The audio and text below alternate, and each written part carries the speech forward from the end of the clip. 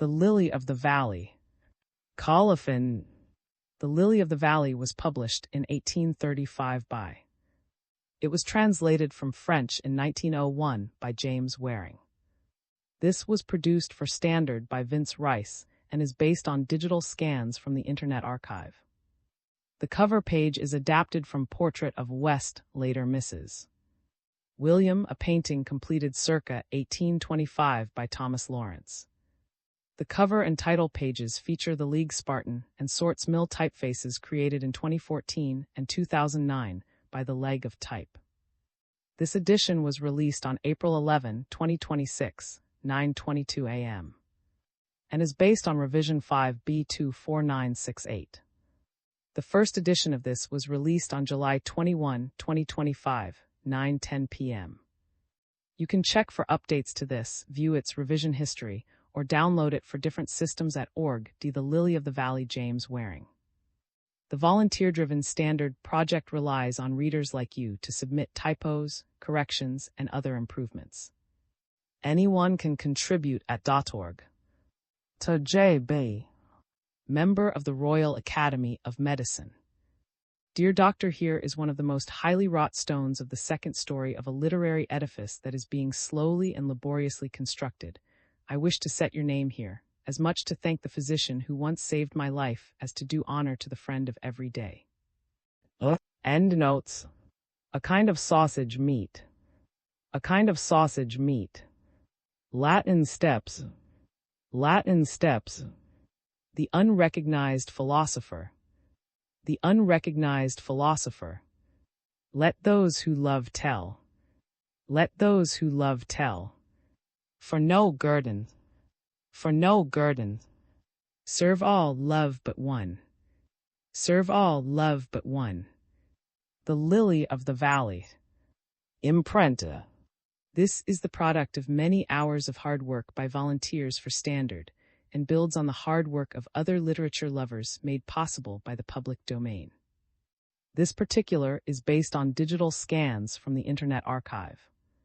The source text and artwork in this are believed to be in the United States public domain. That is, they are believed to be free of copyright restrictions in the United States.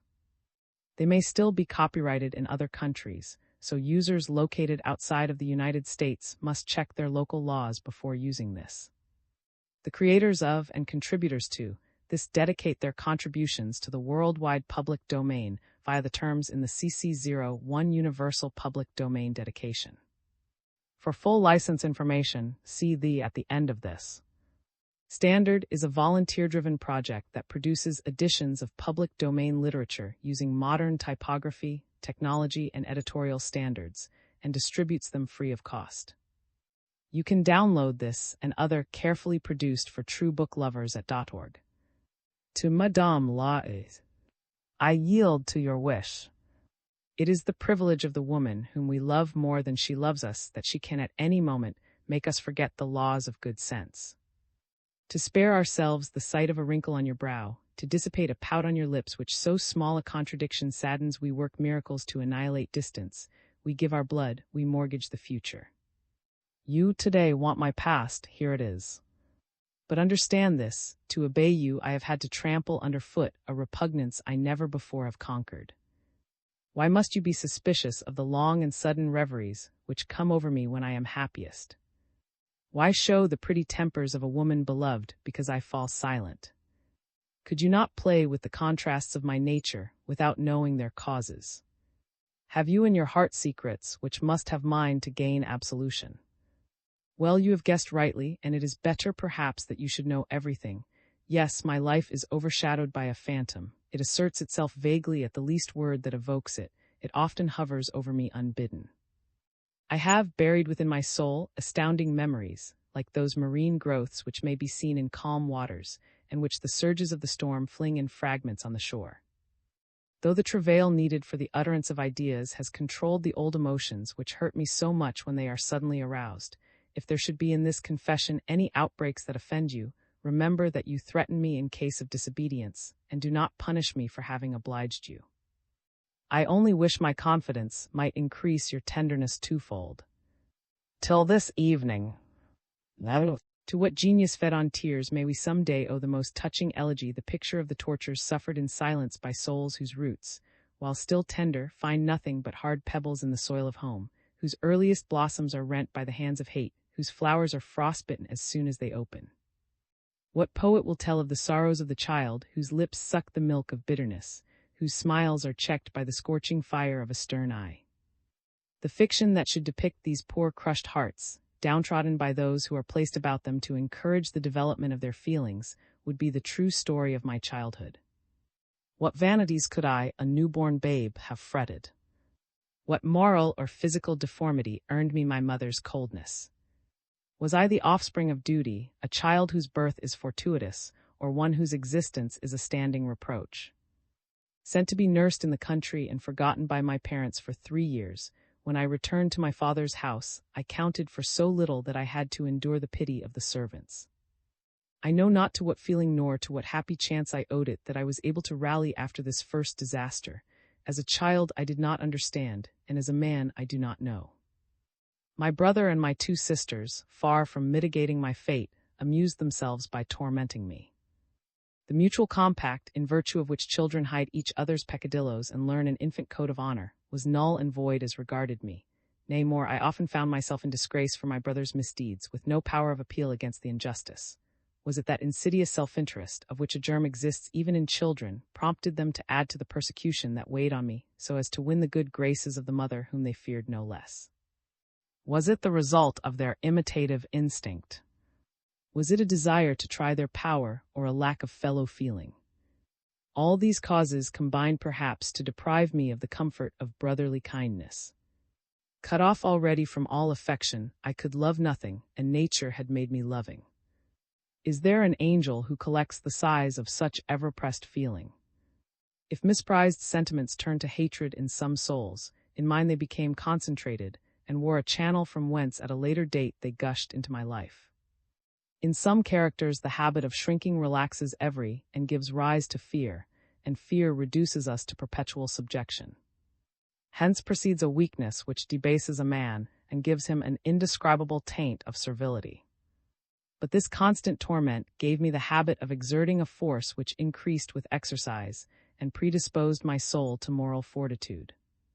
Always on the lookout for some new misery, as martyrs expect a fresh blow, my whole being must have expressed a gloomy dejection which stifled all the graces and impulses of childhood, a condition which was regarded as a symptom of idiocy, justifying my mother's ominous prognostics.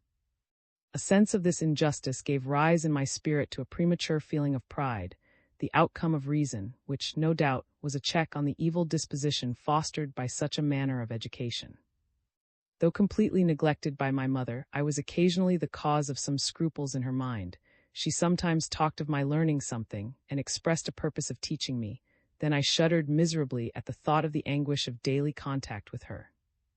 I blessed my deserted loneliness, and was happy in being left in the garden to play with pebbles, watch the insects, and gaze at the blue sky. Though isolation made me dreamy, my love of meditation had its rise in an incident which will give you an idea of my first woes. I was so entirely overlooked that the governess often forgot to put me to bed. One evening, peacefully sitting under a fig tree, I was looking at a star with the passionate curiosity known to children, to which, in me, precocious melancholy gave a sort of sentimental intuition. My sisters were playing and shouting. I heard the remote clatter like an accompaniment of my thoughts. The noise presently ceased, night fell. By chance my mother noticed my absence. To avert a scolding, our governess, a certain terrible Mademoiselle Caroline, justified my mother's affected fears by declaring that I had a horror of home, that if she had not watched me narrowly I should have run away before then, that I was not weak of intellect but sly, that of all the children she had ever had care of she had never known one whose disposition was so vile as mine. She then pretended to search for me and called me. I replied. She came to the fig tree where she knew that I was. "What have you been doing here?" she asked. "I was looking at a star." "You were not looking at a star," cried my mother, who was listening from her balcony, as if a child of your age could know anything of astronomy. "Oh, madame," cried Mademoiselle Caroline, "he turned on the tap of the cistern, the garden is flooded." There was a great commotion. My sisters had amused themselves with turning the tap to see the water flow, but startled by a spurt sideways that had wetted them all over, they lost their head and fled without turning the water off again. Accused and convicted of having devised this piece of mischief, and of lying when I asserted my innocence, I was severely punished. But worst of all, I was mocked at for my love of stargazing, and my mother forbade my staying in the garden in the evening. Tyrannical prohibitions give zest to a passion, even more in children than in men. Children have the advantage of thinking of nothing else but the forbidden thing, which then becomes irresistibly fascinating. So I was often caned for my star. Unable to confide my woes to any human being, I told my griefs to the star in that exquisite internal warbling by which a child lisps its first ideas as he has already lisped his first words. At the age of 12, a boy at school, I still contemplated it with a sense of unspeakable rapture, so deep are the marks set on the heart by the impressions received in the dawn of life. My brother Charles, 5 years my senior, was not less handsome as a child than he is as a man. He was my father's favorite, my mother's darling, the hope of the family, and consequently the king of the household. Well made and strong, he had a tutor. I, frail and sickly, was sent at the age of 5 to a day school in the town, whither I was taken in the morning by my father's valet, who fetched me home in the afternoon. I took my midday meal in a basket but scantily filled, while my comrades brought ample supplies. This contrast of my necessity with their abundance was the source of much suffering. The famous rillettes and one of Tours formed the larger part of our midday luncheon, between breakfast in the morning and late dinner at the hour of our return home. This preparation, highly prized by some epicures, is rarely seen at Tours on any genteel table. Though I may have heard of it before going to school, I had never been so happy as to see the brown confection spread on a slice of bread for my own eating. But even if it had not been a fashionable dainty at school, my longing for it would have been no less eager, for it had become a fixed idea in my brain, just as the stews concocted by her porter's wife inspired a longing in one of the most elegant of Paris duchesses, who, being a woman, her fancy. Children can read such a longing in each other's eyes just as you can read love. Thenceforth I was a standing laughing-stock.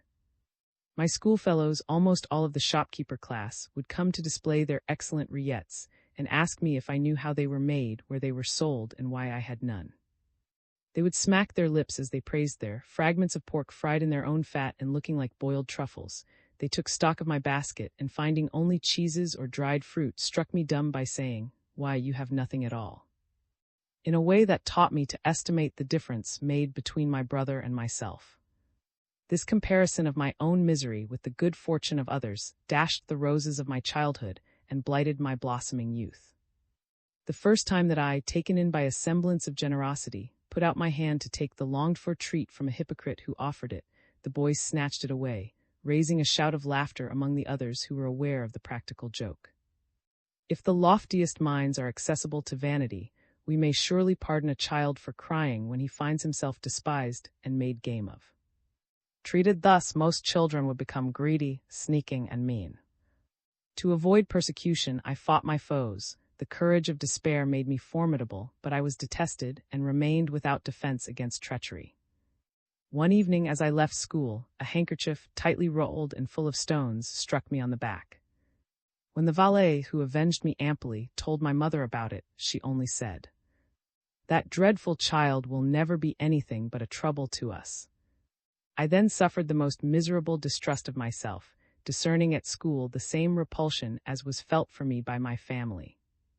I was thrown in on myself at school and at home. A second fall of snow checked the blossoming of the germs sown in my soul. Those who were loved were, I saw, sturdy rascals. With this I comforted my pride, and I dwelt alone. Thus there was no end to the impossibility of pouring out the feelings which swelled my poor little heart. Seeing me always alone, hated and dejected, the master confirmed my parents' unjust notions as to my evil nature. As soon as I could read and write, my mother had me exiled to a school managed by Oratorians, who received children of my age into a class designated as that of the Palatins too, which also included scholars whose defective intelligence had precluded the rudiments. There I remained for 8 years, seeing no one and leading the life of a pariah. And this was why. I had but 3 francs a month for pocket money, a sum which barely sufficed for the pens, knives, rulers, ink, and paper with which we had to provide ourselves. And so, being unable to buy stilts or ropes or any of the things needed for schoolboy amusements, I was banished from every game. To gain admittance, I must either have toadied the rich or have flattered the strong boys in my division. Now the least idea of such meanness, which children so often drift into, raised my gorge. I used to sit under a tree, reading the books given out to us once a month by the librarian. How much anguish lay hidden in the depths of this unnatural isolation, what misery this desertion caused me. Imagine what my tender soul must have felt when, at the first distribution of prizes, I was awarded the two most anxiously looked for, that for composition and that for translation. When I went up to the platform to receive them, in the midst of applause and cheers, I had neither father nor mother to rejoice with me, while the room was full of my comrades' parents. Instead of kissing the visitor who distributed the prizes, as was usual, I threw myself on his breast and melted into tears. In the evening, I burnt my laurel crowns in the stove. The other boys' parents stayed in the town during the week of examinations preceding the prize-giving, so that my schoolfellows went off next morning in high glee, while I, whose parents were only a few leagues away, remained at school with the Murs, a name given to boys whose families lived in the islands or abroad. In the evening, while prayers were read, the barbarous little wretches would boast of the good dinners they had had at home. You will see that my misfortunes went on growing in proportion to the circumference of the social spheres in which I moved. How many efforts have I not made to invalidate the sentence which condemned me to live in myself alone? How many hopes long cherished, with 1,000 soul-felt aspirations, have been destroyed in a single day? To induce my parents to come to the school, I wrote them letters full of feeling, rather emphatically worded perhaps, but should these letters have drawn down on me my mother's reproaches and ironical comments on my style? Still not discouraged, I promised to do all my parents insisted on as the conditions of a visit. I implored my sisters' aid, writing to them on their name days and birthdays with the punctuality of a hapless, deserted child, but with vain persistency. As the day for prize-giving approached, I made my entreaties more urgent and wrote of my hopes of success. Deceived by my parents' silence, I expected them with exultant hopes, telling my schoolfellows that they were coming, and when, as family parties began to arrive, the old porter's step echoed along the passages, I felt sick with anticipation. But the old man never uttered my name. One day when I confessed that I had cursed my existence, the priest spoke to me of heaven, where the palm branch grows that the promise to the. So in preparing for my first communion, I threw myself into the mystic gulf of prayer, bewitched by religious notions, whose spiritual fairy dreams enchant the youthful mind. Fired with eager faith, I besought God to renew in my favor the fascinating miracles of which I read in the history of martyrs. At 5 I had gone forth to a star. At 12 I was knocking at the door of the sanctuary. My ecstasy gave rise to unutterable dreams which supplied my imagination, gave fervor to my tenderness, and strengthened my thinking powers. I often ascribed these sublime visions to angels charged with fashioning my soul to divine ends, and they gave my eyes the power of seeing the inmost soul of things.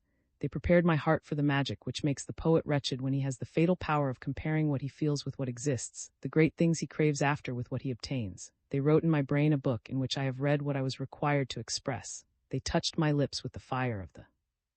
My father, having conceived some doubts as to the tendency of the Oratorian teaching, came to fetch me from, and placed me in a boarding house for boys in Paris, situated in the. I was now 15. On examination as to the requirements, the pupil from was judged capable of entering the 3rd class.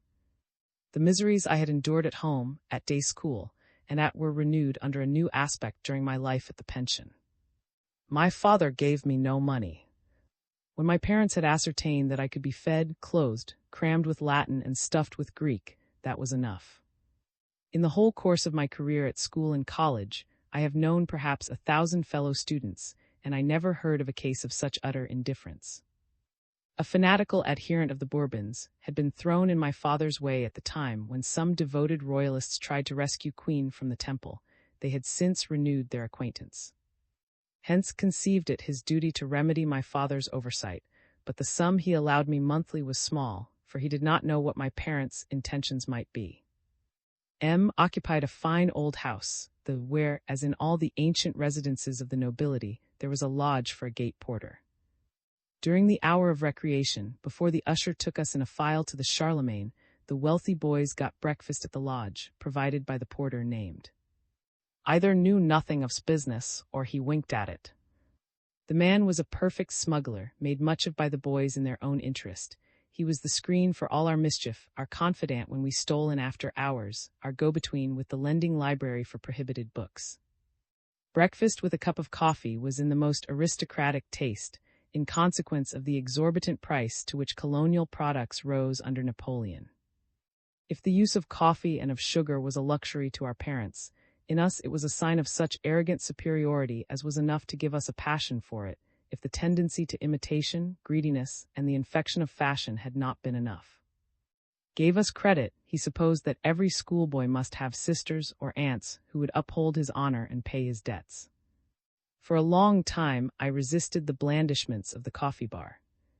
If my judges could have known the force of temptation, the heroic efforts of my soul to attain to such stoicism, and the suppressed rages of my long resistance, they would have dried away my tears instead of provoking them to flow. But boy as I was, could I have acquired the magnanimity which leads us to scorn the scorn of others. And I was also feeling perhaps the temptations of various social vices, whose power was increased by my longing. At the end of the second year, my father and mother came to Paris.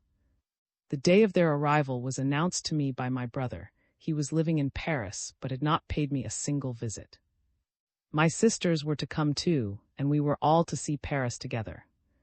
The first day we were to dine at the Royal to be close to the. In spite of the intoxicating delight of such of unhoped-for joys, my glee was mitigated by the sense of a coming storm, which so easily blights those who are inured to troubles. I had to confess a debt of 100 francs to the, who threatened to apply to my parents for the money. I determined to make use of my brother as dragoman, to plead my repentance and mediate for forgiveness. My father was in favor of mercy, but my mother was relentless. Her dark blue eye petrified me, and she fulminated terrible forecasts. If I allowed myself such licenses at 17, what should I become later? Could I be a son of hers?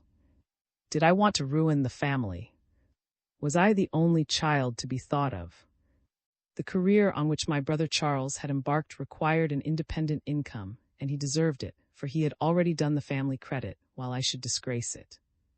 Did I know nothing of the value of the money I cost them? What benefit to my education would come of coffee and sugar? Was not such conduct an apprenticeship to every vice? Was an angel as compared to me? After enduring the shock of this torrent, which filled my soul with terrors, my brother took me back to the boarding house. I lost my dinner at the inn and was deprived of seeing Talma Inn. This was my interview with my mother after a parting of 12 years. When I had gone through the humanities, my father still left me in the care of. I was to study higher mathematics, to work at law for a year, and begin the higher branches. Now, as a private boarder and free from attending classes, I hoped for a truce between misery and me. But notwithstanding that I was now 19, or perhaps because I was 19, my father continued the system which had of old sent me to school without sufficient food, to college without pocket money, and had run me into debt too. I had very little money at my command, and what can be done in Paris without money? My liberty, too, was ingeniously fettered. Always sent me to the law schools with an usher at my heels, who handed me over to the professor, and came again to escort me back. A girl would have been watched with less care than my mother's fears devised for my protection. Paris had justifiable terrors for my parents. Students are secretly interested in the self-same thoughts as fill the heads of schoolgirls. Do what you will, a girl always talks of lovers, a youth of women. But in Paris at that time, the conversation of fellow students was tinged by the oriental and sultan-like world of the Royal. The Royal was an of love, where ingots ready coined were current every evening. Virgin doubts were there enlightened, and there our curiosity might find gratification. The Royal and I were asymptotes, ever tending to meet but never meeting. This is how fate thwarted my hopes. My father had introduced me to one of my aunts who lived in the St. Louis, and I was to dine there every Thursday and Sunday, escorted thither by Madame, or who went out themselves on those days, and called for me on their way home in the evening. A singular form of recreation. The Marquise was a very ceremonious fine lady, to whom it never occurred to make me a present of a crown piece. As old as a cathedral, as much painted as a miniature, and magnificently dressed, she lived in her mansion just as though Louis XV were still alive, seeing none but old ladies and a company of fossils among whom I felt as if I were in a cemetery. No one ever spoke to me, and I had not the courage to speak first. Cold looks of aversion made me feel ashamed of my youth, which was so annoying to all the others. I hoped for the success of an escapade based on their indifference, making up my mind to steal off one evening directly after dinner and fly to the wooden galleries. My aunt, when once she was absorbed in whist, paid no further heed to me. Jean, her manservant, cared little enough for, but those ill-starred dinners were, unfortunately, lengthy in consequence of the antiquity of the jaws or the weakness of the teeth of that ancient company. At last, one evening between 8 and 9, I had got as far as the stairs, as tremulous as when she made her escape, but just as the porter had let me out, I saw his cab in the street, and the worthy man asking for me in his wheezy tones. 3 times did fate come between the hell of the royal and the paradise of my youth. On the day when, ashamed of being so ignorant and already 20, I determined to defy every peril to gain my end at the very moment when I was about to evade, as he got into a hackney coach, a difficult matter, for he had a club foot, and was as stout as Louis XVII, who should appear but my mother, arriving in a post-chaise. I was riveted by her eye, and stood like a bird fascinated by a serpent. What chance had led to this meeting? Nothing could be simpler. Napoleon was making a last effort. My father, foreseeing the return of the Bourbons, had come to explain matters to my brother, who was already embarked in diplomacy under the imperial rule. He had come from Tours with my mother. My mother had undertaken to convey me home, to remove me from the dangers which, to those who were keen enough to follow the advance of the enemy, seemed to threaten the capital. Thus, in a few minutes I was snatched from Paris, just as my residence there would have proved fateful. The torments of an imagination forever agitated by thwarted desires, and the weariness of a life saddened by constant privations, had thrown me into study, just as in former times men weary of life shut themselves up in cloisters. Study had become a passion with me, which might have blighted me utterly by imprisoning me at an age when young men ought to be free to enjoy the activities of their natural springtime. This slight sketch of my early years, in which you can imagine much sadness, was necessary to give you some idea of the effect of that training on my later life. Bearing the stamp of so many adverse influences, at the age of 20 I was stunted, thin, and pale. My spirit, full of cravings, struggled with a body which was frail indeed in appearance, but which, as an old doctor of Tours was wont to say, was going through the last annealing process of an iron temperament. Young in body and old in mind, I had read and thought so much that I was metaphysically familiar with life in its highest summits, just when I was about to explore the tortuous difficulties of its narrow passes and the sandy ways of its plains. Exceptional chances had kept me late in that delightful phase when the soul is conscious of its first agitation, when it is opening to its first raptures, when everything is fresh and full of savor. I was standing between boyhood prolonged by study and manhood late in showing its green shoots. No young man was ever more fully prepared than I to feel and to love. To fully understand my narrative, think of me at the charming age when the lips are pure from falsehood, when the eyes are honest though veiled by lids weighed down by shyness in conflict with desire, when the spirit is not yet abject before Jesuitical worldliness, and when the heart is as timid as its first impulses are vehemently generous. I need say nothing of my journey from Paris to Tours with my mother. Her cold demeanor crushed the effusiveness of my affection. As we started afresh after each relay, I resolved to talk to her, but a look or a word scared away the phrases I had composed as a beginning. At where we were to sleep, my mother reproached me for my silence. I fell at her knees and clasped them, shedding hot tears. I poured out my heart to her, bursting with affection. I tried to soften her by the eloquence of my pleading. Starving for love, my words might have stirred the soul of a stepmother. My mother told me I was acting a farce. I complained of her neglect. She called me an unnatural son. There was such a cold grip about my heart that I went out on the bridge to throw myself into the Loire. I was put off from suicide simply by the height of the parapet. On my arrival, my two sisters, who scarcely knew me, showed more surprise than warmth. Later, however, by comparison, they seemed to me full of kindliness. I was given a bedroom on the 3rd floor. You will understand the extent of my wretchedness when I tell you that my mother left me, a grown man, with no linen but my shabby college outfit and no wardrobe but what I had brought from Paris. When I flew from one end of the drawing room to the other to pick up her handkerchief, she gave me thanks as cold as she might have granted to a servant. Watching her anxiously as I did, to discover whether there were in her heart a friable spot where I could insert some buds of affection, I saw her a tall, parched, thin woman, a gambler, selfish and insolent like all the in whom impertinence is part of their dower. She saw nothing in life but duties to be performed. Every cold-hearted woman I have ever met has made duty her religion, as she did. She accepted our adoration as a priest accepts incense at Mass. My elder brother seemed to have absorbed the modicum of maternal feeling her heart could contain. She was constantly inflicting small stings of biting irony, the weapon of heartless people, which she freely used on us who could not retort. In spite of all these thorny barriers, instinctive feeling is held by so many roots. The pious terror inspired by a mother includes so many ties indeed. To give her up as hopeless is too cruel a shock that the sublime blunder of loving her lasted till a day when at a riper age we judged her truly. Then began her children's reprisals. Their indifference, resulting from the disenchantment of the past, enhanced by the slimy wreckage they have rescued from it, overflows her tomb even.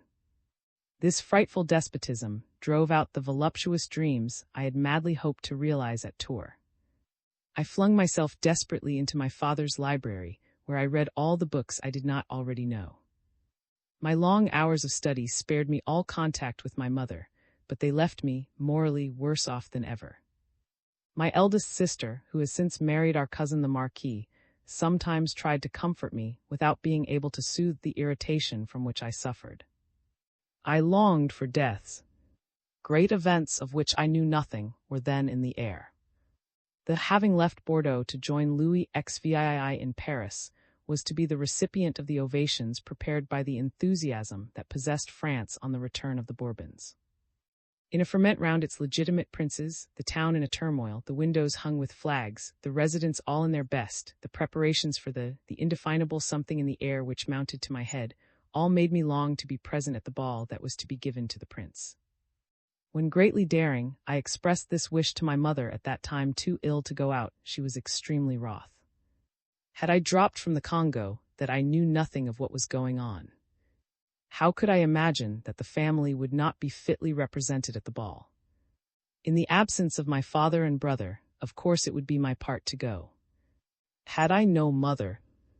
Did she never think of her children's happiness? In a moment, the almost disowned son had become a person of importance. I was as much amazed by finding myself of consequence as by the deluge of ironical reasoning with which my mother received my request. I questioned my sisters and heard that my mother, who liked theatrical surprises, had necessarily considered the matter of my dress. The tailors of Tours, in the sudden rush of customers, could none of them undertake to fit me out. So my mother had sent for a needlewoman, who, as usual in provincial towns, was supposed to be able to do every kind of sewing. A blue coat was secretly made for me, more or less successfully. Silk stocking and new pumps were easily procured. Men wore their waistcoats short, and I could have one of my father.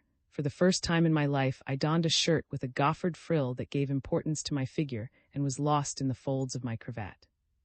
When I was dressed, I was so little like myself that my sisters' compliments gave me courage to make my appearance before the whole of assembled.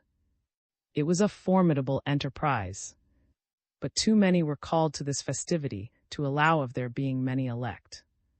Thanks to my slender figure, I was able to creep into a tent in the gardens and got close to the armchair in which the prince was enthroned. In an instant I was stifled by the heat, dazzled by the lights, by the crimson hangings, the gilt ornaments, the dresses, and the diamonds of the first public function I had ever attended. I was pushed about by a throng of men and women, all hustling and crowding each other in a cloud of dust. The blatant brass and Bourbon strains of the military band were drowned by shouts of Hurrah for the... Long live the king! Hurrah for the Bourbons! There was an outbreak of enthusiasm in which everyone vied with the rest in his vehement eagerness to hail the rising son of the Bourbons, a display of party selfishness that left me cold, made me feel small, and shrink into myself. Carried away like a straw in a whirlpool, I was childishly wishing that I were and could mingle with these princes thus made a show of to the staring crowd. This silly provincial fancy gave rise to an ambition dignified by my character and by circumstances. Who might not have coveted this worship, repeated on a more splendid scale a few months later when all Paris rushed to greet the emperor on his return from the island of Elba. This supreme power over the masses, whose feelings and vitality discharged themselves into one soul, made me a sudden devotee to glory, the goddess who puts the French to the sword nowadays, as the of old sacrificed the Gauls. And then, as suddenly, I saw the woman who was fated to goad perpetually my ambitious hopes, and to crown them by throwing me into contact with royalty. Too shy to ask anyone to dance with me, and fearing, too, that I might make confusion in the figures, I naturally felt very awkward, not knowing what to do with myself. Just when I was most conscious of the fatigue of constantly moving under the pressure of the crowd, an officer trod on my feet, which were swollen by the pressure of my shoes and by the heat. This crowning annoyance disgusted me with the whole affair. It was impossible to get away, and I took refuge in a corner at the extreme end of a vacant bench, where I sat down, my gaze fixed, motionless, and sulky. A woman, misled by my delicate looks, took me for a boy half asleep while awaiting my mother's pleasure, and seated herself by me with the light movement of a bird settling on its nest. I was at once aware of a feminine fragrance which flashed upon my soul, as Oriental poetry has flashed upon it since. I looked at my neighbor, and was more dazzled by her than I had been by the ball. If you have at all entered into my previous life, you can guess the emotions that swelled my heart. My eyes were suddenly fascinated by white rounded shoulders that made me long to bury my face in them, shoulders faintly pink, as if they were blushing to find themselves bare for the first time, bashful shoulders with a soul of their own and a satin skin shining in the light like a silken fabric. Between these shoulders ran a furrow which my eyes, bolder than my hand, glided into. My heart beat as I stood up to look over them, and I was entirely captivated by a bosom modestly covered with gauze, perfect in roundness and bluely veined as it lay softly bedded in lace frills. The least details of the charming head were allurements stirring me to endless delight, the sheen of the hair knotted above a neck as peach-like as a little girl, the white partings made by the comb along which my imagination played as in a new-made path, everything together turned my brain. Looking round to make sure that no one saw me, I buried my face in that back as a baby hides in its mother's breast, and kissed those shoulders all over, rubbing my cheek against them. The lady gave a piercing cry, inaudible above the music. She turned sharply around, saw me, and said, "If she had said, 'My good boy, what possesses you?' I should perhaps have killed her, but this word brought hot tears to my eyes. I was petrified by a look fired with righteous anger, and an exquisite face crowned with a plait of fair brown hair, in harmony with those adorable shoulders. The crimson of offended modesty flamed in her face, which was already softening with a woman's forgiveness for a mad act when she is the cause of it, and when she sees a passion of worship in the tears of repentance.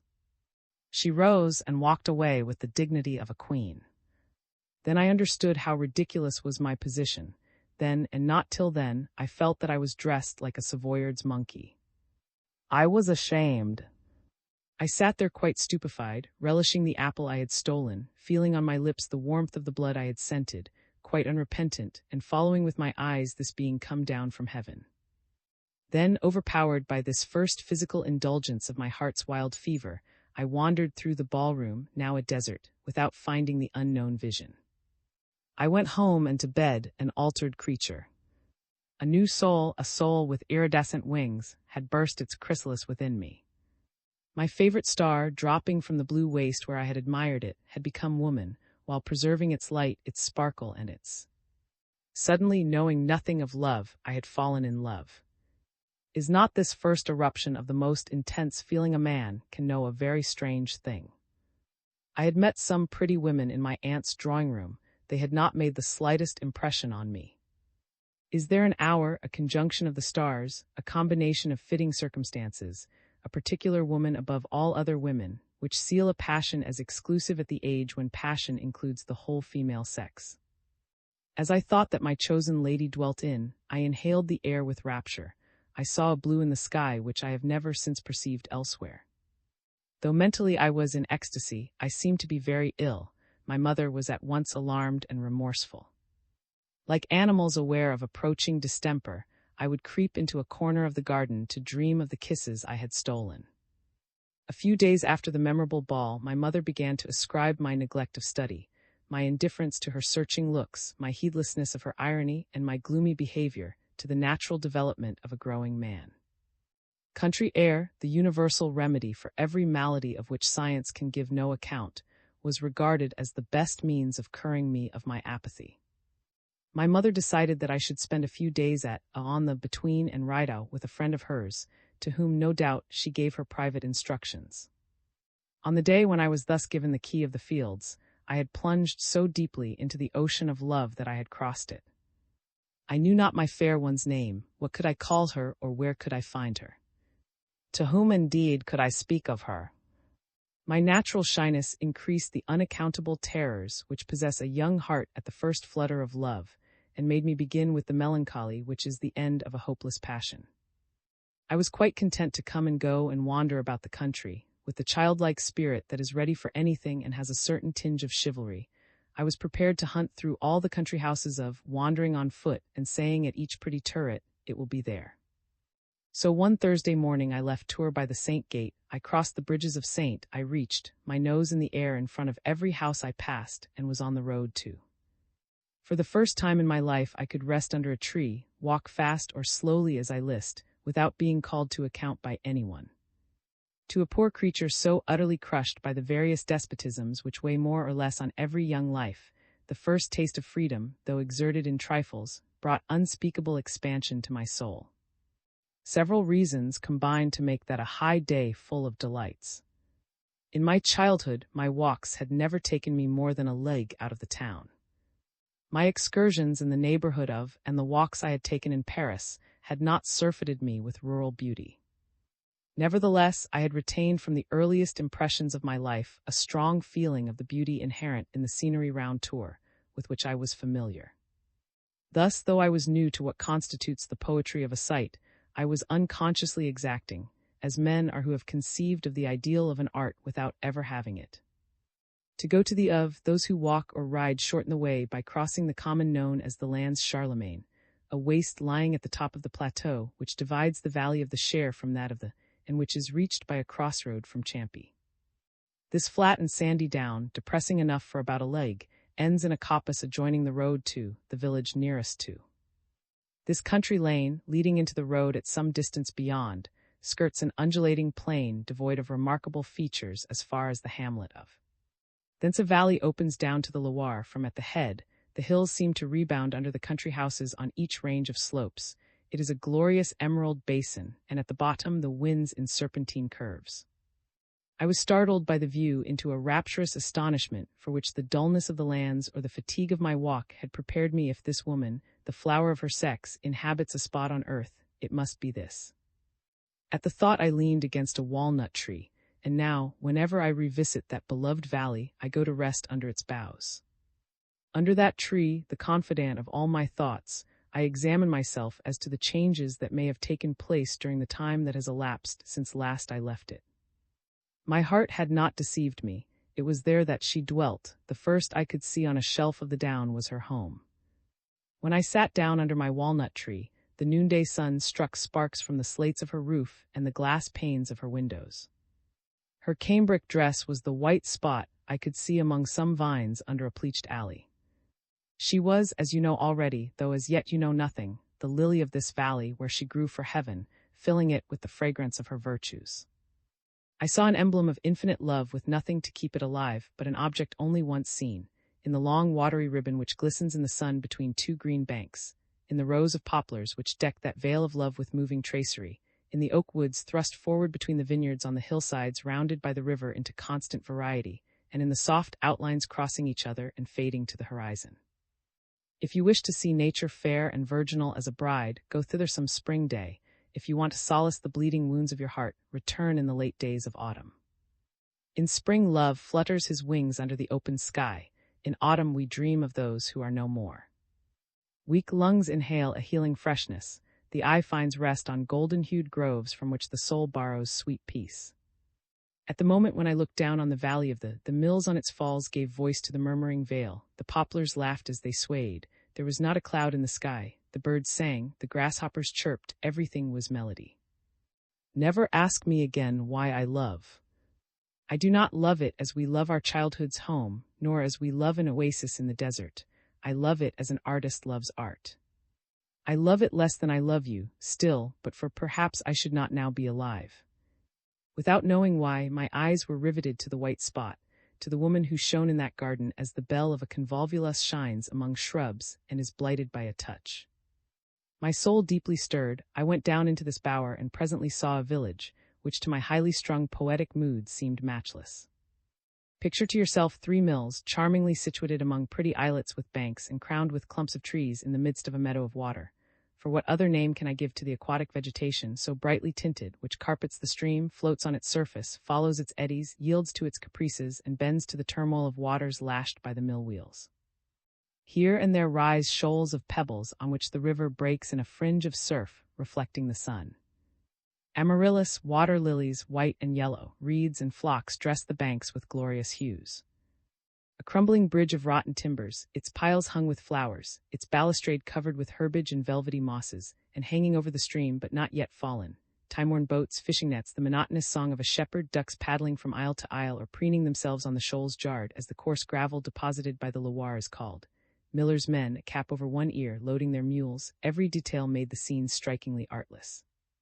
Then beyond the bridge, imagine 2 or 3 farms, a dovecote, sundry turrets, 30 houses or more, standing apart in gardens divided by hedges of honeysuckle, jessamine, and clematis, heaps of manure in front of every door and cocks and hens in the road, and you see the village of, a pretty hamlet crowned with an old church of characteristic style, a church of the time of the Crusades, such as painters love for their pictures. Set it all in the midst of ancient walnut trees, of young poplars with their pale gold foliage, add some elegant dwellings rising from broad meadows where the eye loses itself under the warm, misty sky, and you will have some idea of the 1,000 beauties of this lovely country. I followed the lane, too, along the left bank of the river, noting the details of the hills that broke the line of the opposite shore. At last I reached a park of venerable trees, which showed me that I was at. I arrived exactly as the bell was ringing for late breakfast. After this meal my host, never suspecting that I had come from Tours on foot, took me all over his grounds, and from every part of them I could see the valley under various aspects, here through a vista and there spread out before me. In many places my gaze was attracted to the horizon by the broad golden tide of the Loire, where between the rolling hills sails showed their fantastic shapes flying before the wind. As I climbed a ridge I could admire for the first time the Of, a diamond with 1,000 facets, with the for a setting, and perched on piles buried in flowers.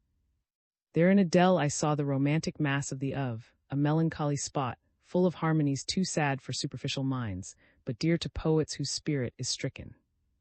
I myself at a later time loved its silence, its huge hoary trees, and the mystery that seemed to hang over that deserted, still, each time I caught sight, on the shoulder of the next hill, of the pretty little I had seen and chosen at a first glance, my eye lingered on it with delight. "Oh ho," said my host, reading in my eyes an eager desire such as a youth of my age expresses without guile. "You scent a pretty woman from afar as a dog scents game."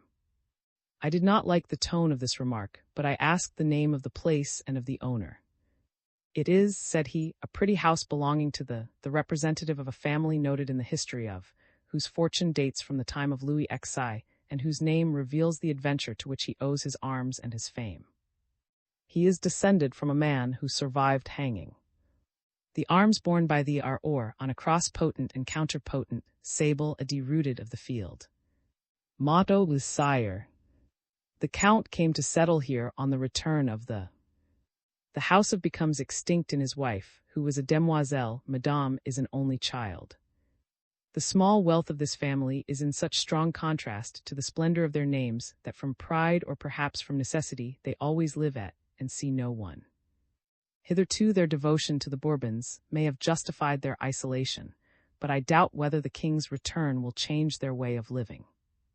When I settled here last year, I paid them a call of politeness. They returned it and asked us to dinner. Then the winter kept us apart for some months, and political events delayed our return, for I have only lately come home to.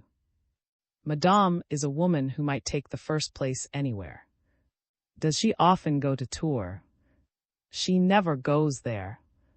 Yes, he added, correcting himself, she went there quite lately, on the occasion when the passed through, and was very gracious to.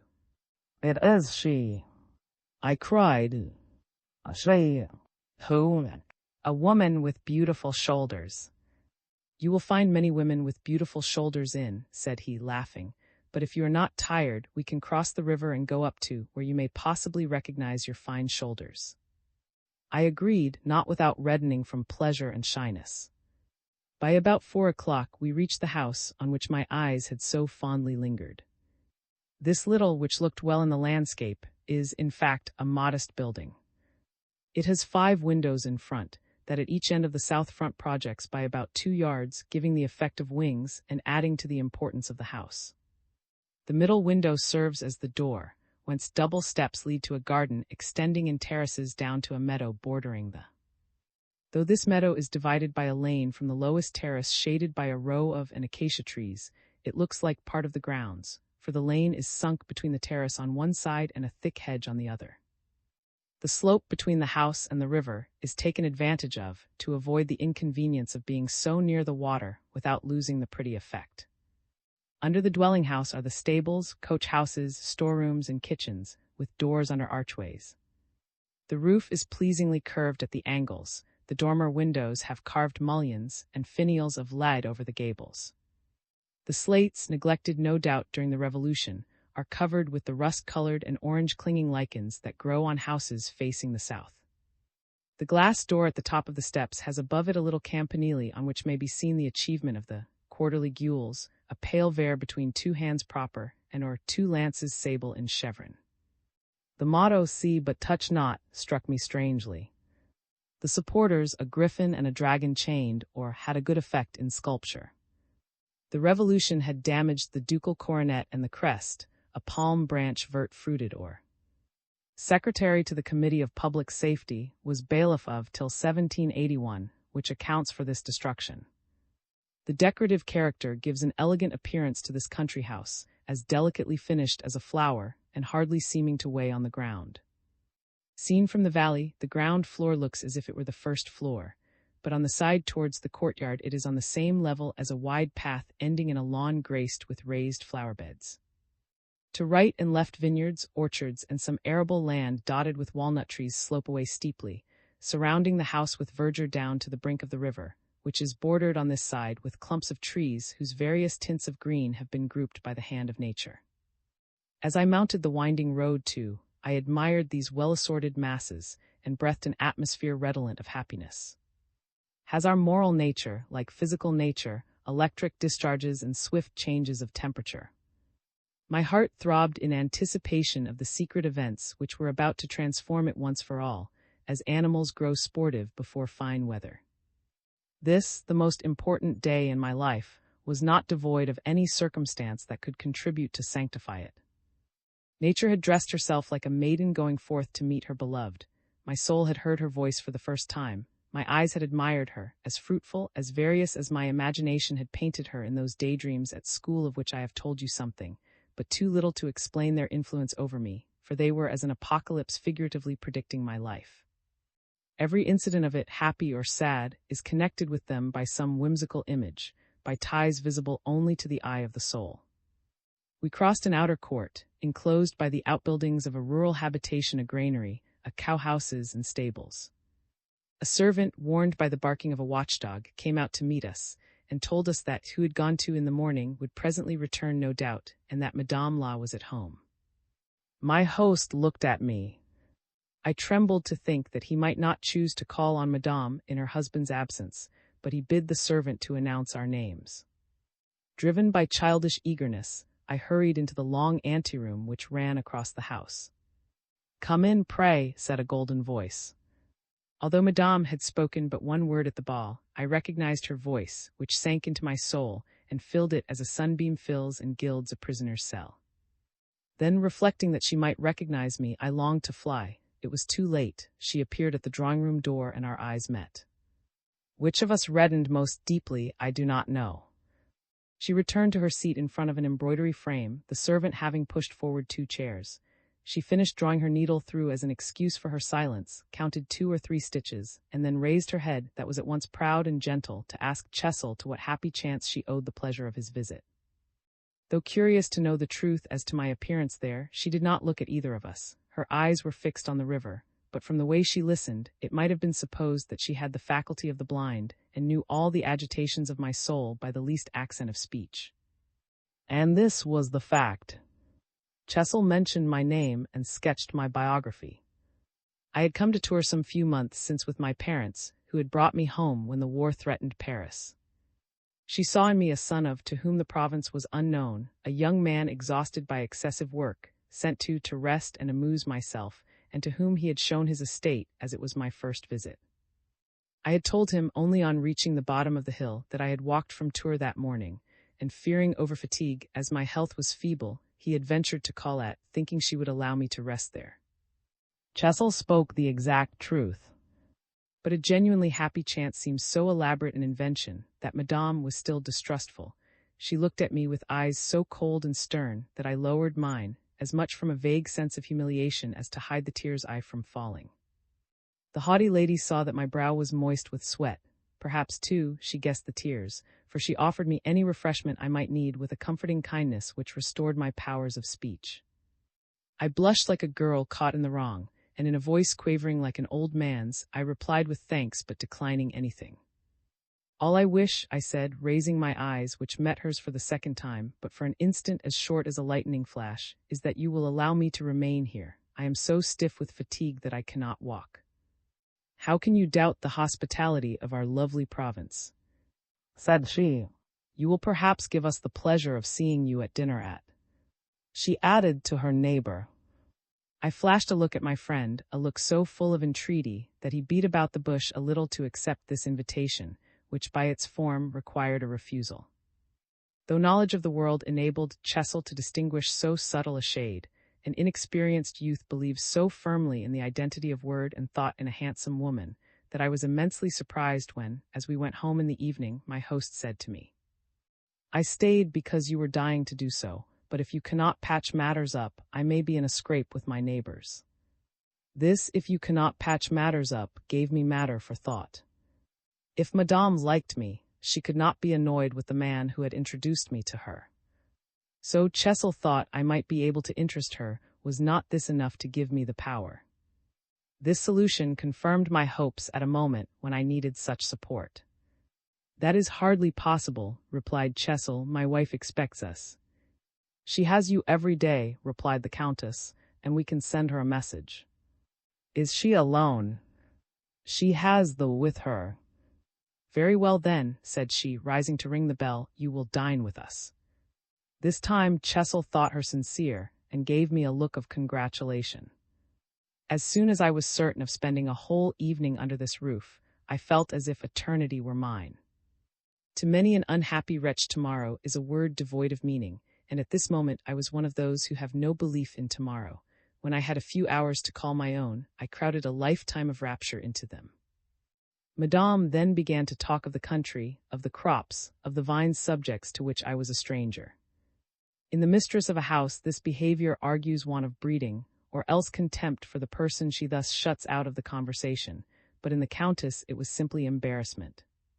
Though at first she was affecting to regard me as a boy, and the privilege of 30 years, which allowed Cecil to entertain his fair neighbor with such serious matters, of which I understood nothing, and though I tormented myself by thinking that everything was done for him, within a few months I knew all that a woman's silence can mean, and how many thoughts are disguised by desultory conversation. I at once tried to sit at my ease in my chair. Then I perceived the advantage of my position, and gave myself up to the delight of hearing the Countess' voice. The breath of her soul lurked behind the procession of syllables. As sound is divided in the notes of a keyed flute, it died undulating on the ear, whence it seemed to drive the blood. Her way of pronouncing words ending I was like the song of birds, her pronunciation of was like a caress, and the way in which she spoke the letter T betrayed a despotic heart. She unconsciously expanded the meaning of words and led your spirit away into a supernatural world. How often have I permitted a discussion to go on which I might have ended? How often have I allowed myself to be unjustly blamed, merely to hear that music of the human voice, to breathe the air that came from her lips so full of her soul, to clasp that spoken light with as much ardor as I could have thrown into pressing the Countess to my heart. What a song, as of some joyful swallow when she could laugh, but what a ring, as of a swan calling to its fellow swans when she spoke of her sorrows. The Countess, in attention to me, allowed me to study her. My eyes feasted as they gazed at the lovely speaker. They embraced her form, kissed her feet, played with the ringlets of her hair. And all the time I was a prey to the terror which only those can understand who have, in the course of their lives, known the immeasurable joys of a genuine passion. I was afraid lest she should detect my gaze fixed on the spot between her shoulders, which I had kissed so ardently. My fear whetted the temptation, and I yielded to it. I looked, my eye rent the stuff of her dress, and I saw a mole that marked the top of the pretty line between her shoulders, a speck lying on milk. This, ever since the ball, had blazed out of the darkness in which the sleep of youth seems to float when their imagination is ardent and their life chaste. I can sketch for you the principal features which would everywhere have attracted attention to the Countess, but the most exact drawing, the warmest glow of color, would express nothing of it. Her face is one of those of which no one could give a true portrait but the impossible artist whose hand can paint the glow of inward fires, and render the luminous essence which science denies, which language has no word for, but which a lover sees. Her mass of fine fair hair often gave her headaches, caused no doubt by a sudden rush of blood to the head. Her rounded forehead, prominent like that of Law, seemed to be full of unspoken ideas, of suppressed feelings, flowers drowned in bitter waters. Her eyes were greenish, with spots of hazel, and always pale in color. But when her children were concerned, or if she were betrayed into any vehement emotion of joy or grief, rare in the life of a resigned wife, her eye could flash with a subtle flame which seemed to have derived its fire from the deepest springs of life, and which would no doubt dry them up. A lightning gleam that has wrung tears from me when she shed on me her terrible disdain, and that she found adequate to abash the boldest gaze. A Greek nose that Phidias might have chiseled, joined by a double curve to lips of exquisite shape, gave strength to her oval face, and her complexion, like a camellia petal, was charmingly tinted with tender rose in the cheeks. She was not thin, but this did not detract from the grace of her figure, nor from the roundness that made every outline beautiful, though fully developed. You will at once understand the character of this perfection when I tell you that at the junction with the upper arm of the dazzling bosom that had bewitched me, there could be no roll nor wrinkle. Her throat, where her head was set on, showed none of those hollows that make some women's necks look like tree trunks. The muscles showed no cords, and every line was curved with a grace as distracting to the eye as to the painter's brush. A delicate down died away on her cheeks, and on the back of her neck, catching the light with a silky sheen. Her ears were small and shapely, the ears of a slave and of a mother, she used to say. Later, when I dwelt in her heart, she would say, "Here comes," and be quite right, when I could as yet hear nothing, I, whose hearing is remarkably keen. Her arms were beautiful, her hands, with their turned-up fingertips, were long, and the nails set into the flesh as in antique statues. I should offend you by attributing greater beauty to a flat figure than to a full one, but that you are an exception. A round figure is a sign of strength, but women who are built so are imperious and voluptuous rather than tender.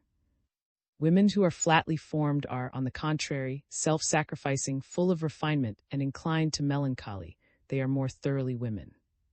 A flat figure is soft and supple, a full one is rigid and jealous. Now you know the kind of shape she had. She had the foot of a lady, a foot that walks little, is easily tired, and is engaging to look upon when it peeps from under the petticoat. Though she was the mother of 2 children, I have never met with any woman more genuinely maidenly. Her expression was so girlish, and at the same time amazed and dreamy, that it brought the eye back to gaze, as a painter invites it back to a face in which his genius has embodied a world of feelings. Her visible qualities, indeed, can only be expressed by comparisons. Do you remember the wild, austere fragrance of a heath we plucked on our way home from the villa, a flower you admired so much for its coloring of pink and black? Then you will understand how this woman could be elegant enough so far from the world, natural in her expressions, refining all that came to behold her pink and black. Her frame had the green tenderness we admire in leaves but just opened. Her mind had the intense concentration of a savage's. She was a child in feeling sobered by grief, the mistress of the house and in soul. She was charming without artifice in her way of sitting down, of rising, of being silent, or of throwing out a remark. Habitually reserved and vigilant as the sentinel on whom the safety of all depends, ever on the watch for disaster, she sometimes smiled in a way that betrayed a laughing spirit buried under the demeanor required by her mode of life. Her womanly vanity had become a mystery. She inspired romance instead of the gallant attentions which most women love. She revealed her genuine self, her living fire, her blue dreams, as the sky shows between parting clouds. This involuntary self-betrayal made a man thoughtful, unless indeed he were conscious of an unshed tear, dried by the fire of his passion. The rareness of her movements, and yet more of her looks, for she never looked at anybody but her children, gave incredible solemnity to all she did and said, when she did or said a thing with that manner which a woman can assume if she is compromising her dignity by an avowal. Madame was on that day wearing a cambric gown with fine pink stripes, a collar with a broad hem, a black sash and black boots. Her hair was simply twisted into a knot and held by a tortoiseshell comb. There is the promised sketch, but the constant emanation of her spirit on all who were about her, that nourishing element diffused in waves as the sun diffuses its light, her essential nature, her attitude in serene hours, her resignation in a storm, all the chances of life which develop character depend, like atmospheric changes, on unexpected and transient circumstances which have no resemblance to each other excepting in the background against which they are seen. This will inevitably be depicted as part of the incidents of this narrative, a true domestic epic, as great in the sight of the wise as tragedies are in the eyes of the crowd, a tale which will interest you, both by the part I played in it and by its resemblance to that of a woman's destiny. Everything was characterized by English neatness. The drawing-room in which the Countess was sitting was paneled throughout and painted in 2 shades of stone color. On the chimney shelf stood a clock in a mahogany case surmounted by a tazza, and flanked by 2 large white and gold china jars in which stood 2 Cape Heaths. On the console was a lamp, in front of the fireplace a backgammon board. Thick cotton ropes looped back the plain white calico curtains without any trimming.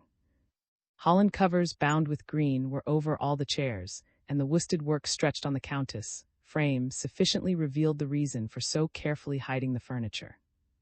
This simplicity was really dignified. No room of all I have seen since has ever filled me with such a rush of pregnant impressions as I then felt crowding on me in that drawing-room, at a room as still and remote as its mistress, life, and telling of the monastic regularity of her occupations. Most of my ideas, even my most daring flights in science or in politics, have had their birth there, as perfumes emanate from flowers, and here grew the unknown plant which shed its fertilizing power over me. Here glowed the solar heat which developed all that was good and dried up all that was bad in me.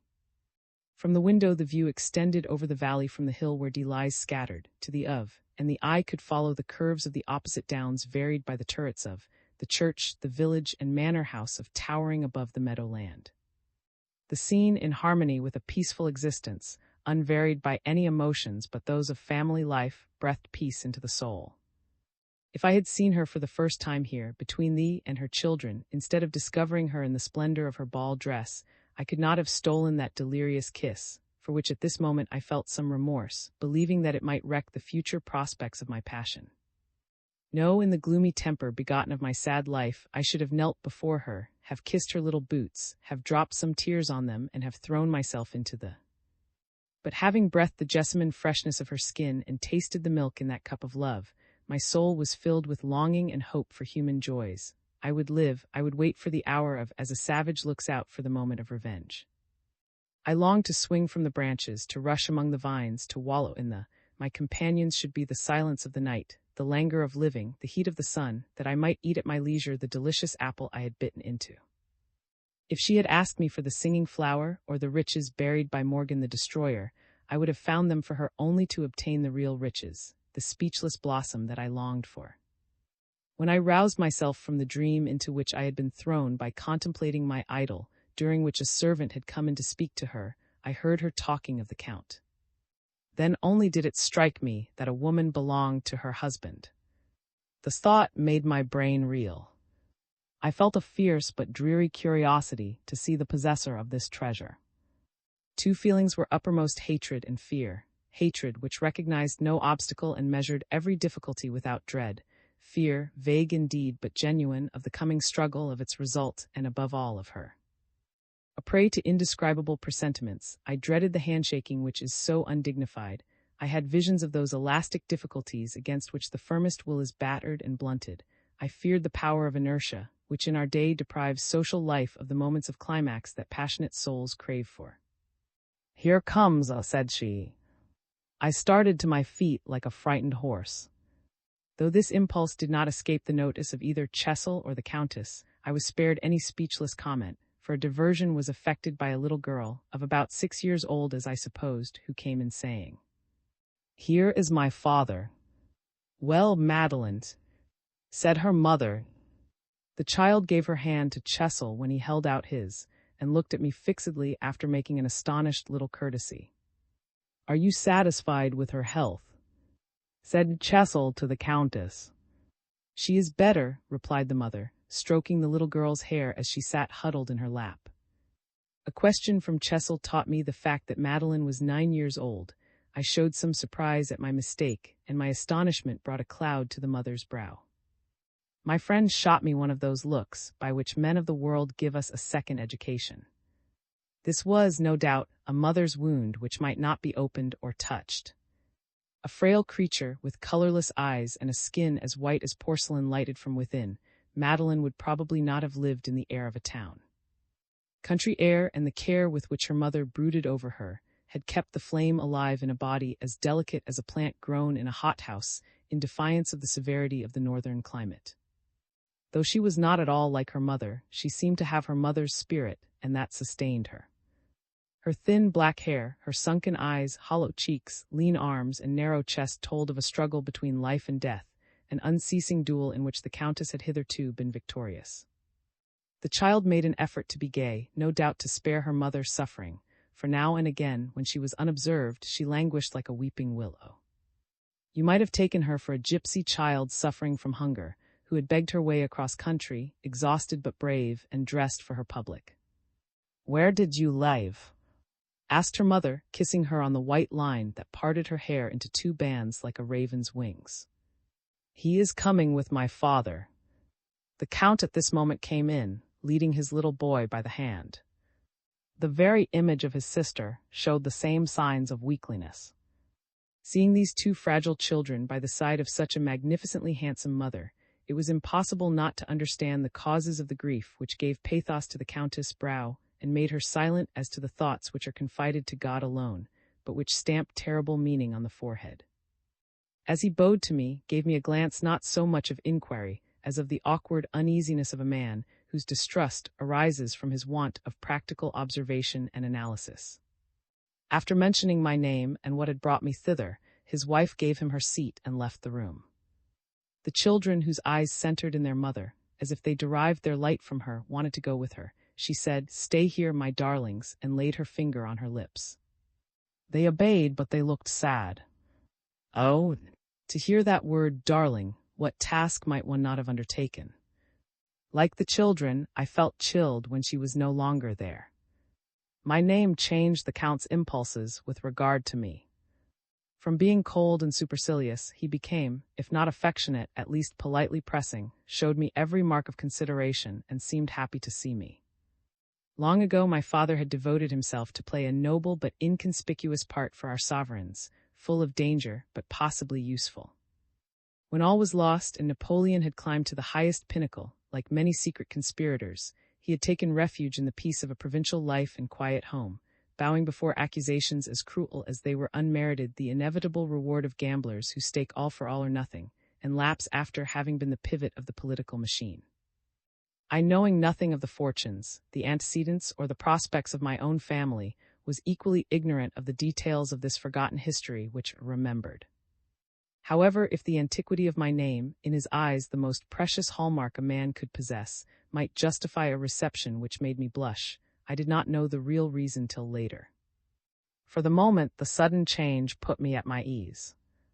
When the 2 children saw that the conversation was fairly started among us 3, Madeline slipped her head from under her father's hand, looked at the open door, and glided out like an eel followed by. They joined their mother, for I heard them talking and trotting about in the distance, like the hum of bees round the hive that is their home. I studied the Count, trying to guess at his character, but I was so far interested by some leading features to go no further than a superficial examination of his countenance. Though he was no more than 45, he looked nearly 60, so rapidly had he aged in the general wreck which closed the 18th century. The fringe of hair, like a monk's, which framed his bald head, ended over his ears in grizzled locks on his temples. His face had a remote resemblance to that of a white wolf with a blood-stained muzzle, for his nose was hot and red, like that of a man whose constitution is undermined, whose digestion is weak, and his blood vitiated by early disease. His fiat forehead, too wide for a face that ended in a point, was furrowed across at unequal distances, the result of an open-air life and not of intellectual labors, of constant ill fortune, and not of the effort to defy it. His cheekbones, high and while the rest of his face was sallow, showed that his frame was so strongly built as to promise a long life. His bright, tawny, hard eye fell on Jan like winter sunshine, luminous without heat, restless without thought, distrustful without purpose. His mouth was coarse and domineering, his chin long and flat. He was tall and thin, with the air of a gentleman who relies on a conventional standard of worth, who feels himself superior to his neighbor by right, inferior in fact. The easygoing habits of a country life made him neglectful of his person. His clothes were those of a country proprietor, regarded alike by the peasants and by his neighbors as merely representing a landed estate. His brown, sinewy hands showed that he never wore gloves, unless for riding or on Sunday to go to church. His shoes were clumsy. Although 10 years of exile and 10 of agricultural life had thus affected his appearance, he still bore traces of noble birth. The most rancorous liberal a word not then coined would at once have discerned in him the chivalrous loyalty, the unfading convictions of a constant reader of and have admired him as a religious man, devoted to his party, frank as to his political antipathies, incapable of being personally serviceable to his side, very capable of ruining it, and ignorant of the state of affairs in France. The Count was, in fact, one of those upright men who yield not a jot, and obstinately bar all progress, valuable to die weapon in hand at the post assigned to them, but stingy enough to give their life rather than their money. During dinner I detected in the hollows of his faded cheeks, and in the glances he stole at his children, the traces of certain importunate thoughts which came to die on the surface. Who that saw him could fail to understand him? Who would not have accused him of having transmitted to his children their lack of vitality? But even if he blamed himself, he allowed no one else the right of condemning him. He was as bitter as an authority consciously at fault, but without sufficient magnanimity or charm to make up for the quota of suffering he had thrown into the scale, and that his private life must be full of harshness could be seen in his hard features and ever-watchful eyes. Thus, when his wife came back, with the 2 children clinging to her, I apprehended disaster, as when walking over the vaults of a cellar the foot has a sort of sense of the depths below. Looking at these 4 persons together, looking at them, as I did, each in turn, studying their faces and their attitude towards each other, thoughts of melancholy fell upon my heart as fine gray rain throws a mist over a fair landscape after a bright sunrise. When the immediate subject of conversation was exhausted, the Count again spoke of me, overlooking Chesil, and telling his wife various facts relating to my family which were perfectly unknown to me. He asked me how old I was. When I told him, the Countess repeated my start of surprise at hearing the age of her little girl. She thought me perhaps about 14. This, as I afterwards learned, was a second tie that bound her to me so closely. I read in her soul. Her motherly instinct was roused, enlightened by a late sunbeam which gave her hope. On seeing me at past 20 so fragile and yet so wiry, a voice whispered to her, perhaps, they will live. She looked at me inquisitively, and I felt at the moment that much ice was melted between us. She seemed to have 1,000 questions to ask, but reserved them all. If you are ill from overwork, said she, the air of our valley will restore you. Modern education is fatal to children, the Count said. We cram them with mathematics, we beat them with hammers of science, and wear them out before their time. You must rest here, he went on. You are crushed under the avalanche of ideas that has been hurled down on you. What an age must we look forward to after all this teaching brought down to the meanest capacity, unless we kin the evil by placing education once more in the hands of religious bodies. This speech was indeed the forerunner of what he said one day at an election when refusing to vote for a man whose talents might have done good service to the royalist cause. "I never trust a clever man," said he to the registrar of votes. He now proposed to take us round the gardens, and rose. "Oh," said the Countess. "Wells, my dear," he replied, turning round with a rough haughtiness that showed how much he wished to be master in his own house, and how little he was so at this time. "Walked from Tours this morning." Cecil did not know it and took him for a walk in. "You were very rash," said he to me, "though at your age," and he wagged his head in token of regret. The conversation was then resumed. I very soon found out how perverse his royalism was, and what caution was necessary to swim in his waters without collisions. The servant, now arrayed in livery, announced dinner. Cecil gave his arm to Madame, and the Count gaily put his hand in mine to go to the dining-room, which was at the opposite end to the drawing-room, on the same floor. This room, floored with white tiles made in the country and wainscoted waist-high, was hung with a satin paper divided into large panels framed with borders of fruit and flowers. The window curtains were of cotton stuff bound with red. The sideboards were old buhl inlay, and the woodwork of the chairs, upholstered with needlework, was of carved oak. The table, though abundantly spread, was not luxurious. There was old family plate of various dates and patterns, Dresden china not yet in fashion again, octagonal water bottles, agate-handled knives, and bottle stands of Chinese lacquer. But there were flowers in varnished tubs, with notched and gilt rims. I was delighted with these old-fashioned things, and I thought the paper, with its flowered border, superb. The glee that filled all my sails hindered me from discerning the insuperable obstacles placed between her and me by this imperturbable life of solitude in the country. I sat by her at her right, I poured out her wine and water.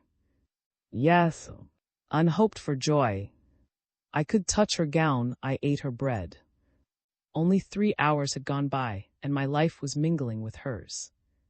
And we were bound together, too, by that terrible kiss, a sort of secret which filled us alike with shame. I was defiantly base. I devoted myself to pleasing the Count, who met all my civilities halfway. I would have fondled the dog, have been subservient to the children's least whim. I would have bought them hoops or marbles, have been their horse to drive. I was only vexed that they had not already taken possession of me as a thing of their own. Love has its intuition as genius has, and I dimly perceived that his violence and surliness and hostility would be the ruin of my hopes. This dinner was to me a time of exquisite raptures. Finding myself under her roof, I forgot her real coldness and the indifference that lay beneath the Count's politeness. In love, as in life, there is a period of full growth where it is self-sufficient. I made some blundering answers in keeping with the secret tumult of my passions, but no one could guess this, much less she who knew nothing of love. The rest of the evening was as a dream. This beautiful dream came to an end when, by the light of the moon in the hot fragrant night, I again crossed thee amid the white visions that hung over the fields and shore and hills, hearing the thin monotonous call on one note, melancholy and incessant at equal intervals, uttered by some tree frog of which I know not the scientific name, but which since that fateful day I never hear but with extreme delight. Here again, though rather late, I discerned, as elsewhere, the stony insensibility against which all my feelings had hitherto been blunted. I wondered whether it would be always thus. I believed myself to be under some fatal influence. The gloomy incidents of my past life struggled with the purely personal joys I had just experienced. Before re-entering, I looked back at and saw below a boat, a punt such as is called a moored to an ash tree and rocking in the stream. This boat belonged to who used it for fishing. Well, said Cecil, when there was no danger of our being overheard, I need not ask you if you have found the lady with the beautiful shoulders. You may be congratulated on the welcome you received from the deuce. Why, you have taken the citadel at a blow. This speech, followed up by the remarks I before mentioned, revived my downcast spirit. I had not spoken a word since leaving, and my host ascribed my silence to happiness. How so? Said I with a touch of irony, which might have seemed to be the outcome of restrained passion. He never in his life received anyone so civilly. I may confess that I was myself astounded at his politeness, said I, feeling what bitterness lay behind his words. Though I was too much inexperienced in the ways of the world to understand the cause of Chesil's animus, I was struck by the tone which betrayed it. My host was so unlucky as to be named, and he made himself ridiculous by renouncing his father's name, that of a noted manufacturer who had made an immense fortune during the Revolution, and whose wife was the sole heiress of the Chesil family, an old connection of lawyers risen from the citizen class under Henry IV, like most of the Paris magistracy. Chesil, ambitious of the highest flight, wished to kill the primitive to attain to the realms he dreamed of. He first called himself Chesil, then de Chesil, then he was Chesil.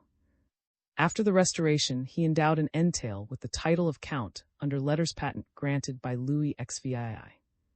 His children culled the fruits of his audacity, without knowing its magnitude. A speech made by a certain satirical prince long clung to his heels. Chesil generally has something of the about him, said his Highness. And this witticism was long a joy in. Parvenus are like monkeys, and not less dexterous. Seen from above, we admire their agility in climbing, but when they have reached the top, nothing is to be seen but their more shameful side. The wrong side of my entertainer was made of meanness puffed up with envy. He and a peerage are to this day points that cannot meet. To be pretentious and justify it is the insolence of strength, but a man who is beneath the pretensions he owns to is in a constantly ridiculous position, which affords a feast to petty minds. Now Chesil has never walked in the straight path of a strong man. He has twice been elected deputy, twice rejected of the electors, one day director general, the next nothing at all, not ever, and his successes and defeats have spoiled his temper and given him the acrid greed of an ambitious failure. Though a fine fellow, intelligent and capable of high achievement, the spirit of envy perhaps which gives zest to existence where the natives waste their brains in jealous spite was fatal to him in the higher social spheres, where faces that frown at others, fortune are rarely popular, or sulky lips unready to pay compliments but apt at sarcasm. If he had wished for less, he might perhaps have gained more, but he, unfortunately, was always proud enough to insist on walking upright. At the time of my visit, Chesil was in the dawn of his ambition. Royalism smiled on him. He affected grand airs perhaps, but to me he was the perfection of kindness.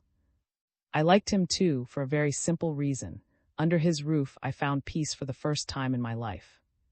The interest he took in me, little enough I dare say, seemed to me, the hapless outcast of my family, a model of paternal affection. The attentions of hospitality formed such a contrast with the indifference that had hitherto crushed me, that I showed childlike gratitude for being allowed to live unfettered and almost petted.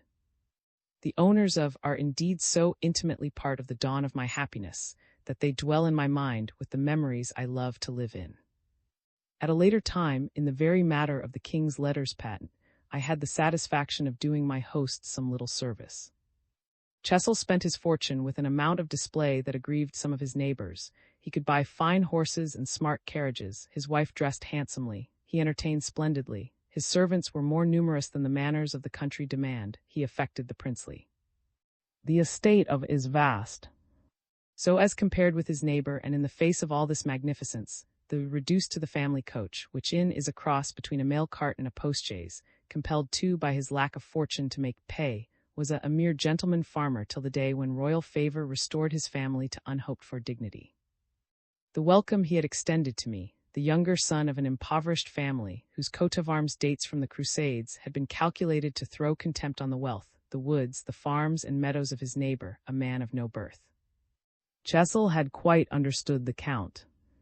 Indeed, their intercourse had always been polite, but without the daily exchange, the friendly intimacy which might have existed between two domains divided only by the river, and whose mistresses could signal to each other from their windows. Jealousy, however, was not the only reason for the solitary life. His early education had been that given to most boys of good family, an insufficient and superficial smattering, on which were grafted the lessons of the world, court manners, and the exercise of high court functions or some position of dignity. Had emigrated just when this second education should have begun, and so missed it. He was one of those who believed in the early restoration of the monarchy in France. In this conviction, he had spent the years of exile in lamentable idleness. Then when his army was broken up, after the Count's courage had marked him as one of its most devoted soldiers, he still counted on returning ere long with the white standard, and never attempted, like many of the, to lead an industrious life. Perhaps he could not bear to renounce his name in order to earn his bread in the sweat of the toil he despised. His hopes always held over till the morrow, and a sense of honor, too, kept him from engaging in the service of a foreign power. Suffering undermined his strength. Long expeditions on foot without sufficient food, and hopes forever deceived, injured his health and discouraged his spirit. By degrees his poverty became extreme. Though to some men misfortune is a tonic, there are others to whom it is destruction, and the Count was one of these. When I think of this unhappy gentleman of, wandering and sleeping on the inn Hungary, sharing a quarter of a sheep with prince, shepherds from whom the traveller could beg a loaf which the gentleman would not have accepted from their master, and which he many a time refused at the hands of the foes of France, I could never harbor a bitter feeling against not even when I saw him ridiculous in his day of triumph. His white hair had spoken to me of terrible sufferings, and I sympathized with all exiles too strongly to condemn them.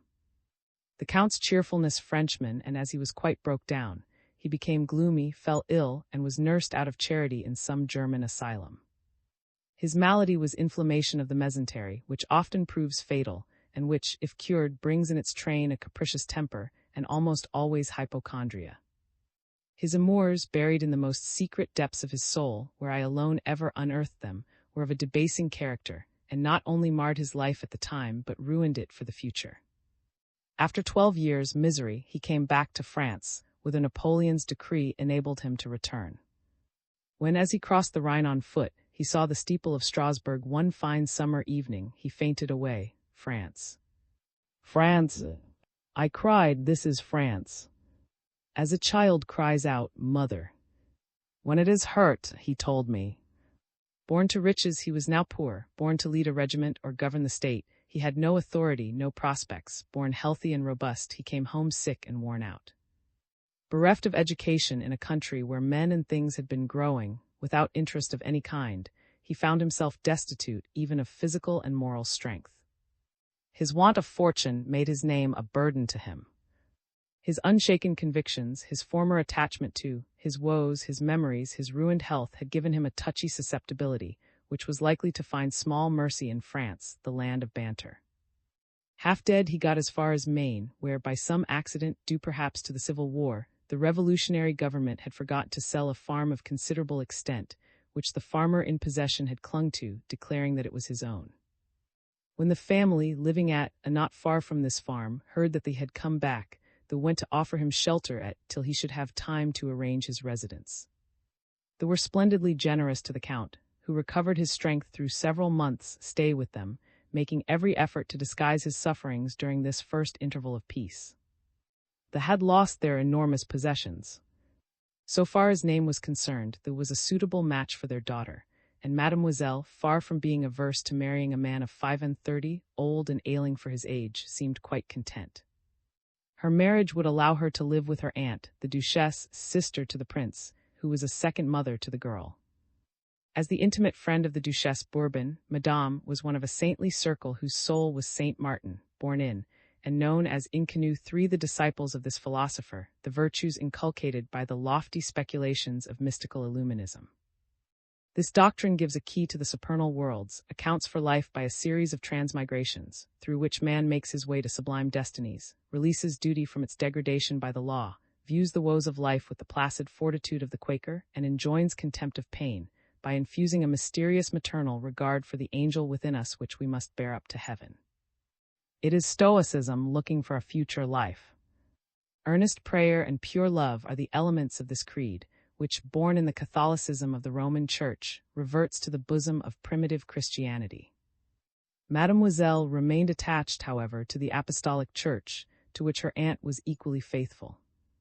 Cruelly tried by the storms of the Revolution, the Duchesse had, towards the close of her life, assumed a hue of impassioned piety which overflowed into the soul of her beloved niece with the light of heavenly love and the oil of spiritual joy, to use the words of Saint Martin. This man of peace and virtuous learning was several times the Countess' guest after her aunt's death. To her he had been a constant visitor. When staying at St. Martin could superintend the printing of his latest works by of Tours.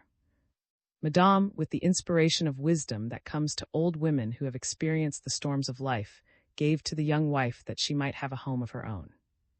With the good grace of old people which, when they are gracious, is perfection, she surrendered the whole house to her niece, reserving only one room over that she had formerly used, which was taken by the Countess. Her almost sudden death cast a shroud over the joys of the united household, and left a permanent tinge of sadness on, as well as on the young wife's superstitious soul. The early days of her married life were to the Countess the only period, not indeed of happiness, but of in all her life. After the miseries of his life in exile, thankful to foresee a sheltered existence in the future, went through a sort of healing of the spirit. He inhaled in this valley the intoxicating fragrance of blossoming hope. Being obliged to consider ways and means, he threw himself into agricultural enterprise and at first found some delight in it, but birth came like a lightning stroke, blighting the present and the future. The physician pronounced that the child could not live.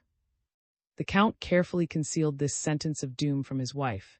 Then he himself consulted a doctor, and had none but crushing answers, confirmed as to their purport by Madeleine's birth. These two events, and a sort of inward conviction as to the inevitable end, added to the Count's ill health.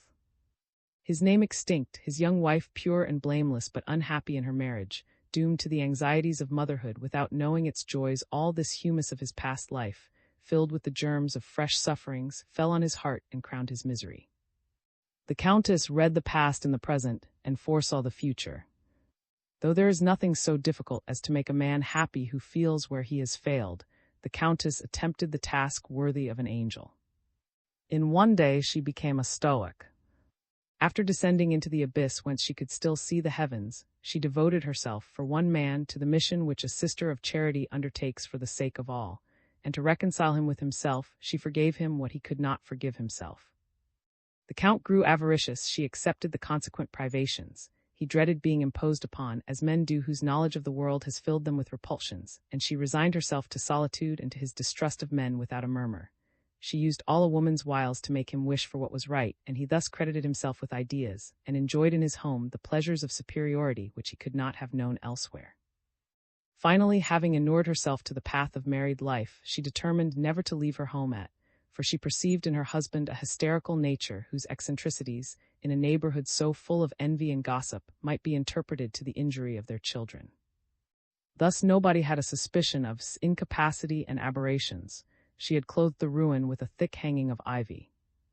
The Count's uncertain temper, not so much discontented as malcontent, found in his wife a soft and soothing bed on which it might repose, its secret sufferings alleviated by cooling dews. This sketch is a mere outline of the facts repeated by Chesil under the promptings of private spite. His experience of the world had enabled him to unravel some of the mysteries lurking at. But though Madame's sublime attitude might deceive the world, it could not cheat the alert wits of love. When I found myself alone in my little bedroom, an intuition of the truth made me start up in bed. I could not endure to be when I might be gazing at the windows of her room.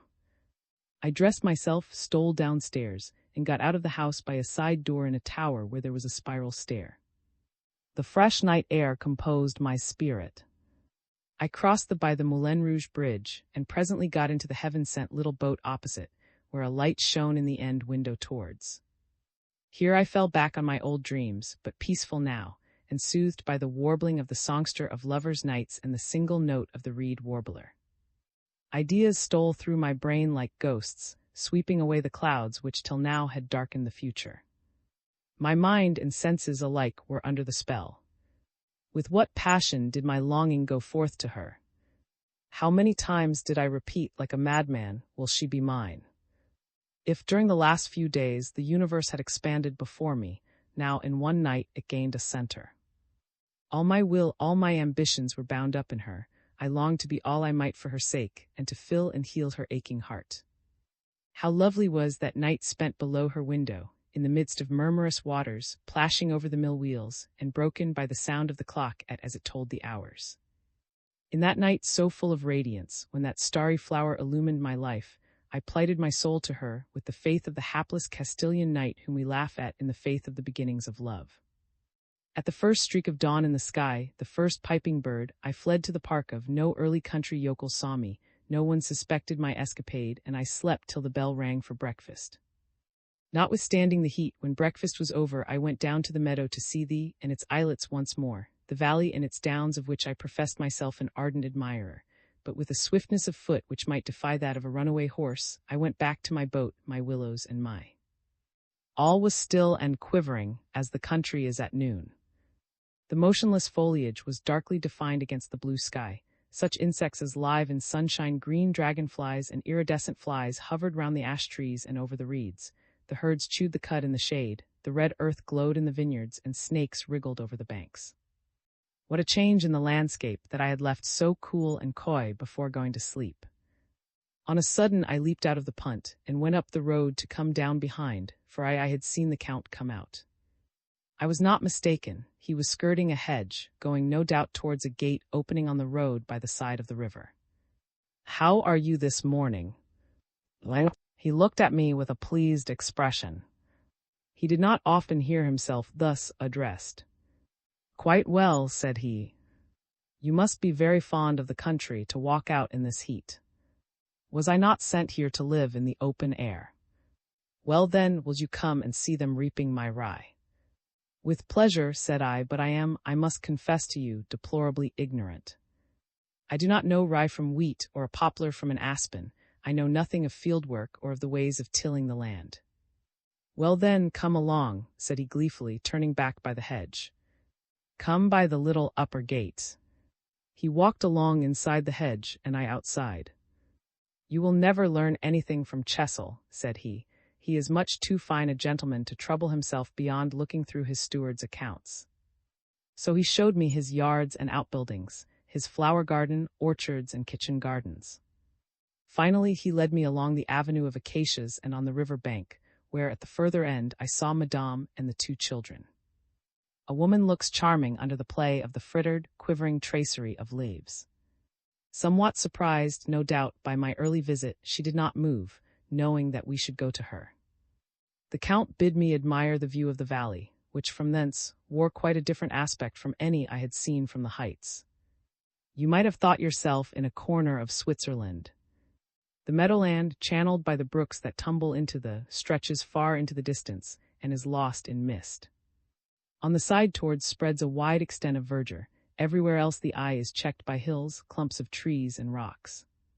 We hastened our steps to greet Madame, who suddenly dropped the book in which Madeline was reading and took on her knee, in a fit of spasmodic coughing. "Why, what is the matter?" said the Count, turning pale. "He has a relaxed throat," said the mother, who did not seem to see me. "It will be nothing." She was supporting his head and his back, and from her eyes shot two rays that infused life into the poor feeble boy.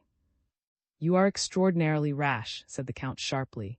"You expose him to a chill from the river and let him sit on a stone bench." "But father, the bench is burning," cried Madeline.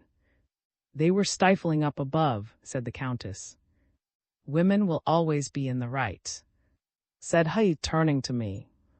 To avoid encouraging or offending him by a look I gazed at, who complained of a pain in his throat, and his mother carried him away. As she went, she could hear her husband say, "When a mother has such sickly children, she ought to know how to take care of them." Hideously unjust, but his self-conceit prompted him to justify himself at his wife's expense. The Countess flew on up slopes and steps. She disappeared through the glass door. Had seated himself on the bench, his head bent, lost in thought. My position was intolerable. He neither looked at me nor spoke. Goodbye to the walk during which I meant to make such way in his good graces. I cannot remember ever in my life to have spent a more horrible quarter of an hour. I was bathed in perspiration as I considered, shall I leave him? Shall I stay? How many gloomy thoughts must have filled his brain to make him forget to go and inquire how was. Suddenly he rose and came up to me. We turned together to look at the smiling scene. "We will put off our walk till another day," I said gently. "Nay, let us go," said he.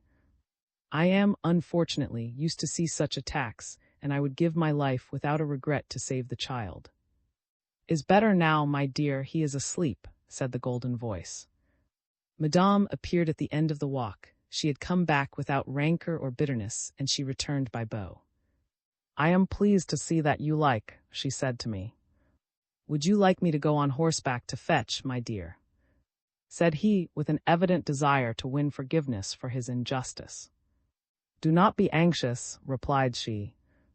"Did not sleep last night, that is all. The child is very nervous. He had a bad dream, and I spent the time telling him stories to send him to sleep again. His cough is entirely nervous. I have soothed it with a gum lozenge, and he has fallen asleep." "Poor dear," said he, taking her hand in both of his and looking at her with moistened eyes. "I knew nothing of it. Why worry you about trifles? Go and look at your rye. You know that if you are not on the spot, the farmers will let gleaners who do not belong to the place clear the fields before the sheaves are carried."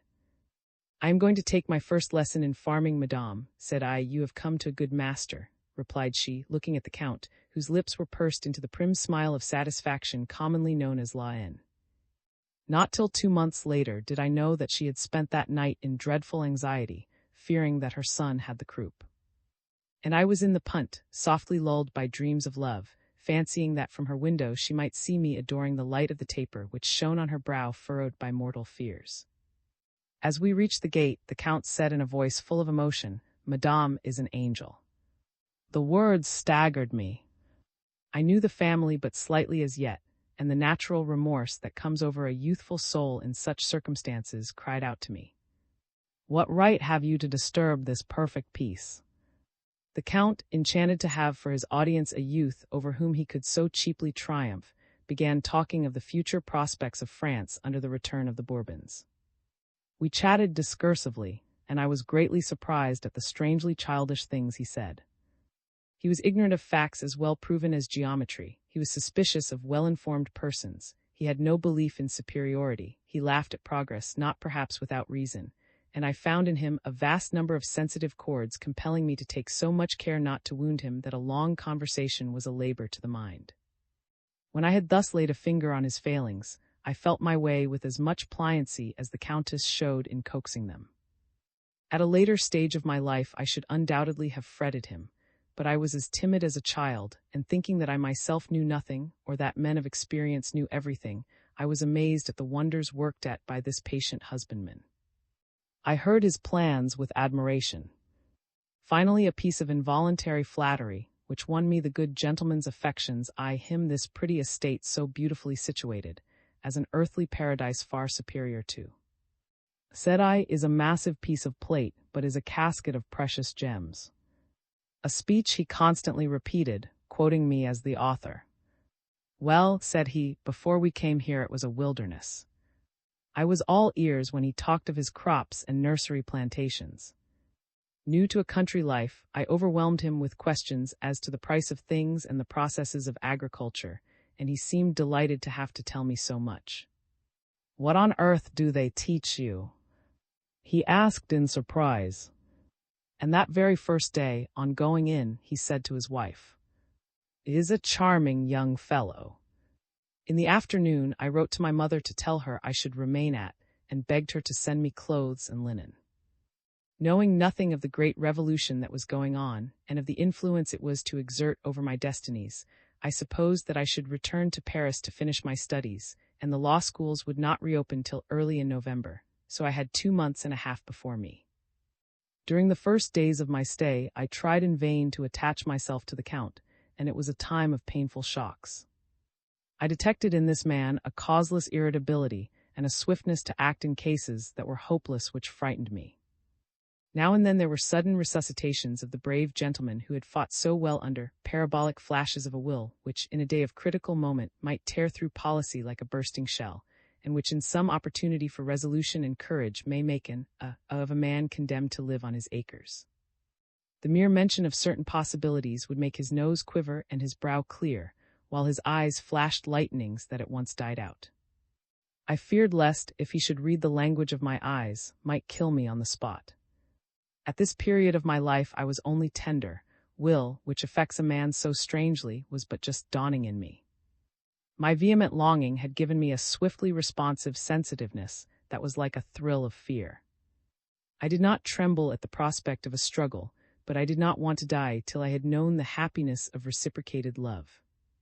My difficulties and my desires grew in parallel lines. How can I describe my feelings? I was a prey to heart-rending perplexities. I hoped for a chance, I watched for it, I made friends with the children and won them to love me, I tried to identify myself with the interests of the household. By degrees the Count was less on his guard in my presence. Then I learned to know his sudden changes of temper, his fits of utter, causeless dejection, his gusts of rebelliousness, his bitter and harsh complaining, his impulses of controlled madness, his childish whining, his groans as of a man in despair, his unexpected rages. Moral nature differs from physical nature, inasmuch as nothing in it is final. The intensity of effect is in proportion to the character acted on, or to the ideas that may be associated with an action. My continuing at my whole future life depended on this fantastic will. I could never express to you the anguish that weighed on my soul as ready at that time to expand as to shrink when on going in I said to myself, how will he receive me? What anxious fears crushed my heart when I a storm lowering on that snow-crowned brow. I was perpetually on the alert. Thus I was a slave to this man's tyranny, and my own torments enabled me to understand those of Madame.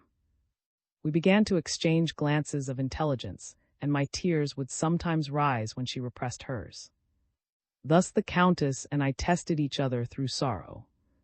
I made many discoveries in the course of the first 6 weeks, 40 days of real annoyance, of silent joys, of hopes now engulfed and now rising to the top. One evening I found her piously meditative as she looked at a sunset, which crimsoned the heights with so voluptuous a blush, the valley spread below it like a bed, that it was impossible not to understand the voice of this eternal song of songs by which nature bids her creatures love. Was the girl dreaming of illusions now flown? Was the woman feeling the pangs of some secret comparison? I saw in her languid attitude a favorable opening for a first avowal. I said to her, "Some days are so hard to live through." "You have read my mind," replied she. "But how?" "We have so many points of contact," said I. "Are we not both of the privileged few, keen to suffer and to enjoy, in whom every sensitive thrills in unison to produce an echoing chord of feeling, and whose nervous system dwells in constant harmony with the first principle of things? Such beings, placed in a discordant medium, suffer torture, just as their enjoyment rises to ecstasy when they meet with ideas, sensations, or persons that they find sympathetic. And for us there is a third condition, of which the woes are known only to souls suffering from the same malady and endowed with brotherly intelligence. We are capable of having impressions that are neither pleasure nor pain. Then an expressive instrument, gifted with life, is stirred in a void within us, is impassioned without an object, gives forth sounds without melody, utters words that die in the silence, a dreadful contradiction in souls that rebel against the uselessness of a vacuum, a terrible sport in which all our power is spent without nutrition, like blood from some internal wound. Our emotion flows in torrents, leaving us unutterably weak, in a speechless dejection for which the confessional has no ear. Have I not expressed the sufferings we both are familiar with? She shivered, and still gazing at the sunset, she replied, "How do you, who are so young, know these things? Were you once a woman?" "Ah," said I with some agitation, "my childhood was like one long illness."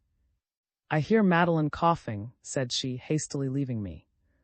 The Countess had seen me constant in my attentions to her, without taking offense, for 2 reasons. In the first place, she was as pure as a child, and her thoughts never wandered to evil. And then I amused the Count. I was food for this lion without claws or mane. For I had hit on a pretext for my visits which was plausible to all. I could not play backgammon, offered to teach me, and I accepted. At the moment when this bargain was made, the Countess could not help giving me a pitying look, as much as to say, "Well, you are rushing into the wolf's jaws." If I had failed to understand this at first, by the 3rd day I knew to what I had committed myself. My patience, which as a result of my child life is inexhaustible, was matured during this time of discipline. To the Count it was a real joy to be cruelly sarcastic when I failed to some rule or principle he had explained to me, If I paused to reflect, he complained of my slow play. If I played quickly, he hated to be hurried. If I left blots while taking advantage of it, he said I was too hasty. It was the despotism of a schoolmaster, the bullying of the cane, of which I can only give you a notion by comparing myself to Epictetus, made a slave to a malicious child. When we played for money, his constant winnings gave him mean and degrading joy. Then a word from his wife made up to me for everything, and brought him back to a sense of decency and politeness. But ere long I fell into the torments of a fiery furnace I had not foreseen. At this rate my pocket money was melting. Though the Count always remained between his wife and me till I took my leave, sometimes at a late hour, I always hoped to find a moment when I might steal into her heart. But in order to attain that hour, watched for with the painful patience of a sportsman, I saw that I must persevere in these games, through which I endured mental misery and which were winning away all my money. Many a time had we sat in silence, watching an effect of the sun on the meadows, of the clouds in a grey sky, the blue misty hills, or the quivering moonbeams on the gem-like play of the river, without uttering a word beyond. What a beautiful night! Madame, the night is a woman. And what peace! Yes, it is impossible to be altogether unhappy here. At this reply she returned to her worsted work. I had in fact understood the yearnings of her inmost self, stirred by an affection that insisted on its rights. Without money my evenings were at an end. I wrote to my mother to send me some. My mother scolded me and would give me none for a week. To whom could I apply? And it was a matter of life or death to me. Thus at the very beginning of my first great happiness I again felt the sufferings which had always pursued me. In Paris, at school, I had evaded them by melancholy abstinence. My woes were only negative, and they were active. I now knew that longing to steal, those dreamed of crimes and horrible frenzies which blast the soul, and which we are bound to stifle or lose all self-respect.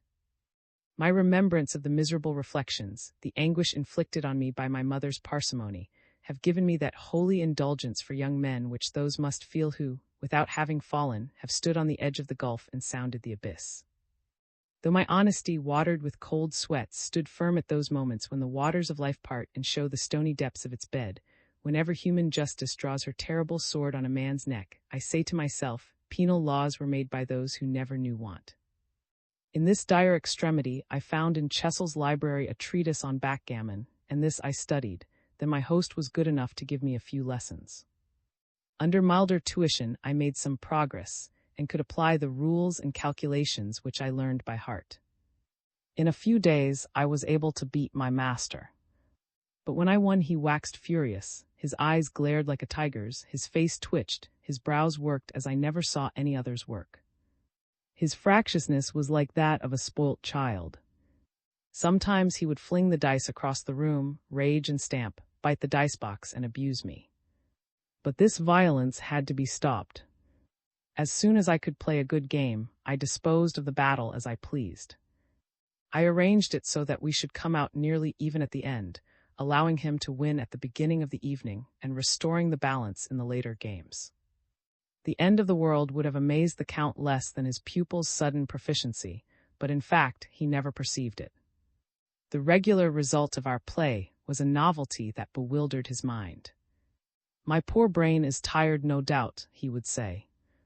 "You always win at the finish, because by that time I have exhausted my powers." The Countess, who knew the game, detected my purpose from the first, and saw in it an evidence of immense affection. These details can only be appreciated by those to whom the extreme difficulty of backgammon is known. How much this trifle betrayed! But love, like God as depicted by, regards the poor man's cup of water, the struggle of the soldier who dies inglorious, as far above the most profitable victories. The Countess gave me one of those looks of silent gratitude that overpower a youthful heart.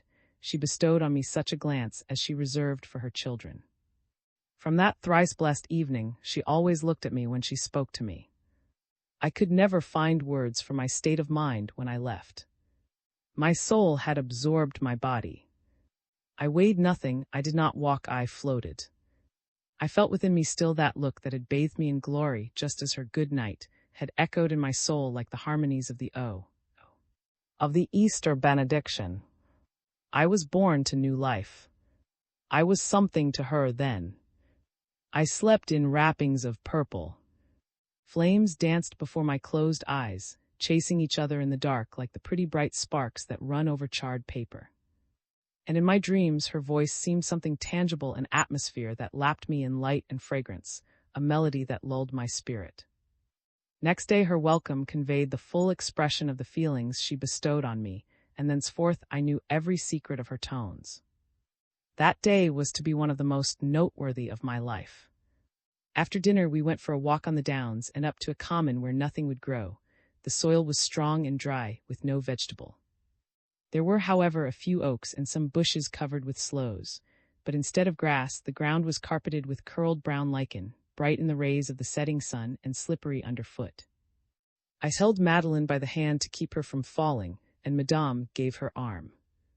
The Count, who led the way, suddenly struck the earth with his stick, and turning round, exclaimed in a terrible tone. "Such has my life been, before I knew you," he added, with an apologetic glance at his wife. But it was too late. The Countess had turned pale. What woman would not have staggered under such a blow? "What delightful perfumes reach us here, and what wonderful effects of light!"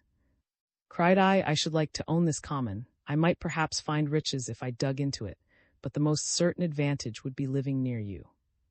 But who would not pay highly for a view so soothing to the eye of that winding river, in which the soul may bathe among ash trees and birch? That shows how tastes differ. To you this spot of land is a common, to me it is a paradise. She thanked me with a look. "Oh," said he in a bitter tone. Then, interrupting himself, he said, "Do you hear the bells of—" "I can positively hear the bells." Madame glanced at me with an expression of alarm. Madeleine clutched my hand. "Shall we go home and play a bit?" Said I, "The rattle of the dice will hinder you from hearing the bells." We returned to talking at intervals. When we went into the drawing-room, we sat in indefinable indecision. The Count had sunk into an armchair, lost in thought and undisturbed by his wife, who knew the symptoms of his malady and could foresee an attack. I was not less silent. She did not bid me leave, perhaps because she thought that a game of backgammon would amuse the Count and scare away this dreadful nervous irritation, for its outbreaks half killed her. Nothing was more difficult than to persuade the Count to play his game of backgammon, though he always longed for it. Like a mincing coquette, he had to be entreated and urged, so as not to seem under any obligation, perhaps because he felt that he was. If at the end of some interesting conversation I forgot to go through he was sulky, sharp, and offensive, and showed his annoyance by contradicting everything that was said. Then, warned by his fractiousness, I would propose a game, and he would play the coquette. It was too late, he would say, and besides, I did not really care for it. In short, no end of airs and graces, like a woman whose real wishes you cannot at last be sure of. I was humble and besought him to give me practice in a science so easily forgotten for lack of exercise. On this occasion, I had to affect the highest spirits to persuade him to play. He complained of giddiness that hindered his calculations, his brain was crushed in a vice, he had a singing in his ears, he was suffocating, and sighed and groaned. At last he consented to come to the table. Madame then left us to put the children to bed and to read prayers for the household. All went well during her absence. I contrived that should win, and his success restored his good humor. The sudden transition from a state of depression, in which he had given utterance to the most gloomy anticipations for himself, to this joviality like that of a drunken man, and to crazy, irrational mirth, distressed and terrified me. I had never seen him so frankly and unmistakably beside himself. Our intimacy had borne fruit. He was no longer on his guard with me. Day by day he tried to involve me in his tyranny, and find in me fresh food for his humors, for it really would seem that mental disorders are living things with appetites and instincts, and a craving to extend the limits of their dominion, as a landowner seeks to enlarge his borders. The Countess came down again, and drew near the backgammon table for a better light on her work, but she sat down to her frame with ill-disguised apprehension. An unlucky move which I could not avoid changed the Count's face. From cheerful it became gloomy, from purple it turned yellow, and his eyes wandered. Then came another blow which I could neither foresee nor make good. Threw a fatally bad number which ruined him.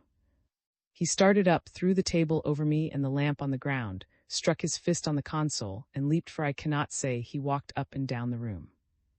The rush of abuse, oaths, and ejaculations that he poured out was enough to make one think that he was possessed, according to medieval belief. Imagine my position. "Go out into the garden," said she, pressing my hand. I went without the Count's, noticing that I was gone. From the terrace whither I slowly made my way, I could hear his loud tones and groans coming from his bedroom, adjoining the dining room. Above the tempest, I could also hear the voice of an angel, audible now, and then like the song of the nightingale when the storm is passing over.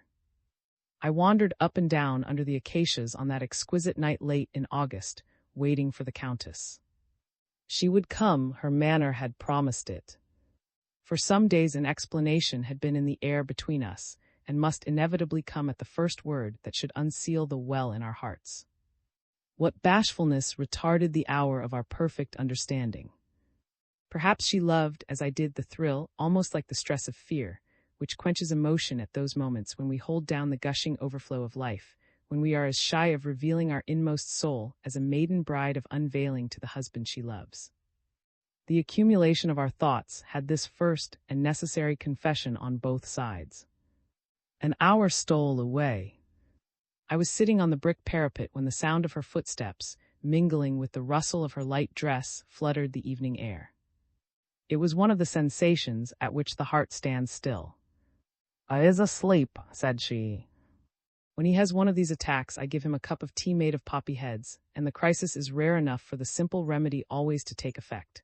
She went on, with a change of tone of the most persuasive key. "An unfortunate accident has put you in possession of secrets which have hitherto been carefully kept. Promise me to bury in your heart every memory of the scene. Do this for my sake, I beg of you. I do not ask you to swear it. The simple yes of a man of honor will amply satisfy me. Need I even say yes? I asked, have we failed to understand each other? Do not form an unjust opinion of, from seeing the result of much suffering endured in exile," she went on. "He will have entirely forgotten by tomorrow all he said to you, and you will find him quite kind and affectionate." "Nay, madame," said I, "you need not justify the Count. I will do exactly what you will. I would this instant throw myself into thee if I could thus make a new man of, and give you a life of happiness. The only thing I cannot do is to alter my opinion. Nothing is more essentially a part of me. I would give my life for you. I cannot sacrifice my conscience. I may refuse to listen to it, but can I hinder it speaking?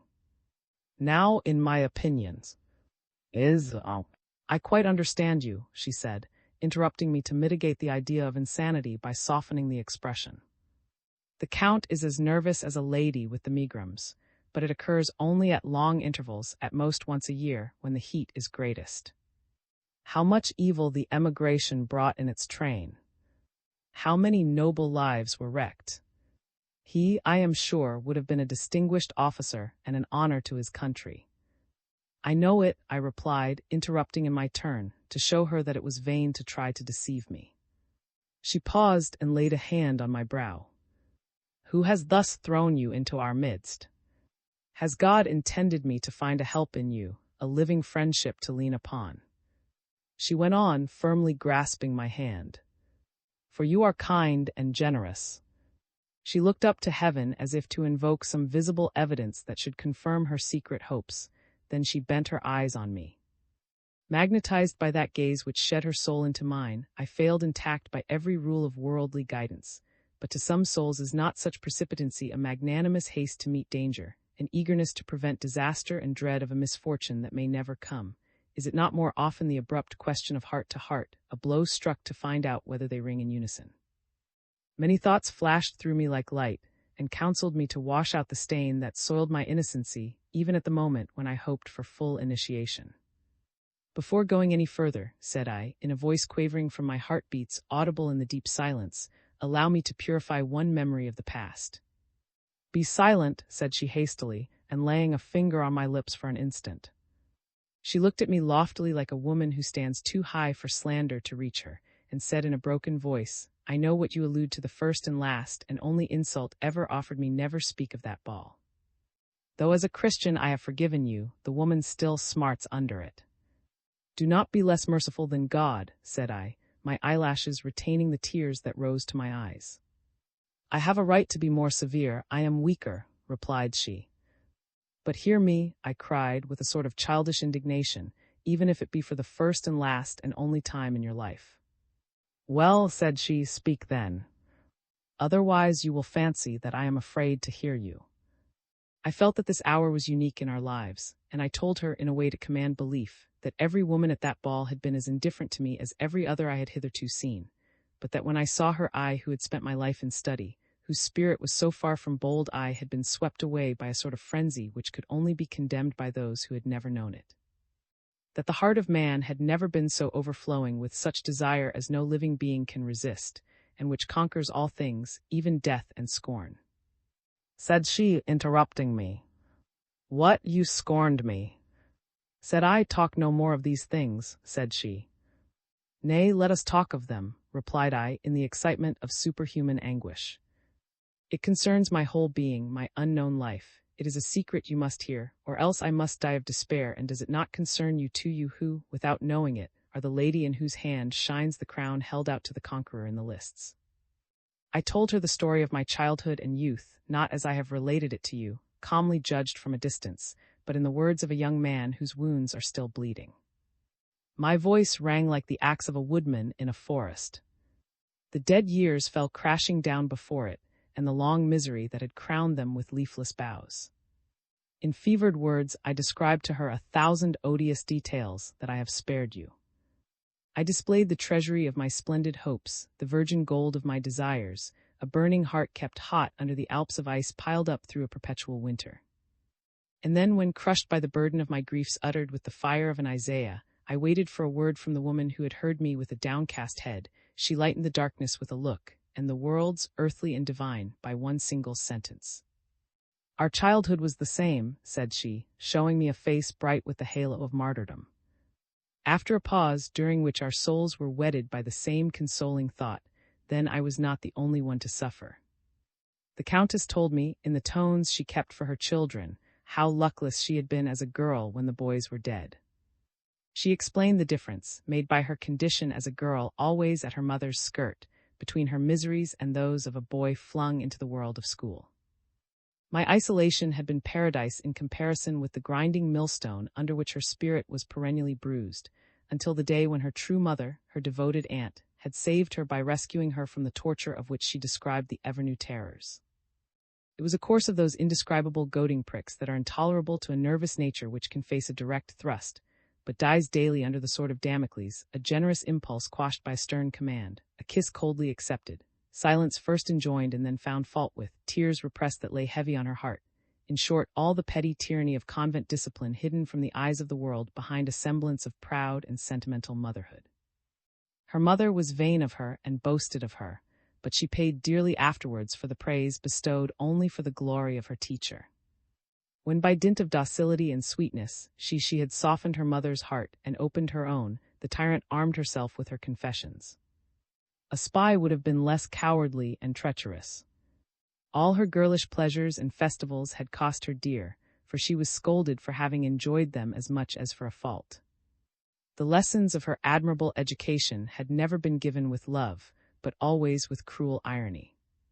She owed her mother no grudge, she only blamed herself for loving her less than she feared her. Perhaps, the angel thought, this severity had really been necessary. Had it not prepared her for her present lives? As I listened to her, I felt as though the harp of Job, from which I had struck some wild chords, was now touched by Christian fingers, and responded with the chanted liturgy of the Virgin at the foot of the cross. We dwelt in the same sphere, I cried, before meeting here, you coming from the east and I from the west. She shook her head with desperate agitation. The east is for you and the west for me, said she. You will live happy, I shall die of grief. Men make the conditions of their life themselves. My lot is cast once for all.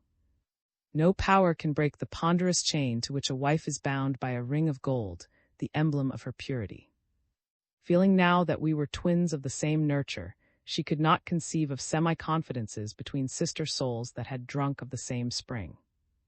After the natural sigh of a guileless heart opening for the first time, she told me the story of the early days of her married life, her first disillusionment, all the renewal of her sorrows. She, like me, had gone through those trivial experiences which are so great to spirits whose limpid nature is shaken through and through by the slightest shock, as a stone flung into a lake stirs the depths as well as the surface. When she married, she had some savings, the little treasure which represents the happy hours, the thousand trifles a young wife may wish for. One day of dire need she had generously given the whole sum to her husband, not telling him that these were not gold pieces but remembrances. He had never taken any account of it. He did not feel himself her debtor. Nor had she seen in return for her treasure, sunk in the sleeping waters of oblivion, the moistened eye which pays every debt, and is to a generous soul like a perpetual gem whose rays sparkle in the darkest day. And she had gone on from sorrow to sorrow.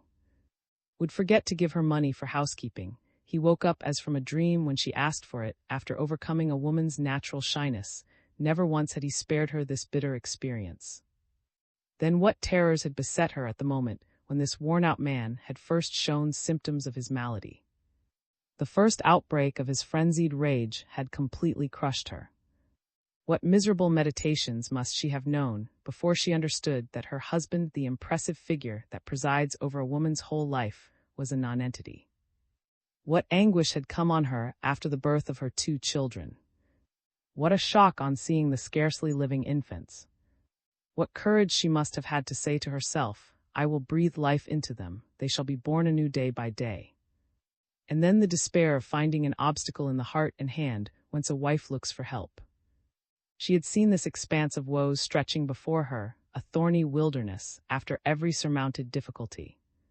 From the top of each rock she had discovered new deserts to cross, till the day when she really knew her husband, knew her children's constitution and the land she was to dwell in. Till the day when, like the boy taken by Napoleon from the tender care of home, she had inured her feet to tramp through mire and snow, inured her forehead to flying bullets, and broken herself entirely to the passive obedience of a soldier. All these things which I abridge for you, she related in their gloomy details, with all their adjuncts of cruel incidents, of conjugal defeats and fruitless efforts. In short, she said in conclusion, only a residence here of months would give you a notion of all the troubles the improvements at cost me, all the weary coaxing to persuade him to do the thing that is most useful for his interests. What childish malice possesses him whenever anything I have advised is not an immediate success. How delighted he is to proclaim himself in the right. What patience I need when I hear continual complaints while I am killing myself to clear each hour of weeds, to perfume the air he breathes, to strew sand and flowers on the paths he has beset with stones. My reward is this dreadful burden. I am dying. Life is a curse to me. If he is so fortunate as to find visitors at home, all is forgotten. He is gracious and polite. Why cannot he be the same to his family? I cannot account for this want of loyalty in a man who is sometimes chivalrous. He is capable of going off without a word all the way to Paris to get me a dress, as he did the other day for that ball. Miserly as he is in his housekeeping, he would be lavish for me if I would allow it. It ought to be just the other way. I want nothing, and the house expenses are heavy. In my anxiety to make him happy, and forgetting that I might be a mother, I perhaps gave him the habit of regarding me as his victim, whereas with a little flattery I might still manage him like a child if I would stoop to play so mean a part. But the interests of the household make it necessary that I should be as calm and austere as a statue of justice, and yet I too have a tender and effusive soul. But why, said I, do you not avail yourself of your influence to be the mistress and guide him? If I alone were concerned, I could never defy the stolid silence with which for hours he will oppose sound arguments, nor could I answer his illogical remarks the reasoning of a child. I have no courage against weakness or childishness. They may hit me, and I shall make no resistance. I might meet force with force, but I have no power against those I pity. If I were required to compel Madeline to do something that would save her life, we should die together. Pity relaxes all my and weakens my sinews. And the violent shocks of the past 10 years have undermined me. My nervous force, so often attacked, is sometimes deliquescent. Nothing can restore it. The strength that weathered those storms is sometimes wanting. Yes, sometimes I am conquered. For want of rest and of sea bathing, which would give tone to my whole system, I shall be worn out. Will kill me, and he will die of my deaths. Why do you not leave for a few months? Why should not you and the children go to the sea? In the first place, would feel himself lost if I left him. Though he will not recognize the situation, he is aware of his state. The man and the invalid are at war in him, two different natures, whose antagonism accounts for many eccentricities. And indeed he has every reason to dread it. If I were absent, everything here would go wrong. You have seen, no doubt, that I am a mother perpetually on the watch to guard over her brood against the hawk that hovers over them, a desperate task, increased by the cares required by whose perpetual cry is, "Where is Madame?" But this is nothing. I am at the same time tutor and Madeline's governess. This again is nothing. I am steward and bookkeeper. You will some day know the full meaning of my words when I say that the management of an estate is here the most exhausting toil. We have but a small income in money, and our farms are worked on a system of half-profits which requires incessant superintendence. We ourselves must sell our corn, our beasts, and every kind of crop. Our competitors are our own farmers, who agree with the purchasers over their wine at the tavern and fix a price after being before us in the market. I should tire you out if I were to tell you all the 1,000 difficulties of our husbandry. With all my vigilance, I cannot keep our farmers from manuring their lands from our middens. I can neither go to make sure that our bailiffs do not agree with them to cheat us when the crops are divided, nor can I know the best time to sell. And if you think how little memory can boast of, and what trouble it costs me to induce him to attend to business, you will understand what a load I have to carry, and the impossibility of setting it down even for a moment. If I went away, we should be ruined.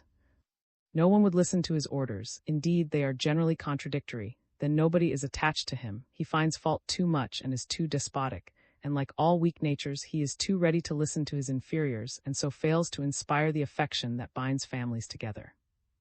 If I left the house, not a servant would stay a week. So you see, I am as much rooted to, as one of the leaden finials is to the roof. I have kept nothing from you. The neighbors know nothing of the secrets of, you now know them all. Say nothing of the place but what is kind and pleasant, and you will earn my esteem, my gratitude, she added in a softened tone. On these conditions, you can always come to you will find friends here.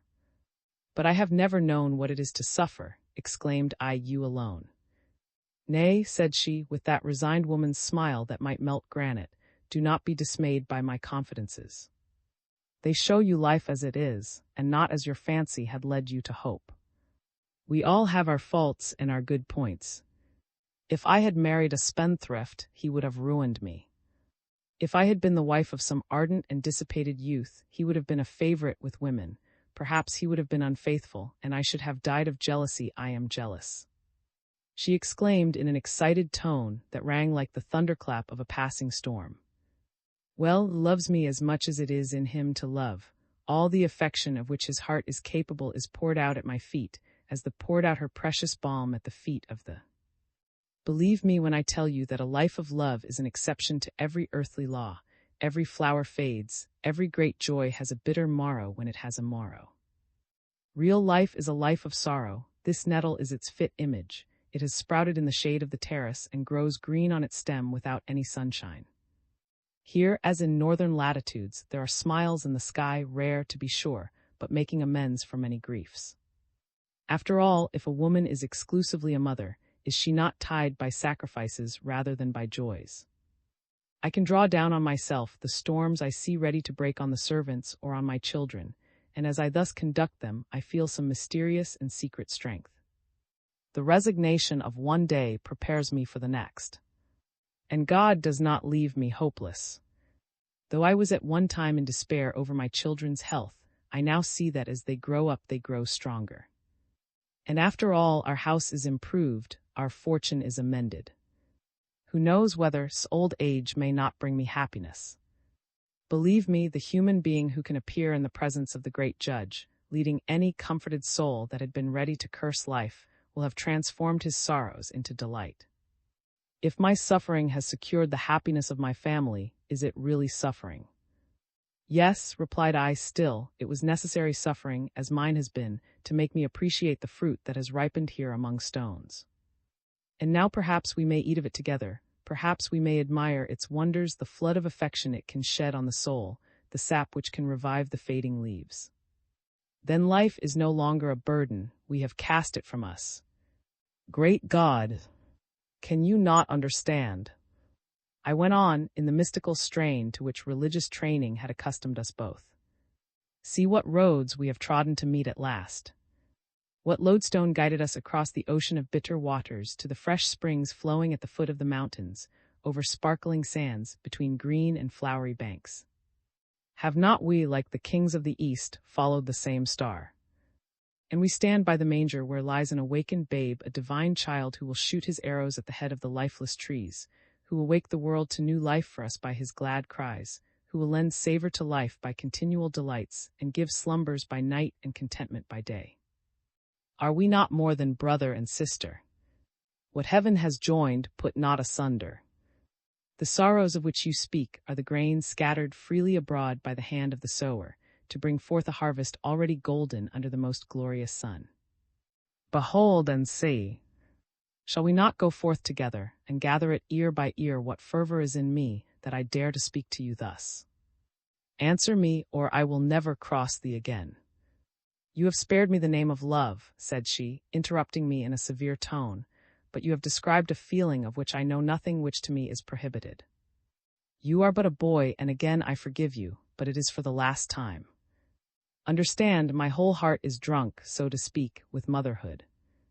I love not as a social duty, nor as an investment to earn eternal bliss, but from an irresistible feeling, clinging to him by every of my heart. Was I forced into this marriage? I chose it out of sympathy with misfortune. Was it not the part of woman to heal the bruises of time, to comfort those who had stood in the breach and come back wounded? How can I tell you? I felt a sort of selfish pleasure in seeing that you could amuse him. Is not that purely motherly? Has not my long story shown you plainly that I have 3 children who must never find me wanting, on whom I must shed a healing dew, and all the sunshine of my soul, without allowing the smallest particle to be adulterated? Do not turn a mother's milk. So though the wife in me is invulnerable, never speak to me thus again. If you fail to respect this simple prohibition, I warn you, the door of this house will be closed against you forever. I believed in pure friendship, in a voluntary brotherhood more stable than any natural relationship. I was mistaken. I looked for a friend who would not judge me, a friend who would listen to me in those hours of weakness when a voice of reproof is murderous, a saintly friend with whom I should have nothing to fear. Youth is magnanimous, incapable of falsehood, self-sacrificing, and disinterested. As I saw your constancy, I believed, I confess, in some help from heaven. I believed I had met a spirit that would be to me alone what the priest is to all, a heart into which I might pour out my sorrows when they are so many, and utter my cries when they insist on being heard, and would choke me if I suppressed them. In that way my life, which is so precious to these children, might be prolonged till as a man. But this, perhaps, is too selfish. Can the tale of Petrarch's Laura be repeated? I deceived myself. This is not the will of God. I must die at my post like a soldier, without a friend. My confessor is stern, austere, and my aunt is dead. 2 large tears, sparkling in the moonlight, dropped from her eyes and rolled down her cheeks to her chin, but I held out my hand in time to catch them, and drank them with pious avidity, excited by her words that rang with those 10 years of secret weeping, of expended feeling, of incessant care, of perpetual alarms, the loftiest heroism of your sex. She gazed at me with a look of mild amazement. This, said I, is the first holy communion of love. Yes, I have entered into your sorrows, I am one with your soul, as we become one with Christ by drinking his sacred blood. To love even without hope is happiness. What woman on earth could give me any joy so great as that of having imbibed your tears? I accept the bargain, which must no doubt bring me suffering. I am yours without reserve, and will be just whatever you wish me to be. She checked me by a gesture and said, I consent to the compact, if you will never strain the ties that bind us. Yes, said I, but the less you grant me, the more sure must I be that I really possess it. So you begin by distrusting me, she replied with melancholy doubtfulness. No, by one pure delight. For listen, I want a name for you which no one ever calls you by, all my own, like the affection that we give each other. It is much to ask, said she. However, I am less ungenerous than you think me. Calls me. One person only, the one I loved best, my adorable aunt, used to call me. I will be again for you. I took her hand and kissed it, and she yielded it with the full confidence which makes woman our superior, a confidence that masters us. She leaned against the brick parapet and looked out over the river. Are you not rash, dear friend, said she, to rush with one leap to the goal of your course? You have drained at the first draught a cup offered you in all sincerity. But a true feeling knows no half measures. It is all or nothing, she went on after a moment's silence, is above everything loyal and proud. You might perhaps be tempted for my sake to overlook what he said. If he has forgotten it, I will remind him of it tomorrow. Stay away from for a few days, he will respect you all the more. On Sunday next, as we come out of church, he will make the first advances. I know him. He will make up for past offenses, and will like you the better for having treated him as a man responsible for his words and deeds. 5 days without seeing you, hearing your voice. Never put such fervor into your speech to me, said she. We twice paced the terrace in silence. Then, in a tone of command, which showed that she had entered into possession of my soul, she said, It is late, good night. I wished to kiss her hand. She hesitated. Then she gave it me, saying in a voice of entreaty, Never take it unless I give it you. Leave me completely free, or else I shall be at your bidding, and that must not be. Goodbye, said I. I went out of the little gate at the bottom of the garden, which she opened for me. Just as she was shutting it, she opened it again and held out her hand, saying, You have been indeed kind this evening. You have brought comfort into all my future life. Take it, my friend, take it. I kissed it again and again, and when I looked up I saw that there were tears in her eyes. She went up to the terrace and looked after me across the meadow. As I went along the road too, I could still see her white dress in the moonlight. Then, a few minutes later, a light was shining in her window. Oh my, thought I, the love that ever burnt on earth shall be yours. I got home too, looking back at every step. My spirit was full of indescribable, ineffable gladness. A glorious path at last lay open to the self-devotion that swells every youthful heart, and that in me had so long lain inert.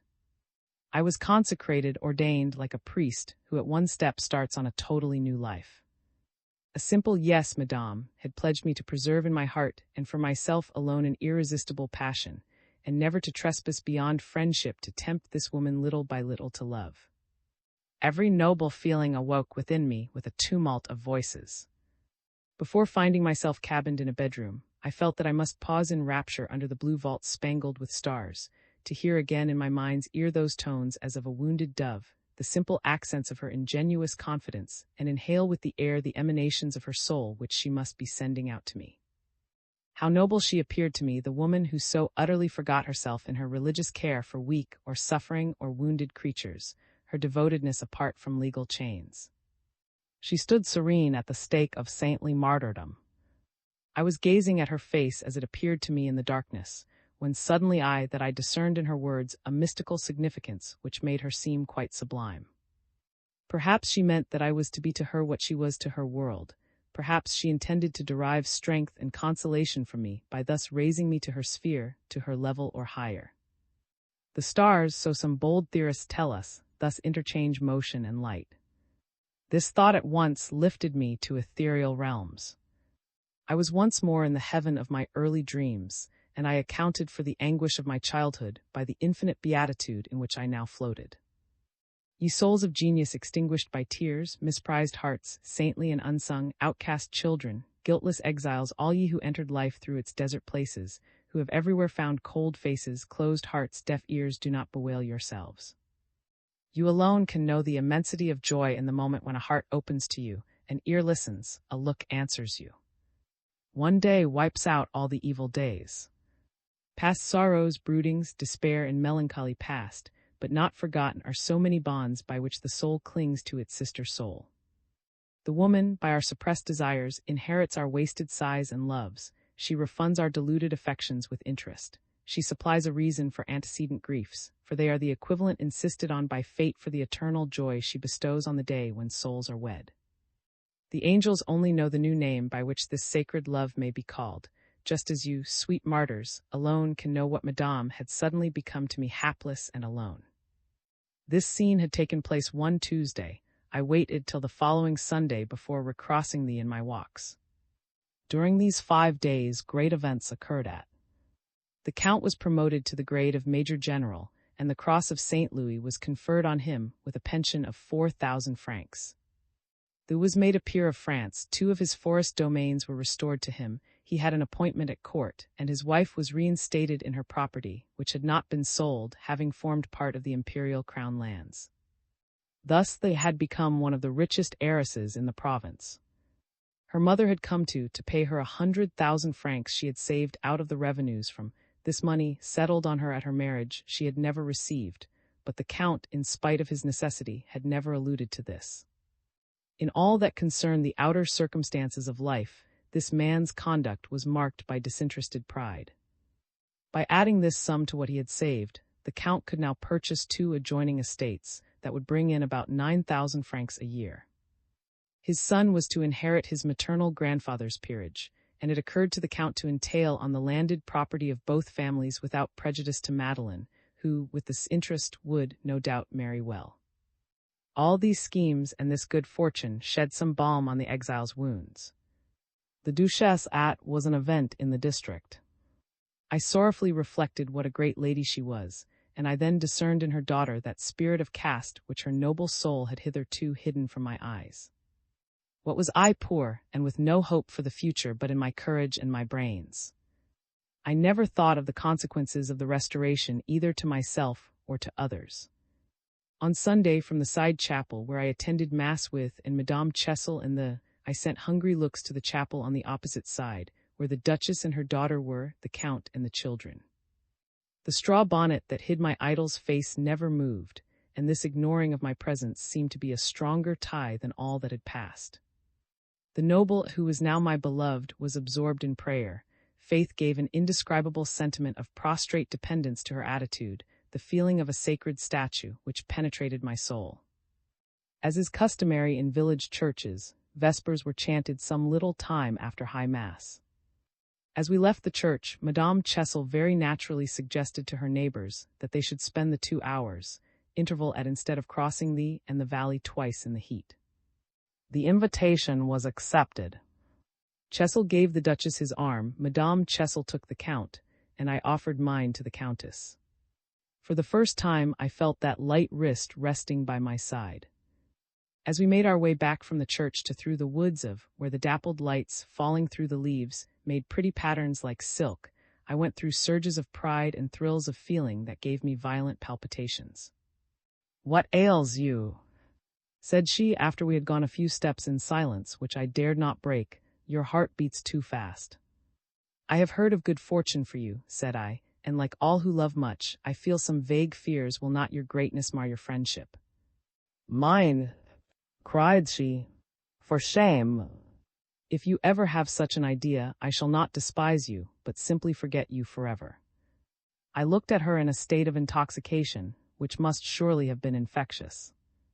"We get the benefit of an edict which we neither prompted nor asked for, and we shall neither be beggars nor grasping," she went on. "Besides, as you know, neither I nor can ever leave. By my advice he has declined the active command he had a right to at the Rouge. It is enough that my father should have an appointment. And our compulsory modesty," she went on with a bitter smile, "has been to our boy's advantage already. The king, on whom my father is in attendance, has very graciously promised to reserve for the favors we have declined. Education, which must now be thought of, is the subject of very grave discussion. He will be the representative of the 2 houses of and. I have no ambition but for him, so this is an added anxiety. Not only must be kept alive, but he must also be made worthy of his name, and the 2 necessities are antagonistic. Hitherto I have been able to teach him, graduating his tasks to his strength, but where am I to find a tutor who would suit me in this respect? And then by and by, to what friend can I look to preserve him in that dreadful Paris, where everything is a snare to the soul and a peril to the body? My friend, she went on in an agitated voice, who that looks at your brow and eye can fail to see in you one of the birds that dwell on the heights? Take your flight, soar up, and one day become the guardian of our beloved child. Go to Paris, and if your brother and your father will not help you, our family, especially my mother, who has a genius for business, will have great influence. Take the benefit of it, and then you will never lack support or encouragement in any career you may choose. Throw your superabundant energy into ambition. I understand, said I, interrupting her. My ambition is to be my mistress. I do not need that to make me wholly yours. No, I do not choose to be rewarded for my good behavior here by favors there. I will grow up alone, unaided. I will accept what you can give me, from anyone else I will take nothing. That is childish, she murmured, but she could not disguise a smile of satisfaction. Besides, I went on, I have pledged myself. In considering our position, I have resolved to bind myself to you by ties which can never be loosened. She shivered and stood still to look in my face. What do you mean? She asked, letting the other couples who were in front of us go forward and keeping the children by her side.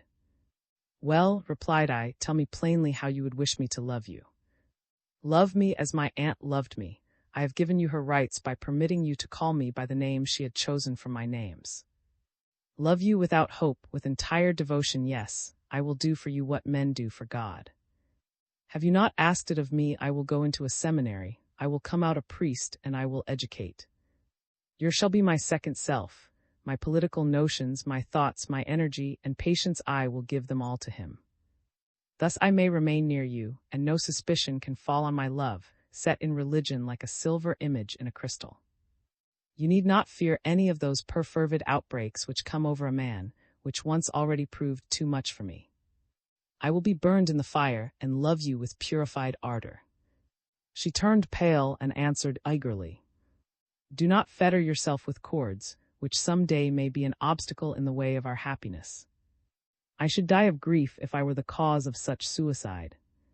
Child, is the despair of love a religious vocation? Wait to test life before you judge of life. I desire it, I insist. Marry neither the church nor a woman, do not marry at all, I forbid it. Remain free. You are now 21, you scarcely know what the future may have in store. Good heavens! Am I mistaken in you? But I believe that in 2 months one might really know some natures. What then is it that you hope for? I asked with lightning in my eyes. My friend, accept my assistance, educate yourself, make a fortune, and you shall know well then, she added, as if she were betraying her secret, always hold fast to Madeline's hand, which is at this moment in yours. She had bent towards me to whisper these words, which showed how seriously she had thought of my future prospects. Madeline, cried I, never. These 2 words left us silent again and greatly agitated. Our minds were tossed by such upheavals as leave indelible traces. Just before us was a wooden gate into the park of I think I can see it now, with its tumble-down sideposts overgrown with climbing plants, moss, weeds, and brambles. Suddenly an idea that of the Count's death flashed like an arrow through my brain, and I said, I understand. That is fortunate, she replied, in a tone which made me see that I had suspected her of a thought that could never have occurred to her. Her pure-mindedness wrung from me a tear of admiration, made bitter indeed by the selfishness of my passion. Then, with a revulsion of feeling, I thought that she did not love me enough to wish for freedom. So long as love shrinks from crime, it seems to have a limit, and love ought to be infinite. I felt a terrible spasm at my heart. She does not love me, thought I, that she might not read my soul. I bent down and kissed Madeline's hair.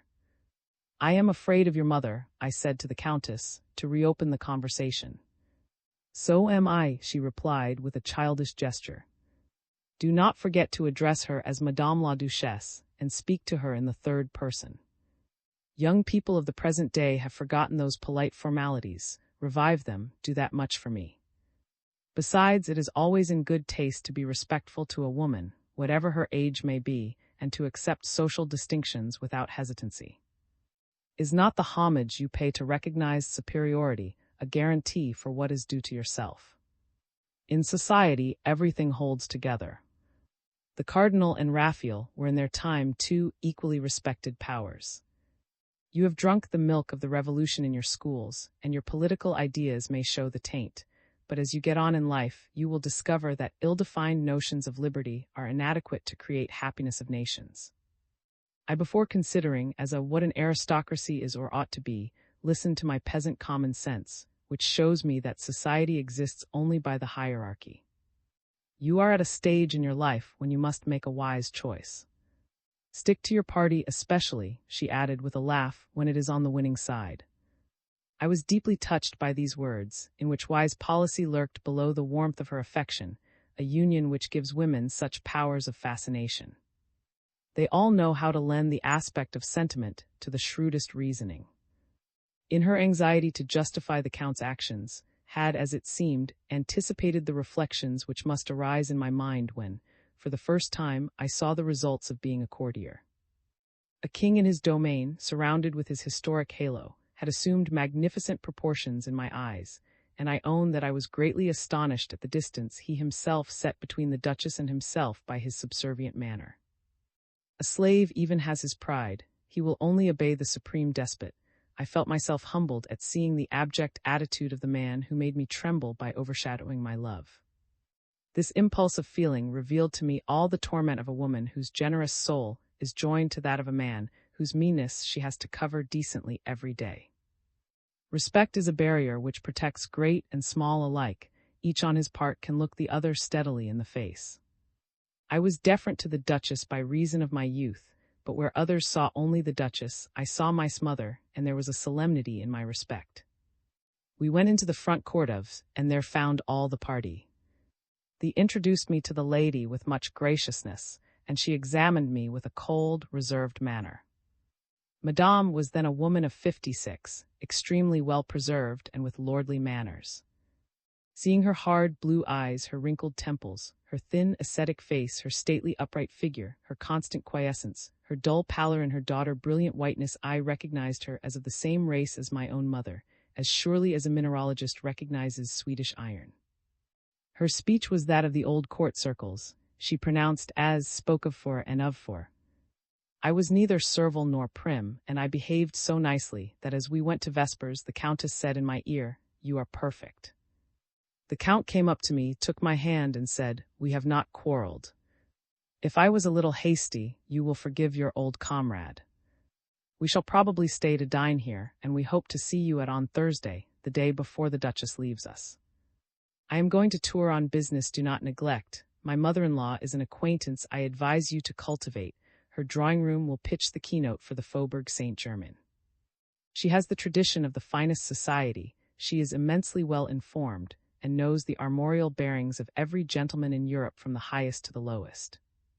The Count's good taste, aided perhaps by the counsels of his good genius, told well in the new circumstances in which he was placed by the triumph of his party. He was neither arrogant nor offensively polite, he showed no affectation, and the Duchess no patronizing airs. And Madame du Chessel gratefully accepted the invitation to dinner on the following Thursday. The Duchess liked me, and her way of looking at me made me understand that she was studying me as a man of whom her daughter had spoken. On our return from church, she inquired about my family, and asked whether who was already embarked in diplomacy were a relation of mine. "He is my brother," said I, then she became almost affectionate. She informed me that my grandaunt, the old Marquise, had been a. Her manner was polite, as had been on the day when he saw me for the first time. Her eyes lost that haughty expression by which the princes of the earth make you feel the distance that divides you from them. I knew hardly anything of my family. The Duchess told me that my great-uncle, an old whom I did not know even by name, was a member of the Privy Council, that my brother had got promotion, and finally that, by a clause in the charter of which I had heard nothing, my father was restored to his title of Marquis. I am but a chattel, a serf too, said I to the Countess in an undertone. The fairy wand of the Restoration had worked with a rapidity quite astounding to children brought up under imperial rule. To me these changes meant nothing.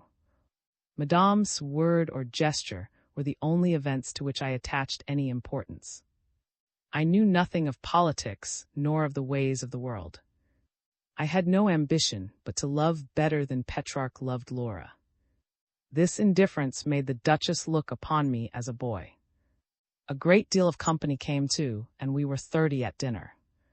How enchanting for a young man to see the woman he loves the most beautiful person present, and the object of passionate admiration, while he knows the light of those chastely modest eyes is for him alone, and is familiar enough with every tone of her voice to find in her speech, superficially trivial or ironical, proofs of an ever-present thought of him, even while his heart is full of burning jealousy of the amusements of her world. The Count, delighted with the attentions paid him, was almost young again. His wife hoped it might work some change in him. I was gay with Madeline, who, like all children in whom the body is too frail for the wrestling soul, made me laugh by her amazing remarks, full of sarcastic but never malignant wit which spared no one. It was a lovely day. One word, one hope born that morning had brightened all nature, and seeing me so glad was glad too. This happiness falling across her gray and cloudy life had done her good, she told me the next day. Of course I spent the morrow at. I had been exiled for 5 days and thirsted for life. The Count had set out for Tours at 5 in the morning. A serious matter of dispute had come up between the mother and daughter. The Duchess insisted that the Countess should come to Paris, where she would find her a place at court, and where the Count, by retracting his refusal, might fill a high position. Who was regarded as a happy wife would not unveil her griefs to anybody, not even to her mother, nor betray her husband's incapacity. It was to prevent her mother from penetrating the secret of her home life that she had sent to Tours, where he was to fight out some questions with the lawyers. I alone, as she had said, knew the secrets of. Having learned by experience how effective the pure air and blue sky of this valley were in soothing the irritable moods and acute sufferings of sickness, and how favorable the life it was to her children's health, she gave these reasons for her refusal, though strongly opposed by the Duchess, a domineering woman who felt humiliated rather than grieved by her daughter's far from brilliant marriage. Could see that her mother cared little enough about, and Madeline, a terrible discovery. Like all mothers who have been accustomed to treat a married daughter with the same despotism as they exerted over her as a girl, the Duchess adopted measures which allowed of no reply. Now she affected insinuating kindness to extract consent to her views, and now assumed a bitter iciness to gain by fear what she could not achieve by sweetness. Then, seeing all her efforts wasted, she showed the same acrid irony as I had known in my own mother. In the course of 10 days, went through all the heartrendings a young wife must go through to establish her independence. You, who for your happiness have the best of mothers, can never understand these things. To form any idea of this struggle between a dry, cold, calculating, ambitious woman and her daughter overflowing with the fresh, genial sweetness that never runs dry, you must imagine the lily with which I have compared the Countess crushed in the wheels of a machine of polished steel. The mother had never had anything in common with her daughter. She could not suspect any of the real difficulties which compelled her to forgo every advantage from the Restoration and to live her solitary life. This word, which she used to convey her suspicions, opened a gulf between the women which nothing could ever after bridge over. Though families bury duly their terrible quarrels, look into their life, you will find in almost every house some wide incurable wounds blighting natural feeling, or some genuine and pathetic passion which affinity of character makes eternal, and which gives an added shock to the hand of death, leaving a dark and ineradicable bruise, or again, simmering hatred, slowly petrifying the heart and freezing up all tears at the moment of eternal parting. Tortured yesterday, tortured today, stricken by everyone, even by the 2 suffering little ones, who were guiltless alike of the ills they endured and of those they caused, how could this sad soul help loving the one person who never gave a blow, but who would fain have hedged her round with a triple barrier of thorns so as to shelter her from storms, from every touch, from every pain? Though these squabbles distressed me, I was sometimes glad as I felt that she took refuge in my heart, for confided to me her new griefs. I could appreciate her fortitude in suffering, and the energy of patience she could maintain. Every day I understood more perfectly the meaning of her words, "Love me as my aunt loved me." Have you really no ambition? said the Duchess to me at dinner in a severe tone. Madame, replied I with a very serious mien, I feel myself strong enough to conquer the world, but I am only 1 in 20 and I stand alone. She looked at her daughter with surprise. She had believed that in order to keep me at her side, the Countess had snuffed out all my ambition.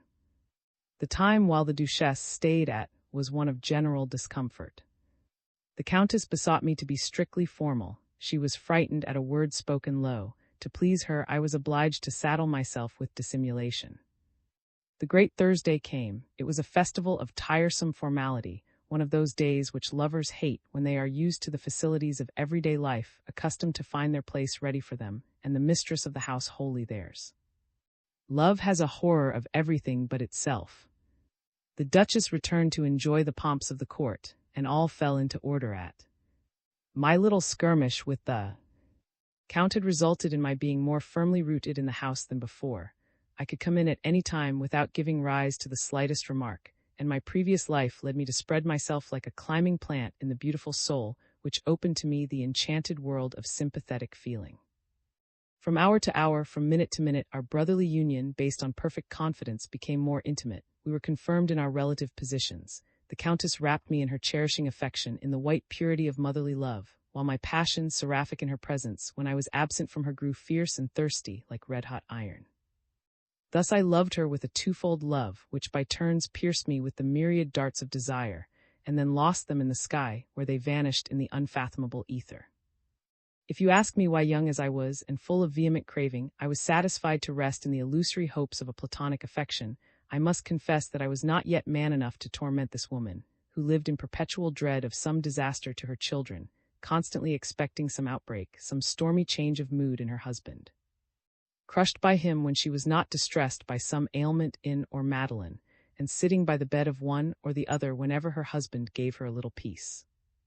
The sound of a too impassioned word shook her being, a desire startled her. For her I had to be love enshrined, strength and tenderness, everything in short that she was for others. And then I may say to you, who are so truly woman, the situation had its enchanting quietism, moments of heavenly sweetness, and of the satisfaction that follows on tacit renunciation. Her conscientiousness was infectious, her self-immolation for no earthly reward was impressive by its tenacity. The living but secret piety which held her other virtues together affected all about her like spiritual incense. Besides, I was young enough to concentrate my whole nature in the kiss she so rarely allowed me to press on her hand, giving me only the back of it, never the palm, that being to her, perhaps, the border line of sensuality. Though two souls never fused and loved with greater ardor, never was the flesh more bravely or victoriously held in subjection.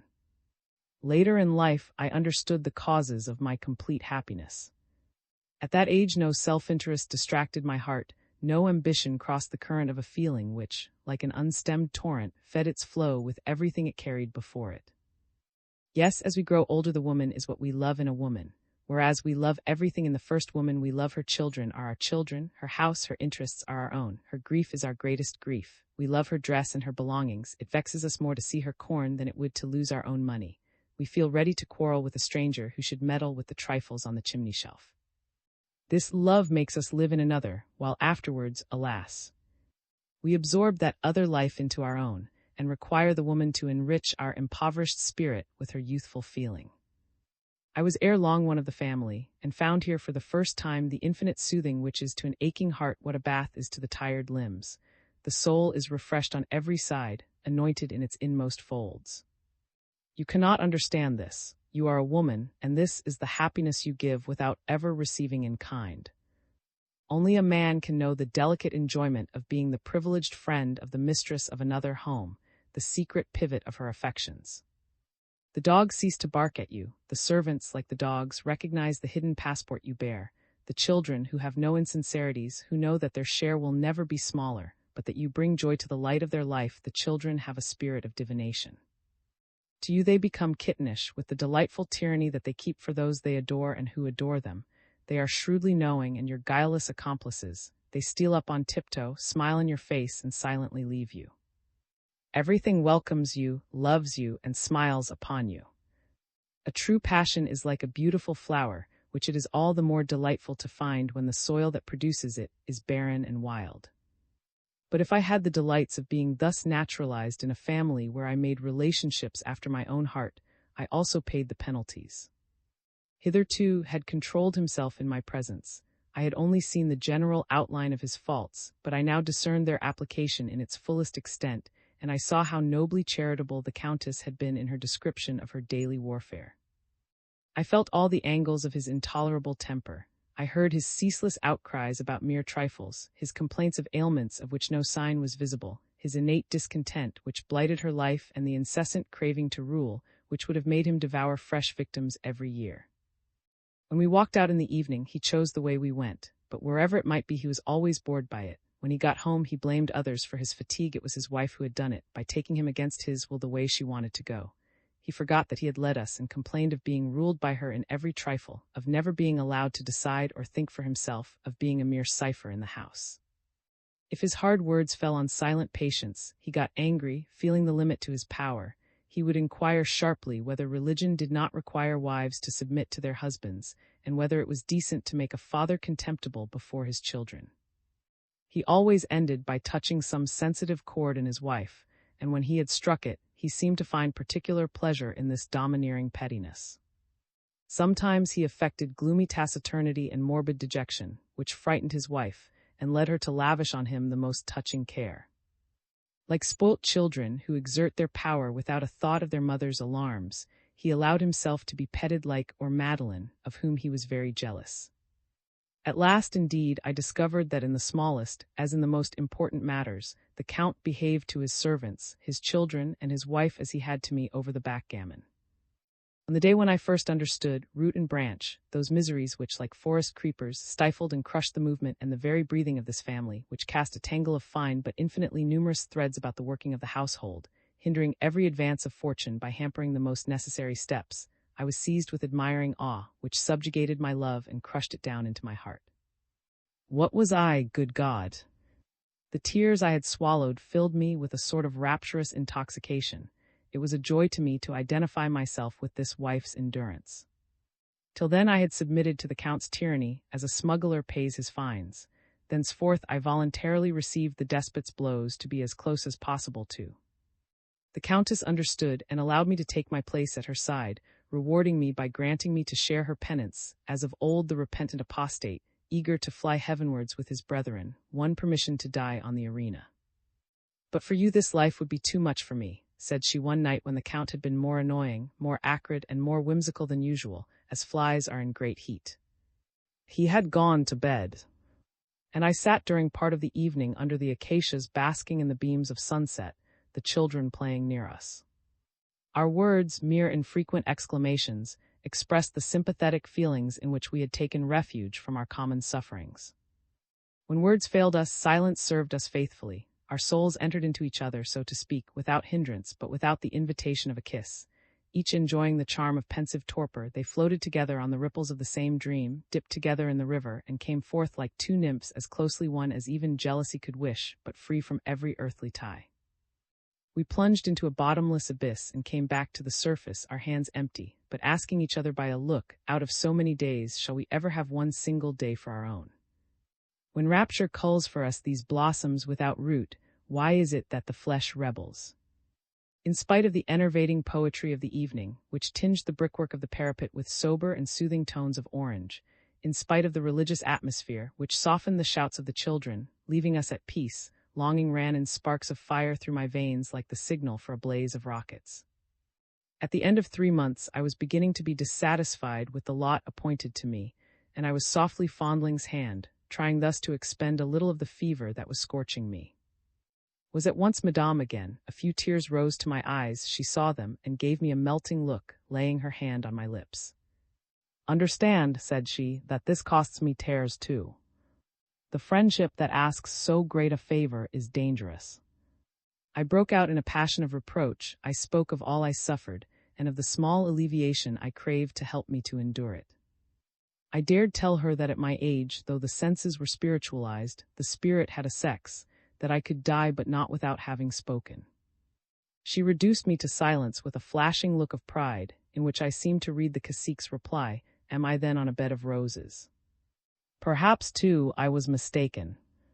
Ever since the day when, at the gate of, I had wrongly ascribed to her the idea which would build our happiness on a tomb, I had been ashamed to stain her soul by uttering a wish tainted with mere criminal passion. Then she spoke, and in honeyed words told me that she could never be wholly mine, that I ought to know that. I understood, as she spoke the words, that if I submitted, I should have dug a gulf between us. I bent my head. She went on, saying that she had an inmost conviction that she might love a brother without offense to God or man, that there is some comfort in thus taking such an affection as a living image of divine love, which, according to the good Saint Martin, is the life of the world. If I could not be to her some such person as her old director, less than a lover but more than a brother, we must meet no more. She could but die, offering up to God this added anguish, though she could not endure it without tears and torment. I have given you more than I ought, she said in conclusion, since there is nothing more that you can take and I am already punished. I could but soothe her, promise never, never to cause her a moment's pain, and vow to love her at 20 as old men love their youngest born.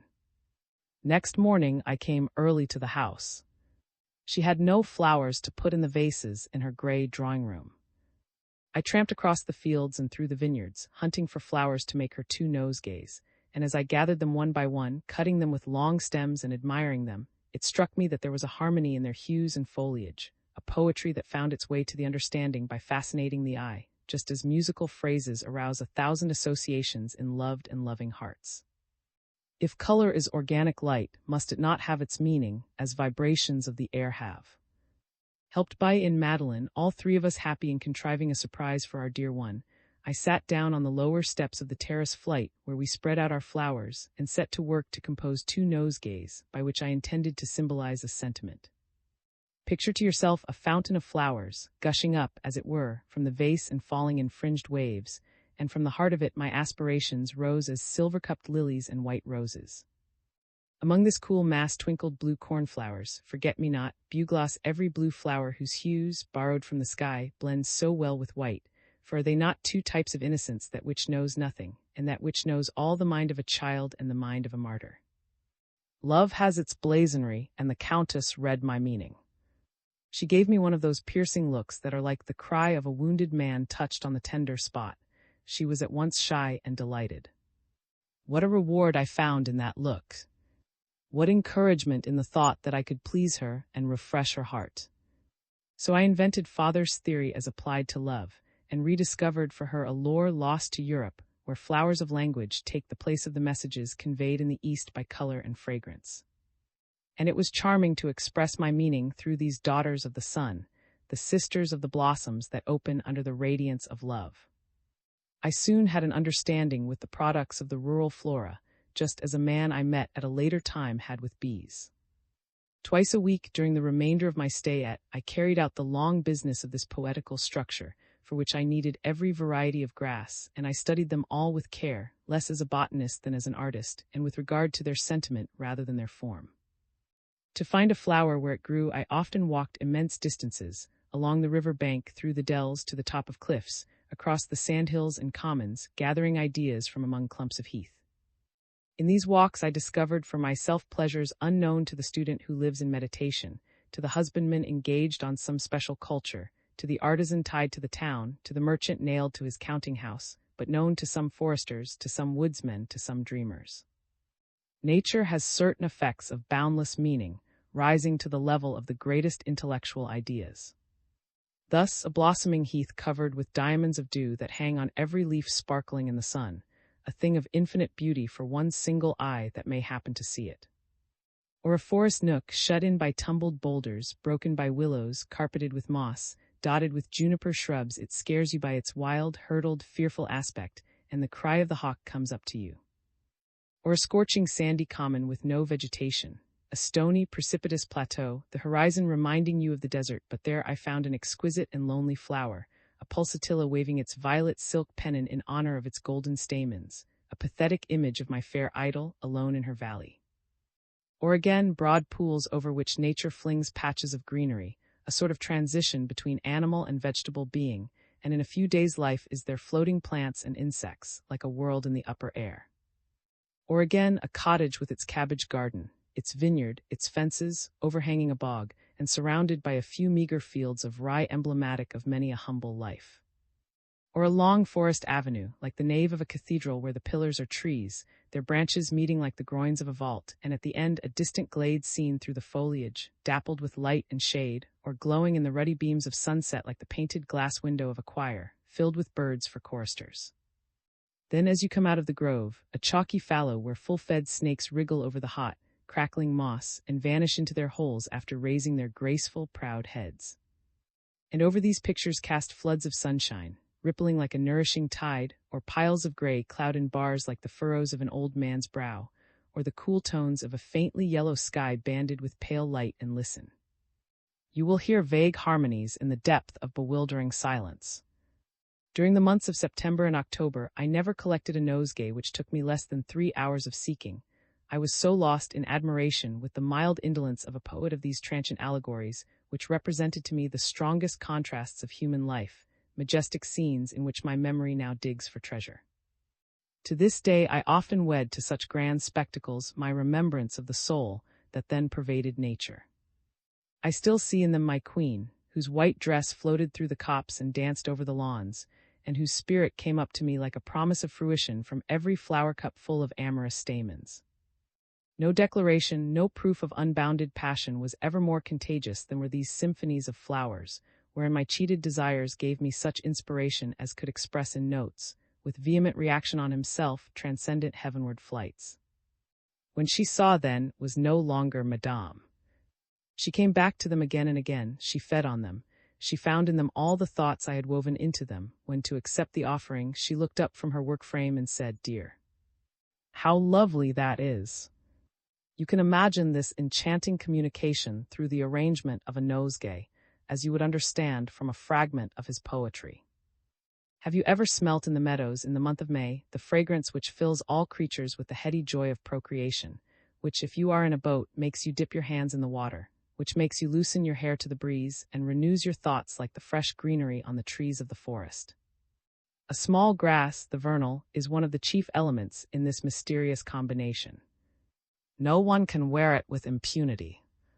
If you put a few sprays of it in a nosegay, with its shining variegated blades like a finely striped green and white dress, unaccountable pulses will stir within you, opening the rosebuds in your heart that modesty keeps closed. Imagine then round the wide edge of the china jar a border composed entirely of the white tufts peculiar to a sedum that grows in the vineyards of, a faint image of the wished-for forms, bowed like a submissive slave girl. From this base rise the tendrils of bindweed with its white funnels, bunches of pink mingled with young shoots of oak gorgeously tinted and lustrous.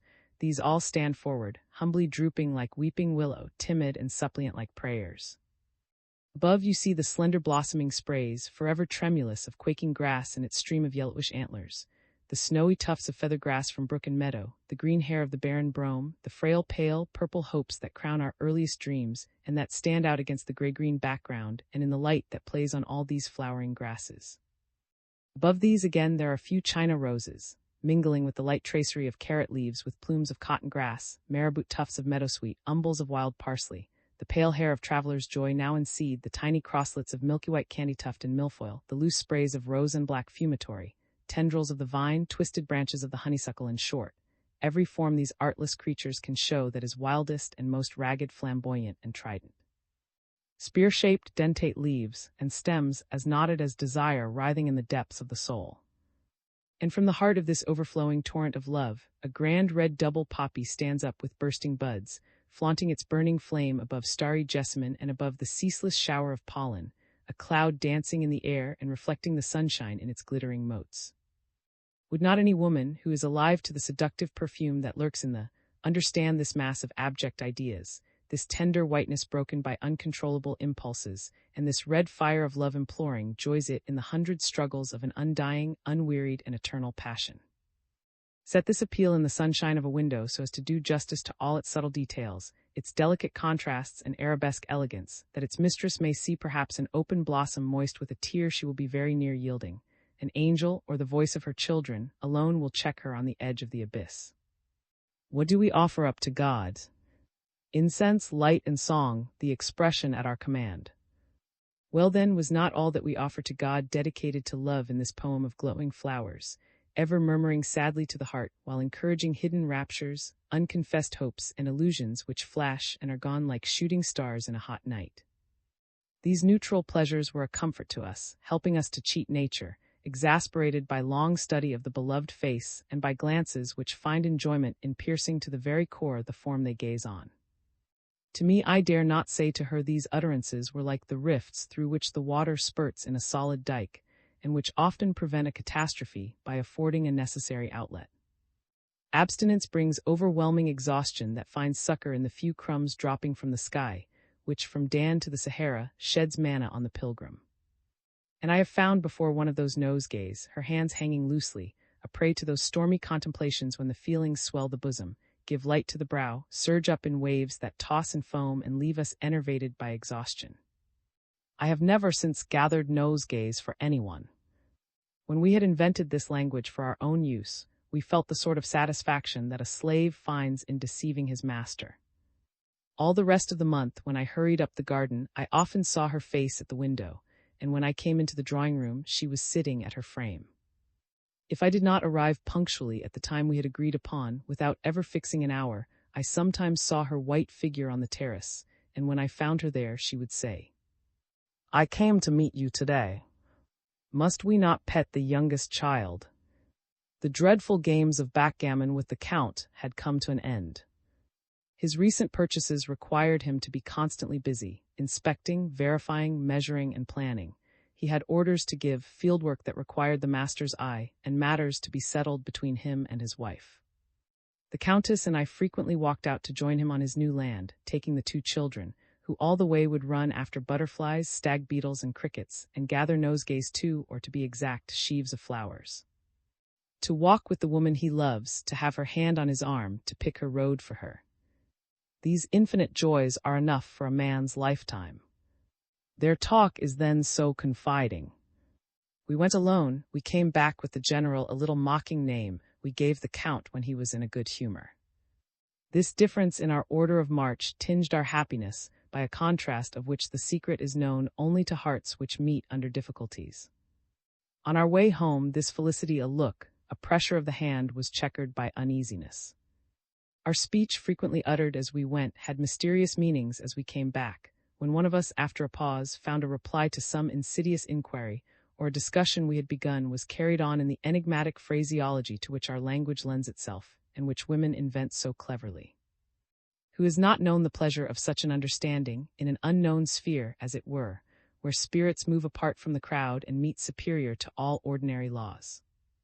Once a mad hope rose in me, to be immediately crushed when, in reply to the Count who asked what we were talking about, said something with a double meaning, which he took quite simply.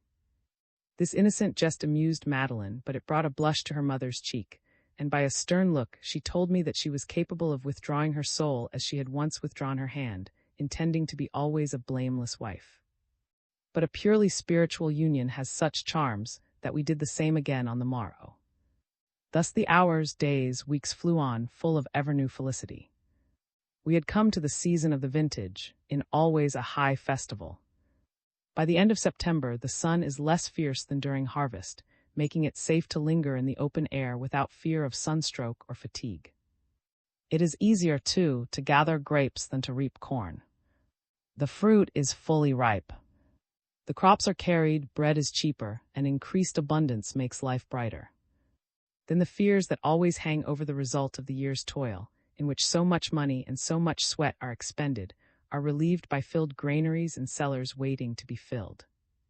The vintage comes as a jovial dessert to the harvest feast, and the sky always smiles on it where the autumn is a beautiful season. In that hospitable province the vintagers are fed by the owner, and as these meals are the only occasions throughout the year when these poor laborers have substantial and well-cooked food, they look forward to them as, in patriarchal households, the children count on anniversary festivals. They crowd to the estates, where the masters are known to be open-handed. So every house is full of people and provisions. They are always at work.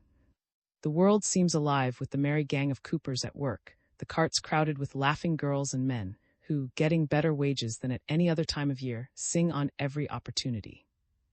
Again, as another cause of enjoyment, All ranks mingle, women and children, masters and servants. Everyone takes part in the sacred gathering. These various circumstances may account for the joviality, traditional from age to age, which breaks forth in these last fine days of the year, and of which the remembrance inspired of yore to give a Bacchic form to his great work. And Madeline, who had always been ailing, had never before taken part in the vintage, nor had I, and they found childlike delight in seeing me a sharer in their pleasure. Their mother had promised to come with us. We had been to Villains, where the country baskets are made, and had ordered very nice ones. We four were to gather the fruit off a few rows left for us, but we all promised not to eat too many grapes. The co of the vineyards is so delicious eaten fresh, that the finest table grapes are scorned in comparison. Made me solemnly promise that I would go to see no other vineyards, but devote myself exclusively to the close of. Never had these two little creatures, usually so wan and pale, been so bright and rosy and excited and busy as they were that morning. They chattered for the sake of chattering, went and came and trotted about for no visible reason, but that, like other children, they had too much vitality to work off, and Madame had never seen them so well. And I was a child with them, more a child than they were perhaps, for I too hoped for my harvest. The weather was glorious. We went up to the vineyards and spent half the day there. How we vied with each other in seeking the finest bunches, in seeing which could fill a basket first. They ran to and fro from the vines to their mother, and every bunch was shown to her as it was gathered. And she laughed the hearty laugh of youth when, following the little girl with my basket full, I said like Madeline, "And look at mine, mamma." "Dear child," she said to me, "do not get too hot." Then stroking my hair and my neck, she gave me a little slap on the cheek, adding, "Thou art in a bath." This is the only time I ever received from her that verbal caress, the lovers. I stood looking at the pretty hedgerows full of red berries, of sloes and blackberries. I listened to the children shouting. I gazed at the girls pulling the grapes, at the cart full of vats, at the men with baskets on their backs. I stamped every detail on my memory, down to the young almond tree by which she was standing, bright, flushed, and laughing under her parasol. Then I set to work to gather the fruit with a steady, wordless perseverance, and a slow, measured step that left my spirit free. I tasted the ineffable pleasure of a physical employment such as carries life along, regulating the rush of passion which, but for this mechanical movement, was very near a conflagration. I learned how much wisdom comes of labor, and I understood monastic rule. For the first time in many days, the Count was neither sullen nor vicious. His boy so well, the future, rosy and fair, and smeared with grape juice, gladdened his heart. This being the last day of the vintage, the general had promised his people a dance in the evening in the field in honor of the return of the Bourbons. Thus the festival was to be complete for everybody. On our way home, the Countess took my arm. She leaned on me so as to let my heart feel all the weight of her hand, like a mother who longs to impart her gladness, and said in my ear, "You bring us good fortune." And to me, knowing of her sleepless nights, her constant alarms, and her past life, through which she had indeed been supported by the hand of God, but in which all had been barren, and these words, spoken in her deep, soft voice, brought such joys as no woman in the world could ever give me again. "The monotonous misery of my days is broken, and life is bright with hope," she added after a pause. "Oh, do not desert me. Do not betray my innocent superstitions. Be my eldest, the providence of the little ones. This is no romance. None can discern the infinite depth of such feelings who have not in early life sounded the great lakes on whose shores we live. If to many souls the passions have been as lava torrents flowing between parched banks, are there not others in which a passion subdued by insurmountable obstacles has filled the crater of the volcano with limpid waters? We had one more such festival. Madame wished that her children should learn something of practical life, and know by what hard labor money must be earned. She had, therefore, given each certain revenues depending on the chances of produce. Was owner of the walnut crop, Madeline of the chestnuts. A few days after we went forth to the chestnut and walnut harvests. Thrashing Madeline's chestnut trees, hearing the nuts fall, their spiny husks making them rebound from the dry velvety moss of the unfertile soil on which chestnuts grow, seeing the solemn gravity of the little girl as she looked at the piles, calculating their value, which meant for her such pleasures as she could give herself without control. Then the congratulations of the children's maid, the only person who ever filled the Countess' place with them. The lesson to be derived from this little business, of toil requisite to reap the humblest harvest, so often imperiled by variation of climate, all these things made up a little drama, the children's ingenuous delight forming a charming contrast with the sober hues of early autumn. Madeline had a loft of her own, where I saw the brown crop safely stowed, sharing in her delight. I am thrilled to this day as I remember the clatter of each basketful of chestnuts rolling out over the yellow chaff that formed the flooring. The Count bought some for the house, the farm bailiffs, the laborers, everyone in the neighborhood found buyers from, a kindly name which the peasants in those parts are ready to give even to a stranger, but which seemed especially appropriate to Madeline. Was not so lucky for his walnut harvest. It rained several days, but I comforted him by advising him to keep his nuts for a time and sell them later. Chessel had told me that the walnut crop had failed in the district round, and the country about Vouvray. Nut oil is largely used in.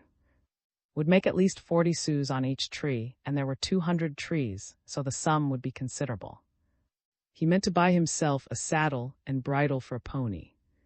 His wish led to a general discussion, and his father led him to consider the uncertainty of such returns, and the need for making a reserve fund for the years when the trees should be bare of fruit, so as to secure an average income.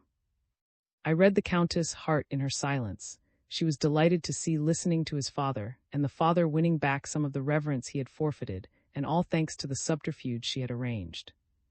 I told you when describing this woman that no earthly language can ever do justice to her character and genius.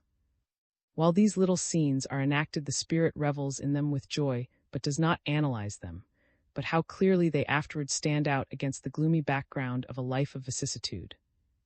They shine like diamonds, set amid thoughts of alloy and regrets that melt into reminiscences of vanished happiness. Why should the names of the 2 estates and Madame had lately purchased, and which gave them so much to do La Cassin and La touch me far more than the greatest names in the Holy Land or in Greece? Die for says La. Those names have the talismanic power of the starry words used in sorcery. They are magical to me. They call up sleeping images which stand forth and speak to me. They carry me back to that happy valley. They create a sky and landscape. But has not conjuration always been possible in the realm of the spiritual world? So you need not wonder to find me writing to you of such familiar scenes. The smallest details of that simple and almost homely life were so many ties, slight as they must seem, which bound me closely to the Countess. The children's future prospects troubled Madame almost as much as their feeble health. I soon saw the truth of what she had told me with regard to her unconfessed importance in the business of the property, which I gradually understood as I studied such facts about the country as a statesman ought to know. After 10 years' struggles, Madame had at last reformed the management of the lands. She had quartered the mise and a term used in those parts for the rotation of crops, a method of sowing wheat on the same field only once in 4 years, so that the land yields some crop every year instead of lying fallow. To overcome the pig-headed resistance of the peasantry, it had been necessary to cancel the old leases, to divide the property into 4 large holdings and farm on half-profits, the system peculiar to and the adjacent provinces. The landowner provides the dwelling and outbuildings, and supplies seed to working farmers, with whom he agrees to share the cost of husbandry and the profits. The division is undertaken by a farm bailiff who is authorized to take the half due to the proprietor, and this system, a costly one, is complicated by the way of keeping accounts, which leads to constant changes in the estimate of the shares. The Countess had persuaded to keep a 5th farm, consisting of the enclosed lands round, in his own hands, partly to give him occupation, but also to demonstrate to the share farmers by the evidence of facts the superiority of the new methods. Being able here to manage the crops, she had by degrees, with womanly tenacity, had 2 of the farmhouses rebuilt on the plan of the farms in Artois and Flanders. Her scheme was self-evident.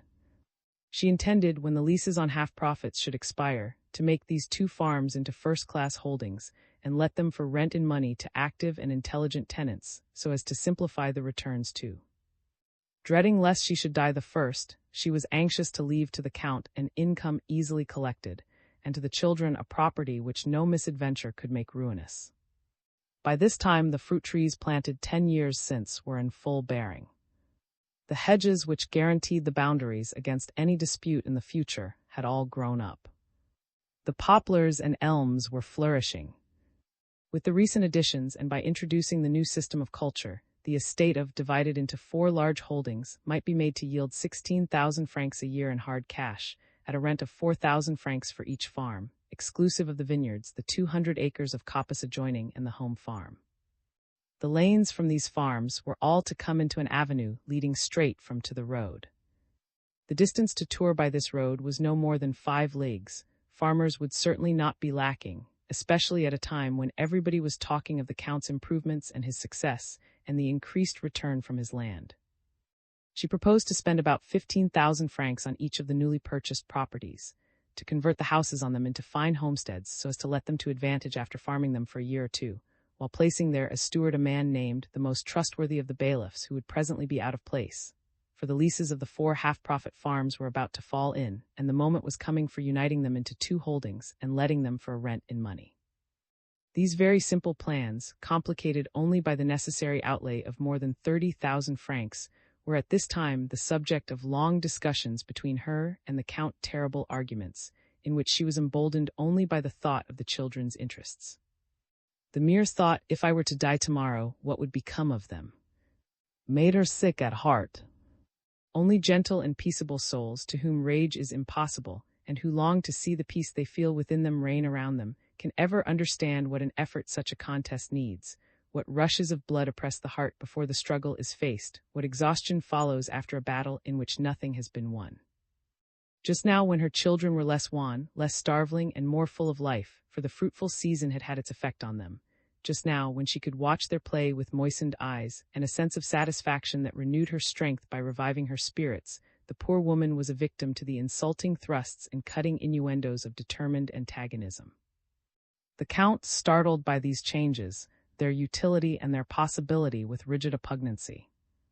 To all conclusive reasoning, he answered with the arguments of a child who should doubt the heat of the sun in summer. The Countess won at last. The triumph of common sense over folly salved her wounds, and she forgot them. On that day she walked to La Cassagne-en-Laye to give orders for the buildings. The Count went on in front alone, the children came between, and we followed slowly behind, for she was talking in the sweet, low voice which made her speech sound like tiny ripples of the sea murmuring on fine sand. She was sure of success, she said. A rival service was about to start on the road between and Tours under the management of an active man, a cousin of, and he wanted to rent a large farmstead on the. He had a large family. The eldest son would drive the coach, the second would attend to the heavy carrying business, while the father, settled at Law, a farm halfway on the road, would attend to the horses and cultivate the ground to advantage with the manure from the stables. She had already found a tenant for the second farm, Law lying close to, one of the 4 half-profit farmers, an honest, intelligent, and active man who understood the advantages of the new system, had offered to take it on lease. As to La Cassagne-en-Laye, the soil was the best in all the countryside. When once the houses were ready and the fields fairly started, they would only have to be advertised at Tours. Thus in 2 years the estate would bring in about 24,000 francs a year. Law, the farm in Maine recovered by, had just been let for 9 years at 7,000 francs a year. The Count's pension as Major General was 4,000 francs. If all this could not be said to constitute a fortune, at any rate it meant perfect ease. And later, perhaps, further improvements might allow of her going some day to Paris to attend to education 2 years hence, when the heir presumptive's health should be stronger. How tremulously did she speak the word Paris! And as at the bottom of this plan, she wanted to be as little apart as possible from her friend.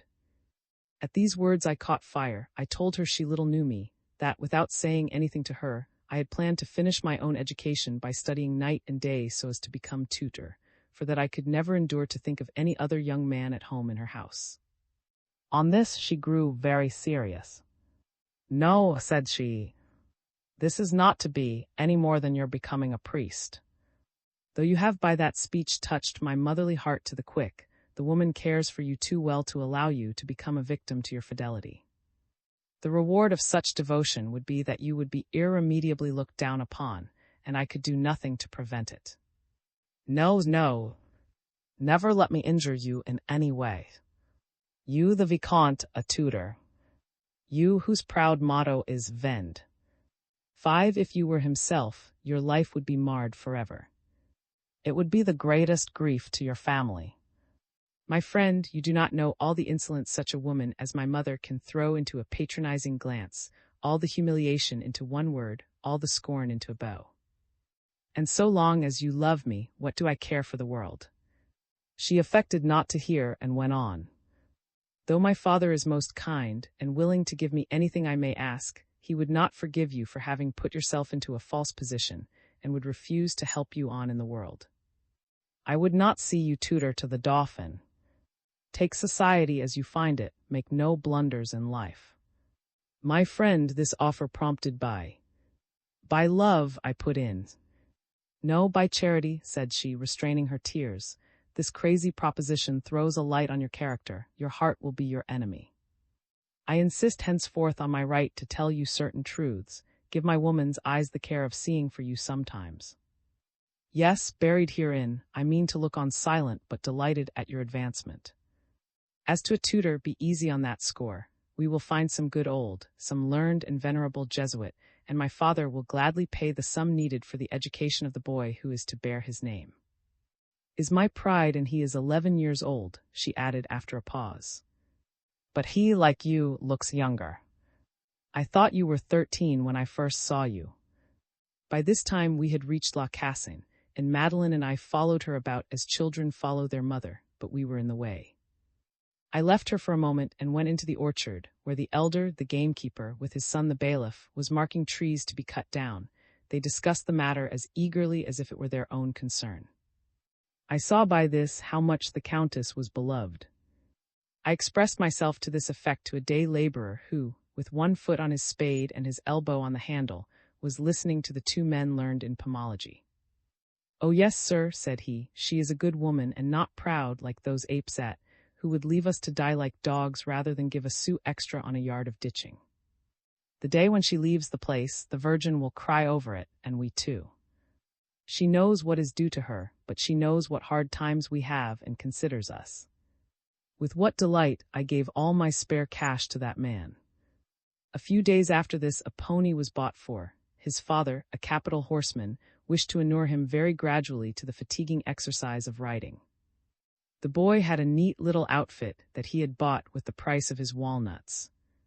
The morning when he had his first lesson, riding with his father and followed by Madeline's shouts of glee as she danced on the lawn round which was trotting, was to the Countess her first high festival as a mother.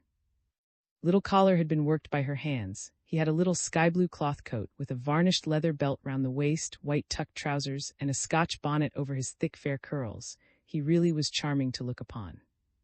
All the servants of the household came out to share the family joy, and the little heir smiled as he passed his mother, without a sign of fear. This first act of manliness in the child who had so often been at death's door, the hope of a happier future of which this ride seemed the promise, making him look so bright, so handsome, so healthy, what a delightful reward. Then the father's joy, looking young again and smiling for the first time in many weeks, the satisfaction that shone in the eyes of the assembled servants, the glee of the old huntsman who had come over from Tours, and who, seeing how well the child held his bridle, called out, "Bravo, Vicomte!" All this was too much for Madame, and she melted into tears. She who was so calm in distress was too weak to control her joy as she admired her boy riding round and round on the path where she had so often mourned him by anticipation as she carried him to and fro in the sun. She leaned on my arm without reserve and said, "I feel as if I had never been unhappy. Stay with us today." The lesson ended, flew into his mother's arms, and she clutched him to her bosom with the vehemence that comes of excessive delight, kissing and fondling him again and again. Madeline and I went off to make 2 splendid nosegays to dress the dinner table in honor of the young horseman. When we returned to the drawing-room, the Countess said to me, "The 15th of October is indeed a high day. Has had his first riding lesson, and I have set the last stitch in my piece of work." "Well then," said the Count, laughing, "I will pay you for it." He offered her his arm and led her into the inner courtyard, where she found a carriage, a present from her father, for which the Count had bought a pair of horses in England. They had arrived with those sent to the old huntsman had arranged all this in the courtyard during the riding lesson. We got into the carriage and went off to see the line cleared for the avenue that was to lead directly into the road, and that was cut straight through the new property acquired by the Count. On our return, the Countess said to me, with deep melancholy, "I am too happy. Happiness is to me like an illness. It overpowers me, and I fear lest it should vanish like a dream. I was too desperately in love not to be jealous, and I had nothing to give her. In my fury, I tried to think of some way of dying for her. She asked me what thoughts had clouded my eyes, and I told her frankly. She was more touched than by any gifts, and poured balm on my spirit when, taking me out on the terrace steps, she whispered to me, 'Love me as my aunt loved me is not that to give your life for me. And if I take it so, is it not to lay me under an obligation every hour of the day?' It was high time I should finish my piece of work," she went on as we returned to the drawing-room, and I kissed her hand as a renewal of my allegiance. "You perhaps do not know why I set myself that long-tasked men find a remedy against their troubles in the occupations of life. The bustle of business diverts their minds, but we women have no support in ourselves to help us to endure. In order to be able to smile at my children and my husband when I was possessed by gloomy ideas, I felt the need of keeping my grief in check by physical exertion. I thus avoided the collapse that follows any great effort of resolve, as well as the lightning strokes of excitement. The action of lifting my arm in measured time lulled my brain and acted on my spirit when the storm was raging, giving it the rest of ebb and flow, and regulating its emotions. I told my secrets to the stitches. Do you see well, as I worked the last chair, I was thinking too much of you. Yes, my friend, far too much. What you put into your nosegays, I imparted to my patterns. The dinner was a cheerful one. Like all children to whom we show kindness, jumped upon me and threw his arms round my neck when he saw the flowers I had picked him by way of a crown. His mother pretended to be angry at this infidelity to her, and the dear child gave her the posy she affected to covet, you know how sweetly. In the evening we played backgammon, I against and Madame, and the Count was charming. Finally, at nightfall, they walked with me as far as the turning to, in one of those placid evenings when the harmony of nature gives added depth to our feelings in proportion as it soothes their vividness. It had been a day by itself to this hapless woman, a spark of light that often shone caressingly on her memory in days of difficulty. For indeed, before long the riding lessons became a subject of contention. The Countess, not unreasonably, was afraid of the Count's hard speeches to his little son. Was already growing thinner, and dark rings came round his blue eyes. To save his mother, he would suffer in silence. I suggested a remedy by advising him to tell his father he was tired when the Count was angry, but this was an insufficient palliative, so the old huntsman was to teach him instead of his father, who would not give up his pupil without many struggles. Outcries and discussions began again. The Count found a text for his perpetual fault-finding in the ingratitude of wives, and 20 times a day he threw the carriage, the horses, and the liveries in her teeth.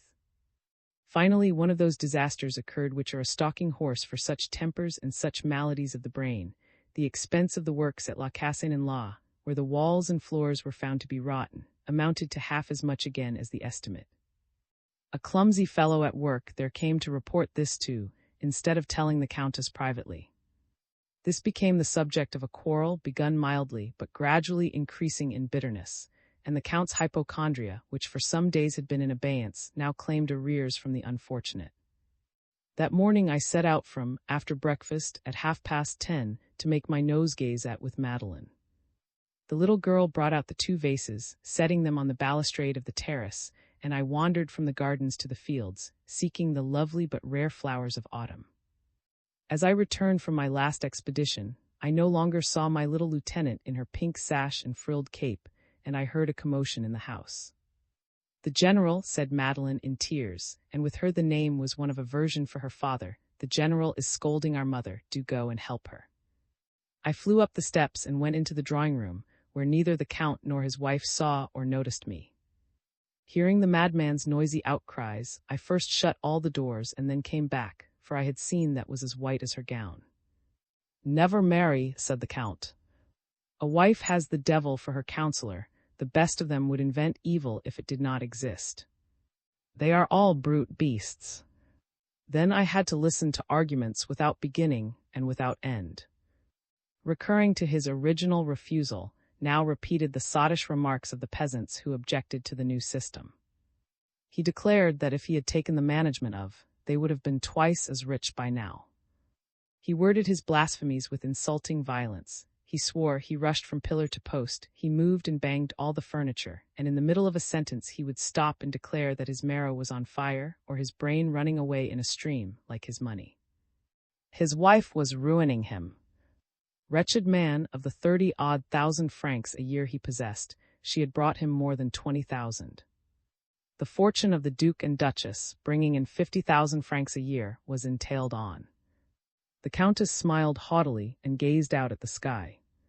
"Yes," he cried, "you are my tormentor. You are killing me. You want to be rid of me. You are a monster of hypocrisy." And she laughs. Do you know why she can laugh? I said nothing and hung my head. This woman, he went on, answering his own question, denies me all happiness. She is no more mine than yours, and calls herself my wife. She bears my name, but she none of the duties which laws, human and divine, require of her. She lies to God and man. She exhausts me with long walks that I may leave her in peace. I disgust her. She hates me. She does all she can to live the life of a girl. And she is driving me mad by imposing privations on me, for everything goes to my poor head.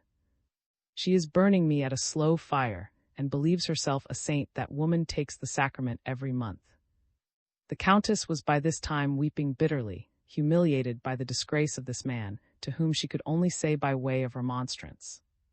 Although the Count's words made me blush for him as much as for they moved me deeply, for they found a response in the instinct of chastity and delicacy, which is, so to speak, the very material of a first love.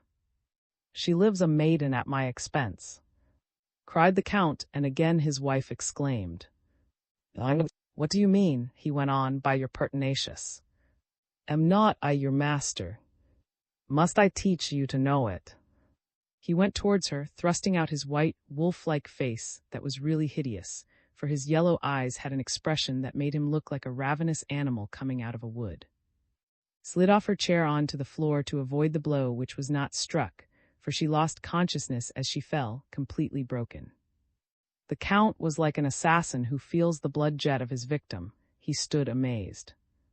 I raised the poor woman in my arms, and the Count allowed me to lift her as if he felt himself unworthy to carry her, but he went first and opened the door of the bedroom next the drawing-room, a sacred spot I had never entered. I set the Countess on her feet and supported her with my arm round her body, while took off the upper coverlet, the eiderdown quilt, and the bedclothes. Then together we laid her down just as she was. As she recovered consciousness, signed to us to undo her waistband, found a pair of scissors, and cut through everything. I held some salts to her nose, and she presently opened her eyes. The Count went away, ashamed rather than grieved.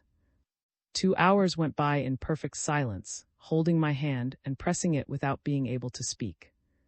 Now and again she looked up to make me understand that she longed only for peace without a sound.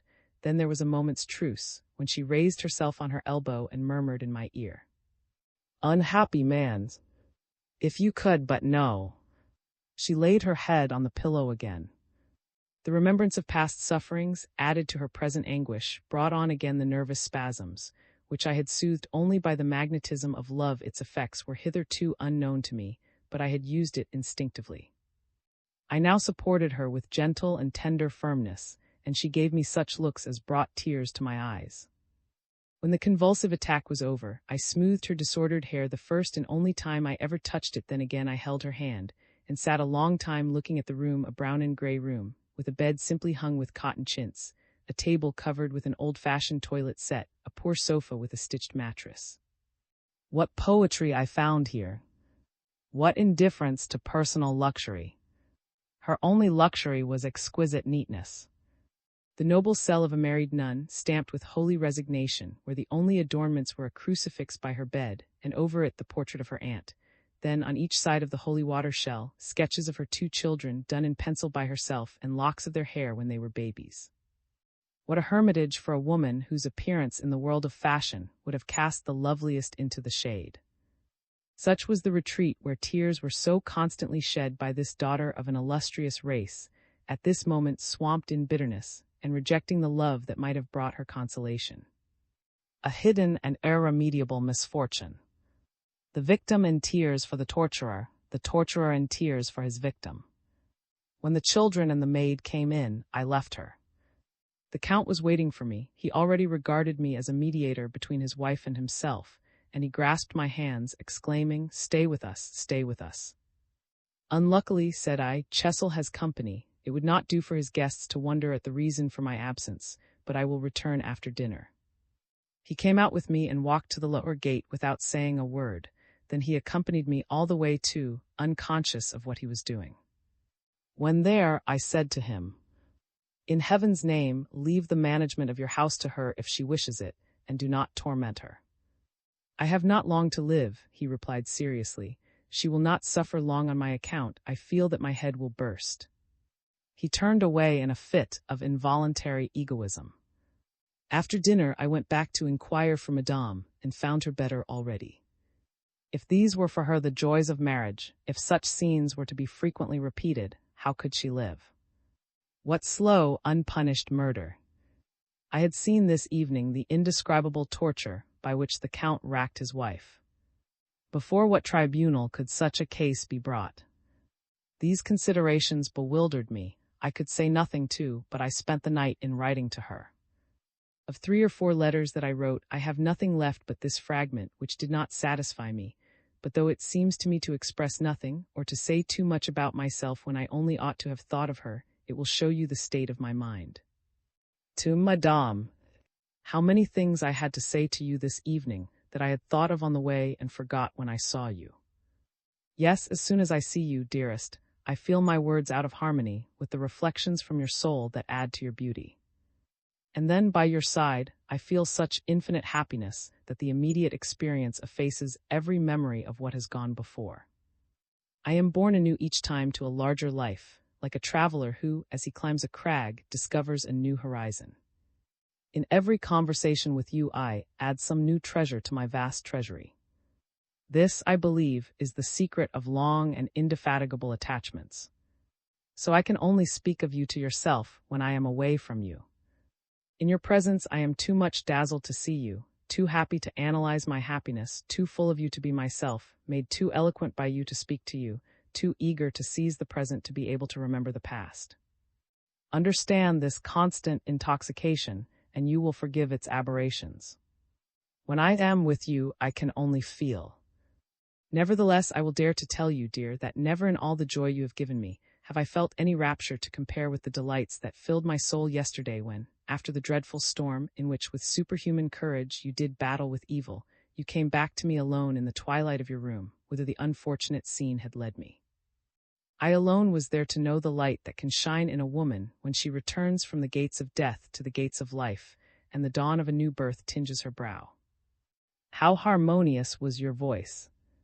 How trivial words seemed even yours as the vague recollection of past suffering made itself heard in your adored tones, mingled with the divine consolations, by which you at last reassured me as you thus uttered your first thoughts.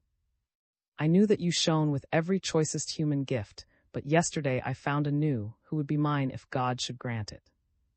I had a glimpse yesterday of an inscrutable being, free from the bonds of the flesh, which hinder us from exhaling the fire of the soul. You were lovely in your dejection, majestic in your weakness. I found something yesterday more beautiful than your beauty, something than your voice, a light more glorious than the light of your eyes, a fragrance for which there is no name. Yesterday your soul was visible and tangible. Oh, it was torment to me that I could not open my heart and take you into it to revive you. In short, I yesterday got over the respectful fear I have felt for you, for did not your weakness draw us nearer to each other? I learned the joy of breathing as I breathed with you, when the spasm left you free to inhale our air. What prayers flew up to heaven in one moment! Since I did not die of rushing through the space I crossed to beseech God to leave you to me yet a while, it is not possible to die of joy or of grief. That moment has left, buried in my soul, memories which can never rise to the surface without bringing tears to my eyes. Every joy will make the furrow longer, every grief will make it deeper. Yes, the fears that racked my soul yesterday will remain a standard of comparison for all my sorrows to come, as the happiness you have given me, dear perpetual first thought of my life, will prevail over every joy that the hand of God may ever vouchsafe me. You have made me understand divine love, that trustful love which, secure in its strength and permanency, knows neither suspicion nor jealousy. The deepest melancholy gnawed at my heart. The sight of this home was so heartbreaking to a youth so fresh and new to social emotions, the sight, at the threshold of the world, of a bottomless gulf, a dead sea. This hideous concentration of woes suggested infinite reflections, and at my very first steps in social life, I had found a standard so immense that any other scenes could but look small when measured by it. My melancholy left, and Madame Chesil to suppose that my love affair was luckless, so that I was happy in not injuring my noble by my passion. On the following day, on going into the drawing-room, I found her alone.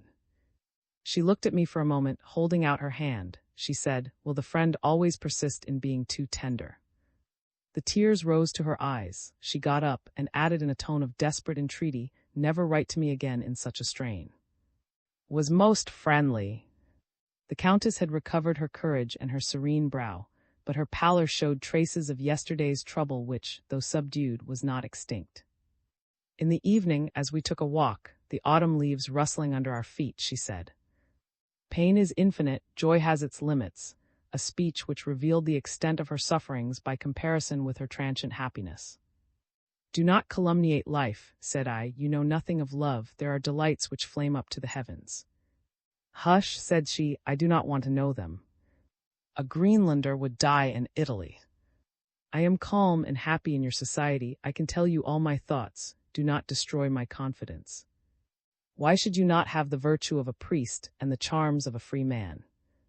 "You could make me swallow a cup of hemlock," said I, laying her hand on my heart, which was beating rapidly. "Again," said she, withdrawing her hand as if she felt some sudden pain. "Do you want to deprive me of the melancholy joy of feeling my bleeding wounds staunched by a friend's hand? Do not add to my miseries, you do not yet know them all, and the most secret are the hardest of all to swallow. If you were a woman, you would understand the distress and bitterness into which her proud spirit is plunged when she is the object of attentions which make up for nothing, and are supposed to make up for everything. For a few days now I shall be courted and petted. He will want to be forgiven for having put himself in the wrong. I could now gain assent to the most unreasonable desires. And I am humiliated by this servility, by caresses which will cease as soon as he thinks I have forgotten everything. Is it not a terrible condition of life to owe the kindness of one's tyrant only to his errors? To his crimes, I eagerly put in. Besides, she went on with a sad smile, I do not know how to make use of this temporary advantage. At this moment I am in the position of a knight who would never strike a fallen foe. To see the man I ought to honor on the ground, to raise him only to receive fresh blows, to suffer more from his fall than he himself does, and consider myself dishonored by taking advantage of a transient success, even for a useful end, to waste my strength, and exhaust all the resources of my spirit in these ignominious struggles, to rule only at the moment when I am mortally wounded. Death is better. If I had no children, I should let myself be carried down the stream, but if it were not for my covert courage, what would become of them? I must live for them, however terrible life may be. You talk to me of love. Why, my friend, only think of the hell I should fall into if I gave that man ruthless, as all weak men are the right to despise me. I could not endure a suspicion. The purity of my life is my strength. Virtue, my dear child, has holy waters in which we may bathe, and emerge born again to the love of God. Listen, dear, I have only a week more to stay here, and I want— What, you are leaving us? Said she, interrupting me. Well, I must know what my father has decided on for me. It is nearly 3 months. I have not counted the days, she cried, with the vehemence of agitation. Then she controlled herself and added, Let us take a walk, we will go too. She called the Count and the children and sent for a shawl. Then, when all were ready, she, so deliberate and so calm, had a fit of activity worthy of a Parisian, and we set out in a body, to pay a visit which the Countess did not owe. She made an effort to talk to Madame Chesil, who, fortunately, was prolix in her replies. The Count and Cecil discussed business. I was afraid lest should boast of his carriage and horses, but he did not fail in good taste. His neighbor inquired as to the work he was doing at La Cassin and La. As I heard the question, I glanced at the Count, fancying he would avoid talking of a subject so full of painful memories and so bitter for him, but he demonstrated the importance of improving the methods of agriculture in the district, of building good farmhouses on healthy, well-drained spots. In short, he audaciously appropriated his wife's ideas. I gazed at the Countess and reddened. This want of delicacy in a man who, under certain circumstances, had so much, this oblivion of that direful scene, this adoption of ideas against which he had rebelled so violently, this belief in himself petrified me. When Cecil asked him, "And do you think you will recover the outlay?" "And more," he exclaimed positively. Such vagaries can only be explained by the word insanity. Heavenly Soul was beaming. Was not the Count showing himself to be a man of sense, a good manager, an admirable farmer? She stroked hair in rapture, delighted for herself and delighted for her boy. What an odious comedy, what a sardonic farce. At a later time, when the curtain of social life was raised for me, how many I saw, minus the flashes of chivalry and the religious faith of this man. What strange and cynical power is that which constantly mates the madman with an angel, the man of genuine and poetic feelings with a mean woman, a little man with a tall wife, a hideous dwarf with a superb and beautiful creature, which gives the lovely a captain whose adventures at Bordeaux you already know, pairs madame with her husband, the Marquis sparred with his wife. I have, I confess, long sought the solution of this riddle. I have investigated many mysteries, I have discovered the reasons for many natural laws, the interpretation of a few sacred hieroglyphics, but of this I know nothing. I am still studying it as if it were some Indian puzzle figure of which the Brahmins have kept the symbolical purpose secret. Here the spirit of evil is too flagrantly the master, and I dare not accuse God. Irremediable disaster. Who takes pleasure in plotting you? Can it be that, and her unrecognized philosopher were right? Does their mysticism contain the general purport of the human race? The last days I spent in this district were those of leafless autumn, darkened with clouds which sometimes hid the sky of habitually clear and mild at that fine season of the year.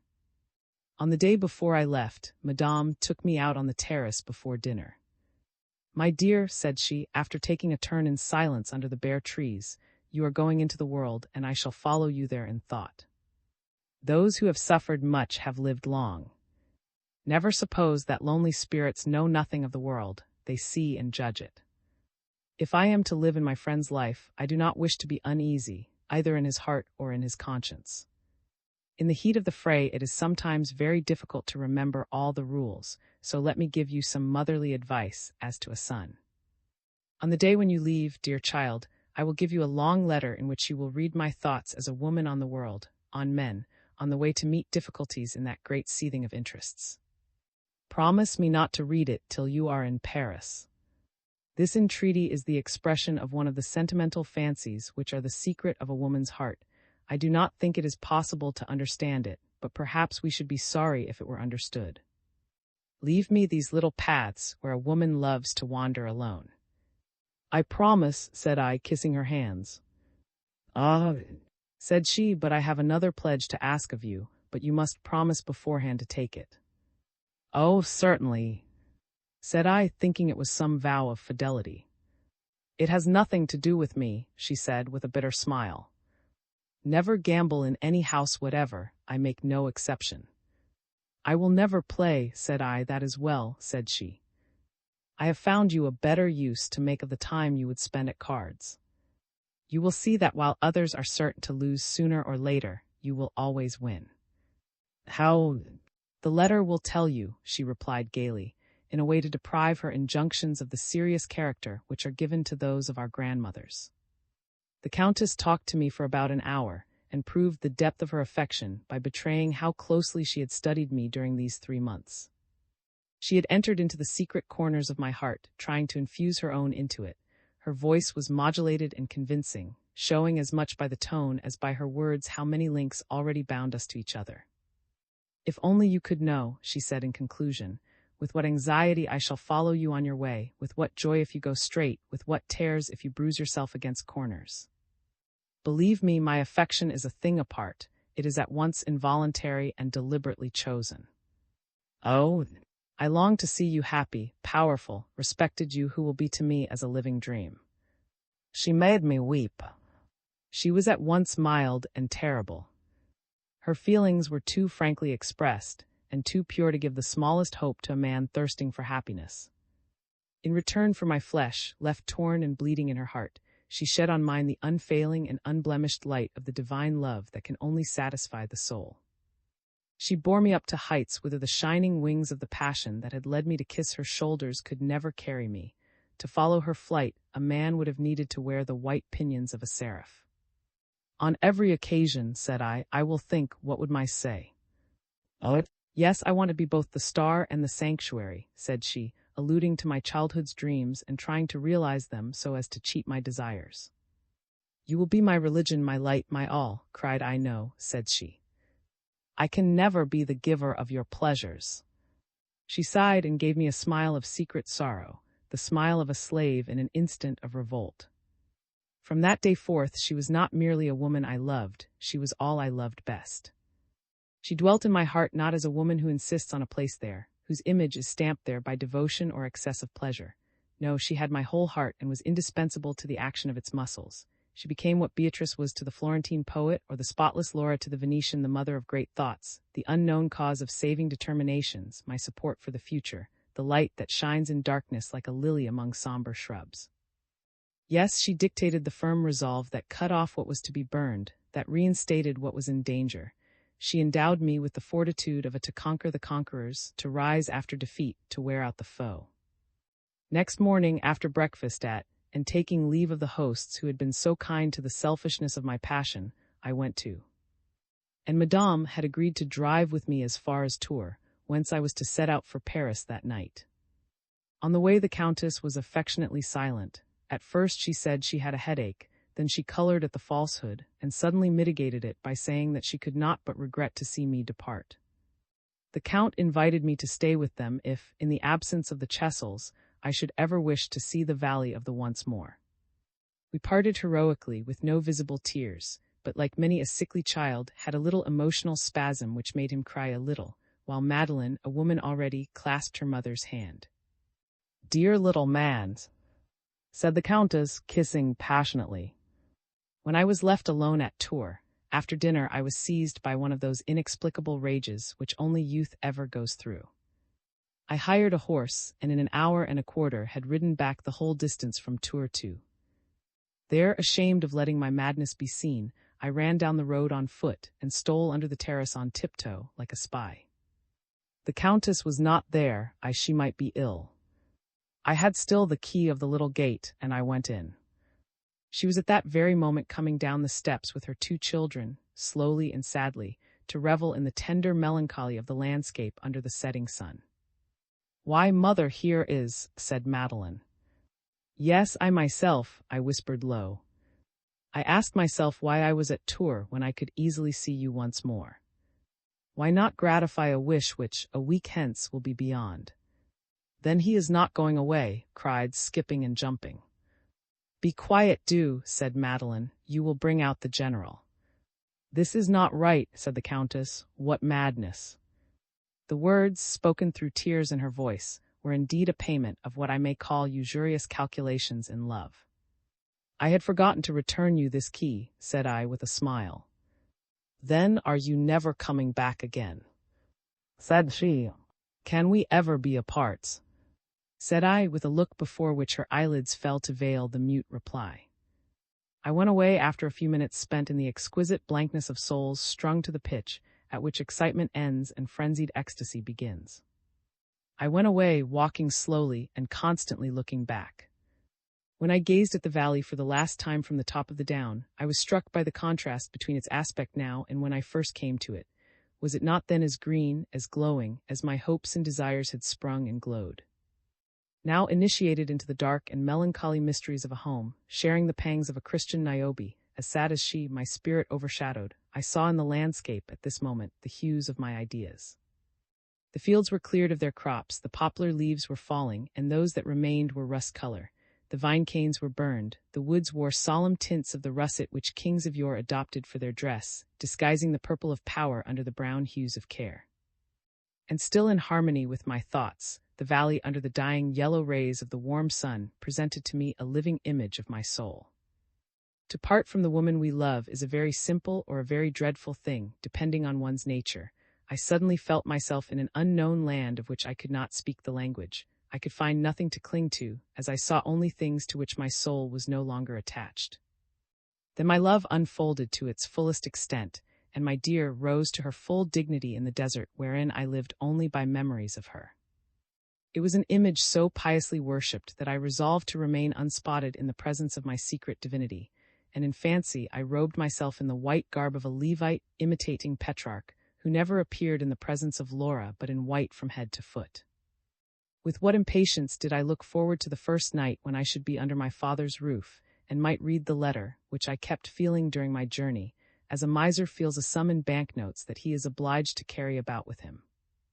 During the night I kissed the paper on which expressed her will, where I should find the mysterious effluvium of her touch, whence the tones of her voice would fall on my absorbed mental ear. I have never read her letters, but as I read that first one, in bed, and in the deepest silence. I do not know how otherwise we can read the letters written by a woman we love, and yet there are men who mingle the reading of such letters with the business of daily life, taking them up and putting them down with odious coolness. Here, then, is the exquisite voice which suddenly sounded in the stillness of the night. Here is the sublime figure which rose before me, pointing out the right road from the crossways where I now stood. It is happiness, my friend, to be obliged to collect the scattered fragments of my experience to transmit it to you, and arm you against the perils of the world in which you must guide yourself with skill. I have felt the permitted joys of motherly affection while thinking of you for a few nights. While writing this, a sentence at a time, throwing myself forward into the life you are about to lead, I went now and again to my window. Seeing the turrets of in the moonlight, I could say to myself, he is asleep while I am awake for his sake, a delightful emotion reminding me of the first happy days of my life when I watched asleep in his cradle, waiting for him to wake to feed him from my bosom. Did not you come to me as a child man, whose soul needed comforting by such precepts as you could not find to nourish it in those dreadful schools where you endured so much, and as we women have the privilege of affording you? These trifles will influence your success, they prepare and consolidate it. Will it not be a form of spiritual motherhood thus to create the system to which, as a man, you must refer the various acts of life, a motherhood well understood by the son? Dear, permit me, even if I should make some mistakes, to give our friendship the seal of disinterestedness that will sanctify it, for in giving you up to the world, am I not foregoing every claim on you? But I love you well enough to sacrifice my own joys to your splendid future. For nearly 4 months, you have led me to reflect strangely on the laws and habits that govern our time. The conversations I have held with my aunt, of which the purport must be given to you who have taken her place, the events of his life as he has related them to me, my father's dicta, familiar as he was with the court, the greatest and the smallest facts have risen up in my mind for the benefit of the adopted son whom I see now about to plunge, almost alone, into the throng of men. About to find himself without an adviser in a country where many perish by a heedless misuse of their best qualities, and some succeed by a clever use of their bad ones. Above all, reflect on the brief utterance of my opinion on society, considered as a whole, for to you, a few words are enough. Whether social communities had a divine origin, or are the invention of man, I know not, nor do I know which way they are going. One thing seems certain, and that is, that they exist. As soon as you accept a social life instead of isolation, you are bound to adhere to its constitutional conditions, and tomorrow a sort of contract will be signed between it and you. Does society, as now constituted, get more benefit out of a man than it gives? I believe so, but if a man finds in it more burden than profit, or if he purchases too dearly the advantages he derives from it, these are questions for the legislator and not for the individual. You ought, in my opinion, to obey the general law in all things without disputing it, whether it hurts or advances your interest. Simple as this principle may appear to you, it is not always easy of application. It is like the sap which must permeate the smallest capillary vessels to give life to a tree, to preserve its verdure, develop its bloom, and elaborate its fruit to a magnificence that excites general admiration. My dear, these laws are not all written in a book. Customs also create laws. The most important are the least known. There are neither professors, nor treatises, nor any school of that law which guides your actions, your conversation, your external life, and the way in which you must appear in the world and meet fortune. If you sin against these unwritten laws, you must remain at the bottom of the social community instead of dominating it. Even though this letter should be full of echoes of your own thoughts, suffer me to set before you my woman's policy. To formulate society by a theory of personal happiness grasped at the cost of everybody else is a disastrous doctrine which, strictly worked out, would lead a man to believe that everything he secretly appropriates, without any offense discernible by the law, by society, or by an individual, is fairly his booty or his due. If this were the charter, then a clever thief would be blameless. A wife faithless to her duties but undetected would be happy and good. Kill a man, and so long as justice can find no proofs, if you have thus won a crown like Macbeth, you have done well. Your only interest becomes the supreme law. The only question is to navigate, without witnesses or evidence, among the obstacles which law and custom have placed between you and your satisfaction. To a man who takes this view of society, my friend, the problem of making a fortune is reduced to playing a game where the stakes are 1,000,000 or the galleys, a position in politics or disgrace. And indeed, the green cloth is not wide enough for all the players. A sort of genius is necessary to calculate a coup. I say nothing of religious beliefs or feelings. We are concerned merely with the wheels of a machine of iron or of gold, and of the immediate results which men look for. Dear child of my heart, if you share my horror of this criminal theory, society will resolve itself in your eyes, as in every healthy mind, into a theory of duty. Yes, men owe service to each other under 1,000 different forms. In my opinion, the duke and peer has far greater duties to the artisan or the pauper than the artisan or the pauper has to the duke.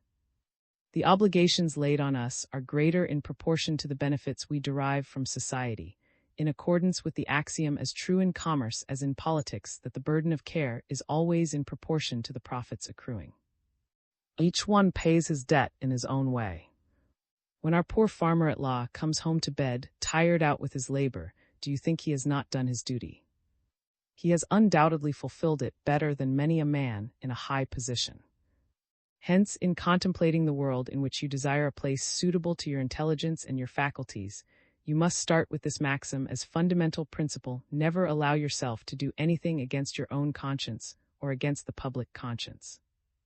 Though my insistency may seem to you superfluous, I beseech you, yes, your beseeches you to weigh the full sense of these two words. Simple as they may seem, they mean, my dear, that uprightness, honor, loyalty, good breeding are the and quickest roads to fortune. In this selfish world there will be plenty of people to tell you that a man cannot get on by his feelings, that moral considerations, too tenaciously upheld, hamper his progress. You will see ill-bred men, boorish or incapable of taking stock of the future, who will crush a smaller man, be guilty of some rudeness to an old woman, or refuse to endure a few minutes' boredom from an old man, saying they can be of no use. But later you will find these men caught by the thorns they have neglected to break, and missing fortune by a trifle, while another, who has early trained himself to this theory of duty, will meet with no obstacles. He may reach the top more slowly, but his position will be assured, and he will stand firm when others are tottering to a fall. When I add that the application of this principle demands, in the first place, a knowledge of manners, you will fancy perhaps that my jurisprudence smacks of the court, and of the teaching I brought from the house of the. My dear friend, I attach the greatest importance to this training, trivial as it may seem. The manners of the best company are quite as indispensable as the varied and extensive knowledge you already possess. They have often taken its place. Some men, ignorant in fact, but gifted with mother-wit, and used to argue soundly from their ideas, have attained to greatness which has evaded the grasp of others, their superiors. I have watched you carefully, to see whether your education with other youths in various schools had spoilt anything in you. I discerned with great joy that you may easily assimilate what you lack little enough, God knows. In many persons, though brought up in good traditions, manners are merely superficial, for perfect politeness and noble manners come from the heart and a lofty sense of personal dignity.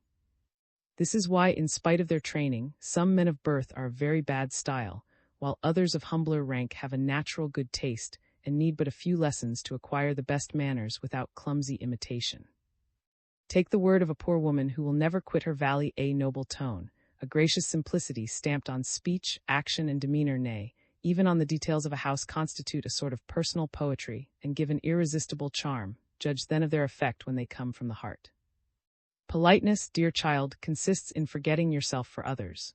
With many people it is no more than a company grimace that fails as soon as self-interest is rubbed too hard and peeps through, then a great man is ignoble. But true politeness, and on this I insist in you, implies a Christian grace. It is the very flower of charity and consists in really forgetting self. In memory of, do not be a fountain without water, have the spirit as well as the form. Do not be afraid of finding yourself too often the dupe of this social virtue. Sooner or later, you will gather the harvest of so much seed cast apparently to the winds. My father remarked long ago that one of the most offensive things in superficial politeness is the misuse of promises. When you are asked to do something that is out of your power, refuse point blank and give no false hopes. On the other hand, give at once whatever you mean to grant.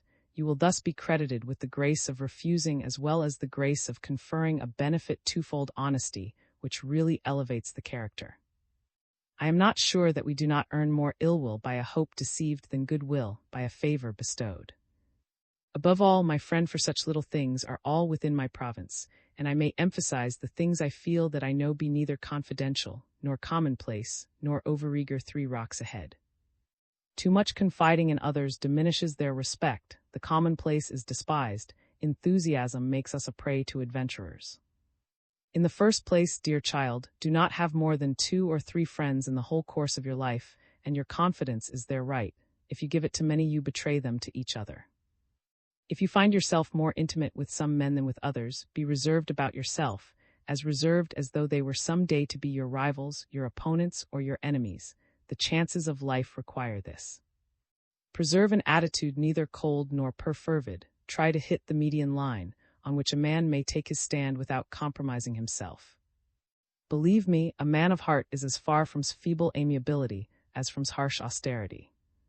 The genius of the comic poet shines in the suggestion of a happy medium apprehended by a high-minded spectator, and certainly everyone will have a leaning to the absurdities of virtue rather than to the sovereign contempt that hides under the good nature of egoism, but they will probably preserve themselves from either. As to commonplace civility, though it may make some simpletons pronounce you to be a charming man, those who are accustomed to gauge and value human intellects will estimate your capacity, and you will soon be neglected, for the commonplace is the resource of all weak men. Now weak men are looked down upon by a world which regards its several members merely as organs, and perhaps it is right. Nature crushes out every ineffectual creature. Indeed, the kindly influence of women is perhaps the outcome of the pleasure they take in struggling with a blind power, and asserting the triumph of the heart's perceptions over the brute strength of matter. But society, a stepmother rather than a mother, adores the children who flatter her vanity. As for zeal, that first sublime error of youth which finds real enjoyment in expending its strength, and so begins by being its own dupe before it is duped by others, keep it for the sentiments you share, keep it for woman and for God. Never offer such treasures in the world's mart, nor in the speculations of politics. They will only give you paste for them. You must surely believe the adviser who enjoins noble conduct on you in every particular, when she implores you not to waste yourself in vain, for unfortunately, men will esteem you in proportion to your usefulness, taking no account of your real worth. To use a figure of speech which will abide in your poetic mind, a cipher, though it be never so large, traced in gold or written in chalk, will never be anything but a cipher. A man of our day said, "Never show zeal. Zeal verges on trickery, it leads to misunderstandings. You would never find a fervor to match your own in anyone above you. Kings, like women, think that everything is due to them." Sad as this principle may seem, it is true, but it need not blight the soul. Place your feelings in some inaccessible spot where their flowers may be passionately admired, where the artist may lovingly dream over the masterpiece. Duties, my friend, are not feelings. To do what you ought is not to do what you please. A man must be ready to die in cold blood for his country, but may give his life for a woman with joy.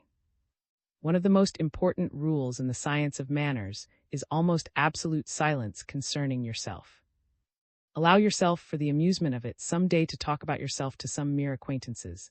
Tell them of your ailments, your pleasures, or your business. You will see indifference supervene on affected interest. Then, when they are utterly bored, if the mistress of the house does not politely check you, everyone will find a clever excuse to withdraw.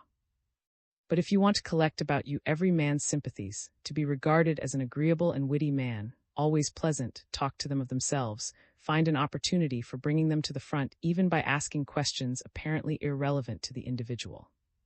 Heads will bow, lips will smile at you, and when you have left, everyone will sing your praises. Your conscience and the voice of your heart will warn you of the limit where the cowardice of flattery begins, where the grace of conversation ends. One word more about talking in public. My friend, youth is always inclined to a certain hastiness of judgment which does it honor, but which serves it ill. Hence the silence which used to be impressed on the young, who went through an apprenticeship to their betters, during which they studied life, for of old the nobility had their apprentices as artists had, pages attached to the masters who maintained them. In these days young people have a sort of hothouse training, sour at that, which leads them to judge severely of actions, thoughts, and books. They cut rashly and with a new knife. Do not indulge in this bad habit. Your condemnation would be such censure as would hurt many of those about you, and they would all perhaps be less ready to forgive a secret wound than an offense given in public. Young men are not indulgent because they do not know life and its difficulties. An old critic is kind and mild, a young critic is merciless, for he knows nothing, the other knows all. And then there is at the back of every human action a labyrinth of determining causes, of which God has reserved to himself the right of final judgment. Be severe only to yourself. Your fortune lies before you, but nobody in this world can make a fortune unaided. My Father's house is open to you, visit there frequently. The connections you will form there will be of use to you in 1,000 ways. But do not yield an inch of ground to my mother. She crushes those who bend, and admires the spirit of those who resist her. She is like iron which, when hammered, can be welded with iron, but by its mere contact breaks everything less hard than itself. But cultivate my mother's acquaintance. If she likes you, she will introduce you to houses where you will pick up the inevitable knowledge of the world, the art of listening, speaking, replying, coming in and going away, the tone of speech, the indescribable something, which is not superiority any more than the coat is genius, but without which the greatest talents are never acceptable. I know you well enough to be sure that I am not deluding myself when I picture you beforehand just what I wish you to be: simple in manner, gentle in tone, proud without conceit, deferent to old people, obliging without servility, and above all, discreet. Use your wit, but not merely to amuse your company, for you must remember that if your superiority irritates a commonplace man, he will be silent, but he will afterwards speak of you as most amusing, a word of scorn. Your superiority must always be leonine. Indeed, do not try to please men. In your intercourse with them, I would recommend a coolness verging on such a degree of impertinence as cannot offend them. Every man respects those who look down on him, and such contempt will win you the favor of women, who value you in proportion to your indifference to men.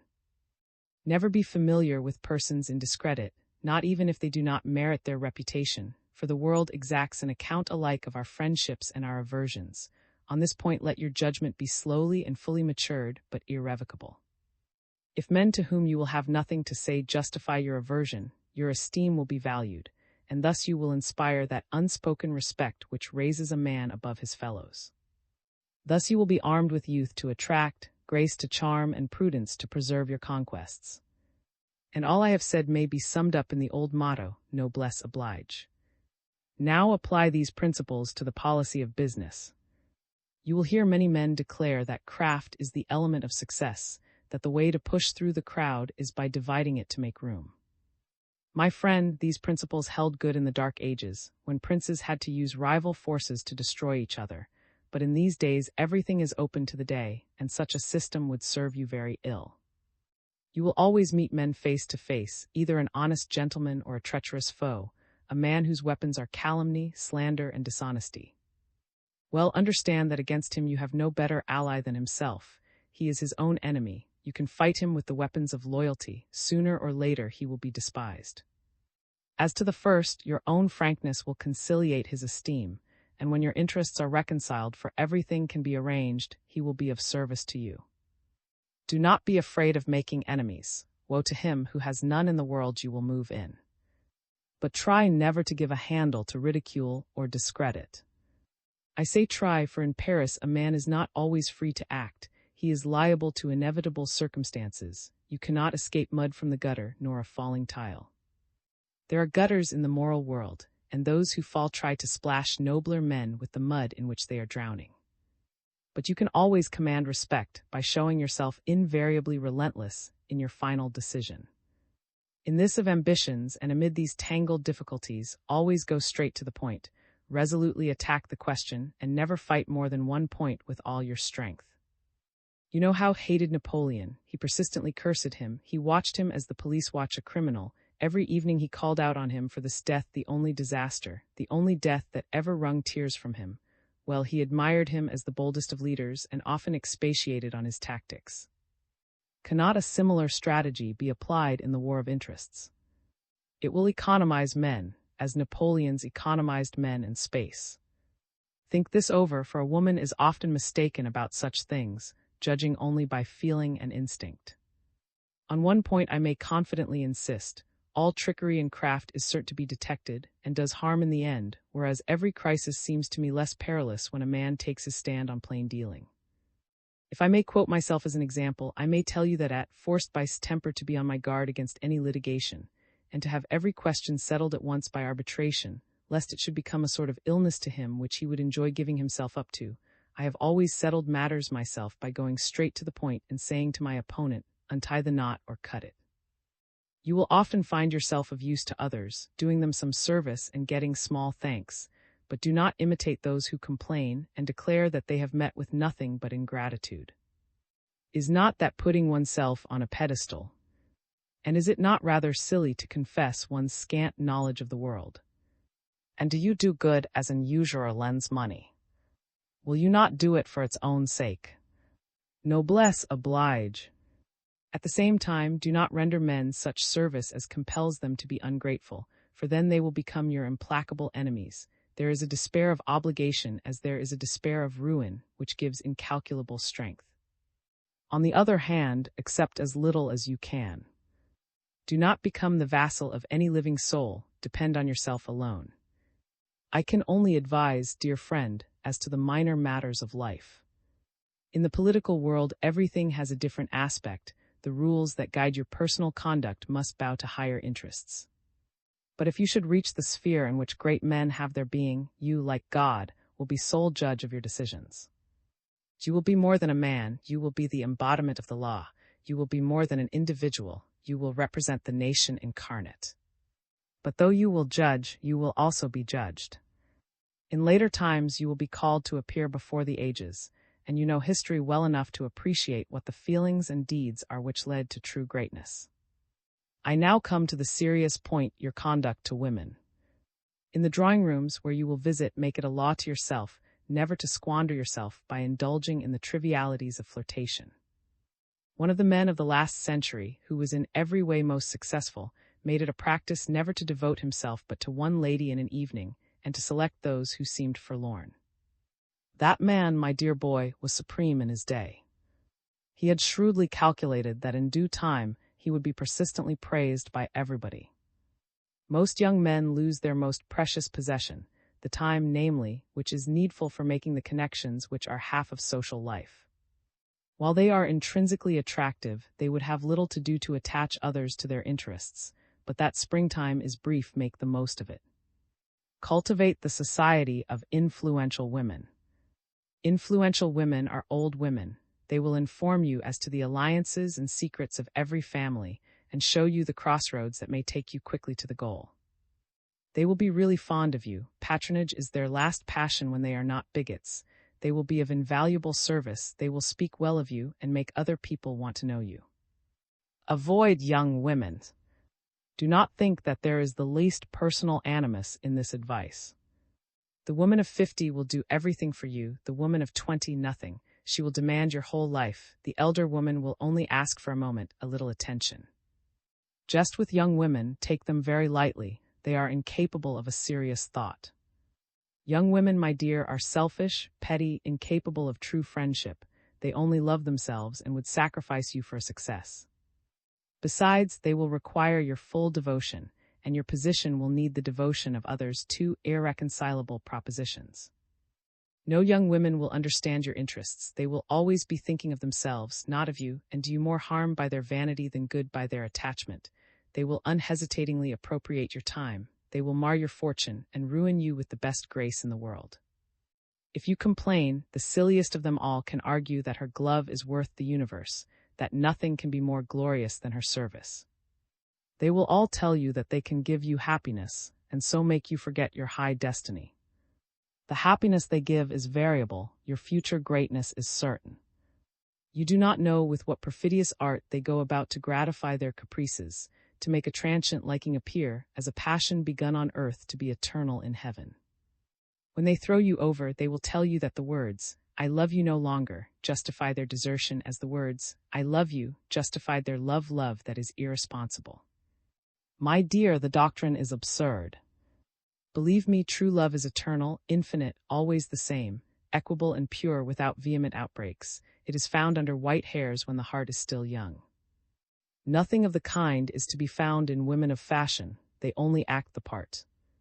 This one will interest you by her sorrows and seem the sweetest and least exacting of her sex, but when she has made herself necessary, she will gradually domineer over you and make you do her bidding. You will wish to be a diplomat, to go and come, to study men, interests, and foreign lands. No, you must stay in Paris or at her country house. She will ingeniously tie you to her apron string, and the more devoted you are, the less grateful will she be. That one will try to engage you by her submissiveness. She will be your page and follow you romantically to the ends of the earth. She would compromise herself for your sake and hang like a stone round your neck.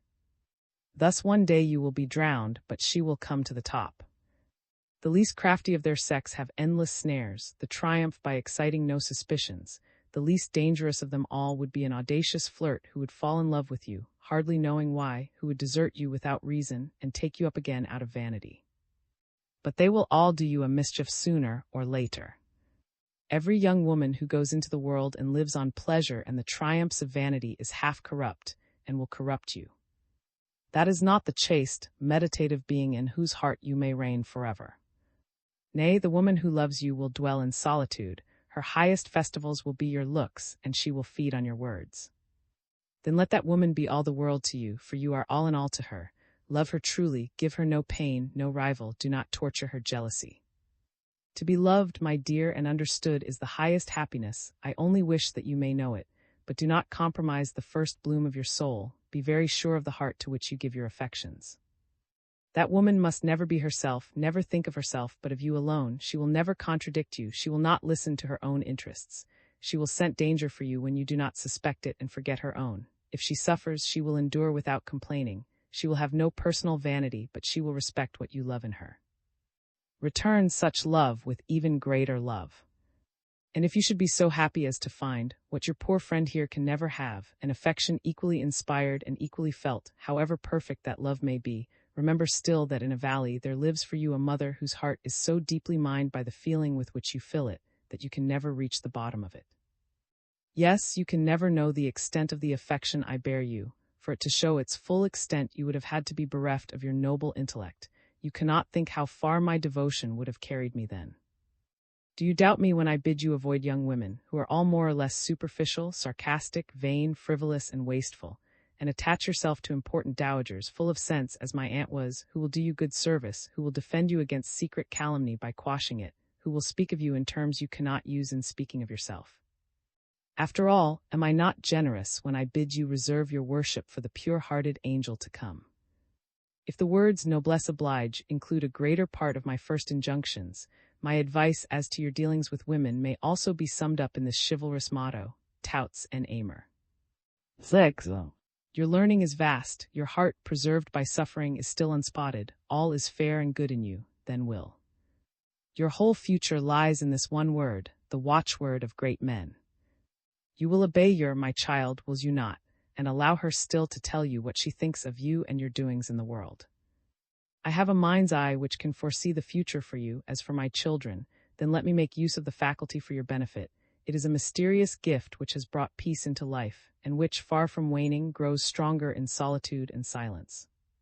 In return, I ask you to give me a great joy. I want to see you growing great among men without having to frown over one of your successes.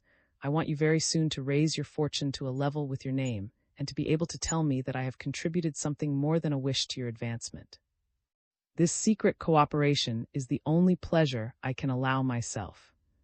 I can wait. I do not say farewell. We are divided, you cannot press my hand to your lips, but you must surely have understood the place you fill in the heart of your...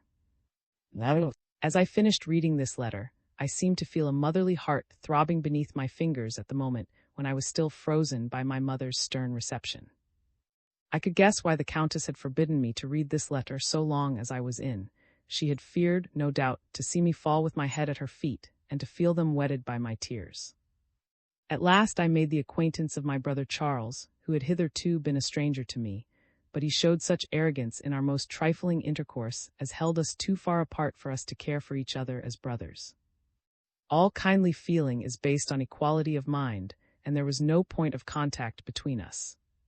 He lectured me solemnly on various trivial details which the mind or the heart knows by instinct. He always seemed distrustful of me. If my love had not been to me as a cornerstone, he might have made me awkward and stupid by seeming to think that I knew nothing. He, nevertheless, introduced me into society, where my rusticity was to be a foil to his accomplishment. But for the woes of my childhood, I might have taken his patronizing vanity for brotherly affection, but mental isolation produces the same effects as earthly solitude. The silence allows us to discern the faintest echo, and the habit of relying on oneself develops a sensitiveness so delicate that it vibrates to the touch of the affections that concern us. Before knowing Madame, a stern look hurt me. The tone of a rough word went to my heart. I groaned over it, though I knew nothing of the gentler life of caresses. Whereas, on my return from, I could draw comparisons which gave completeness to my premature knowledge. Observation based on mere suffering is incomplete. Happiness has its lights too. But I allowed myself to be crushed under Charles' superiority as my elder, all the more readily because I was not his dupe. I went alone to the Duchesse's house, and heard no mention made of, no one but the good old Duke, who was simplicity itself, ever spoke of her, but from the reception he gave me, I guessed that his daughter had secretly recommended me. Hardly had I begun to get over the loutish surprise which a first sight of the great world produces in every tyro, when just as I was getting a glimpse of the resources it has for ambitious men, and thinking of the joy of practicing axioms, while recognizing their entire truth, the events of the 20th of March supervened. My brother accompanied the court to Ghent, and I, by the Countess' advice, for I kept up a correspondence with her, frequent on my side, only I also went thither with the... His habitual benevolence became a sincere desire to help me when he found that I was devoted head, heart, and hands to the Bourbons. He presented me to His Majesty. The courtiers of disaster are few. Youth has artless enthusiasms and disinterested fidelity. The king was a judge of men. What would have passed unnoticed at the Tuileries was conspicuous at Ghent, and I was so happy as to find favor with Louis XVI. A letter from Madame to her father, brought with some dispatches by an emissary of the, contained a scrap for me, informing me that was ill. In despair alike at his son's frail health, and at a second emigration of the sovereign, in which he had no part, had added a few lines that enabled me to imagine my dear lady's situation.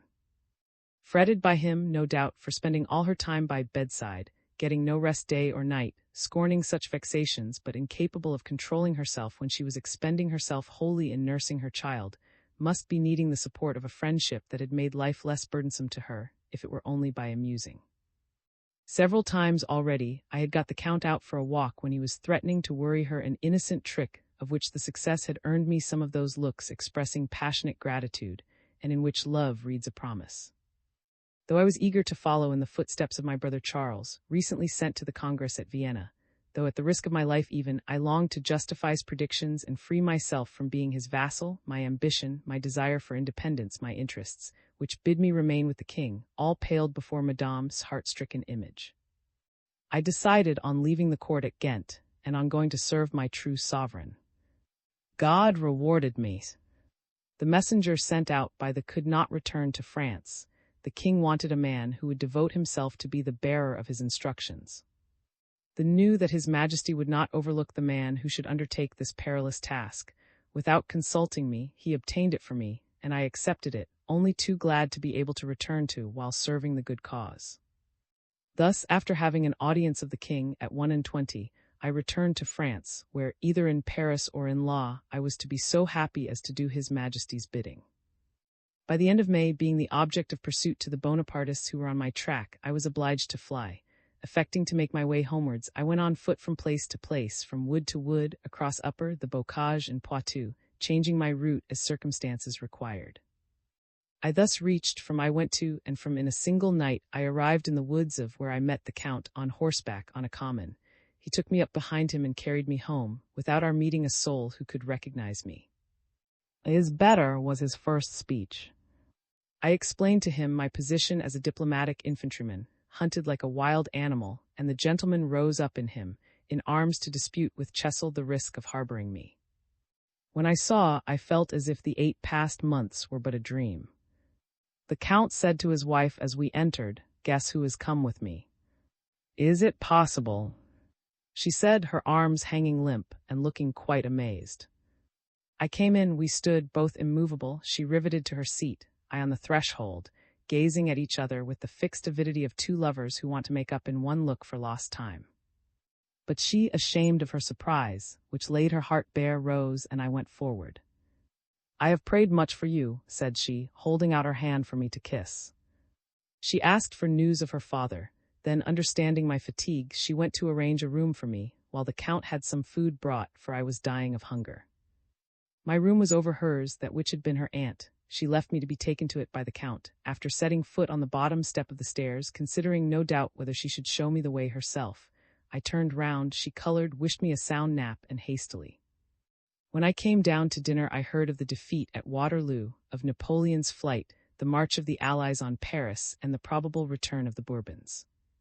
To the Count, these events were everything, to us they were nothing. Do you know what the greatest news was after I had greeted the children? For I will say nothing of my alarm on seeing how pale and thin the Countess was. I knew the dismay I might produce by a gesture of surprise, and expressed nothing but pleasure at seeing her. The great news for us was, "You will have some ice." She had often been annoyed last year because she had no water cold enough for me, for drinking nothing else, I liked it iced. God knows what it had cost her in importunities to have an ice-house built. You better than anyone know that love is satisfied with a word, a look, a tone of voice, an attention apparently most trifling. Its highest privilege is to be its own evidence. Well, this word, with her look and her pleasure, revealed to me the extent of her sentiments, as I had formerly shown her mine by my conduct over the backgammon. But there was no end to the artless proofs of her tenderness. By the 7th day after my arrival, she was quite herself again. She was sparkling with health, glee, and youth. I found my beloved Lily more beautiful, more fully developed, just as I found all my heart's treasures increased. Is it not a narrow soul only, or a vulgar heart, which finds that absence diminishes feeling, effaces the impression of the soul, and deteriorates the beauty of the person beloved? To an ardent imagination, to those beings in whom enthusiasm flows in their blood, dyeing it with a fresher purple, and in whom passion takes on the form of constancy, has not absence such an effect as the torments which fortified the faith of early Christians and made God visible to them? Are there not, in a heart full of love, certain undying hopes which give a higher value to the image we desire by showing it in glimpses tinged by the glow of dreams? Can we not feel such promptings as lend the beauty of an ideal to those adored features by informing them with thought? The past, remembered bit by bit, the future is furnished with hopes. Between two hearts overcharged with such electric tension, the first interview is then like a beneficent storm which revives the earth and fertilizes it, while shedding on it the flashing gleams of the lightning. How much exquisite pleasure I tasted in finding that in us these thoughts, these experiences were reciprocal. With what rapture did I watch the growth of happiness in a woman who resuscitates under the eyes of the man she loves, gives a greater proof of feeling perhaps than one who dies, killed by a suspicion, or withered on the stem for lack of nutrition. Which of the two is the more pathetic, I cannot tell. Madame's revival was as natural as the effect of the month of May on the meadows, or of sunshine and shower on drooping plants. Like our veil of love had gone through her winter, like it, she was born anew with the spring. Before dinner, we went down to our beloved terrace. There, as she stroked the head of her poor child, weaker now than I had ever seen him, while he walked by her side in silence as though he were sickening for some disease, she told me of the nights she had spent by his sickbed. For those 3 months, she said, she had lived exclusively in herself. She had dwelt, as it were, in a gloomy palace, dreading to enter the rooms where lights were blazing, where banquets were given that were forbidden to her. She had stood at the open door with one eye on her child and the other on a vague face, with one ear listening to sorrow and the other hearing a voice. She spoke in poems suggested by solitude, such as no poet has ever written, and all quite simply, without knowing that there might be the slightest trace of love or taint of voluptuous thought or of oriental sweetness like a rose of. When the Count joined us, she went on in the same tone, as a wife proud of herself, who can look her husband boldly in the face and kiss her son's brow without a blush. She had prayed much, holding her clasped hands over for whole nights, willing that he should not die. I went up to the gates of the sanctuary, said she, to ask his life of God. And she had seen visions, she repeated them to me, but when she presently said in her angel voice these wonderful words, "When I slept, my heart kept watch, that is to say, you were almost crazy," said the Count, interrupting her. She was silenced, as if this was the first blow she had ever had, as if she had forgotten that for 13 years this man had never failed to aim an arrow at her heart. Like a glorious bird, she was stayed in her flight by this clumsy bullet. She fell into a mood of dull dejection. "Dear me," said she, after a pause, "will nothing I say ever find favor before the bar of your wit? Will you never have pity on my weakness, nor any sympathy with my womanly fancies?" She paused. This angel already repented of having murmured, and sounded the past and the future alike at a glance. Could she be understood, had she not provoked some virulent retort? The blue veins throbbed strongly in her temples. She shed no tears, but her green eyes lost their color. Then she looked down to the ground to avoid seeing in mine the exaggeration of her suffering, her own feelings guessed by me, her soul cherished in mine, and above all the sympathy crimsoned by young love that was ready, like a faithful dog, to fly at anyone who should offend his mistress without measuring the force or the dignity of the foe. At such a moment the airs of superiority assumed by the Count were a thing to see. He had triumphed over his wife and battered her with a hailstorm of words, reiterating the same idea again and again, like the blows of an axe repeating the same sound. "So he is the same as ever," I said when the Count left us, called away by the stableman who came to fetch him. "Always," replied. "Always most kind, my boy," said she too, trying to screen from the criticism of his children. "You see the present, you know nothing of the past. You cannot judge of your father without some injustice, and even if you were so unhappy as to see your father in the wrong, the honor of the family would require you to bury such secrets in the deepest silence. How are the improvements going on at La Cassin-in-Law?" I asked, to turn her mind from these bitter reflections. "Beyond my hopes," she replied. "The buildings being finished, we found 2 capital farmers, who took one at a rent of 4,500 francs, we paying the taxes, and the other at 5,000, the leases for 15 years. We have already planted 3,000 young trees on the 2 new farms. His cousin is delighted with has law. The return on the 4 farms is chiefly in hay and wood, and they do not fatten the soil, as some dishonest farmers do, with the manure intended for the arable land. So our efforts are crowned with complete success.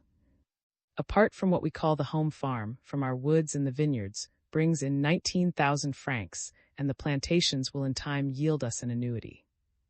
I am struggling now to get the home farm placed in the hands of our keeper, whose place could be filled by his son. He offers a rental of 3,000 francs if we'll only build him a house at La.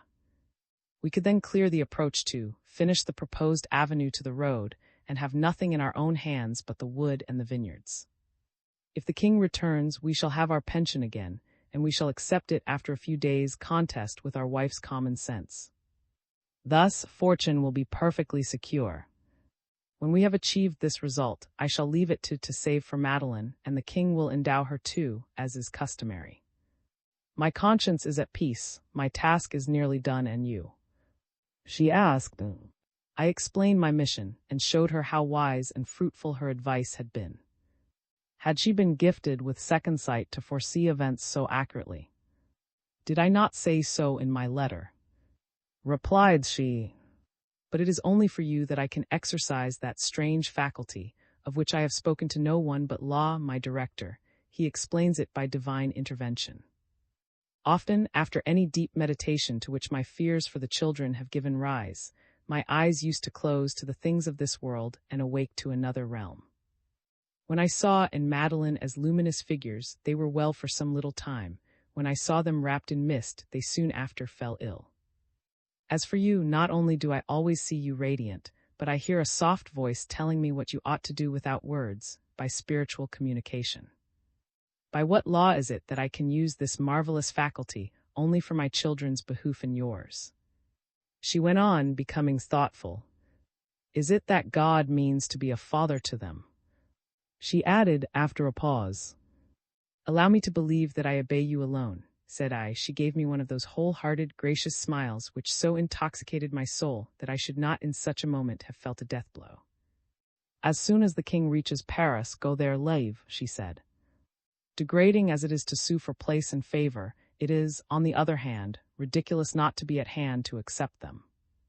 There will be great changes. The king will need capable and trustworthy men. Do not fail him. You will find yourself in office while still young, and you will benefit by it. For statesmen, as for actors, there is a certain routine of business which no genius can divine. It must be taught. My father learned that from the think of me, she added, after a pause. Let me enjoy the pleasures of superiority in a soul that is all my own. Are you not my son? Your son, I said sullenly. Nothing but my son, said she, mimicking me. And is not that a good enough place to hold in my heart? The bell rang for dinner. She took my arm, leaning on it with evident pleasure. You have grown, she said, as we went up the steps. When we reached the top, she shook my arm as if my fixed gaze held her too eagerly. Though her eyes were downcast, she knew full well that I looked at her alone, and she said in her tone of affected impatience, so gracious and so insinuating, come, let us look at our favorite valley. She turned, holding her white silk parasol over our heads and clasping closely to her side. The movement of her head by which she directed my attention to the punt and the fields showed me that since my visit and our walks together she had made herself familiar with those misty distances and hazy curves. Nature was the cloak that had sheltered her thoughts. She knew now what the nightingale sobs over at night and what the marsh bird repeats in its plaintive droning note. At 8 o'clock that evening I was present at a scene which touched me deeply, and which I had never before witnessed, because I had always remained to play with, while she went into the dining room before putting the children to bed. A bell rang twice, and all the house servants appeared. You are our guest, will you submit to convent rule? She asked, leading me away by the hand with the look of innocent gaiety that is characteristic of all truly pious women. The Count followed us. Masters, children, and servants all knelt bareheaded in their accustomed places. It was Madeline's turn to say prayers. The dear child did it in her thin, young voice, its artless tones clearly audible in the harmonious country silence, and giving each phrase the holy purity of innocence, that angelic grace. It was the most touching prayer I ever heard. Nature whispered a response to the child's words in the myriad low rustlings of the evening hour, an accompaniment as of an organ softly played. Madeline was on her mother's right hand, on the left. The pretty curly heads, and rising between them the mother's plaits of hair, above them again, perfectly white hair and ivory yellow skull, formed a picture of which the coloring seemed to repeat to the mind the idea suggested by the melody of prayer, and to the conditions of unity which stamp the sublime. The devout little assembly was wrapped in the subdued light of sunset, while the room was touched with the red beams. The poetical or the superstitious soul could thus imagine that the fires of heaven were shed on the faithful worshippers kneeling there before God without distinction or rank, all equals as the Church requires. My thoughts reverted to patriarchal times, and my fancy gave added dignity to the scene, itself so grand in its simplicity. The children bid their father good night, the servants bowed, the Countess went away, each child holding a hand, and I went back to the drawing-room with the Count. You will have found salvation there and perdition here, said he, pointing to the backgammon board. The Countess joined us in about half an hour, and brought her work frame to the table. This is for you, said she, unrolling the canvas, but the work has hung fire these 3 months past. Between that red carnation and that rose my poor boy was very ill. Come, come, said, do not talk about it. Sighs Master King's messenger. When I went to my room, I sat motionless to hear her moving about below. Though she was calm and pure, I was tormented by crazy ideas and intolerable cravings. Why could she not be mine? Thought I, perhaps she, like me, is tossed on the whirlwind of the senses. At 1 o'clock I crept downstairs, treading without a sound, and outside her door I lay down. With my ear to the crack, I heard her soft and even breathing like a child. When I was quite chilled, I went up again and to bed, where I slept quietly till morning. To what predestination, to what taint of nature can I ascribe the pleasure I find in going to the edge of a precipice, in sounding the abyss of evil, in peering into its depths, shuddering at the chill, and drawing back in anguish? That hour at night spent on the threshold of her door, where I wept with frenzy, without her ever knowing on the morrow that she had trodden on my tears and my kisses wept over her virtue, ruined and respected by turns, cursed and then worshipped that hour, a madness in the eyes of many persons, was an inspiration of the same nameless feeling that carries on a soldier. Men have told me that in such a mood they have risked their life, rushing in front of a battery to see whether they would escape the grapeshot, and whether they would not enjoy thus trying to leap the gulf of probabilities, like Jean Bart smoking while he sat on a powder barrel. On the following day I went out and gathered 2 nosegays. The Count admired them. The Count, who cared for nothing of the kind, and for whom's just seemed to have been invented, he builds dungeons in the air. I spent several days at, paying short calls only at, where I dined, however, 3 times. The French army took up its quarters at Tours. Though I was evidently life and health to Madame, she entreated me to get to and return as fast as possible to Paris through and. I tried to rebel, she insisted, saying that her familiar had counseled her. I obeyed. Our parting this time was watered with tears. She was afraid of the captivations of the world I was about to live in. Should I not have to enter seriously into the whirl of interests, of passions, of pleasures, which make Paris an ocean fraught with perils no less to chaste affections than to clear conscience? I promised her that I would write her every evening the events and the thoughts of the day. At this promise she laid her weary head on my shoulder and said, "Omit nothing, everything will interest me."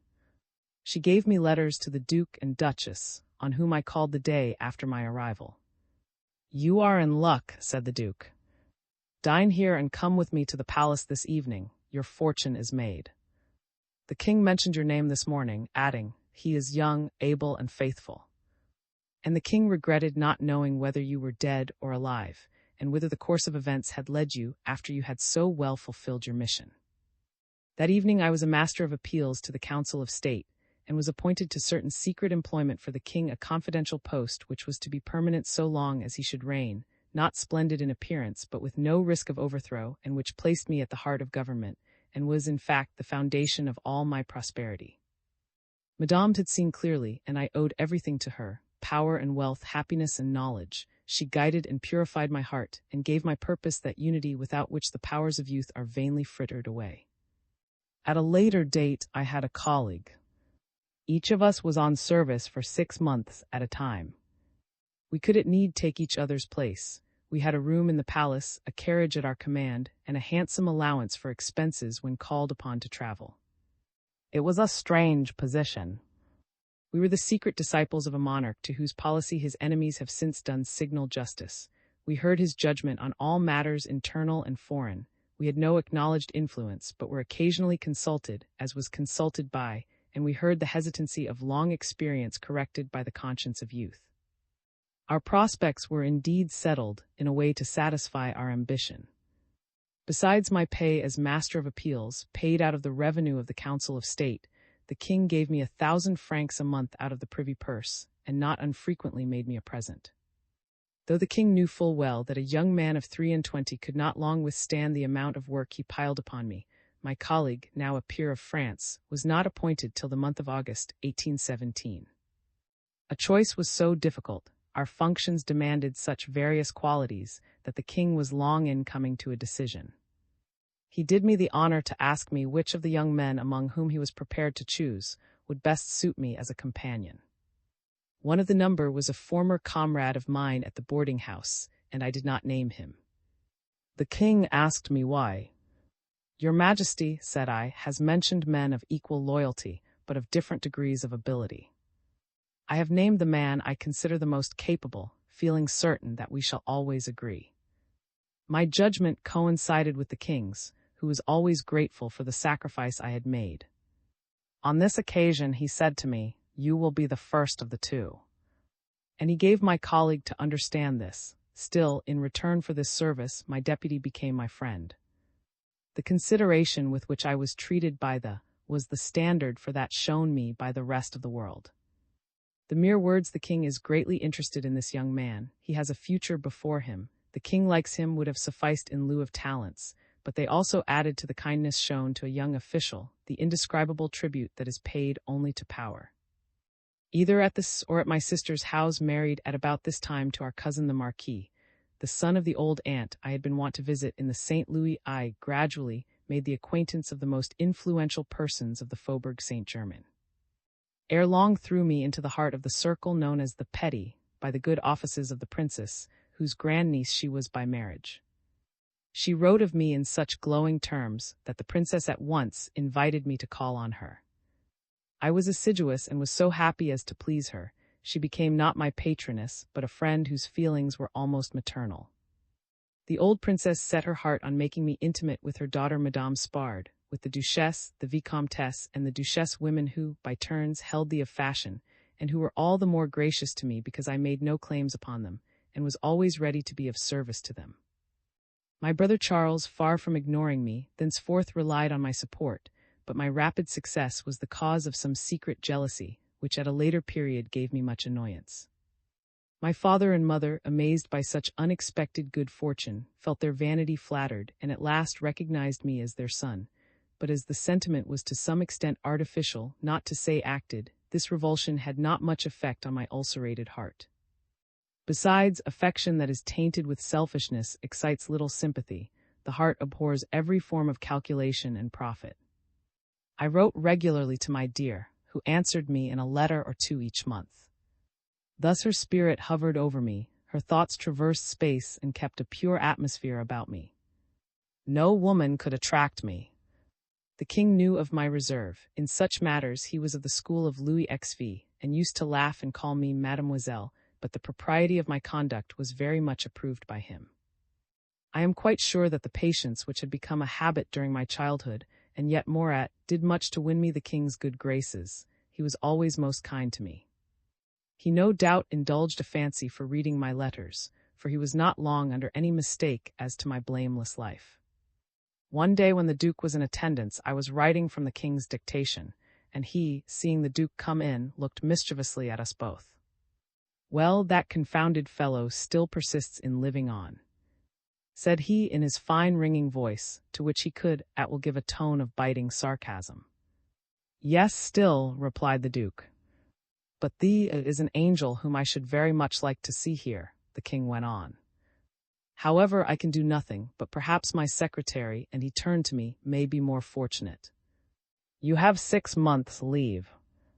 I shall engage as your colleague, the young man of whom we were speaking yesterday. Enjoy yourself at master." And he smiled as he was wheeled out of the room in his chair. I flew like a swallow, too. For the first time I was about to show myself to the woman I loved, not only as rather less of a simpleton, but in the paraphernalia of a young man of fashion whose manners had been formed in the politest circles, whose education had been finished by the most charming women, who had at last won the reward of his sufferings, and who had made good use of the experience of the fairest angel to whom heaven ever entrusted the care of a child. When I had stayed at the time of my mission in law, I had been in shooting dress. I wore a jacket with tarnished white metal buttons, finely striped trousers, leather gaiters, and shoes. My long tramp in the thickets had served me so ill that the Count was obliged to lend me some linen. This time, 2 years' residence in Paris, the duty of attending the king, the habits of wealth, my now complete development, and a youthful countenance which beamed with indescribable light, derived from the serenity of a soul magnetically united to the pure soul that went forth to me, all had transfigured me. I was sure of myself without being conceited. I was deeply satisfied at finding myself, young as I was, at the top of the tree. I had the proud consciousness of being the secret mainstay of the most adorable woman on earth, and her unconfessed hope. I felt perhaps some stirrings of vanity when the postilion's whip cracked in the newly made avenue from the road to, and a gate I had never seen opened in an enclosing wall that had been recently built. I had not written to announce my arrival to the Countess, wishing to take her by surprise, but this was a twofold blunder. In the first place, she suffered the shock of a pleasure long wished for but regarded as impossible, and she also proved to me that elaborate surprises are always in bad taste. When beheld a young man where she had remembered a boy, her eyes fell with a tragical droop. She allowed me to take her hand and kiss it without showing any of the heartfelt pleasure which I had been wont to perceive in her sensitive thrill, and when she raised her face to look at me again, I saw that she was pale. "So you do not forget old friends," said who had neither altered nor grown older. The two children sprang into my arms. I saw in the doorway the grave face of the tutor. "No," said I to the Count, "and henceforth I shall have 6 months of every year to devote always to you. Why, what is the matter?" I said to the Countess, putting my arm round her waist to support her, in the presence of all her family. "Oh, leave me," she exclaimed with a start. "It is nothing." I read her soul and answered her secret thought, saying, "Do you no longer acknowledge me for your faithful slave?" She took my arm, turned away from the Count, the children, and all the servants who had hurried out, and led me round the lawn, still within sight of them all. When we had gone so far that she thought she could not be heard, "My friend," she said, "forgive the alarms of a woman who has but one clue by which to guide herself in an underground labyrinth, and fears to find it broken. Tell me once more that I am more than ever that you will not desert me, that nothing can dislodge me, that you will always be my faithful friend." I have had a sudden vision of the future, and you were not there as usual, with a radiant face and eyes fixed on mine. You had your back to me. Dear idol, whom I worship more than I do God, lily, flower of my life, how can you, who are my conscience, fail to know that I am so entirely part of your heart, that my soul is here when my body is in Paris? Need I tell you that I have traveled hither in 17 hours, that every turn of the wheel bore with it a world of thought and longing, which broke out like a tempest the moment I saw you? Tell me. I am sure of myself. I can listen to you without sinning. God does not desire my death. He sends you to me as he gives the breath of life to his creatures, as he sheds rain from the clouds on a barren land. Speak, tell me, do you love me with a holy love? With a holy love. And forever. Forever. As a Virgin Mary, to be left shrouded in her draperies under her spotless crown. As a visible virgin. As a sister. As a sister too, dearly loved. As a mother. As a mother I secretly long for. Chivalrously without hope. Chivalrously but hoping. In short, as if you were still but 20, and had your shabby blue evening coat. Oh, far better. I love you like that, but I also love you as, she looked at me in keen alarm, as you loved your aunt. Oh, I am happy you have relieved my fears, said she, returning to the others, who stood puzzled by our private colloquy. Be still a child here, for you are but a child. If your best policy is to be a man to the king, understand that here it is to be a boy. As a boy you will be loved. I shall always resist the powers of the man, but what can I deny a child? Nothing, he can ask nothing that I would not grant. We have told all our secrets, she added, looking at the Count with a saucy smile, in which I saw her a girl again in all her simple nature. I am going in now to dress. Never for 3 years had I known her voice so thoroughly happy. It was the first time I heard those swallow-like notes, that childlike tone of which I have spoken. I had brought a sportsman's outfit and a work-box for Madeline which her mother always used. In short, I had made up for the shabbiness to which I had hitherto been condemned by my mother's parsimony. The delight of the two children as they displayed their presents to each other seemed to annoy the Count, who was always aggrieved if he were not the center of attentions. I gave Madeline a look of intelligence and followed the Count, who wanted to talk about himself. He led me to the terrace, but we paused on the steps at each solemn fact he impressed upon me. My poor dear, said he, you find them all happy and in good health. It is I who give shadow to the picture. I have absorbed their maladies, and I can bless God for having inflicted them on me.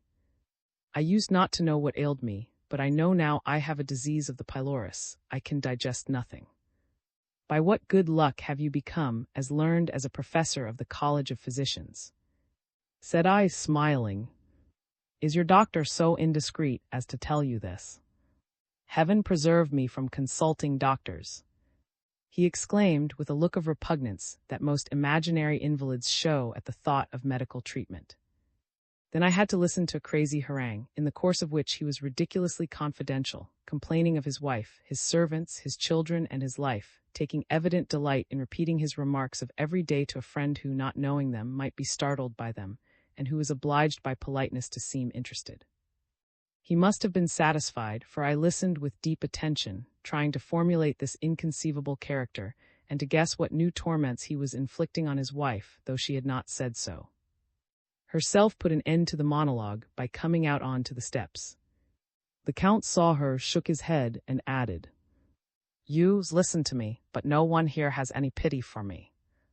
And he went away as though aware that he would be in the way during my conversation with, or perhaps as a chivalrous attention to her, knowing that he would give her pleasure by leaving us together.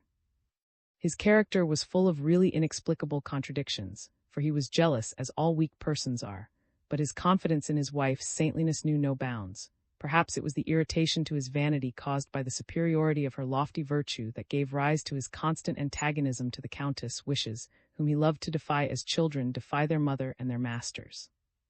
Was at his lessons, Madeline was dressing, thus I had an hour to walk alone with the Countess on the terrace. "Well, dear angel," said I, "so the chain is heavier than ever, the sands more scorching, the thorns more thickly set." "Be silent," said she, guessing what thoughts had been suggested to me by the Count's conversation. "You are here, and all is forgotten." "I have not been unhappy." She danced a few light steps as if to flutter her white dress, to let the breezes play with her frills of snowy tulle, her loose sleeves, her bright ribbons, her cape, and the airy curls of her hair dressed la. I saw her for the first time really girlish and young, naturally gay, and as ready for sport as a child. I experienced both the tears of happiness and the delight a man feels in giving pleasure. "Sweet flower of humanity," cried I, "that my fancy caresses and my spirit kisses. Oh, my lily! Still intact and erect on its stem, still white, proud, fragrant, and alone." "That is enough," she said with a smile. "Talk to me about yourself and tell me everything." And then, under the moving canopy of quivering leaves, we had a long conversation, full of endless parentheses, each subject dropped and taken up again, in which I initiated her into my whole life and all my occupations. I described my rooms in Paris, for she wanted to know everything, and I joy then not fully appreciated I had nothing to conceal.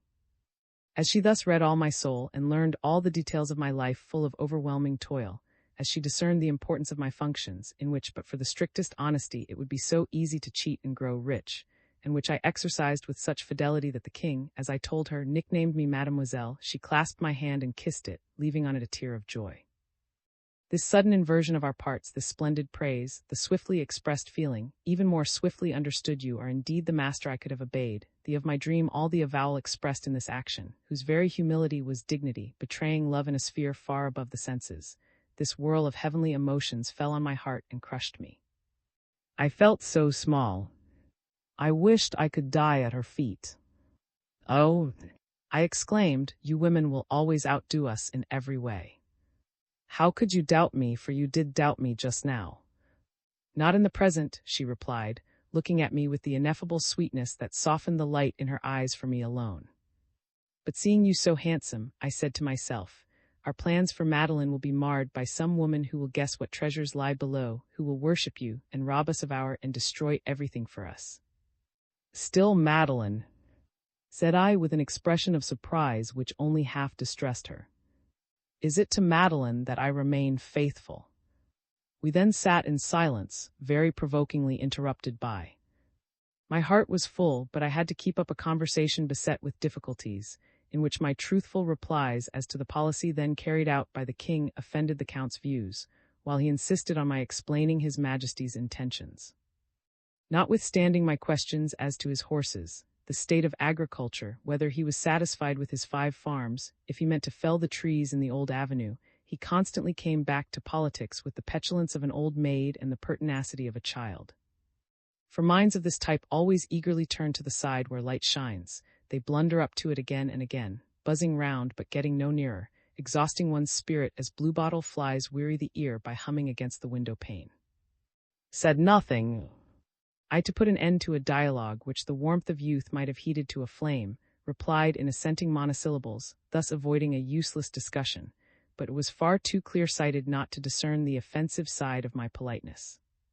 Presently he turned restive, vexed at being constantly agreed with, his eyebrows and the wrinkles in his forehead twitched, his tawny eyes flashed, his bloodshot nose turned redder than ever, as on that day when, for the first time, I witnessed one of his fits of frenzy. Gave me a beseeching look to convey to me that she could not exert on my behalf the firmness she employed in justifying or defending the children. I then answered the Count, taking him seriously and managing him with the greatest skill. "Poor dear! Poor dear!" she said, murmuring the words again and again. They fell on my ear like a breath of air. Then, when she thought she could interfere with some success, she exclaimed, interrupting us, "Do you know that you are desperately unamusing?" Recalled by this remark to the chivalrous deference due to a woman, the Count ceased discussing politics. It was now his turn to be bored as we talked of trifles, and he left us free to walk together, saying that perpetually pacing up and down on the same spot made him giddy. My gloomy conjectures were accurate. The fair scenery, the mild atmosphere, the clear sky, the exquisite poetry of this valley, which for 15 years had soothed the vagaries of this sick brain, had now lost their power. At an age when in most men the rough edges wear down and the angles rub smooth, this old gentleman's temper was more aggressive than ever. For some months now he had been contradictory for contradiction's sake, without reason, without justifying his opinions. He asked the wherefore of everything, fussed over a delay or a message, interfered incessantly in domestic matters, and demanded an account of the smallest details of the household, till he wore out his wife and his servants, leaving them no freedom of action. Formerly he had not given way to temper without some plausible reason, now his fractiousness was incessant. The care of his money and the anxieties of husbandry, with the stir of a busy life, had perhaps diverted his atrabilious humor by giving his anxious spirit something to work on and employing his active mind. Perhaps it was want of occupation that now left his disorder to react upon itself. Having nothing outside him to fret it, it took the form of fixed ideas. The physical individual had become the victim of the moral individual. He was now his own doctor. He compared medical works and believed he had all the complaints of which he read the descriptions. Then he took the most elaborate precautions to guard his health, always something new, impossible to foresee, more impossible to satisfy. At one time he would have no noise, and when the Countess had succeeded in establishing total silence, he would suddenly complain of living in a tomb, and say that there was a medium between making no noise and the muteness of law. Sometimes he affected absolute indifference to all earthly things, then the whole house breathed again. The children could play, the work of the household was carried on without any fault-finding. Suddenly, in the midst of it all, he would cry out piteously, "You want to kill me, my dear. If it concerned the children, you would know by instinct what annoyed them." He would say to his wife, adding to the injustice of the words by the hard, cold tone in which he spoke them. Then he was forever dressing and undressing, studying the least variation of temperature, and never doing anything without consulting the barometer. In spite of his wife's motherly care, he never found any food to his liking, for he declared that his stomach was always out of order, and that painful digestion hindered his sleeping. At the same time, he ate, drank, digested, and slept in a way that the most learned physician might have admired. His endless caprices wore out the household. Like all servants, they were the slaves of routine, and incapable of accommodating themselves to the exigencies of constantly varying orders. The Count would desire that all the windows were to be left open, as fresh air was indispensable to his health. A few days later, the air was too damp or too hot, he could not endure it. He scolded, he quarreled over it, and to be in the right would deny his previous order. This lack of memory, or of honesty, of course, gave him the victory in every discussion when his wife tried to prove that he contradicted himself. A residence at was so unendurable that an exceedingly learned man had fallen back on the solution of certain problems, and entrenched himself in affected absence of mind. The Countess no longer hoped to be able to keep the secret of his fits of mad fury within the family circle, as of old. The servants had already witnessed many scenes when the prematurely old man's unreasoning rage passed all bounds. They were so much attached to the Countess that nothing was ever repeated, but she lived in daily terror of some outburst in public of a frenzy which no respect of persons could now control. At a later time I heard terrible details of the Count's behavior to his wife.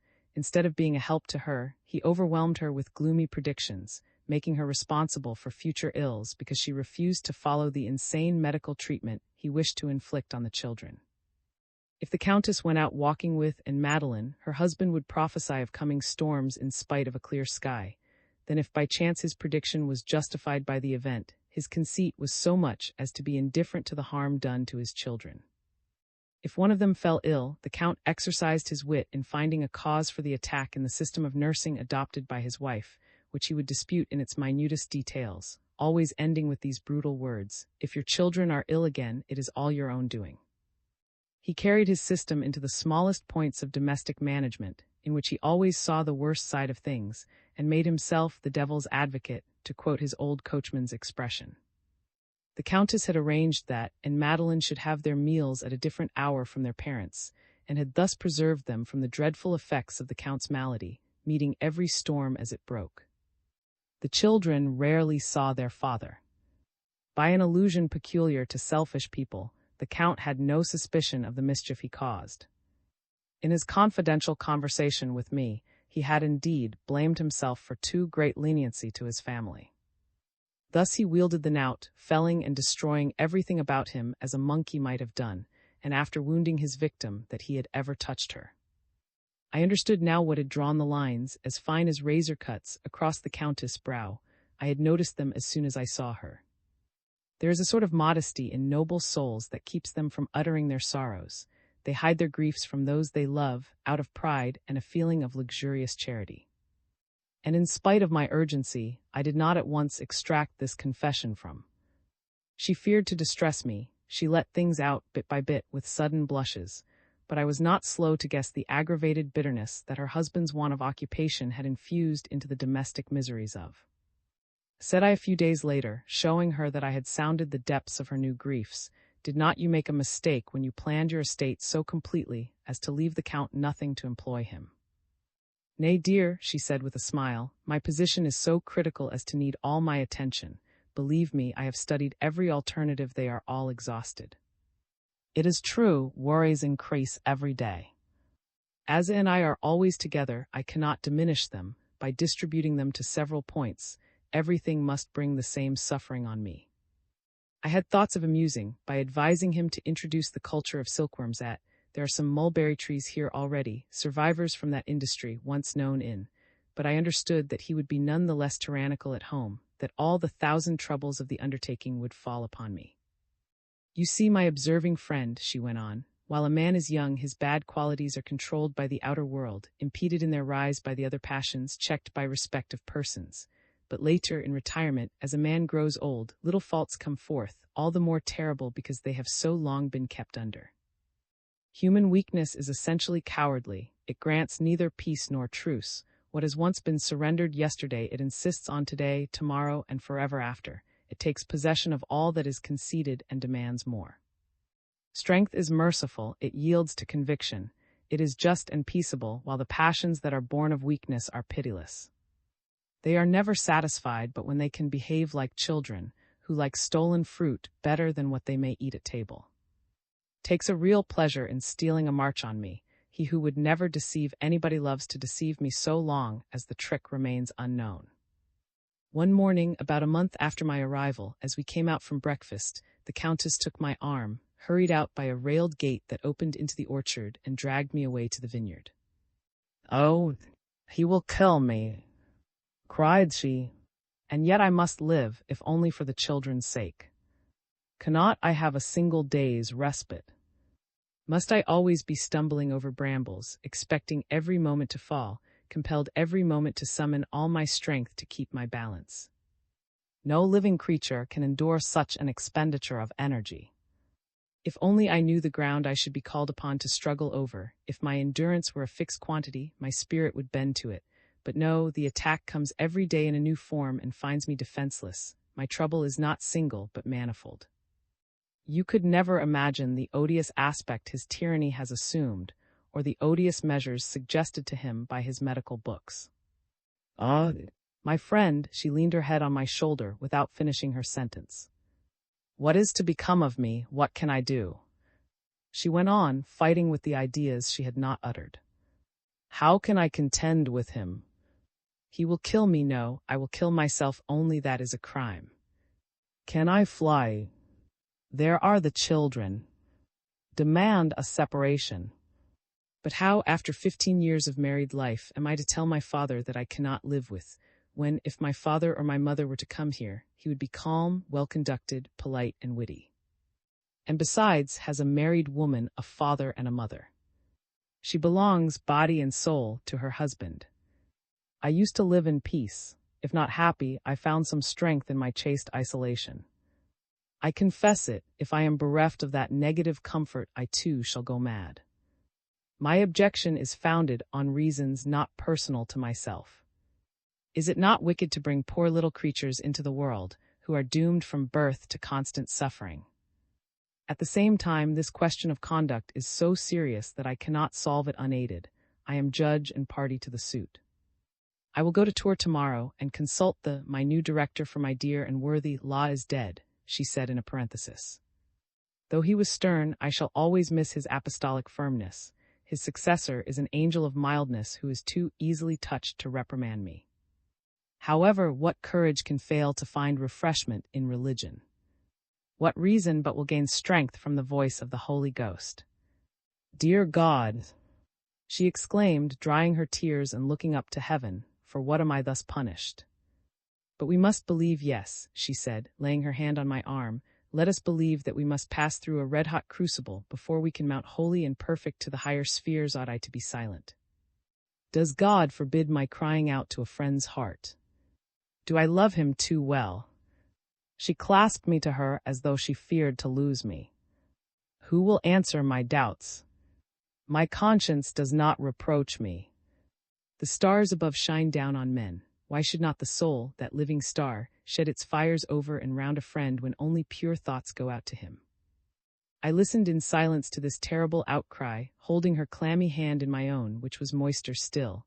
I grasped it with a force to which responded with equal pressure. You are there, are you? Cried the Count, coming towards us bareheaded. Since my return he had insisted on always being the third whenever we met, either because he counted on some amusement, or because he suspected the Countess of telling me of all her sorrows and bewailing herself to me, or again because he was jealous of a pleasure he did not share. How he follows me about, said she in a tone of despair. We will go to look at the clothes, and then we shall avoid him. Stoop low behind the hedges, and we shall escape. We screened ourselves behind a thick hedge, and reaching the vineyard at a run, found ourselves far enough from the Count under an alley of almond trees. Dear, said I, holding her arm pressed against my heart, and standing still to contemplate her in her sorrow, you could once steer me wisely through the perilous ways of the great world. Allow me now to give you some instructions to help you to end the single-handed duel in which you must infallibly be defeated, for you and he are not fighting with equal weapons. Struggle no longer against a madman. Hush, she exclaimed, keeping back the tears that filled her eyes. Listen to me, my dearest. After an hour of his talk, which I endure for your sake, my mind is often bewildered and my head aches. The Count makes me doubt my very senses. The same things repeated are stamped in my brain in spite of myself. A strongly marked monomania is not infectious. When madness takes the form of affecting a man's views and hides itself behind perpetual discussions, it may act terribly on those who live with it. Your patience is sublime, but is it not stultifying? For your own sake, for your children's, change your system with the Count. Your exquisite submissiveness has increased his egoism.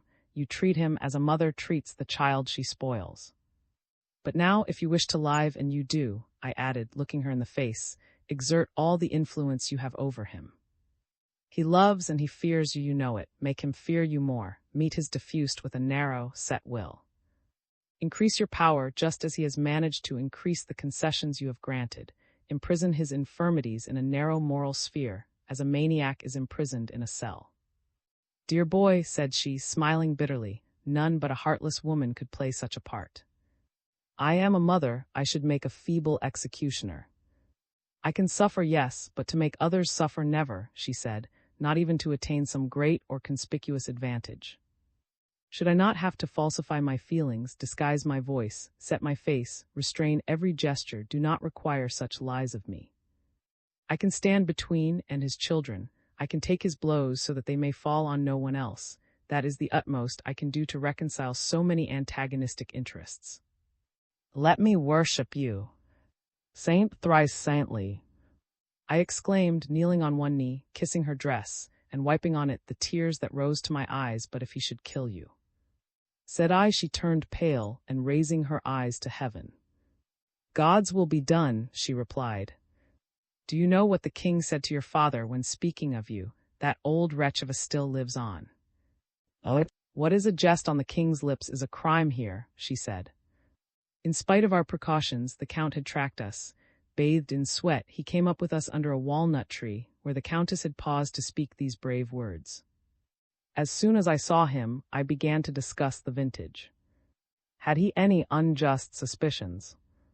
I know not, but he stood looking at us without saying a word, or heeding the damp chill that falls from a walnut tree. After a few minutes, during which he spoke in broken sentences of no significance, with pauses of very great significance, the count said he had a sick headache. He complained of it mildly, not claiming our pity nor describing his indisposition in exaggerated terms. We paid no heed to him.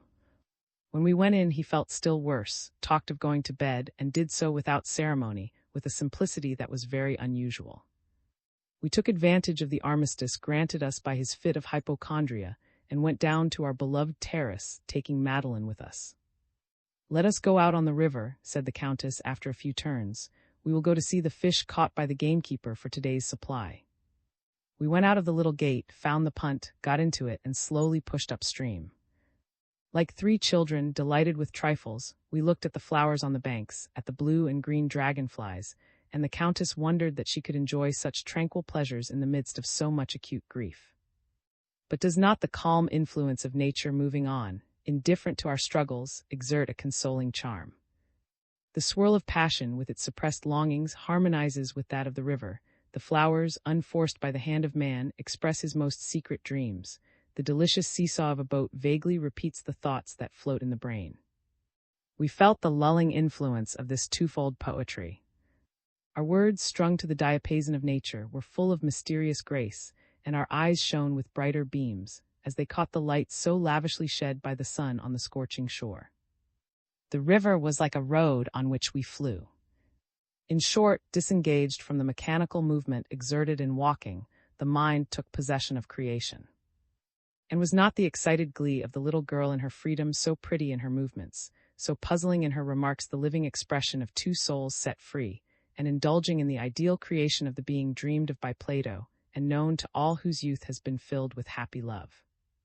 To give you an idea of that hour, not in its indescribable details, but as a whole, I may say that we loved each other in every creature, in every object that we saw about us. We felt outside us the happiness each longed for. It sank so deeply into our hearts that the countess drew off her gloves and let her beautiful hands play in the water, as if to cool some secret fires. Her eyes spoke, but her lips, parted like a rose to the air, would have closed on a desire. You know, the harmony of deep notes in perfect conquered with a high treble. It always reminds me of the harmony of our two souls that day, never more to be repeated. "Where do your men fish?" said I, "if you can only fish from your own banks?" "Near the bridge at," said she. "The river is ours now from the bridge at down to. Has just bought 40 acres of meadow with the savings of the last 2 years, and the arrears of his pension." "Does that surprise you?" I only wish the whole valley were yours," I exclaimed, and she answered with a smile. We were presently above, at a spot where the widens, and where the men were fishing. "Well," said she, "oh, Madame la, luck is against us. We have been out 3 hours, working up from the mill, and we have caught nothing." We landed to help draw the net once more, standing, all 3 of us, in the shade of a poplar with silvery bark, of a kind common on the Danube and the Loire, which in springtime sheds a silky white fluff, the wrapper of its catkins. The Countess had resumed her serene dignity. She repented of having confessed her pangs to me, and of crying out like Job instead of weeping like a bereft of lovers, of feasts and dissipations, but not without perfume and beauty. The net was drawn at her feet, full of fish, tench, barbel, pike, perch, and an enormous carp leaped upon the grass. "They were sent on purpose," said the keeper. The laborers stared open-eyed with admiration of the woman, standing like a fairy who had touched the net with her wand. At this moment a groom appeared, riding at a gallop across the fields, and filling her with qualms of horror. Was not with us, and a mother's first instinct, as Virgil has so poetically expressed it, is to clasp her children to her bosom on the slightest alarm. "Oh," she cried, "where is? What has happened to my boy?" She did not love me. If she had loved me, for my sufferings too, she would not have uttered this cry as of a lioness in despair. Madame La is much worse. She drew a breath of relief and ran off with me, followed by Madeline. "Come after me slowly," said she, "that the dear child may not overheat herself." "You say?" His walk in this heat had put him into a perspiration, and standing in the shade of the walnut trees may bring misfortune on us. The words revealed her purity of mind. "The Count's death a misfortune." She hurried on too, went in by a break in the wall, and crossed the vineyard. I returned as slowly as she could wish. His words had enlightened me, but as the lightning flash which destroys the garnered harvest. During that hour on the river, I had that she cared most for me.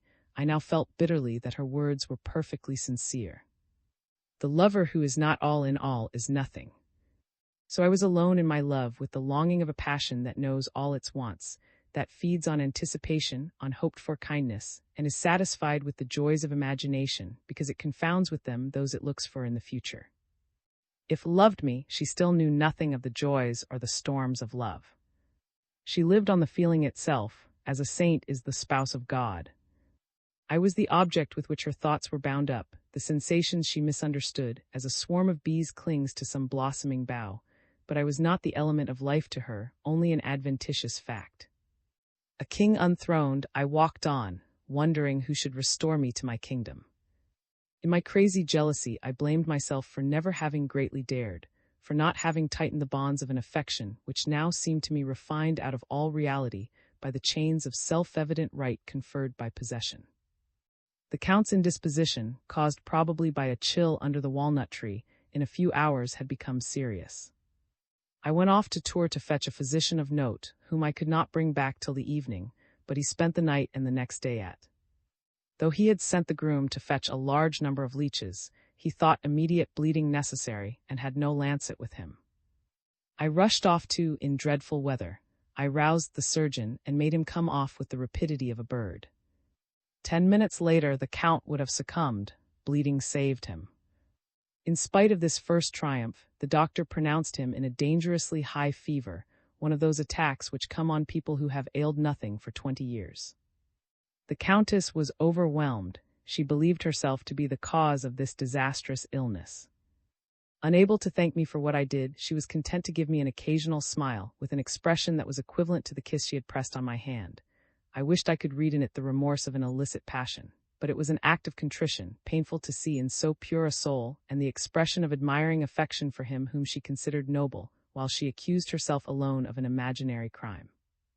She loved indeed as Laura loved Petrarch, and not as de Rimini loved a crushing discovery for a man who had dreamed of the union of these two types of love.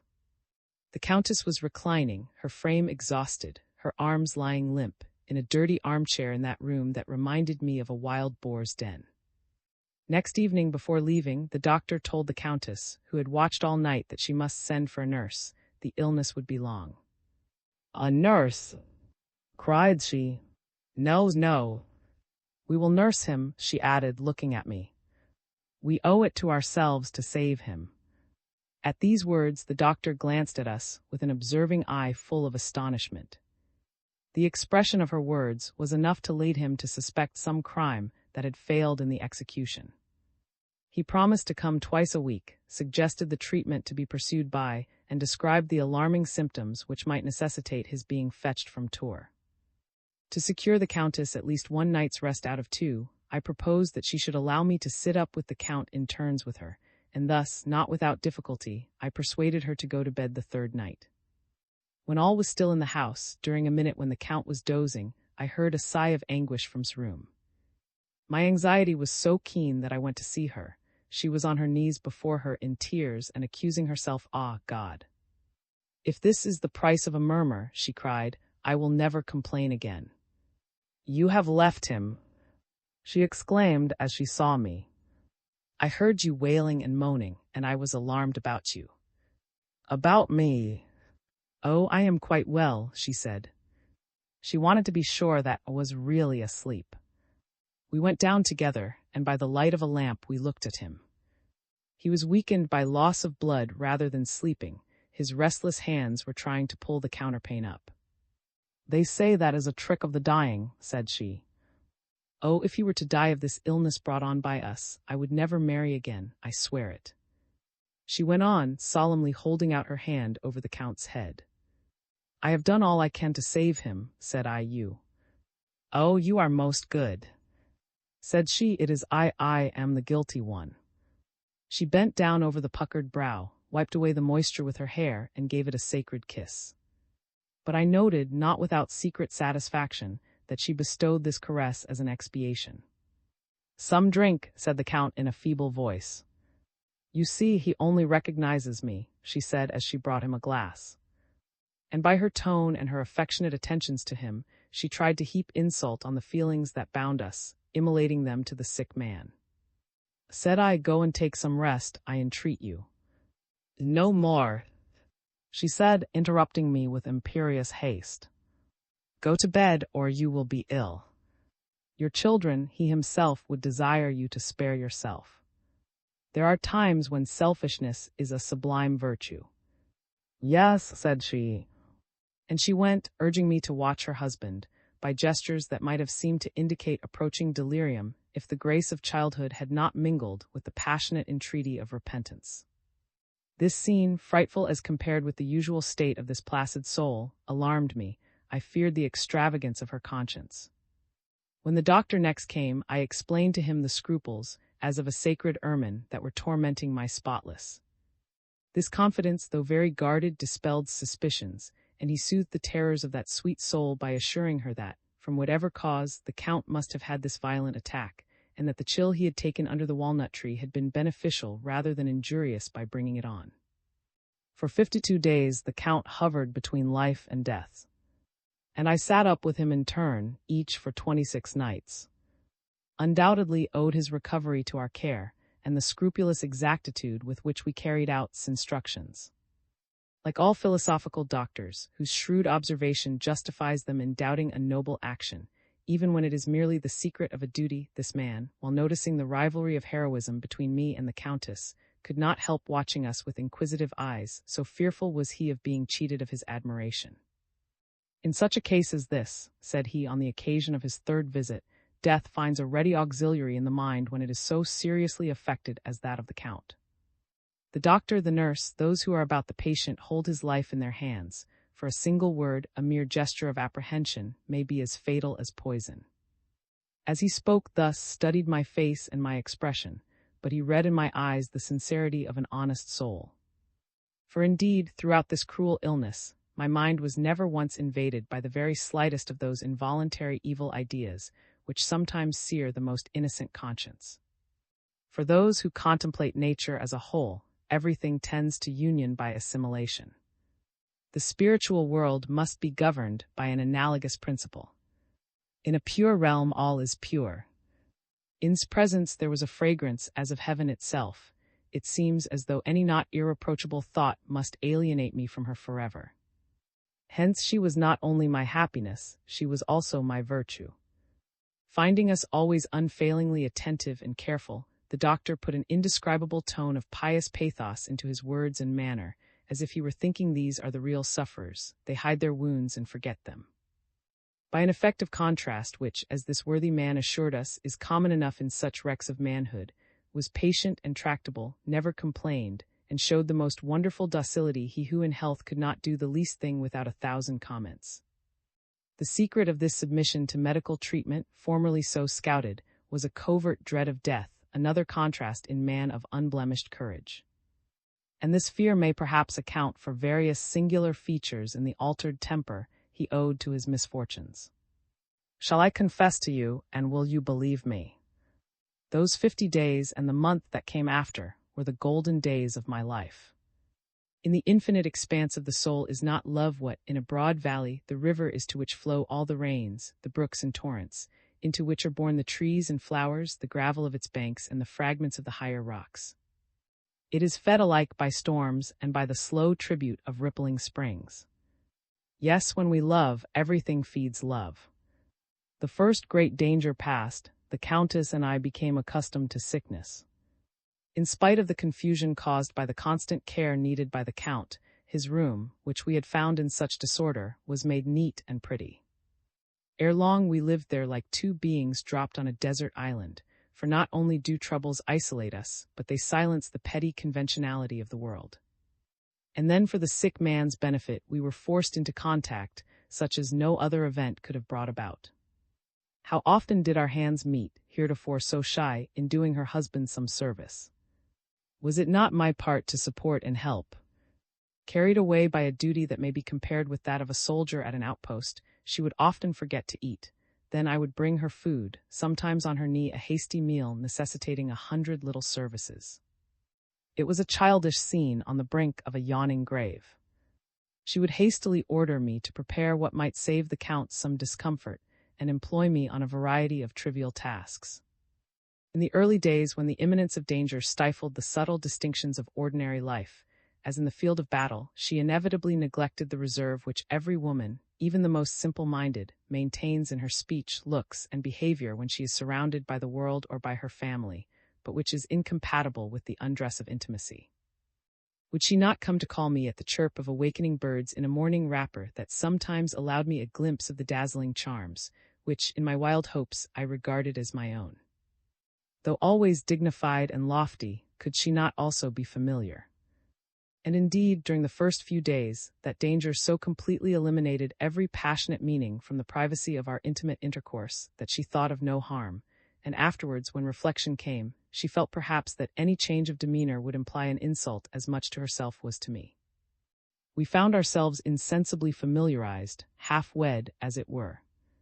She showed herself nobly confiding, as sure of me as of herself. Thus I grew more deeply into her heart. The Countess was my once more, constrained to love me yet more, as I strove to be her second self.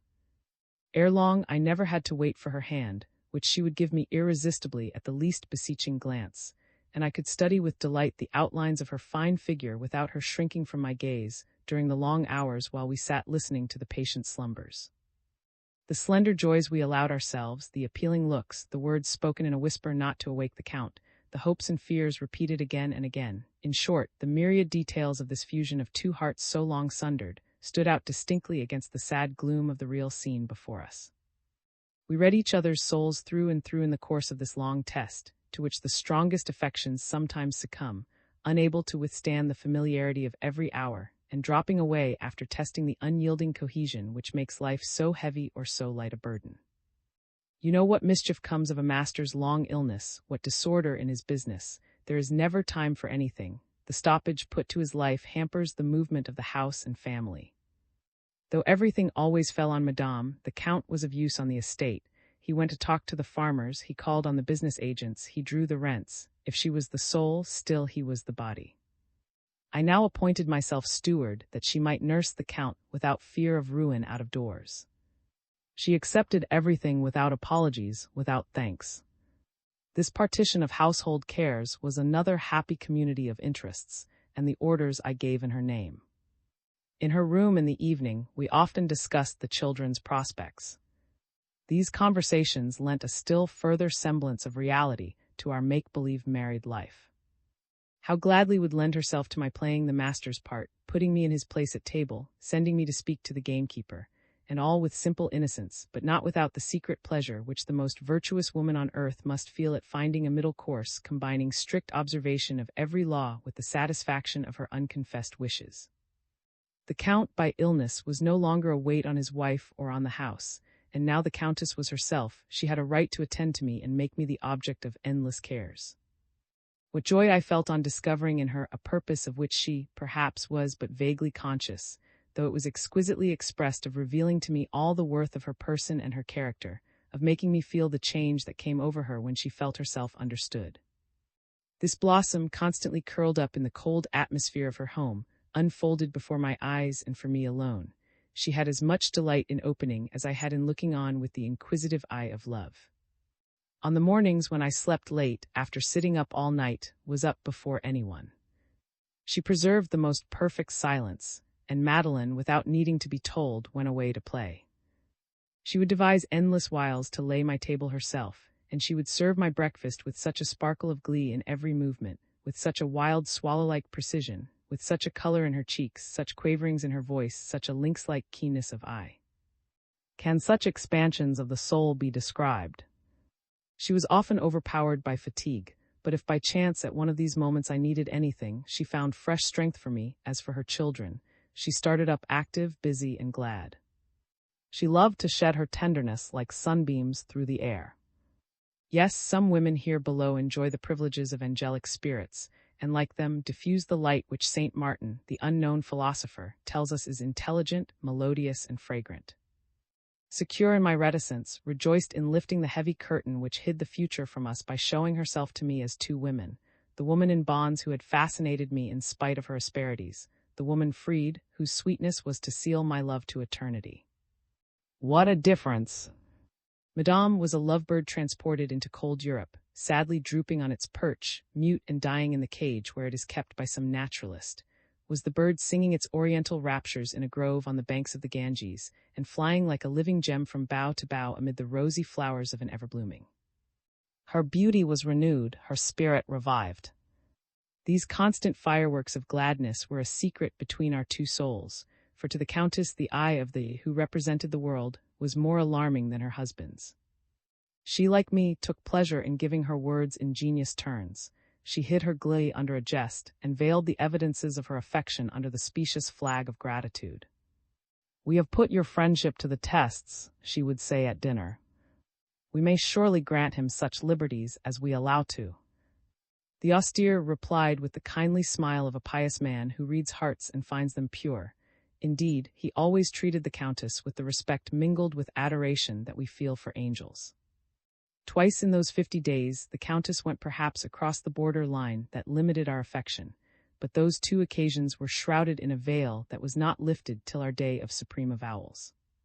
One morning, in the early days of the Count's illness, just when she was repenting of having treated me so severely by denying me the harmless privileges of a chastened affection, I sat waiting for her to take my place. I was overtired and fell asleep, my head resting against the wall. I awoke with a start, feeling my forehead touched by something mysteriously cool that gave me a sensation as if a rose had lain on it. I saw the Countess some steps away from me, saying, "Here I am." I went away, but as I wished her good morning, I took her hand and felt that it was moist and trembling. "Are you ailing?" said I. "Why do you ask?" She answered. I looked at her, coloring with confusion. "I had been dreaming," said I one evening, during the last visits paid by, who had pronounced the Count certainly convalescent. I was in the garden with, and Madeline. We were all three lying on the steps absorbed in a game of spillikins that we had contrived with splinters of straw and hooks made of pins. "Was asleep." The doctor, while waiting for his horse to be put to, was talking in a low voice to the Countess in the drawing-room. Presently left without my noticing his departure. After seeing him off, leaned against the window, whence she looked down on us for a long time, though we did not know it. It was one of those hot evenings when the sky turns to copper color, when the country sends out 1,000 confused voices to the echoes. A last gleam of sunshine lingered on the roofs, the flowers of the garden scented the air, the bells of the cattle being brought home to the buyers came from afar. And we, in sympathy with the stillness of this calm hour, stifled our laughter for fear of waking the Count. Suddenly, above the flutter of a gown, I heard the guttural gasp of a strongly suppressed sob. I rushed into the drawing-room. I found the Countess sitting in the window recess, her handkerchief to her face. She knew my step, and by an imperious gesture desired me to leave her alone. I went up to her, heartsick with alarm, and wanted to force away her handkerchief. Her face was drowned in tears. She fled to her own room and did not come out till it was time for prayers. For the first time in those 50 days I led her to the terrace and asked her the cause of her agitation, but she affected the most flippant cheerfulness, justifying it by good news. Said I, "You knew that when I found you crying. Between us a lie is preposterous. Why would you not allow me to wipe away your tears? Can they have been for me?" "I was thinking," she answered, "that to me this illness has been a respite from misery. Now that there is nothing more to fear for, I must fear for myself." She was right. The Count's returning health was marked by his grotesque moods. He began to declare that neither his wife nor I nor the doctor knew how to treat him. We were all ignorant of his complaint and of his constitution, of his sufferings, and of the suitable remedies. Infatuated by heaven knows what quackery, thought it was a degeneracy of the secretions, while he ought only to have studied the disorder of the pylorus. One day, looking at us mischievously, like a man who has spied out or guessed something, he said to his wife with a smile, "Well, my dear, and if I had died you would have regretted me, no doubt, but confess, you would have been resigned." "I should have worn court mourning, red and black," she said, laughing to silence him. It was especially with regard to his food, which the doctor had carefully limited, forbidding that the patient's craving should be satisfied, that we had the most violent scenes and outcries with which nothing could be compared in the past, for the Count's temper was all the more atrocious for having been to sleep, so to speak. Fortified by the physician's orders and the faithfulness of the servants, and confirmed by me, for I saw in this contest a way of teaching her to govern her husband, the Countess was resolute in her resistance. She listened with a calm countenance to his frenzy and scolding. By thinking of him as a child as he was, she accustomed herself to hear his abusive words. Thus at last I was so happy as to see her assert her authority over this disordered mind. The Count called out, but he obeyed, and he obeyed all the more after the greatest outcry. In spite of the evidence of the results, would often shed tears at the sight of this feeble and haggard old man, his forehead yellower than a falling leaf, his eyes dim, his hands tremulous. She would blame herself for her sternness, and could seldom resist the delight she saw in the Count's eyes when, as she doled out his meals, she exceeded the doctor's restrictions. She was all the and milder to him for having been so to me. Still, there were shades of difference which filled my heart with boundless joy. She was not indefatigable. She knew when to call the servants to wait on the Count if his whims were too many in rapid succession, and he began to complain of her misunderstanding him. The Countess purposed an act of thanksgiving to God for his recovery. She commanded a special mass, and bade me offer her my arm to escort her to church. I did her bidding, but during the service I went to call on Madame Chessel. On my return she tried to scold me. Said I am incapable of deceit. I can throw myself into the water to rescue my enemy when he is drowning. I can lend him my cloak to warm him. In short, I can forgive, but I cannot forget. She said nothing, but pressed my arm to her heart. You are an angel. You were, no doubt, sincere in your thanksgiving, I went on. The mother of the Prince of the Peace was snatched from the hands of a mob who wanted to kill her, and when the Queen asked her, "What did you do?" "I prayed for them," said she. Women are all like that. I am a man and necessarily imperfect. Do not slander yourself, said she, shaking my arm sharply. Perhaps you are better than I am. Yes, replied I, for I would give eternity for a single day of happiness, while to you. May, she cried with a haughty glance. I was silent, and my eyes fell under the lightning of her eyes.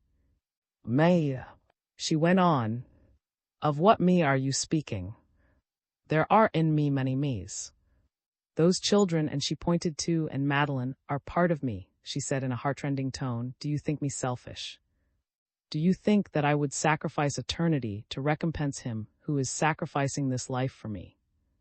The thought is a shocking one. It is contrary to every sentiment of religion. Can a woman who falls so low rise again? Can her happiness absolve her? You will drive me soon to decide the question. Yes, I am betraying at last a secret of my conscience. The idea has often crossed my mind. I have expiated it by bitter penance. It was the cause of the tears you wanted me to account for the other day. Are you not attributing too great importance to certain things on which ordinary women set a high value, and which you ought. Oh, cried she, interrupting me, do you value them less? Such an argument put an end to all reasoning. Well, she went on, I will tell you yes, I could be so mean as to desert the poor old man whose life is in my hands. But, dear friend, those two poor, feeble little creatures you see before us, and Madeline, would not they be left with their father? And do you think, I ask you, do you believe that they could survive 3 months under that man's insensate tyranny? If by failing in my duty, I alone, she smiled loftily. But should I not be killing my 2 children? Their doom would be certain, great God. She exclaimed, how can we talk of such things? Go and marry, and leave me to die. She spoke in a tone of such concentrated bitterness that she stifled the outburst of my passion. You cried out up there, under the walnut tree. I have just cried out here, under these alders. That is all. Henceforth I am silent. Your generosity overwhelms me, said she, looking up to heaven. We had by this time reached the terrace, and found the Count seated there in a chair in the sunshine. The sight of that shrunken face, hardly animated by a faint smile, extinguished the flames that had flared up from the ashes. I leaned against the parapet, contemplating the picture before me, the infirm man with his 2 still delicate children, his wife pale with watching and grown thin from excessive work, from the alarms and perhaps from the joys of these 2 dreadful months, though at this moment she was deeply flushed from the emotions of the scene she had gone through. At the sight of this suffering family, shrouded under the tremulous foliage through which fell the gray light of a dull autumn day, I felt the ties relax which hold body and soul together. I experienced for the first time that moral revulsion which, it is said, the fighters feel in the fury of the fray, a sort of chilling madness that makes a coward of the bravest, a bigot of a disbeliever, which induces total indifference to everything, even to the most vital sentiments, to honor, to love, for doubt robs us of all knowledge of ourselves and disgusts us with life. Poor nervous creatures, who, by your high-strung organization, are delivered over defenseless to I know not what fatality, who shall be your peers and judges. I understood how the bold youth who had erewhile put out a hand to grasp the marshal's baton, who had been no less skilled in diplomacy than intrepid as a captain, had become the unconscious murderer I saw before me. Could my own desires, at this moment wreathed with roses, bring me to such an end? Appalled alike by the cause and the effect, asking like the impious, where in all this was providence, I could not restrain 2 tears that fell down my cheeks. What is the matter, dear good? Asked Madeline in her childish voice, then dispelled those black vapors and gloom by an anxious look, which shone on my soul like the sun. At this moment the old groom from Tours brought me a letter, at the sight of which I could not help uttering a cry of surprise, and Madame trembled at my dismay. I saw the seal of the cabinet. The king ordered me back. I held the letter out to her. She read it in a flash. He is going away, said the Count. What will become of me? She said to me, for the first time contemplating her desert without sunshine. We paused in a stupefied frame of mind, which oppressed us all equally, for we had never before so acutely felt that we were all indispensable to each other. The Countess, as she talked even of the most indifferent matters, spoke in an altered voice, as though the instrument had lost several strings, and those that remained were loosened. Her movements were apathetic, her looks had lost their light. I begged her to confide her thoughts to me. Have I any thoughts? Said she. She led me away to her room, made me sit down on the sofa, hunted in the drawer of her dressing table, and then, kneeling down in front of me, she said, Here is all the hair I have lost these 12 months past. Take it, it is yours by right. You will some day know how and why. I gently bent over her. She did not shrink to avoid my lips, and I pressed them to her brow solemnly, with no guilty excitement, no inviting passion. Did she mean to sacrifice everything? Or had she, like me, only come to look over the precipice? If love had prompted her to abandon herself, she could not have been so profoundly calm, have given me that religious look, or have said in her clear voice, You have quite forgiven me. I set out in the evening. She accompanied me on the road too, and we stood under the walnut tree. I pointed it out to her, telling her how I had first seen it 4 years ago. The valley was so lovely. I exclaimed. And now, she said eagerly, "Now you are under the tree," said I, "and the valley is our own." She bent her head, and there we parted. She got into the carriage again with Madeline, and I into mine, alone. On my return to Paris, I was fortunately taken up by a press of work which forcibly diverted my mind, and obliged me to live apart from the world, which forgot me. I corresponded with Madame, to whom I sent my journal every week, and who replied twice a month. It was an obscure and busy life, resembling the overgrown, flowery nooks, quite unknown, which I had admired in the depths of the woods when composing fresh poems of flowers during the last fortnight. All ye who love, bind yourselves by these delightful duties, impose a rule on yourselves to be carried out, as the Church does on Christians, for every day. The rigorous observances created by the Roman Catholic religion are a grand idea.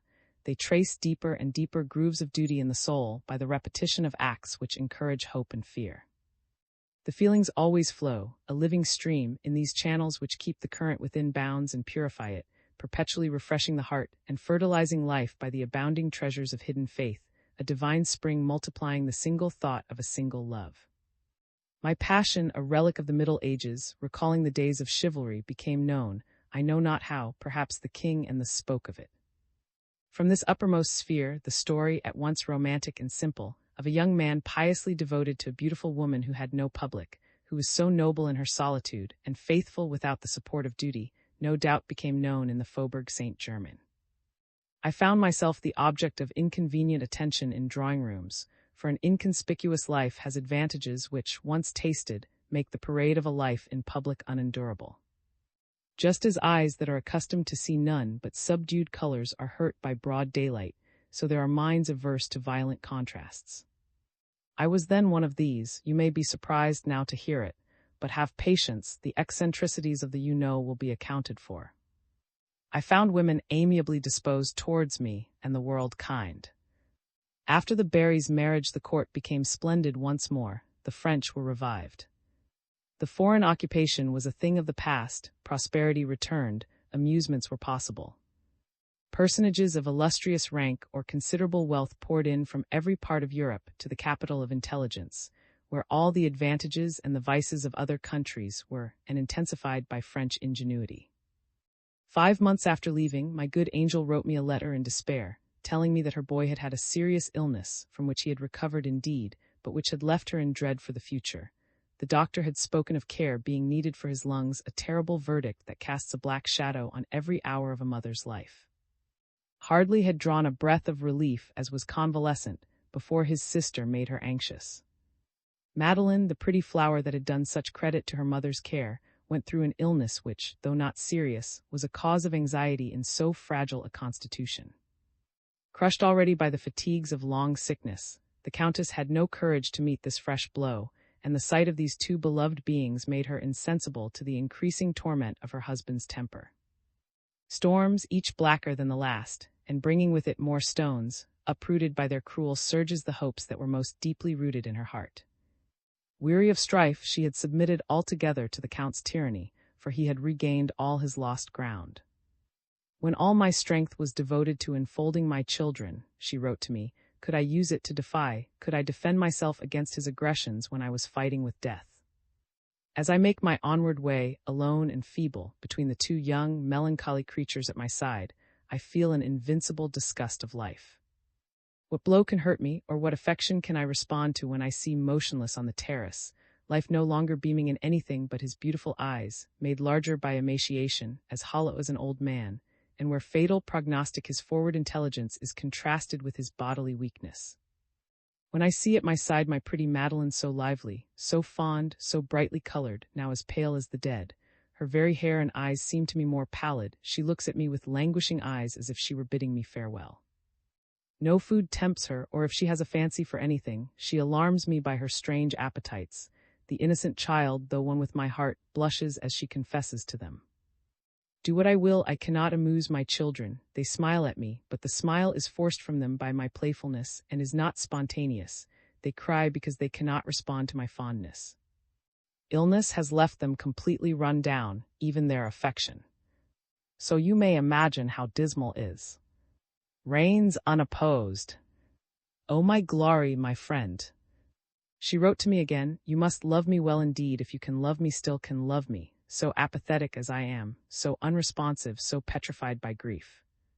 At this juncture, when I felt myself more deeply appealed to than ever, when I lived only in her soul, on which I strove to shed the luminous breath of morning and the hope of purpled evenings, I met, in the rooms of one of those superb English ladies who are almost queens. Immensely wealthy, the daughter of a race unstained by any since the time of the Conquest, married to an old man, one of the most distinguished members of the British peerage, all these advantages were no more than accessories adding to her beauty, her manners, her wit, a faceted luster that dazzled before it charmed you. She was the idol of the day, and reigned all the more despotically over Paris society because she had the qualities indispensable to success, the iron hand in a velvet glove spoken of by. You know the curious individuality of the English, the impassable and arrogant Channel, the icy George's Straits that they set between themselves and those who have not been introduced to them. The human race might be an ant-heap on which they tread. They recognize none of their species but those whom they accept. They do not understand the language even of the rest. Those have lips that move and eyes that see, but neither voice nor looks can reach so high. To them the herd are as though they were not. Thus the English are an image of their island where the law rules everything, where in each sphere everything is uniform, where the practice of virtue seems to be the inevitable working of wheels that move at fixed hours. These fortifications of polished steel built up round an Englishwoman, caged by golden wires into her home, where her feeding trough and drinking cup, her perches and her food are all perfection, lend her irresistible attractions. Never did a nation more elaborately scheme for the hypocrisy of a married woman, by placing her always midway between social life and death. For there is no compromise between shame and honor, the fall is utter, or there is no slip, it is all or nothing, the to be or not to be of Hamlet. This alternative, combined with the habits of disdain to which manners accustom her, makes an Englishwoman a creature apart in the world. She is but a poor creature, virtuous perforce, and ready to abandon herself, condemned to perpetual falsehood buried in her soul, but she is enchanting in form, because the race has thrown everything into form. Hence the beauties peculiar to the women of that country, the exaltation of an affection in which life is compulsorily summed up, their extravagant care of their person, the refinement of their love so elegantly expressed in the famous scene in Romeo and Juliet, in which Shakespeare has with one touch depicted the Englishwoman. To you who envy them so many things, what can I say that you do not know about these fair sirens, apparently impenetrable but so quickly known, who believe that love is enough for love, and who taint their pleasures with satiety by never varying them, whose soul has but one note, whose voice but one word, an ocean of love, in which, if a man has not bathed, he will forever remain ignorant of one form of poetic sensuality. Just as a man who has never seen the sea must always lack certain chords to his lyre. You know the purport of these words. My acquaintance with Lady Dudley was notorious. At an age when the senses exert their greatest power over our decisions, and in a man whose fires had been so violently suppressed, the image of the saint who was enduring her long martyrdom shone so brightly that he could resist every fascination. This fidelity was the distinction that won me lady's attention. My obstinacy increased her passion. What she longed for, like many Englishwomen, was something conspicuous and extraordinary.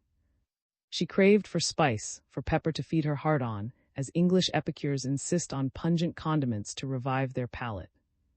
The lethargy produced in these women's lives by unfailing perfection in everything about them, and methodical regularity of habit, reacts in a worship of the romantic and difficult. I was incapable of gauging this character. The more I retired into cold disdain, the more eager was Lady Dudley. This contest, of which she boasted, excited some curiosity in certain drawing-rooms, and this was the first fruits of satisfaction which made her feel it incumbent on her to triumph. I should have been saved if only some friend had repeated the odious speech she had uttered concerning Madame and me. I am sick, said she, of this turtle-dove sighing. Though I have no wish to justify my crime, I must point out to you that a man has less chances of resisting a woman than you women have of evading our pursuit. Our manners forbid to our sex those tactics of stern repression which in you are baits to tempt the lover, and which indeed propriety requires of you. In us, on the contrary, some jurisprudence of masculine coxcomb retreats reserve as ridiculous. We leave you the monopoly of modesty to secure to you the privilege of conferring favors, but reverse the parts and a man is crushed by satire. Protected as I was by my passion, I was not at an age to be insensible to the threefold attractions of pride, devotion, and beauty. When Lady laid at my feet the homage paid to her at a ball of which she was the queen, when she watched my eye to read whether I admired her dress, and thrilled with pleasure when she pleased me, I was agitated by her agitation. She stood on ground too whence I could not fly. It was impossible for me to refuse certain invitations in the diplomatic circle. Her rank opened every house to her, and with the ingenuity which women can display to obtain the thing they wish for, she contrived at table that the mistress of the house should seat me next to her. Then she would murmur in my ear, "If I were loved as Madame is, I would sacrifice everything to you." She proposed the humblest conditions with a smile. She promised uncompromising reticence, or besought me to allow her only to love me. She spoke these words to me one day, satisfying alike the capitulation of a timid conscience and the unbridled cravings of youth. "Your friend forever, and your mistress when you please." Finally, she resolved to make my sense of honor the means to my ruin. She bribed my manservant, and one evening, after a party where she had shone with such beauty that she was sure of having captivated me, I found her in my rooms. This scandal was heard of in England, where the aristocracy were in as much consternation as heaven at the fall of its highest angel. Lady Dudley came down from her clouds in the British Empyrean, kept nothing but her own fortune, and tried by self-sacrifice to eclipse the woman whose virtue had led to this celebrated scandal. Ladies, like the devil on the pinnacle of the temple, took pleasure in showing me the richest kingdoms of her ardent world. Read my confession, I beseech you, with indulgence. It deals with one of the most interesting problems of human life, with a crisis through which the greater portion of mankind must pass, and which I long to account for, if it were only to light a beacon on the reef. This beautiful English lady, so slender, so fragile, this milk-white woman, so crushed, so breakable, so meek, with her refined brow crowned with such soft tan-brown hair, this creature whose seems but a transient phosphorescence has a frame of iron. No horse, however fiery, can defy her sinewy wrist, her hand that seems so weak and that nothing can tire. She has the foot of the roe, a small, wiry, muscular foot of indescribable beauty of form. Her strength fears no rivalry, no man can keep up with her on horseback. She would win a steeplechase riding a centaur. She shoots stags and does it without checking her horse. Her frame knows not perspiration. It radiates a glow in the air and lives in water, or it would perish. Her passion is quite African.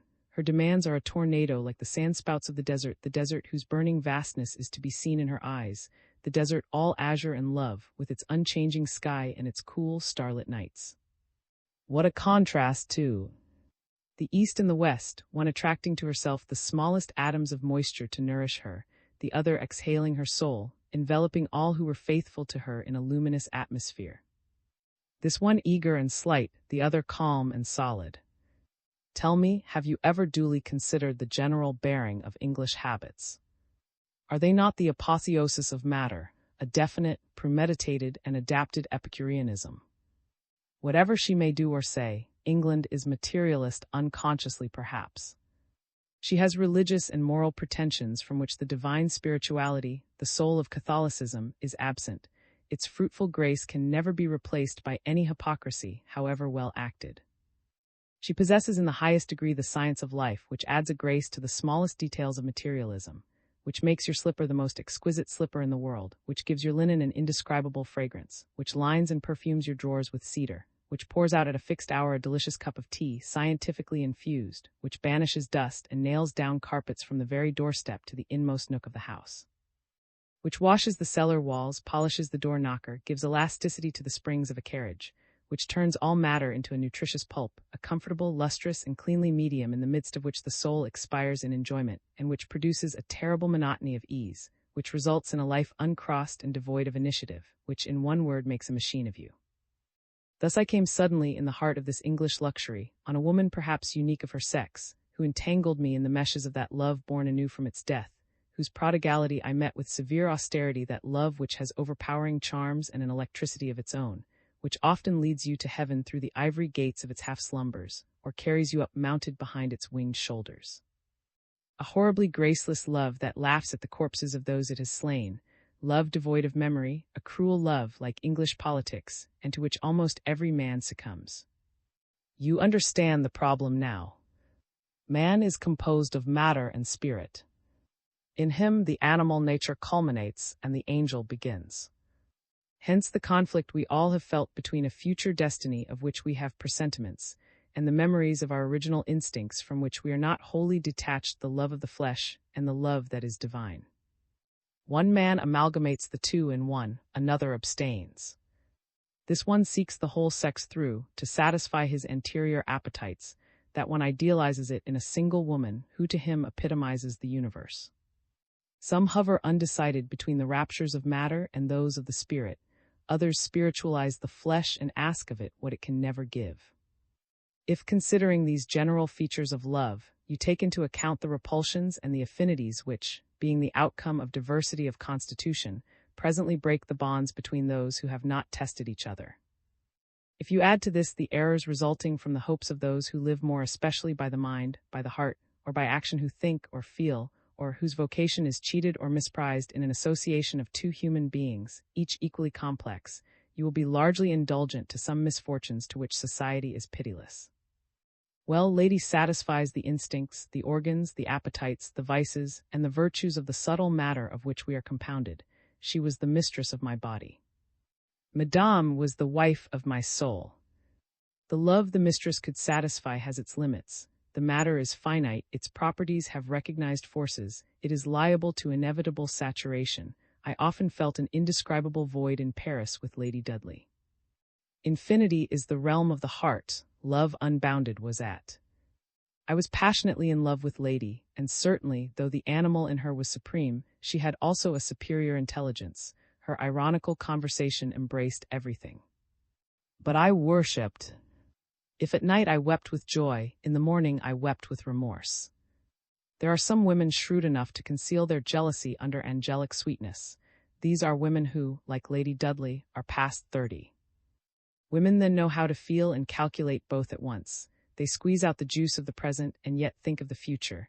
They can stifle their often quite justifiable groans with the determination of a hunter who does not feel a wound as he rides in pursuit of the bugle call. Without ever speaking of Madame, tried to kill her in my soul, where she constantly found her, and her own passion flamed higher under the breath of this ineradicable love. To triumph, if possible, by comparisons to her own advantage, she would never be suspicious, nor provoking, nor curious as most young women are, but like a lioness that has carried her prey in her mouth and brought it to her den to devour, she took care that nothing should disturb her happiness and watched me like in conquest. I wrote too under her very eyes. She never read a single line. She never made the least attempt to know the address on my letters. I was perfectly free. She seemed to have said to herself, if I lose, I shall blame no one but myself. And she trusted proudly to a love so devoted that she would have laid down her life, without hesitation, if I had asked it of her. In fact, she made me believe that if I should abandon her, she would at once kill herself. It was a thing to hear when she sang the praises of the Indian custom for widows to burn themselves on their husband's funeral pyre. Though in India the practice is a distinction reserved to the higher castes, and is consequently little appreciated by Europeans, who are incapable of perceiving the proud dignity of the privilege, you must confess, she would say to me, that in the dead level of our modern manners the aristocracy cannot resume its place unless by exceptional feelings. How can I show the middle class that the blood flowing in my veins is not the same as theirs, if not in dying in another way than they die? Women of no birth can have diamonds, silks, horses, even coats of arms, which ought to be ours alone, for a name can be purchased but to love, unabashed in opposition to the law, to die for the idol she has chosen, and make a shroud of the sheets off her bed. To bring earth and heaven into subjection to man, and thus rob the Almighty of his right to make a God, never to be false to him, not even for virtue. Sake, for to refuse him anything in the name of duty is to abandon oneself to something that is not he, whether it be another man or a mere idea. It is a betrayal. These are the heights to which vulgar women cannot rise. They know only two roads, the highway of virtue or the miry path of the courtesan. She argued, you see, from pride. She flattered all my vanities by deifying them. She set me so high that she could only reach to my knees. All the fascinations of her mind found expression in her slave-like attitude and absolute submission. She would remain a whole day lounging at my feet in silence, gazing at me, waiting on my pleasure like a seraglio slave. What words can describe the first 6 months, when I gave myself up to the enervating joys of an affection full of raptures varied by the knowledge of experience that was concealed under the vehemence of passion? Such joys, a revelation of the poetry of the senses, constitute the strong link that binds young men to women older than themselves. But this link is the convict's chain. It leaves an indelible scar, implanting a premature distaste for fresh and innocent love rich in blossom only, which cannot serve us with alcohol in curiously chased golden cups, enriched with precious stones, sparkling with inexhaustible fires. When I tasted the enjoyments of which I had dreamed, knowing nothing of them, which I had expressed in my nosegays, in which the union of souls makes 1,000 times more intense, I found no lack of paradoxes to justify myself in my own eyes for the readiness with which I slaked my thirst at this elegant cup. Often when I felt lost in immeasurable lassitude, my soul, freed from my body, flew far from earth, and I that such pleasures were a means of annihilating matter and freeing the spirit for its sublimest flights. Not unfrequently Lady Dudley, like many another woman, took advantage of the excitement superinduced by excessive happiness to bind me by solemn vows, and she could even tempt me to blaspheming the angel at. Being a traitor, I became a cheat. I wrote to Madame as though I were still the boy in the ill-made blue coat of whom she was so fond, but I own her gift of second sight appalled me when I thought of the disaster any indiscretion might bring on the charming castle of my hopes. Often in the midst of my happiness a sudden pang froze me. I heard the name of spoken by a voice from on high, like the Cain where is Abel. Of the scripture narrative. My letters remained unanswered. I was in mortal anxiety and wanted to set out for. Raised no obstacles, but she spoke as a matter of course of going with me too. Her fancies spurred by difficulty, her presentiments, justified by more happiness than she had hoped for, had given birth in her to a real affection, which she now meant should be unique. Her womanly wit showed her that this journey might be made a means of detaching me completely from Madame, and I, blinded by alarm and misled by genuine guilelessness, did not see the snare in which I was to be caught. Lady Dudley proposed the fullest concessions and anticipated every objection. She agreed to remain in the country near Tours, unknown, disguised, never to go out by daylight, and to choose for our meetings an hour of the night when no one could recognize us. I started on horseback from Tours. I had my reasons for this. I needed a horse for my nocturnal expeditions, and I had an Arab sent to the Marchioness by Lady Hester Stanhope, which I had taken in exchange for the famous picture by Rembrandt now hanging in her drawing-room in London, after it had come into my hands in so singular a way. I took the road I had gone on foot 6 years before, and paused under the walnut tree. From thence I saw Madame in a white dress on the terrace. I flew towards her with the swiftness of lightning, and in a few minutes was below the wall, traversing the distance in a direct line, as if I were riding a steeplechase. She heard the prodigious leaps of the swallow of the desert, and when I pulled up sharp at the corner of the terrace, she said, "Ah, here you are." These 4 words struck me dumb. Then she knew of my adventure. Who had told her of it her mother, whose odious letter she subsequently showed me. The indifference of that weak voice, formerly so full of vitality, the dead, colorless tone confessed a mature sorrow and breathed, as it were, a perfume of flowers cut off beyond all recovery. The tempest of my infidelity, like the floods of the Loire that bury the land past redemption in sand, had passed over her soul and made a desert where rich meadows had been green. I led my horse in by the side gate, he knelt down on the grass at my command, and the Countess, who had come forward with a slow step, exclaimed, "What a beautiful creature!" She stood with her arms crossed that I might not take her hand, and I understood her intention. "I will go and tell," said she, and turned away. I remained standing, quite confounded, letting her go, watching her noble, deliberate, and proud as ever, than I had ever seen her, her brow stamped with the yellow seal of the bitterest melancholy, and hanging her head like a lily weighed down by too much rain. I cried with the passion of a man who feels himself dying. She did not turn round, she did not pause. She scorned to tell me that she had taken back that name, that she would no longer answer to it. She walked on. In that terrible valley where millions of men must be lying turned to dust, while their soul now animates the surface of the globe, I may find myself very small in the midst of the crowd closely packed under the luminous dignities who shall light it up with their glory. but even there I shall be less utterly crushed than I was as I gazed at that white figure going up as an undeviating flood mounts the streets of a town up to her home, the glory and the martyrdom of this Christian Dido. I cursed in one word that would have killed her had she heard it, and she had given up everything for me, as we leave all for God. I stood lost in an ocean of thought, seeing endless pain on every side of me. Then I saw them all coming down, running with the impetuosity of his age. Madeline, a gazelle with pathetic eyes, followed with her mother. Came towards me with open arms, clasped me to him, and kissed me on both cheeks, saying, "I have heard I owed my life to you." Madame stood with her back to us, under of showing the horse to Madeline, who was amazed. "The devil!"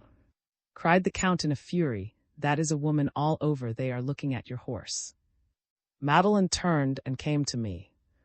I kissed her hand, looking at the Countess, who reddened. "Madeline seems much better," said I. "Poor little girl," replied the Countess, kissing her forehead. "Yes, for the moment they are all well," said the Count. "I alone, my dear, am a wreck, like an old tower about to fall." "The General still suffers from his black dragons, it would seem," said I, looking at Madame. "We all have our blue devils," she replied. "That, I think, is the English word." We went up to the house, all walking together, all feeling that something serious had happened. She had no wish to be alone with me. In short, I was a visitor. "By the way, what about your horse?" said the Count when we went out. "You see," retorted the Countess, "I was wrong to think about it, and equally wrong not to think about it." "Why, yes," said he, "there is a time for everything." "I will go to him," said I, finding this cold reception unendurable. "I alone can unsaddle him and put him up properly. My groom is coming from by coach, and he will rub him down." "Is the groom from England too?" said she. "They are only made there," replied the Count, becoming cheerful as he saw his wife depressed. His wife's coolness was an opportunity for tacit opposition. He loaded me with kindness. I learned what a burden a husband's friendship can be. Do not suppose that it is when the wife lavishes an affection of which she seems to be robbed, that her husband's attentions are overpowering to a noble soul. No, it is when that love has fled that they are odious and unendurable. A friendly understanding, which is the indispensable condition of such attachments, is then seen as a mere means. It then is a burden, and as horrible as all means are when no longer justified by the ends. "My dear," said the Count, taking my hands and pressing them affectionately, "you must forgive Madame. Women must be fractious, their weakness is their excuse, they cannot possibly have the equable temper which gives us strength of character. She has the greatest regard for you." "I know it, but—" While the Count was speaking, Madame moved gradually away from us so as to leave us together. Said he in an undertone, as he looked at his wife returning to the house with her 2 children, "I cannot think what has been going on in Madame's mind, but within the last 6 weeks her temper has completely altered. She who used to be so gentle, so devoted, has become incredibly sulky." Afterwards told me that the Countess had fallen into a state of dejection, which left her insensible to the Count's aggravations. Finding no tender spot into which to thrust his darts, the man had become as fidgety as a boy when the insect he is torturing ceases to wriggle. At this moment he needed a confidant, as an executioner needs a mate. "Try to question Madame," he went on after a pause. "A woman always has secrets from her husband, but to you she will perhaps confide the secret of her trouble. If it should cost me half my remaining days of life and half my fortune, I would sacrifice everything to make her happy. She is so indispensable to my existence. If in my old age I should miss that angel from my side, I should be the most miserable of men. I would hope to die easy. Tell her she will not have to put up with me for long. My poor friend, I am going fast, I know it. I hide the dreadful truth from all the world, why distress them before the time? Still the pylorus, my good friend. I have at last mastered the causes of the malady, my sensitive feelings are killing me. In fact, all our emotions converge on the gastric centers. So that people of strong feeling die of indigestion, said I with a smile. Do not laugh, nothing is truer. Too great a grief overexcites the great sympathetic nerve. This excessive sensibility keeps up a constant irritation of the mucous membrane of the stomach. If this condition continues, it leads to disturbance of the digestive functions at first imperceptible. The secretions are vitiated, the appetite is morbid, and digestion becomes uncertain. Ere long, acute suffering supervenes, worse and more frequent every day. Finally, the organic mischief reaches a climax. It is as though some poison were lurking in every bowl. The mucous membrane thickens, the valve of the pylorus hardens, and a scirrhus forms there of which the patient must die. Well, that is my case, my dear boy. The induration is progressing, nothing can stop it. Look at my straw-colored skin, my dry, bright eye, my excessive emaciation. I am withering up. What can you expect? I brought the germ of the complaint in me from exile. I went through so much at that time. And my marriage, which might have repaired the mischief done during the emigration, far from soothing my ulcerated soul, only reopened the wound. What have I found here? Eternal alarms on account of my children, domestic trials, a fortune to be patched up, economy which entailed 1,000 privations I had to inflict on my wife, while I was the first to suffer from them. And above all, to you alone can I confide the secret. This is my greatest trouble. Though is an angel, she does not understand me. She knows nothing of my sufferings, she only frets them. I forgive her. It is a terrible thing to say, my friend, but a less virtuous woman would have made me happier by little soothing ways which never occur to, for she is as great a simpleton as a baby. Add to this that the servants do nothing but plague me.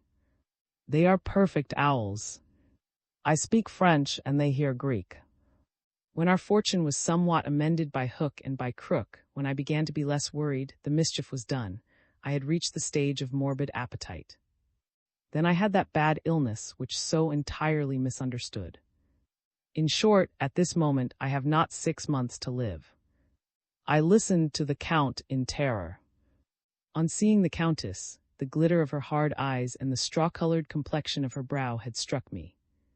I now dragged the Count back to the house as I pretended to listen to his complaining, interspersed with medical dissertations, but I was thinking only of and was bent on studying her. I found the Countess in the drawing-room. She was listening to a lesson in mathematics that was giving too, while she showed Madeline a stitch in tapestry. Formerly she would have found means, on the day of my arrival, to put off such occupations and devote herself to me. But my love was so deep and true that I buried in the depths of my heart the sorrow I felt at the contrast between the past and present, for I could see that terrible yellow tinge on her heavenly face, like the reflection of a divine light which Italian painters have given to the faces of their female saints. I felt in my soul the cold blast of death. When the blaze of her eyes fell on me, bereft now of the liquid moisture in which her looks had floated, I shuddered, and I then observed certain changes due to grief which I had not noticed out of doors. The fine lines which, when I had last seen her, were but faintly traced on her forehead, were now deep furrows. Her temples, bluely veined, were dry and hollow. Her eyes were sunk under reddened brows and had dark circles round them. She had the look of fruit on which bruises are beginning to show, and which has turned prematurely yellow from the ravages of a worm within. And was it not I, whose sole ambition it had been to pour happiness in a full tide into her soul, who had shed bitterness into the spring whence her life derived strength and her courage refreshment? I sat down by her and said in a voice tearful with repentance, "Is your health satisfactory?" "Yes," she replied, looking straight into my eyes. "Here is my health," and she pointed to Madeline. Madeline, who had come out victorious from her struggle with nature, at 15 was a woman. She had grown, the tint of a China rose bloomed in her dark cheeks. She had lost the light heedlessness of a child that looks everything in the face and had begun to cast down her eyes. Her movements, like her mother, were rare and sober, her figure slight, and the charms of her bust already filling out. A woman's vanity had smoothed her fine black hair, parted into bands on her Spanish-looking brow. She had a look of the pretty medieval busts, so refined in outline, so slender in, that the eye that lingers on them fears lest it should break them. But health, the fruit that had ripened after so much care, had given her cheek the velvety texture of the peach, and a silky down on her neck which caught the light as it did in her mother. She would live. God had written it, sweet bud of the loveliest of human blossoms, on the long lashes of your eyelids, on the slope of your shoulders, which promised to be as beautiful as your mother's had been. This nut-brown maiden with the growth of a poplar was a contrast indeed to a fragile youth of 17, whose head looked too large, for his brow had expanded so rapidly as to give rise to alarms, whose fevered, weary eyes were in keeping with a deep sonorous voice. The throat gave out too great a volume of sound, just as the eye betrayed too much thought. Here's intellect, soul, and heart were consuming with eager fires a too frail body, for had the milk-white complexion touched with the burning flush that is seen in young English girls marked by the scourge to be felled within a limited time delusive health. Following a gesture by which, after pointing to Madeline, made me look at, tracing figures and algebraical sums on a blackboard before I was startled at this glimpse of death hidden under roses, and respected the unhappy mother's mistake. When I see them so well, joy silences all my griefs, as indeed they are silent and vanish when I see those too ill, my friend, said she, her eyes beaming with motherly pleasure. If other affections desert us, those that find their reward here, duties fulfilled and crowned with success, make up for defeat endured elsewhere. Like you will be a highly cultivated man, full of virtuous learning. Like you, he will be an honor to his country, which he may help to govern, perhaps, guided by you, who will hold so high a place, but I will try to make him faithful to his first affections. Madeline, dear creature, has already an exquisite heart. She is as pure as the snow on the highest alpine summit. She will have the devotedness and the sweet intelligence of a woman. She is proud, she will be worthy of the mother once so distraught is now very happy in an infinite and unmixed happiness. Yes, my life is full, my life is rich. As you see, God has given me joys that unfold from permitted affection, has infused bitterness into those to which I was being tempted by a dangerous attachment. Well done, cried the gleefully. Vicomte knows as much as I do. As he finished the demonstration, coughed a little. That is enough for today, my dear, said the Countess in some agitation. Above all, no chemistry lesson. Go out riding, she added, kissing her son with the justifiable rapture of a mother's caress, her eyes fixed on me as if to insult my remembrances. Go, dear, and be prudent. But you have not answered my question, said I, as she followed with a long look. Do you suffer any pain? Yes, sometimes in my chest. If I were in Paris, I could rise to the honors of gastritis, the fashionable complaint. My mother suffers a great deal and often, replied Madeline. So my health really interests you, said she to me. Madeline, astonished at the deep irony with which the words were spoken, looked at us by turns. My eyes were counting the pink flowers on the cushions of the gray and green furniture in the room. The situation is intolerable, I said in her ear. Is it of my making? She asked. My dear boy, she said aloud, affecting the cruel cheerfulness with which women give lightness to revenge, do you know nothing of modern history? Are not France and England always foes? Why, Madeline knows that. She knows that they are divided by a vast sea, a cold sea, a stormy sea. The vases on the chimney had been replaced by candelabra, no doubt to deprive me of the pleasure of filling them with flowers. I found them at a later day in her room. When my servant arrived, I went out to give my orders. He had brought me a few things that I wished to carry up to my room. Said the Countess, make no mistake. My aunt's old room is Madeline's now. Yours is over the Count. Guilty as I was, I had a heart, and all these speeches were poniard thrusts coldly directed to the tenderest spots, which they seemed chosen to hit. Mental suffering is not a fixed quantity. It is in proportion to the sensitiveness of the soul, and the Countess had bitterly gone through the whole scale of anguish.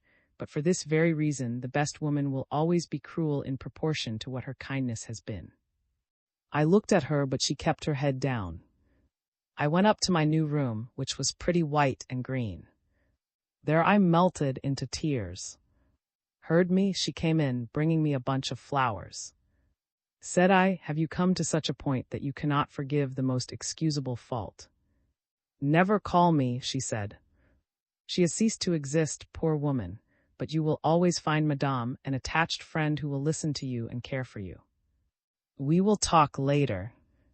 If you still have an affection for me, let me get accustomed to see you, and as soon as words are a less heartrending effort, as soon as I have recovered a little courage then, and not till then. You see the valley. And she pointed to the river. It hurts me, but I love it still. Oh, perish England and all its women.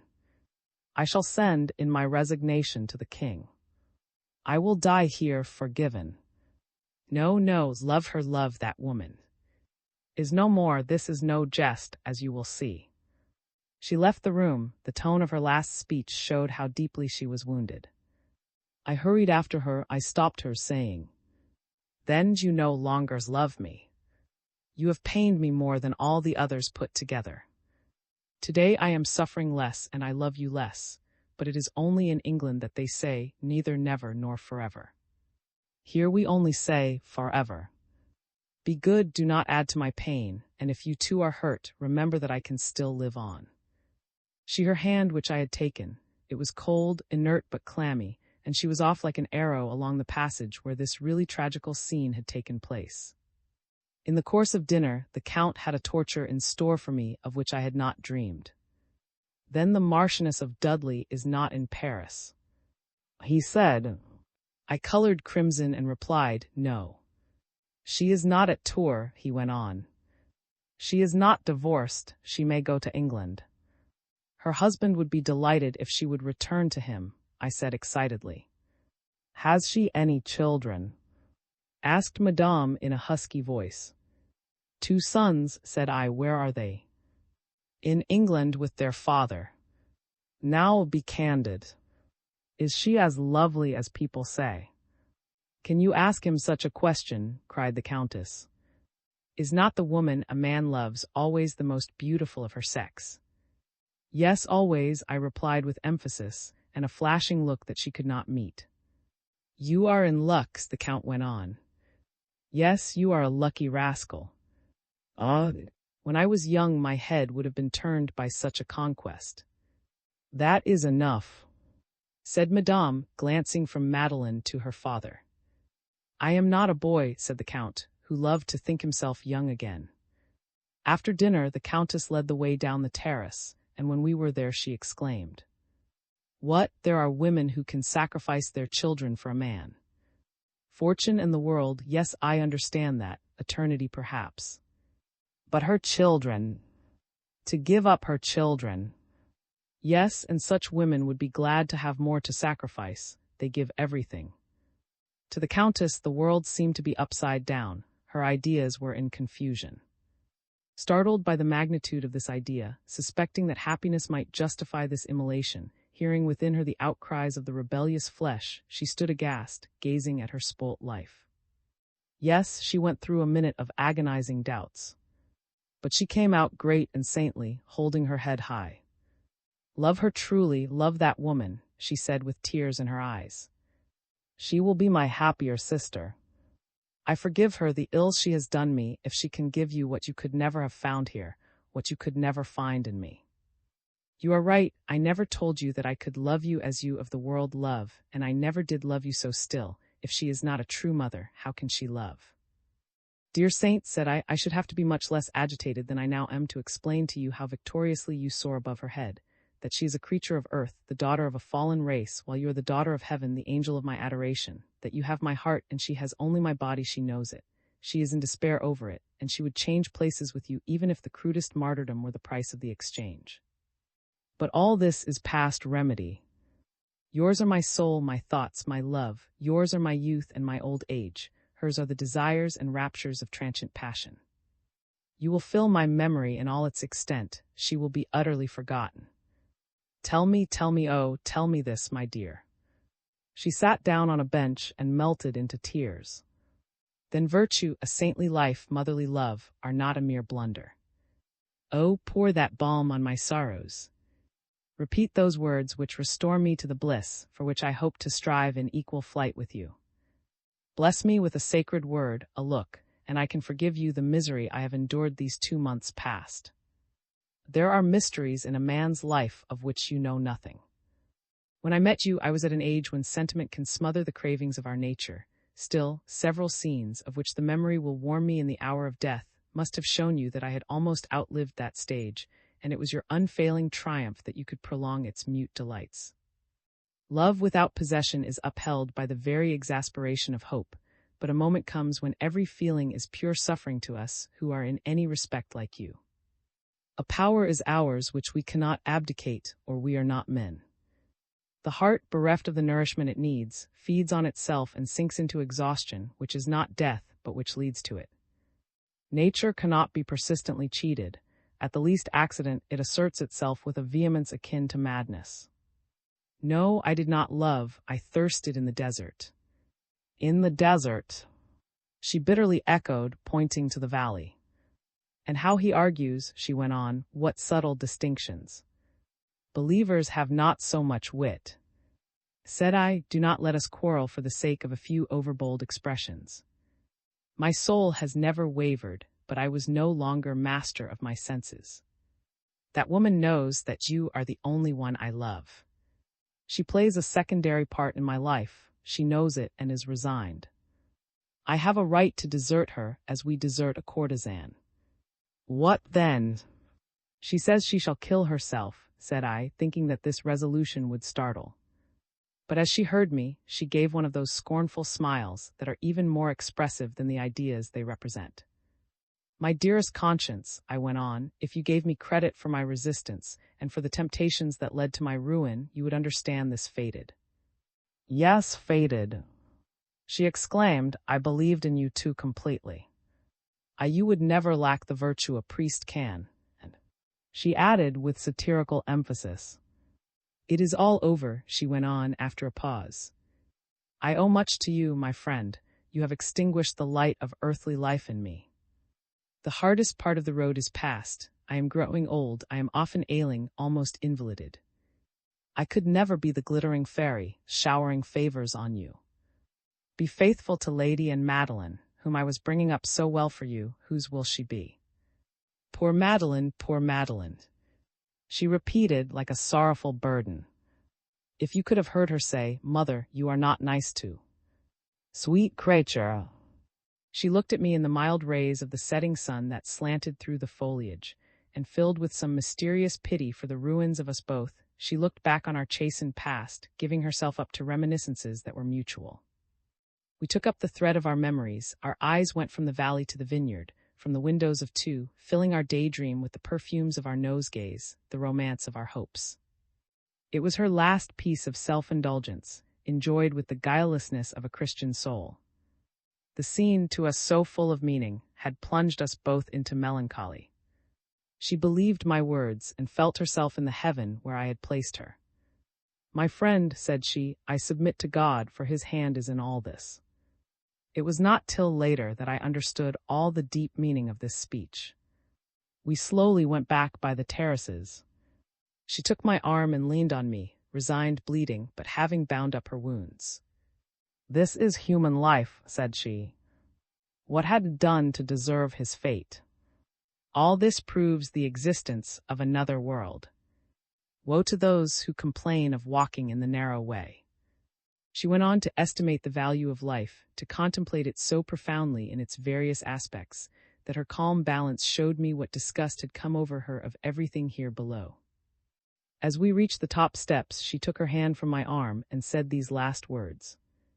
Since God has given us the faculty and love of happiness, must he not take care of those innocent souls that have known nothing but affliction on earth? Either this is so, or there is no God, and our life is but a cruel jest. With these words she hastily went indoors, and I found her presently lying on the sofa, stricken as though she had heard the voice which confounded Saint. What is the matter? Said I no longer know what virtue means, said she. I have ceased to be conscious of my own. We both remained petrified, listening to the echo of these words as to a stone flung into a chasm. If I have been mistaken in my life, it is she who is right, she added Madame. Thus her last indulgence had led to this last struggle. When the Count came in, she who never complained said she felt ill. I implored her to define her pain, but she refused to say more and went to bed, leaving me a victim to remorse, one regret leading to another. Madeline went with her mother, and on the following day I heard from her that the Countess had had an attack of sickness, brought on, as she said, by the violent agitation she had gone through. And so I, who would have given my life for her, was killing her. "My dear Count," said I to, who insisted on my playing backgammon, "I think the Countess is very seriously ill. There is yet time to save her. Send for and entreat her to follow his orders." "Who killed me?" cried he, interrupting me. "No, no. I will consult." All through that week, especially during the first day or two, everything was torture to me, an incipient paralysis of the heart, wounded vanity, a wounded soul. Until one has been the center of everything, of every look and sigh, the vital principle, the focus from which others derived their light, one cannot know how horrible a void can be. The same things were there, but the spirit that animated them was extinct, like a flame that is blown out. I understood now the frightful necessity lovers feel never to meet again when love is dead. Think what it is to be nobody where one has reigned supreme, to find the cold silence of death where the glad days of life had glowed. Such comparisons are crushing. I soon began even to regret the miserable ignorance of every joy that had blighted my youth. My despair was so overpowering indeed that the Countess was touched, I believe. One day after dinner, when we were all walking by the river, I made a final effort to gain forgiveness. I begged to take his sister a little way in front. I left the Count to himself, and taking Madame down to the punt, said I, "One word of mercy, or I will throw myself into the—" I fell, it is true, but am I not like a dog in my devoted attachment? I come back as he does, like him, full of shame. If he does wrong, he is punished, but he adores the hand that hits him. "Scourge me, but give me back your heart." "Poor boy," said she. "Are you not as much as ever my son?" She took my arm and slowly rejoined, and Madeleine, with whom she went homewards, leaving me to the Count, who began to talk politics apropos to his neighbors. "Let us go in," said I. "You are bareheaded, and the evening dew may do you some harm." "You can pity me, you, my dear," replied he, misapprehending my intentions. "My wife never will comfort me on principle, perhaps. Never of old would she have left me alone with her husband. Now I had to find excuses for being with her. She was with the children, explaining the rules of backgammon too. There, said the Count, always jealous of the affection she gave to her two children, there, it is for them that I am persistently neglected. Husbands, my dear, go to the wall. The most virtuous woman on earth finds a way of satisfying her craving to steal the affection due to her husband." She still caressed the children, making no reply. Said he, "Come here." "Made some difficulty." "Your father wants you go, my boy," said his mother, pushing him. "They love me by order," said the old man, who sometimes perceived the position. Said she, stroking Madeleine's smooth bands of hair again and again, "Do not be unjust to us hapless wives. Life is not always easy to bear, and perhaps a mother's children are her virtues." "My dear," said the Count, who was pleased to be logical, "what you say amounts to this, that, but for their children, women would have no virtue, but would leave their husbands in the lurch." The Countess rose hastily, and went out on to the steps with Madeleine. "Such is marriage, my dear boy," said the Count. "Do you mean to imply, by walking out of the room, that I am talking nonsense?" he cried, taking hand and following his wife, to whom he spoke with flashing looks of fury. "Not at all, but you frightened me. Your remark wounded me terribly," she went on in a hollow voice, with the glance of a criminal at me. "If virtue does not consist in self-sacrifice for one's children and one's husband, what is virtue?" "Self-sacrifice," echoed the Count, rapping out each syllable like a blow on his victim's heart. "What is it that you sacrifice to your children? What do you sacrifice to me?" "Whom? What? Answer, will you answer?" "What is going on then?" "What do you mean?" Said she, "Would you be content to be loved for God's sake, or to know that your wife was virtuous for virtue's sake?" "Madame is right," said I, speaking in a tone of emotion that rang in the two hearts into which I cast my hopes forever ruined, and which I stilled by the expression of the greatest grief of all, its hollow cry extinguishing the quarrel, as all is silence when a lion roars. "Yes, the noblest privilege conferred on us by reason is that we may dedicate our virtues to those beings whose happiness is of our making, and whom we make happy not out of self-interest or sense of duty, but but from involuntary and inexhaustible affection. A tear glistened in his eye. And my dear Count, if by chance a woman were involuntarily subjugated by some feeling alien to those imposed on her by society, you must confess that the more irresistible that feeling, the more virtuous would she be in stifling it, in sacrificing herself to her children and her husband. This theory, however, is not applicable to me, since I unfortunately am an example to the contrary, nor to you, whom it can never concern. A burning but clammy hand was laid on mine, and rested there in silence. You have a noble soul, said the Count, putting his arm not ungraciously round his wife's waist and drawing her to him as he said, Forgive me, my dear, a poor invalid who longs to be loved more, no doubt, than he deserves. Some hearts are all generosity, said she, leaning her head on the Count's shoulder, and he took the speech for himself. The mistake caused some strange revulsion in the Countess. She shuddered, her comb fell out, her hair fell down, and she turned pale. Her husband, who was supporting her, gave a deep groan as he saw her faint away. He took her up as he might have taken his daughter, and carried her on to the sofa in the drawing-room, where we stood beside her. Kept my hand in hers as if to say that we alone knew the secret of this scene, apparently so simple, but so terribly heartrending for her.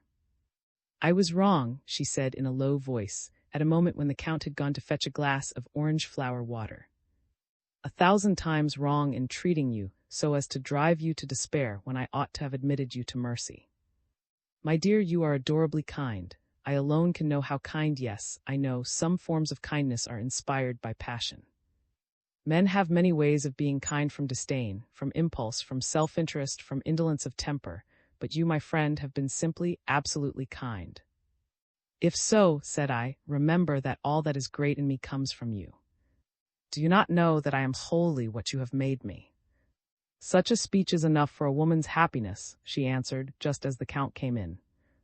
I am better, said she, rising. I want some fresh air. We all went down to the terrace, now scented by the acacias still in bloom. She had taken my right arm and pressed it to her heart, thus expressing her painful thoughts, but to use her own words, it was a pain she loved. She wished, no doubt, to be alone with me, but her imagination, in woman's wiles, suggested no reason for dismissing the children and her husband, so we talked of indifferent matters while she racked her brain trying to find a moment when she could at last pour out her heart into mine. It is a very long time since I took a drive, said she at length, seeing the evening so fine. Will you give the orders that I may make a little round? She knew that no explanation was possible before prayer time, and feared that the Count would want a game of backgammon. She might indeed come out here again, on this sheltered terrace, after the Count was gone to bed, but perhaps she was afraid to linger under these boughs through which the light fell with such a voluptuous play, or to walk by the parapet whence our eyes could trace the course of the through the meadows. Just as a cathedral with its gloomy and silent vault suggests prayer, so does foliage spangled by moonlight, perfumed with piercing scents, and alive with the mysterious sounds of spring, stir every and relax the will. The country which calms an old man's passions, fires those of youthful hearts, and we knew it. 2 peals of a bell called us to prayers. The Countess started. My dear, what ails you? Is no more, said she. Do not call her back to life again. She was exacting and capricious.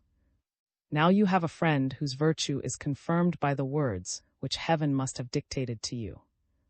We will speak of this later. Let us be punctual for prayers.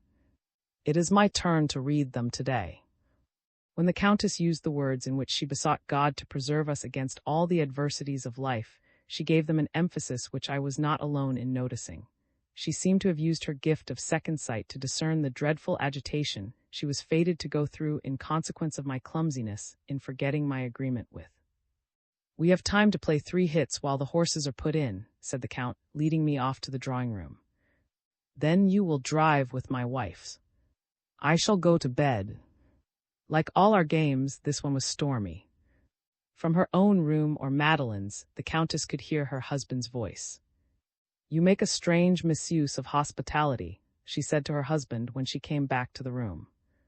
I looked at her in bewilderment. I could not get used to her sternness. In former times she would never have tried to shield me from the Count's tyranny.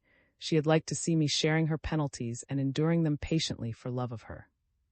I would give my life, said I in her ear, to hear you murmur once more, poor dear, poor dear. She looked down, recalling the occasion to which I alluded. Her eyes turned on me with a sidelong glance, and expressed the joy of a woman who sees the most fugitive accents of her heart more highly prized than the deepest delights of any other love. Then, as ever when she had done me such an injustice, I forgave her, feeling that she understood me. The Count was losing. He said he was tired to break off the game, and we went to walk round the lawn while waiting for the carriage. No sooner had he left us than my face beamed so vividly with gladness that the Countess questioned me by a look of surprise and inquiry. Still lives, I said, I still am loved. You wound me with too evident intention to break my heart. I may yet be happy. There was but a shred of the woman left, she said in terror, and you at this moment have it in your grasp. God be praised. He gives me the strength to endure the martyrdom I have deserved. Yes, I still love. I was near falling. The Englishwoman throws a light into the gulf. We got into the carriage, and the coachman waited for orders. Go by the avenue to the road, and come home by the lands Charlemagne and the road. What is today? I asked too eagerly. Saturday.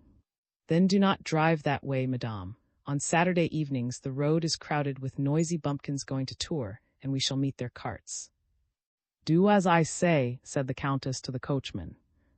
We knew each other too well, and every inflection of tone, endless as they were, to disguise the most trifling feeling. Had understood everything. You did not think of the country bumpkins when you chose this evening, said she, with a faint tinge of irony. Lady Dudley is at Tours. Tell no falsehoods, she is waiting for you near here. What day is? She went on. Did you ever make such remarks when we used to go out together? They prove that I have forgotten all about, I said simply. She is waiting for you. Yes. At what hours? Between 11 and midnight. Where? On the lands. Do not deceive me, not under the walnut tree. On the lands. We will be there, said she. I shall see her. On hearing these words, I regarded my fate as definitely settled. I determined to marry Lady Dudley, and so put an end to the dreadful conflict which really threatened to exhaust my nerves, and to destroy by such constant friction the delicate pleasures which are like the bloom on a fruit. My savage silence wounded the Countess, whose magnanimity was not yet fully known to me. Do not be provoked with me, dear, said she in her golden tones. This is my penance. You will never find such love as lies here, and she placed her hand on her heart. Did I not confess to you that the Marchioness of Dudley has saved me? The stain is hers, I do not envy her. Mine is the glorious love of the angels. Since you came, I have traveled over a vast extent of country. I have pronounced judgment on life. Uplift the soul and you rend it. The higher you rise, the less sympathy you find. Instead of suffering in the valley, you suffer in the air, like an eagle soaring up and bearing in his heart an arrow shot by some clumsy shepherd. I know now that heaven and earth are incompatible. Yes, and for those who can dwell in the celestial zone, God alone is possible. Then our soul must be detached from all things earthly. We must love our friends as we love our children for their sake, not for our own. We are ourselves the source of our woes and griefs. My heart will rise higher than the eagle soars. There is a love which will never fail me. As to living the life of this earth, it hinders us too much, by making the selfishness of the senses predominate over the spirituality of the angel that is in us. The joys we get from passion are horribly stormy, and paid for by enervating fears that break the springs of the soul. I have stood on the shore of the sea where these tempests roar. I have seen them too near. They have caught me in their clouds. The wave did not always break at my feet. I have felt its rough embrace freezing my heart. I must retire to the heights. I should perish on the strand of that vast ocean. In you, as in all who have brought me sorrow, I see a guardian of my virtue. My life has been mingled with anguish, happily in proportion to my strength, and has been there preserved pure from evil passions, finding no beguiling repose, but always ready for God. Our attachment was the insane attempt, the hopeless effort, of two guileless children who tried to satisfy at once their own hearts, man and God folly, ah. She asked after a pause. What does that woman call you? Said I, is another creature, who can never be known to anyone but you. Dies hard, said she with a faint, pious smile. But she will die, she went on, in the first effort of the humble Christian, the proud mother, the woman whose virtues, tottering yesterday, are confirmed today. What can I say? Yes, yes. My life has been uniform in its greatest as in its least circumstances. The heart to which the first rootlets of affection ought to have attached themselves, my mother's heart, was closed to me, in spite of my persistently seeking a cranny into which I could steal. I was a girl, the last child after the death of 3 boys, and I vainly strove to fill their place in my parents' affections. I could not heal the wound inflicted on the family pride. When, having got through that melancholy childhood, I knew my adorable aunt, death soon snatched her from me. To whom I devoted my life, struck me persistently without respite, without knowing it, poor man. His love is full of the artless selfishness of our children's love. He knows nothing of the pangs he causes me, he is always forgiven. My children, my darling children, flesh of my flesh in all their sufferings, soul of my soul in their characters, like me in nature, in their innocent joys, were not those children given to me to show how much strength and patience there is in mothers? Oh yes, my children are my virtues. You know whether I have been scourged by them, through them, in spite of them. To be a mother was to me to purchase the right of perpetual suffering. When Hagar cried in the desert, an angel made a fount of pure water spring for that too well-beloved slave. But when the limpid brook to which you desired to lead me, do you remember, flowed round, for me it ran with bitter waters. Yes, you have brought incredible suffering on me. God will no doubt forgive one who has known affection only through suffering. Still, though the anguish I have known has been brought upon me by you, perhaps I deserved it. God is not unjust. Yes, a kiss given by stealth is perhaps a crime, and perhaps I have paid thus dearly for the steps I have taken to get ahead of my husband and children when walking out in the evening, so as to be alone with memories and thoughts which were not given to them, since, while walking on in front, my soul was wedded to another. When the inmost self shrinks and shrivels, to fill only the spot offered to an embrace, that is perhaps a heinous crime. When a wife stoops that her husband's kiss may fall on her hair, so as to be entirely neutral, it is a crime. It is a crime to count on a future built up on death, a crime to dream of a future of motherhood without terrors, of beautiful children playing in the evening with a father worshipped by all, under the softened gaze of a happy mother. Ah, I have sinned greatly. I have even found pleasure in the penance inflicted by the Church, which insufficiently atoned for these faults to which the priest was surely too indulgent. But God, no doubt, has set retribution in the very heart of the sin itself, by making him for whom it was committed the instrument of his vengeance. Giving you my hair was not that a promise. Why did I love to wear white? I myself more like your lily, did not you see me for the first time in a white dress? Alas! And I have loved my children the less, for every ardent affection is stolen from those that are due. So you see, all suffering has a meaning. Strike me harder than and my children could. That woman is an instrument of God's wrath. I can meet her without hatred. I will smile on her. I must love her, or I am neither a Christian, a wife, nor a mother. If, as you say, I have helped to preserve your heart from the contact of what might have spoiled it, the Englishwoman cannot hate me. A woman must love the mother of the man she loves, and I am your mother. What did I look for in your heart? The place left empty by Madame. Oh yes, for you have always complained of my coldness. Yes, I am indeed no more than your mother. Forgive me for all I said to you when you arrived, for a mother ought to rejoice to know that her son is so much loved. She leaned her head on my bosom and repeated, "Forgive, forgive." The accent of her voice was new to me. It was not her girlish voice with its gleeful intonation, nor her wifely voice with its imperative fall, nor the sighing of a grieving mother.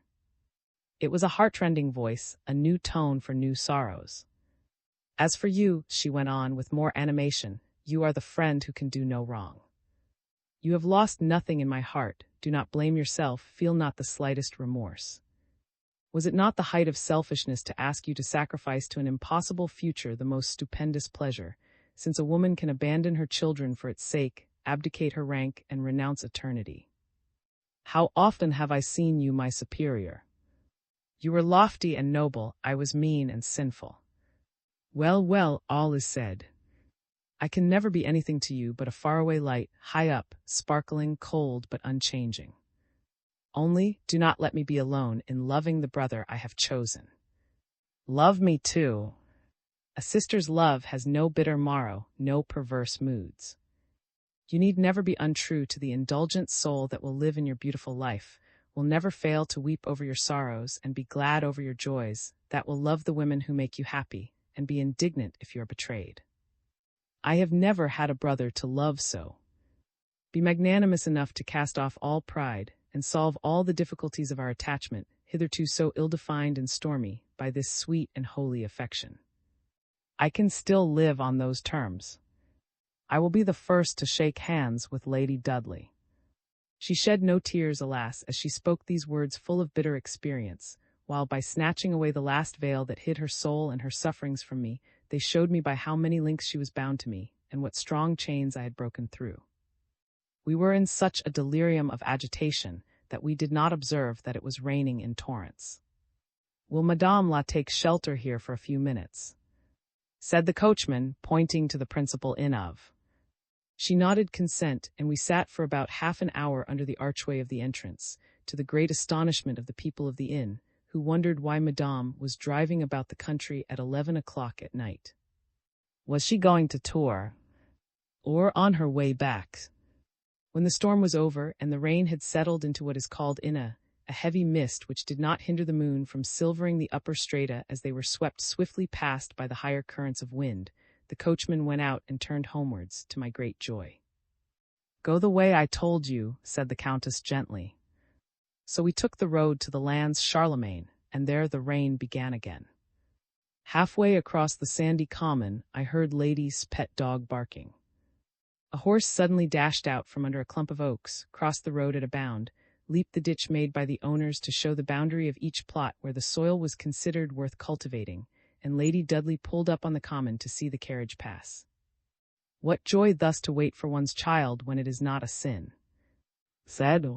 The dog's barking had told Lady Dudley that I was in the carriage. She thought, no doubt, that I had come to fetch her in it, in consequence of the bad weather. When we reached the spot where the Marchioness was waiting, she flew along the road with the skill in horsemanship for which she is noted, and which admired as a marvel. By way of a pet name, called me only by the last syllable of, pronouncing it in the English fashion, and on her lips the cry had a charm worthy of a fairy. She knew that I alone should understand her when she called my D. "It is he, Madame," answered the Countess, looking in the clear moonlight at the whimsical personage whose eager face was strangely framed in long locks out of curl. You know how swiftly women take stock of each other. The Englishwoman recognized her rival and was arrogantly English. She comprehended us in one flash of English scorn and vanished on the heath with the rapidity of an arrow. "Back to fast," cried the Countess, to whom this ruthless glance was like an axe at her heart. The coachman went back by the road, which was better than that by. When the carriage was on the skirts of the common again, we heard the mad gallop of his horse and her dog's footsteps. They were all three hurrying round the woods on the other side of the heath. "She is going away, you have lost her forever." Said. "Well," replied I, "let her go. She will not cost me a regret." "Oh, poor woman!" cried the Countess with compassionate horror. "But where is she going?" "To a little house near Saint," said I, "and she is going alone," said in a tone which told me that all women make common cause in love and never desert each other. As we turned into the avenue, his dog barked gleefully and ran on in front of the carriage. "She is here before us," cried the Countess. Then, after a pause, she added, "I never saw a finer woman. What a hand! What a figure! Her complexion shames the lily, and her eyes flash like diamonds. But she rides too well, she must love to exert her strength. I fancy she is energetic and violent. Then, too, she seems to me too defiant of conventionality. A woman who recognizes no law is apt to listen only to her own caprice. Those who are so anxious to shine, to be always moving, have not the gift of constancy." To my notions, love needs greater quietude. I picture it to myself as an immense lake where the sounding line finds no bottom, where the tempests may indeed be wild but rare, and restricted within impassable bounds, where two beings dwell on an island of flowers, far from the world whose luxury and display would repel them. But love must take the stamp of character. I am perhaps mistaken. If the elements of nature yield to the impressed by climate, why should it not be so with the feelings of individuals? Feelings which as a whole obey a general law, no doubt differ in expression only. Each soul has its own modes.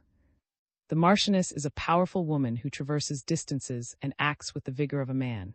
Jailer, warders, and executioner must be killed to deliver her lover.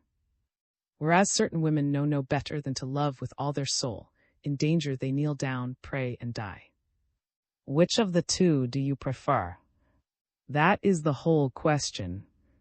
Yes, the Marchioness loves you, she sacrifices so much for you. It is she perhaps who will love on when you have ceased to love her. Permit me, dear angel, to echo the question you asked the other day, how do you know these things? Each form of suffering brings its lesson, and I have suffered in so many ways that my knowledge is vast. My servant had heard the order given, and expecting that we should return by the terraces, he held my horse in readiness in the avenue. His dog had scented the horse, and his mistress, led by very legitimate curiosity, had followed it through the wood where she, no doubt, had been lurking. Go and make your peace, said, smiling with no trace of melancholy. Tell her how much she is mistaken as to my intentions. I wanted to show her all the value of the prize that has fallen to her. My heart has none but kindly feelings towards her, above all, neither anger nor scorn. Explain to her that I am her sister and not her rival. I will not go, cried I. Have you never experienced, said she, with the flashing pride of a martyr, that certain forms of consideration may be an insult? Go, go. I went to join Lady Dudley and find out what humor she was in. If only she might be angry and throw me over, thought I would return to. The dog led me to an oak tree from whence the Marchioness flew off, shouting, away, away. I had no choice but to follow her to Saint, which we reached at midnight. The lady is in excellent health, said as she dismounted. Only those who have known her can conceive of the sarcasm implied in this observation, flung at me in a tone that was meant to convey, I should have died. I forbid you to cast any of your three-barbed witticisms at Madame, I replied. And does it offend your grace when I remark on the perfect health enjoyed by one so dear to your precious heart? French women, it is said, hate even their lovers' dogs, but in England we love everything that is dear to our sovereign lord. We hate what they hate, for we live in their very skin. Allow me then to be as fond of that lady as you are. Only, dear boy, said she, throwing her arms round me, all wet from the rain, if you were faithless to me, I should neither stand up, nor lie down, nor ride in a carriage with manservants, neither drive through the lands Charlemagne, nor over the heaths of any country in the world, nor be in my bed, nor under the roof of my fathers. I should be no more. I was born in Lancashire, where women can die of love. To have owned you and give you up. I will give you up to no power in the world, not even to death's, for I would go with you. She took me into her room, where comfort already made its presence felt. Love her, my dear, said I warmly, for she loves you, and not ironically but sincerely. Sincerely, child, she said, unfastening her riding habit. With a lover's vanity, I tried to make this arrogant creature understand the sublimity of his character. While the maid, who did not know a word of French, was dressing her hair, I tried to describe Madame, sketching her life, and repeating the generous thoughts suggested to her by a crisis in which all women are petty and spiteful. Though affected to pay not the slightest attention, she did not lose a word. I am delighted, said she when we were alone, to know of your taste for this style of Christian conversation. There is on my estate a curate who is not his match in composing sermons. Our laborers can understand them, so well is his prose adapted to his audience. I will write tomorrow to my father to dispatch this worthy by steamer, and you shall find him in Paris. When once you have heard him, you will never want to listen to anyone else, all the more so because he, too, enjoys perfect health. His moralizing will give you none of those shocks that end in tears. It flows without turmoil, like a limpid brook, and secures delightful slumbers. Every evening, if you like, you can satisfy your craving for sermons while digesting your dinner. English moralizing, my dear boy, is as superior to that of Tours as our cutlery, our plate, and our horses are superior to your knives and your animals. Do me the favor of hearing my curate promise me. I am but a woman, my dearest. I know how to love, how to die for you if you like, but I have not studied at Eton, nor at Oxford, nor at Edinburgh. I am neither doctor nor reverend. I cannot moralize for you. I am quite unfit for it, and should be to the last degree clumsy if I attempted it. I do not complain of your taste. You might have far more degraded tastes than this, and I would try to accommodate myself to them, for I intend that you should find with me everything you like best: the pleasures of love, the pleasures of the table, the pleasures of church-going, good claret, and the Christian virtues. Would you like to see me in this evening? That woman is happy indeed to be able to supply you with moralities. In what university do French women take their degree? Poor me! I have nothing to give you but myself. I am only a slave. Then why did you fly when I wanted to bring you together? Are you mad, my dear? I would travel from Paris to Rome disguised as your footman. I would do the most preposterous things for you. But how could I stop to talk to a woman who has not been introduced to me, and who was ready with a sermon under 3 heads? I can talk to peasants. I would ask a workman to share his loaf with me if I were hungry. I would give him a few guineas, and it would be all in order. But as to stopping a chaise, as due in England, that is not included in my code of honor. My poor boy, all you know is how to love, and you do not know how to live. Besides, my angel, I am not yet made exactly in your image. I have no taste for moralities. However, to please you, I am capable of the greatest efforts. Come, say no more. I will set to work. I will try to preach. I will never allow myself to caress you without throwing in a text from the Bible. She exerted all her power, used it, abused it, till she saw in my eyes the ardent look that always came into them when she began her enchantments. She triumphed completely, and I submissively agreed to set above the vain subtleties of the Catholic Church the magnanimity of the woman who wrecks herself, renounces all future hope, and makes love her sole virtue. Does she love herself better than she loves you? Said she. Does she prefer to you something which is not you?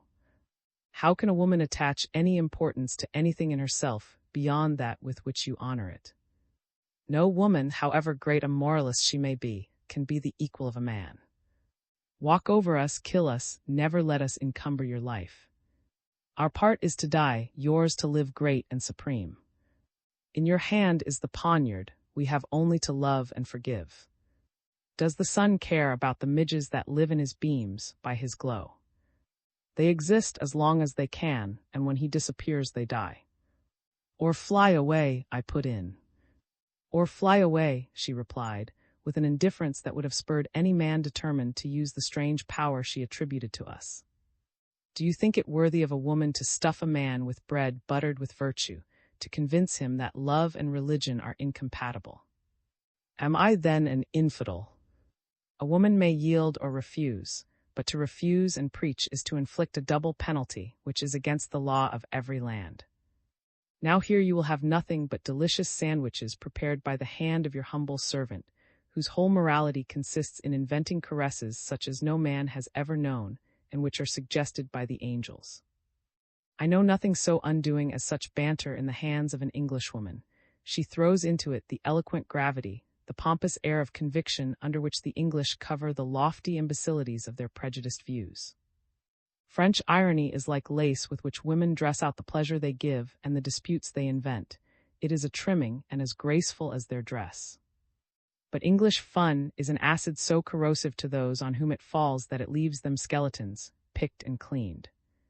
A witty Englishwoman's tongue is like a tiger's, which strips off the flesh to the very bone, and all in play, mockery, that all-powerful weapon of the devil, leave a deadly poison in the wounds it reopens at will.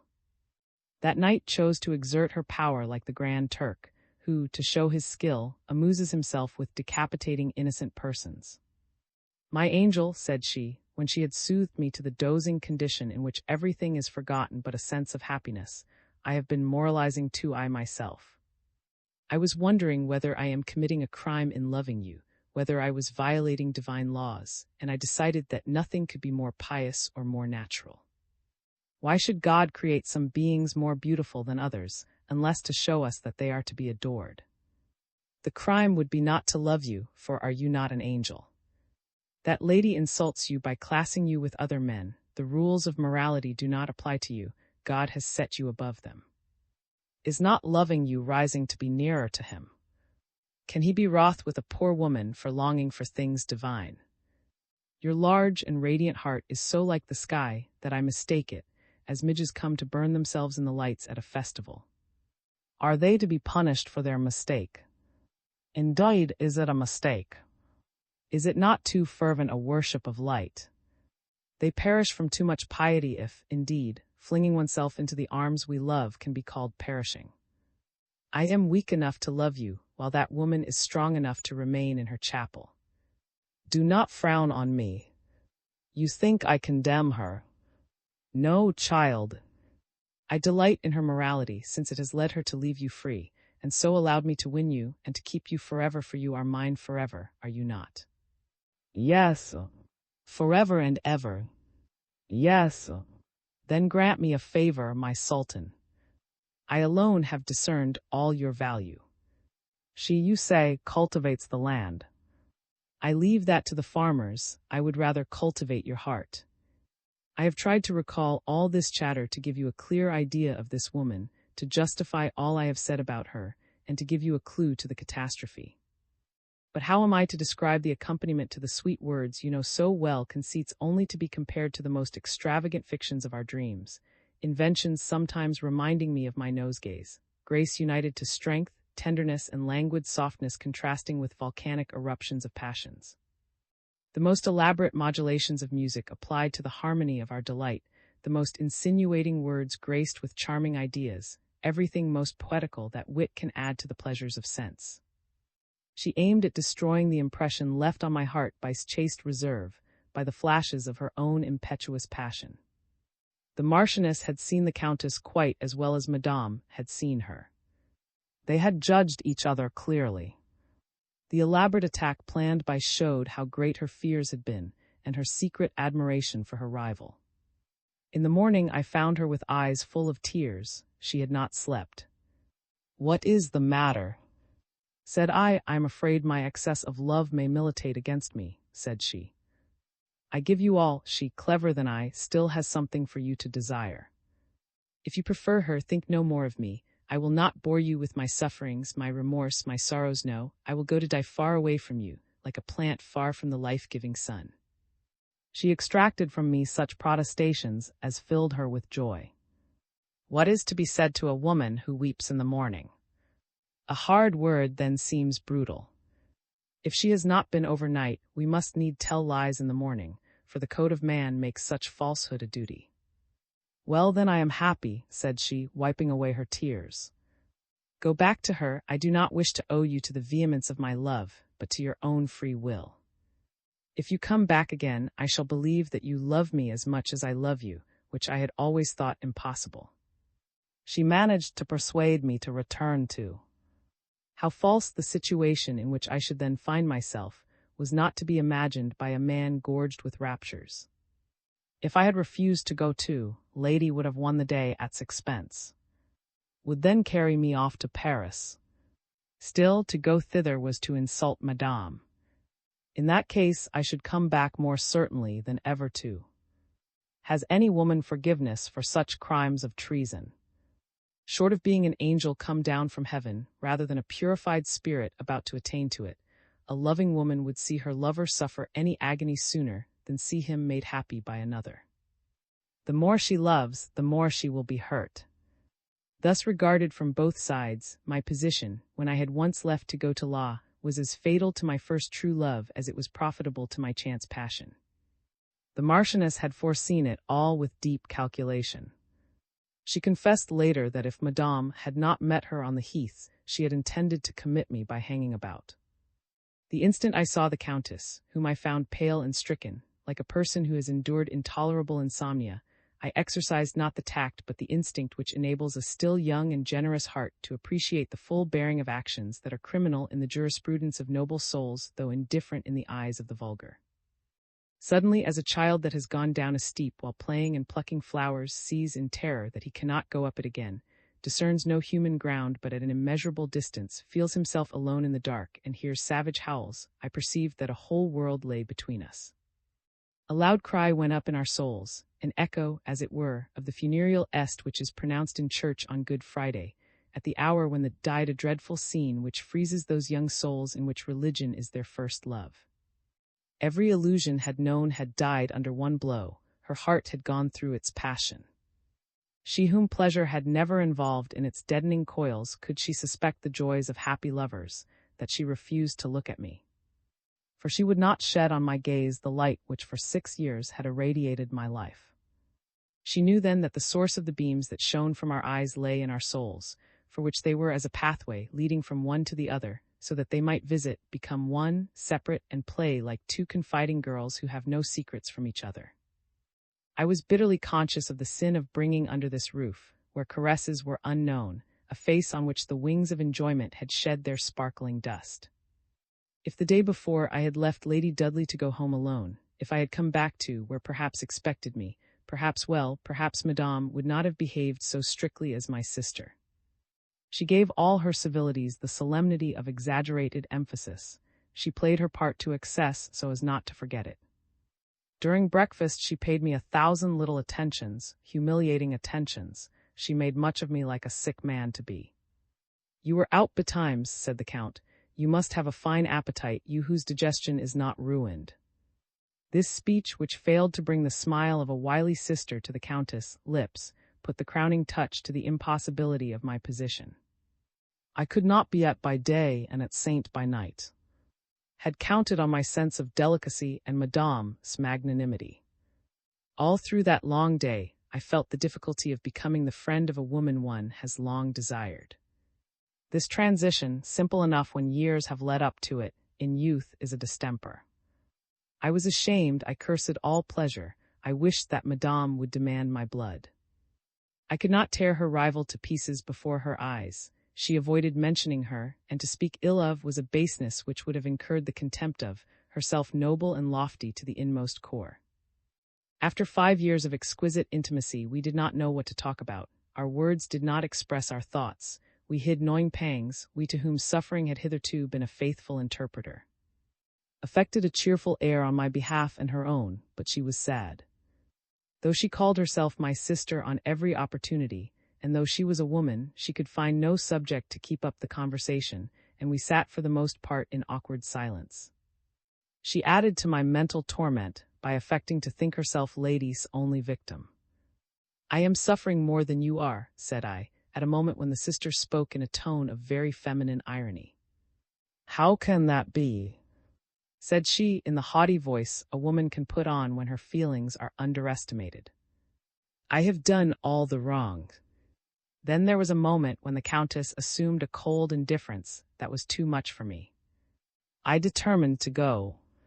That evening on the terrace, I took leave of all the family together.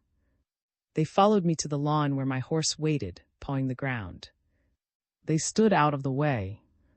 When I had taken the bridle, the Countess came up to me. "Come, we will walk down the avenue alone," said she. I gave her my arm, and we went out through the courtyards, walking slowly as if lingering over the sensation of moving together. We thus reached a clump of trees that screened a corner of the outer enclosure. "Goodbye, my friend," said she, stopping and throwing her arms round my neck with her head on my heart.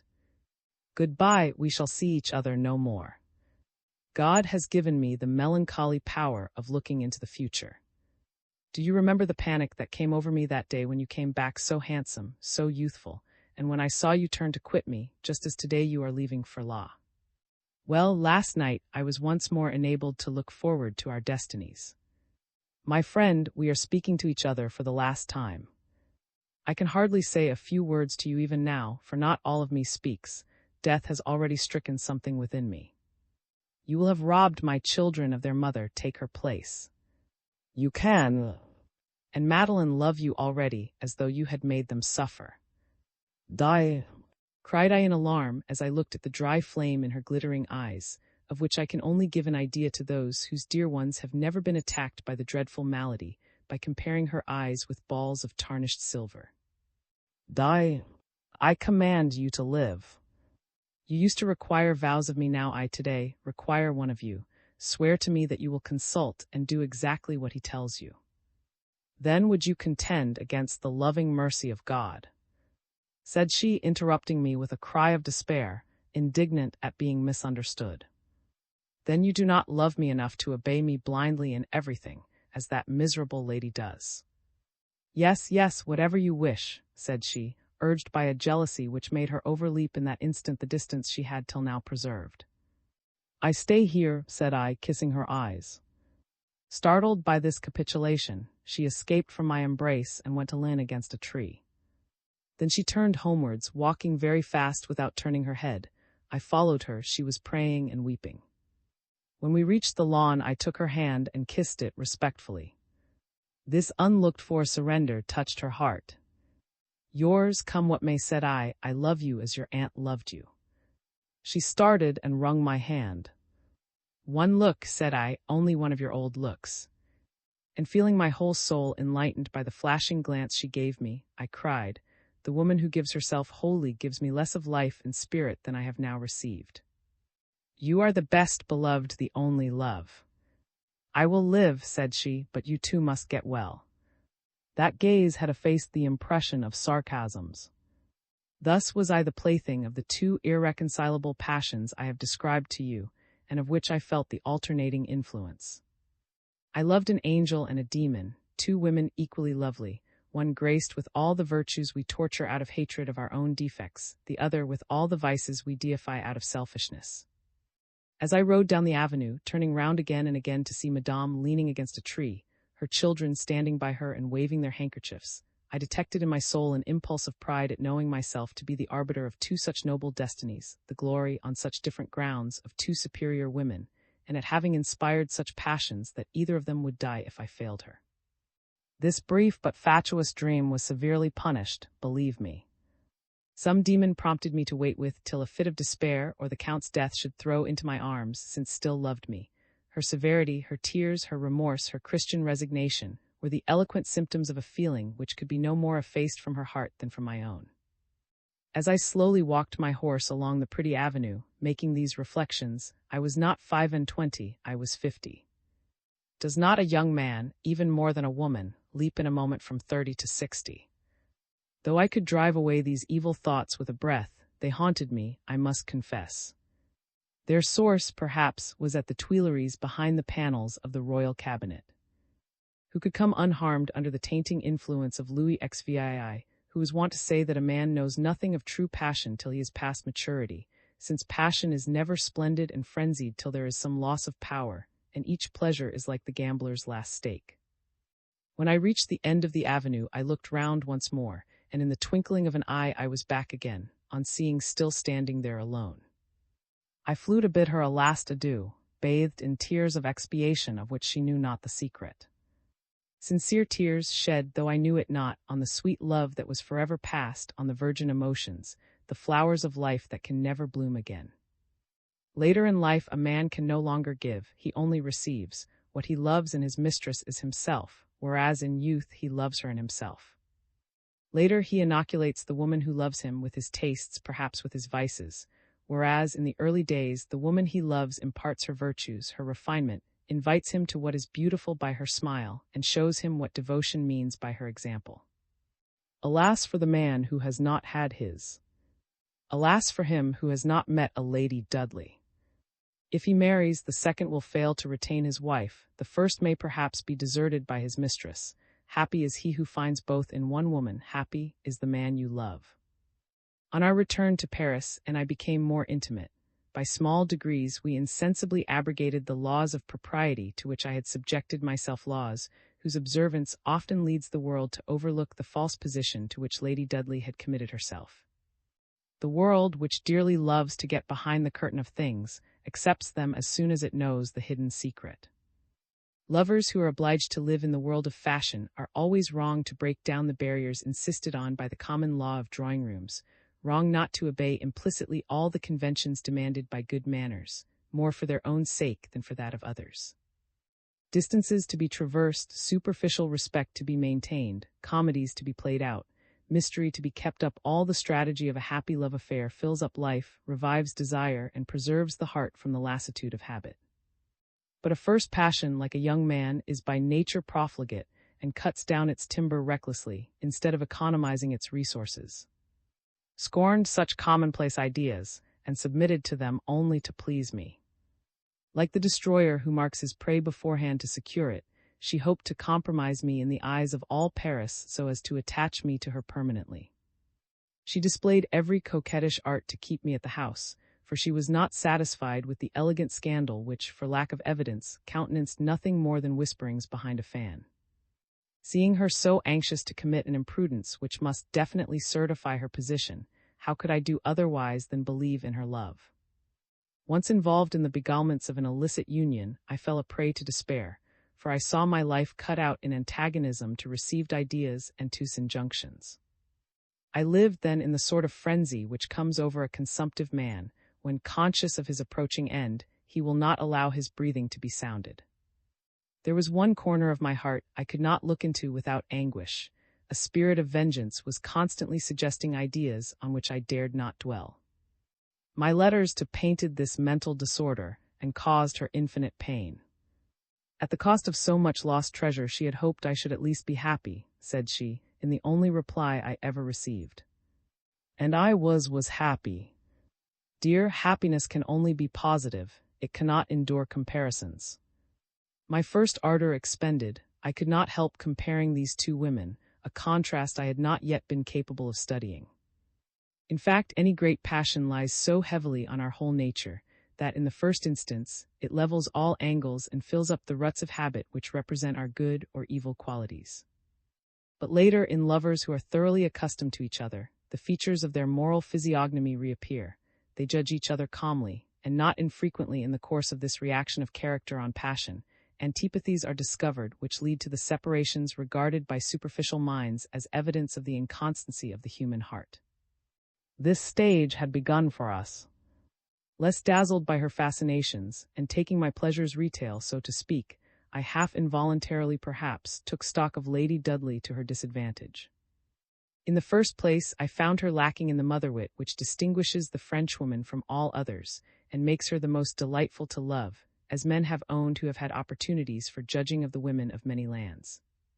When a Frenchwoman loves, she is metamorphosed. Her much-talked-of vanity is devoted to beautifying her love. She sacrifices her dangerous conceit and throws all her pretentiousness into the art of loving. She weds her lover's interests, his hatreds, his friendships. In one day she masters the experienced shrewdness of a man of business. She studies the law, she understands the machinery of credit, and can seduce a banker's counting-house. Reckless and prodigal, she will not make a single blunder or waste a single louis. She is at once mother, housekeeper, and physician, and to every fresh phase she gives a grace of delight that betrays infinite love in the most trifling details. She combines the special qualities which charm us in the women of various countries, giving unity to the compound by wit, the growth of France, which vivifies, sanctions, and justifies everything, lends variety, and redeems the monotony of a sentiment based on the present tense of a single verb. The Frenchwoman loves once for all, without pause or fatigue, at all hours, in public or alone. In public she finds a tone that argues to one ear only, her very silence speaks, and her eyes appeal to you without looking up. If speech and looks are alike prohibited, she can use the sand under her feet to trace a thought in. Alone she expresses her passion even in her sleep. In short, she bends the world to her love. The Englishwoman, on the contrary, bends her love to the world. Accustomed by education to preserve the icy manners, the egotistic British mien of which I have told you, she opens and shuts her heart with the readiness of English-made machinery. She has an impenetrable mask which she takes on and off with phlegmatic coolness. As impassioned as an Italian when no eye can see, she turns coldly dignified as soon as the world looks on. Then the man she loves best on earth doubts his power as he meets the utterly passive countenance, the calm intonation, the perfect freedom of expression that an Englishwoman assumes as she comes out of her boudoir. At such a moment dissimulation becomes indifference. The Englishwoman has forgotten everything. Certainly, a woman who can throw off her love like a garment makes one think that she may change. What storms toss the surges of the heart when they are stirred by wounded self-love, as we see a woman taking up her love, laying it down and returning to it, like a piece of needlework. Such women are too thoroughly mistresses of themselves to be wholly yours. They allow the world too much influence for your sovereignty to be undivided. In cases when a Frenchwoman comforts the sufferer by a look, or betrays her annoyance at intrusion by some lively jest, the Englishwoman's silence is complete. It frets the soul and irritates the brain. These women are so accustomed to reign wherever they may be, that, to most of them, the omnipotence of fashion dominates even their pleasures. Those who are excessive in prudery should be excessive in love. Englishwomen are so. They throw everything into form, but the love of form does not, in them, produce a feeling for art. They may say what they will. Protestantism and Catholicism account for the differences which give to a Frenchwoman's spirit so great a superiority over the reasoned, calculating love of Englishwomen. Protestantism it examines and kills belief. It is the death of art and of love. Where the world rules, the people of the world must obey, but those who know what passion means flee away. To them it is intolerable. You may understand, then, how much my self-respect was wounded by discovering that Lady Dudley would not live without the world, and that these British transitions were habitual with her. They were not a necessity imposed on her by the world. No, she naturally showed herself under two aspects adverse to each other. When she loved, it was with intoxication. No woman of any nationality could be compared with her. She was as good as a whole seraglio, but then a curtain fell on this fairy display and shut out even the remembrance of it. She would respond neither to a look nor a smile. She was neither mistress nor slave. She behaved like an ambassadress compelled to be precise in her phrases and demeanor. She put me out of patience with her calmness, outraged my heart by her primness. She thus stored up her love till it was required, instead of raising it to the ideal by enthusiasm. In which of the two women was I to believe? I felt by a myriad pinpricks the infinite difference that divided from. When Madame left me for a few minutes, she seemed to charge the air with the care of speaking of her. As she went away, the sweep of her gown appealed to my eyes, as its rippling rustle came to my ear when she came back. There was infinite tenderness in the way her eyelids unfolded when she looked down. Her voice, her musical voice, was a continual caress. Her speech bore witness to an ever-present thought. She was always the same. She did not divide her soul between two atmospheres, one burning and the other icy. In short, Madame kept her wit and the bloom of her intelligence to express her feelings. She made herself fascinating to her children and to me by the ideas she uttered. So wit did not serve her to make life pleasant. She did not exert it for my benefit. It existed only by and for the world.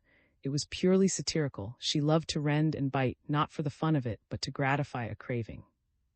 Madame would have hidden her happiness from every eye. Lady wanted to show hers to all Paris, and yet with horrible dissimulation she maintained the proprieties even while riding with me in the. This mixture of ostentation and dignity, of love and coldness, was constantly chafing my soul that was at once virgin and impassioned, and as I was incapable of thus rushing from one mood to another, my temper suffered. I was throbbing with love when she relapsed into conventional prudery. When I ventured to complain, not without the greatest deference, she turned her three-barbed tongue on me, mingling the of adoration with the English wit I have tried to describe. As soon as she found herself in antagonism to me, she made a sport of wounding my heart and humiliating my mind and me like dough. To my remarks as to a medium to be observed in all things, she retorted by caricaturing my ideas and carrying them to extremes. If I reproached her for her conduct, she would ask me if I wanted her to embrace me under the eyes of all Paris at the Italian opera, and she took the matter so seriously that I, knowing her mania for making herself talked about, quaked lest she should hear words. In spite of her real passion, I never felt in her anything sacred, reserved, and deep as in. She was as insatiable as a sandy soil. Madame was always composed. She felt my soul in an accent or a glance, while the Marchioness was never overpowered by a look, by a pressure of the hand, or a murmured word. Nay, more, the happiness of yesterday was as nothing on the morrow. No proof of love ever surprised her. She had such a craving for excitement, turmoil, and show, that nothing, I imagine, came up to her ideal in these points, hence her frenzied excesses of passion. It was for her own sake, not for mine, that she indulged her extravagant fancies. Madame's letter, the beacon that still shone on my path, and showed how the most virtuous wife can obey her genius as a Frenchwoman by proving her perpetual vigilance. her unfailing comprehension of all my vicissitudes. That letter must have enlightened you as to the care with which kept watch over my material interests, my political connections, my moral conquests, and her intimate interest in my life in all permitted ways. On all these points Lady Dudley affected the reserve of a mere acquaintance. She never inquired as to my doings, nor my aversions or friendships with men. Lavish for herself without being generous, she decidedly made too little distinction between interest and love, whereas, without having tested her, I knew that, to spare me a regret, would have found for me what she would never have sought for herself. In one of those catastrophes which may befall the highest and the wealthiest history has many instances, I should have taken counsel of, but I would have been dragged to prison rather than say a word to Lady Dudley. So far the contrast is based on feelings, but it was equally great with regard to externals. In France, luxury is the expression of the man, the reproduction of his ideas, of his personal poetry. It represents the character, and between lovers gives value to the most trifling attentions by drawing out the ruling idea of the one we love. But English luxury, which had bewitched me by its selectness and refinement, was as mechanical as the rest. Lady Dudley infused nothing of herself into it. It was the work of her servants, bought, paid for. The thousand comforting attentions were in eyes the concern of the servants. Each had his duty and special function. The choice of good footmen was her steward's business, just as if they were horses. This woman felt no attachment to those about her. The death of the best of them would not have affected her. Another, equally well trained, was to be had for money. As to her fellows, I never saw a tear in her eye for the woes of others. Indeed, there was a frank selfishness about her which it was impossible not to laugh at. The crimson robe of a great lady covered this iron soul. The exquisite who in the evening lounged on her rugs and rang all the tinkling bells of amorous folly could quickly reconcile a young man to the hard and unfeeling Englishwoman. Indeed, it was only step by step that I discerned the volcanic rock on which I was wasting my labors, since it could never yield a harvest. Madame had read this nature at a glance in their brief meeting. I remembered her prophetic words. Was right throughout, love was becoming intolerable. I have since noticed that women who ride well are never tender. Like the Amazons, they have lost a breast, and their hearts are petrified in one spot, I know not which. Just when I was beginning to feel the weight of this yoke, when weariness was stealing over me, body and soul, when I understood how great a sanctity true feeling can give to love, and when the memories of were too much for me, as in spite of the distance I smelt the perfume of its roses, heard the song of its nightingales at the moment when I first perceived the stony bed of the torrent under its diminished flood, I had a blow which still echoes in my life, for it is repeated every hour. I was writing in the king's private room. He was to go out at 4 o'clock, though was in waiting. As he came into the room, the king asked for news of the countess. I looked up hastily with a too significant gesture, and the king, startled by my eagerness, gave me the look which commonly introduced the stern words he could speak on occasion. "Sir, my poor daughter is dying," replied the duke. "Will your majesty condescend to grant me leave of absence?" said I with tears in my eyes and risking an outburst of wrath. "Fly, my lord," replied he, smiling at the irony he had infused into the words, and letting me off a reprimand in honor of his own wit. The duke, more a courtier than a father, asked for no leave, but got into the carriage with the king. I went off without saying good-bye to Lady Dudley, who by good luck was not at home, and for whom I left a note saying that I was called away on the king's service. At law, I met his majesty returning from. As he accepted a bouquet which he dropped at his feet, the king gave me a look full of the royal irony that is so crushingly piercing, and which was as much as to say, "If you mean to become a somebody in political life, come back. Do not amuse yourself with interviewing the dead." The duke waved me a melancholy signal with his hand. The 2 gorgeous coaches, drawn by 8 horses, the colonels in gold lace, the mounted escort, and the clouds of dust whirled swiftly past to cries of. And to me it was as though the court had trampled the body of Madame underfoot, with the indifference of nature herself to human disaster. Though he was an excellent good fellow, the duke, I make no doubt, went off to play whist with after the king had retired. As to the duchess, it was she, and she alone, who long since had dealt her daughter the first death-blow by telling her about Lady Dudley. My hasty journey was like a dream, but it was the dream of the ruined gambler. I was in despair at having had no news. Had her confessor carried severity to the point of forbidding my entering? I accused Madeline, the everybody, even too. After passing Tours, as I turned off to the bridges of Saint, to go down the road that leads to between poplars, those poplars I had admired when I set out in search of my unknown fair, I met. He guessed that I was going to, I guessed that he was coming from it. We stopped our chaises and got out, I to ask news and he to give it. Well, said I, how is Madame? I doubt if you will find her alive, said he. She is enduring a terrible death from inanition. When she sent for me in the month of June last, no medical power could control the malady.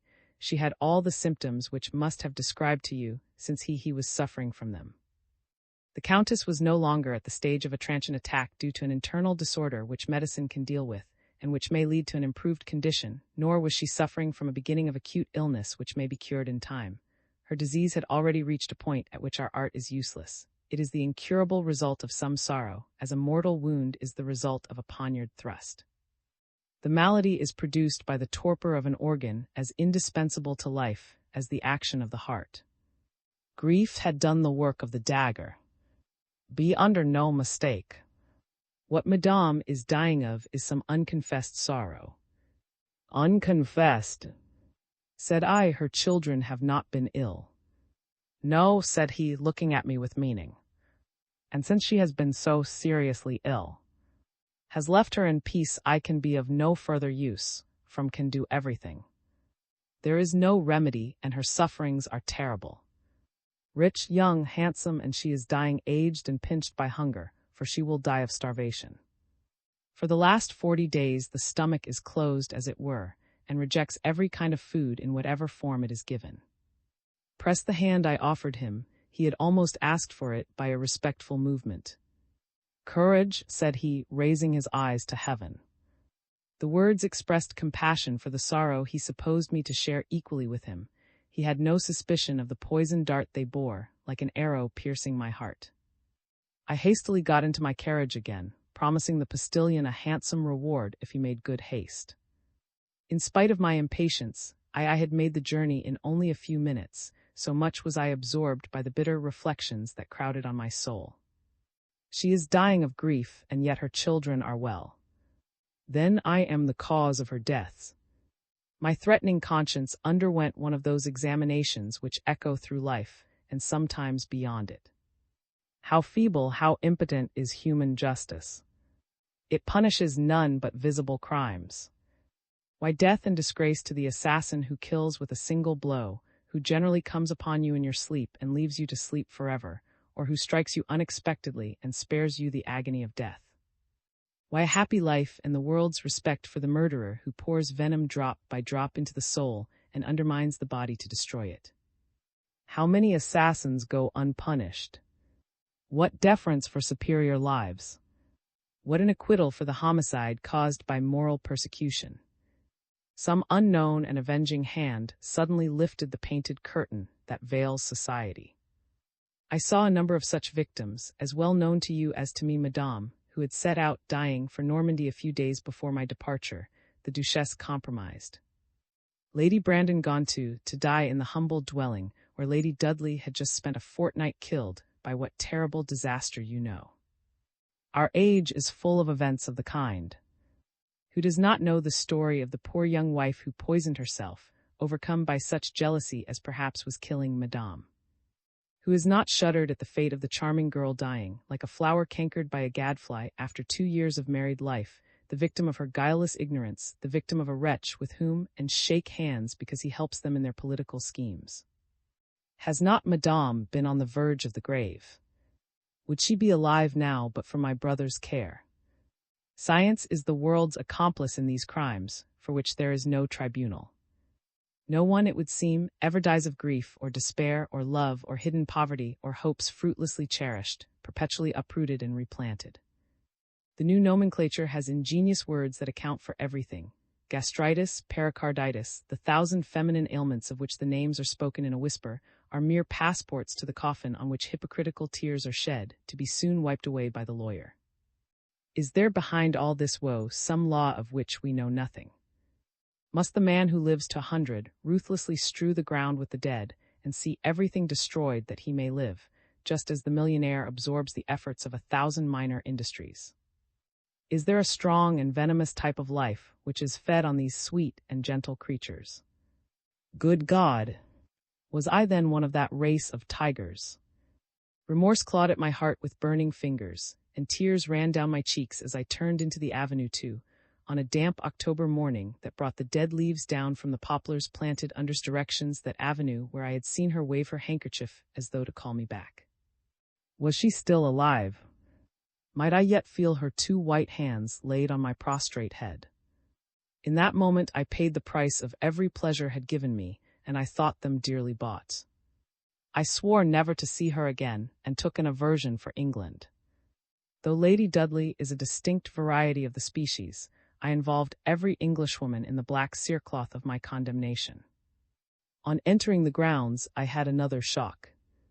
I found Madeline and the all kneeling at the foot of a wooden cross that stood on the corner of a plot of ground which had been included in the park at the time when the gate was erected. Neither the Count nor the Countess had wished to remove it. I sprang out of the chaise, went up to them bathed in tears, my heart wrung at the sight of these 2 young things and the solemn priest beseeching God. The old huntsman was there too, standing bareheaded a few paces away.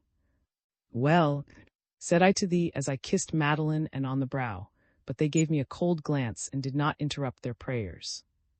The rose, I took his arm to lean on him, asking him, "Is she still living?" He bent his head mildly and sadly. "Speak, I entreat you, in the name of our passion. Why are you praying at the foot of this cross? Why are you here and not with her? Why are the children out in this cold morning?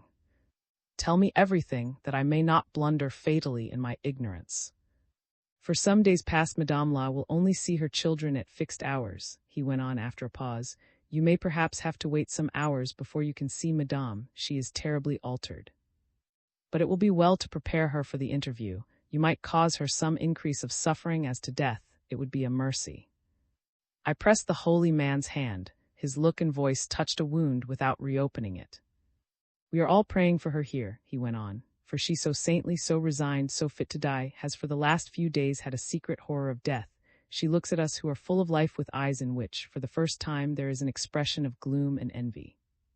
Her delusions are, I think, not so much the result of a fear of dying as of a sort of inward intoxication, the faded flowers of her youth rotting as they wither. Yes, the angel of evil is struggling with heaven for that beautiful soul. Madame is going through her agony in the garden. Her tears mingle with the white roses that crowned her head as a daughter of, though married, and that have fallen one by one. Wait a little while, do not let her see you yet. You will bring in the glitter of the court. She will see in your face a reflection of worldly enjoyments, and you will add to her regrets. Have pity on a weakness which God himself forgave to his Son made man. Though what merit, indeed, should we have in triumphing where there was no adversary? Allow us, her director and myself, 2 old men whose ruins cannot offend her sight, to prepare her for this unlooked-for interview, and emotions which they had desired her to forgo. But there is in the things of this world an invisible warp of celestial causation which a religious eye can discern, and since you have come here, you have perhaps been guided by one of the stars which shine in the moral sphere and lead to the tomb as they did to the manger.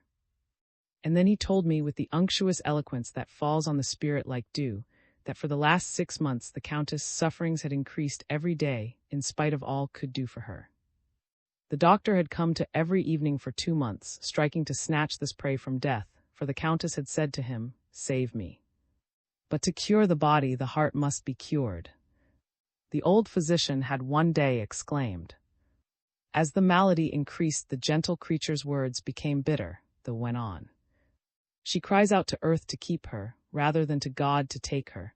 Then she repents of murmuring against the decrees of the Most High. These alternations rend her heart, and make the conflict terrible between body and soul. Often it is the body that conquers. "You have cost me dear," she said one day to Madeline, and sending them away from her bedside. But in the next breath, called back to God by seeing me, she spoke these angelic words to Mademoiselle Madeline: "The happiness of others becomes the joy of those who can no longer be happy." And her accent was so pathetic that I felt my own eyes moisten. She falls indeed, but each time she rises again nearer to heaven. Struck by the successive messages sent to me by fate, all leading up in this vast concert of woe through mournful modulations to the funereal, the great cry of dying love, I exclaimed. Then you do believe that this beautiful lily, cut off in its prime, will bloom again in heaven? You left her as a flower, he replied, but you will find her burnt, purified in the fire of sorrow, as pure as a diamond still lying hidden in rubbish. Yes, that brilliant spirit, that angelical star, will emerge glorified from the clouds about it, to pass into the realms of light. Just as I pressed the hand of this apostolic man, my heart overpowered with gratitude, the Count's perfectly white head was seen outside the house, and he flew to meet me with a gesture of great surprise. She was right. Here he is. He is come. Madame cried out, my dear fellow, he added, with looks distraught by terror, death is here. Why did it not take an old lunatic like me, whom it had already laid hands on? I walked on to the house, summoning all my courage, but on the threshold of the long corridor through the house from the lawn to the terrace steps, I was met by the Madame La begs you will not go to her yet, said he. Looking round me, I saw the servants coming and going, all very busy, dizzy with grief, and evidently startled by the orders delivered to them through. What is the matter? Said the Count, irritated by this bustle, not only from a dread of the terrible end, but as a consequence of his naturally petulant temper. A sick woman's caprice, replied the Madame La does not choose to receive Vicomte in the state she is in. She talks of dressing, why contradict her? Went to call Madeleine, and a few moments later, we saw her come out again from her mother's room. As we walked, all five of us and his father, the two and I in perfect silence along the front to the lawn, we went beyond the house. I looked by turns at and at, contemplating the yellowing valley in mourning as it seemed, and responding as it ever did to the feelings that agitated me. I suddenly saw the deer running to seek autumn flowers, gathering them to compose a nosegay, no doubt, and thinking of all that was conveyed by this reflection of my loving attentions, a strange, indescribable sensation came over me. I tottered, my eyes grew dim, and the two priests between whom I was walking carried me to the low parapet of a terrace where I sat for some time, broken as it were, but without entirely losing consciousness. Poor I, said the Count. She said you were not to be written to. She knows how much you love her. Though prepared to suffer, I had found myself too weak to bear a contemplation which summed up all my happy memories. There, thought I to myself, there lies the heath, as dry as a skeleton in the grey daylight, and in the midst of it there used to be one lonely flowering shrub which, in my walks of old, I could never admire without a shudder of ill omen, for it was the emblem of this dreadful day. Everything was dejected about the little mansion, formerly so lively, so busy. Everything mourned, everything spoke of despair and neglect. The paths were but half raked, work begun had been left unfinished, the laborers stood idle gazing at the house. Though the vintage was being gathered, there was no noise, no chatter of tongues. The vineyard seemed deserted, so profound was the silence. We walked on, grief repressing commonplace words, but listening to the Count, the only one of us who could talk. Having said the things which his mechanical affection for his wife dictated, from sheer habit and tendency of mind, he began finding fault with the Countess. His wife had never chosen to take any care of herself nor to listen when he gave her good counsel. He had discerned the first symptoms of her illness, for he had studied them in himself. He had physicked and cured himself with no aid but that of a strictly regulated diet and the avoidance of any strong emotion. He could perfectly well have cured the Countess, but a husband cannot take on himself such a responsibility, especially when he is so unhappy as to find his experience treated with contempt. In spite of all he could say, the Countess had called in for her adviser, who had so mismanaged him, and was killing his wife. If the cause of this disease was excess of troubles, he certainly had been in a condition to develop it, but what troubles could his wife have had? The Countess was quite happy, she had nothing to grieve or annoy her. Their fortune was assured, thanks to his care and his good management. He allowed Madame to reign supreme at, their children well brought up and in good health caused them no further anxiety, what then could have brought on the malady? And he mixed up the expression of his despair with the silliest accusations. Then, presently, recalled by some reminiscence to the admiration the noble creature deserved, tears started to his eyes so long since dried up. Madeline came to tell me that her mother was ready to see me. "The came with me."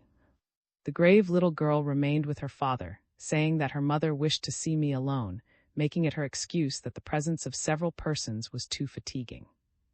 The solemnity of the moment gave me that strange sense of being hot within and cold on the surface that is so overwhelming on some great occasions in life. Though one of the men whom God has marked for his own by clothing them in gentleness and simplicity, and endowing them with patience and mercy, drew me aside. He said, "You must know that I have done all that was humanly possible to hinder this meeting between you. The salvation of that saint required it. I thought only of her, not of you. Now that you are going once more to see her, whose door ought to be held against you by angels, I must inform you that I intend to be present to protect her against you, and perhaps against herself.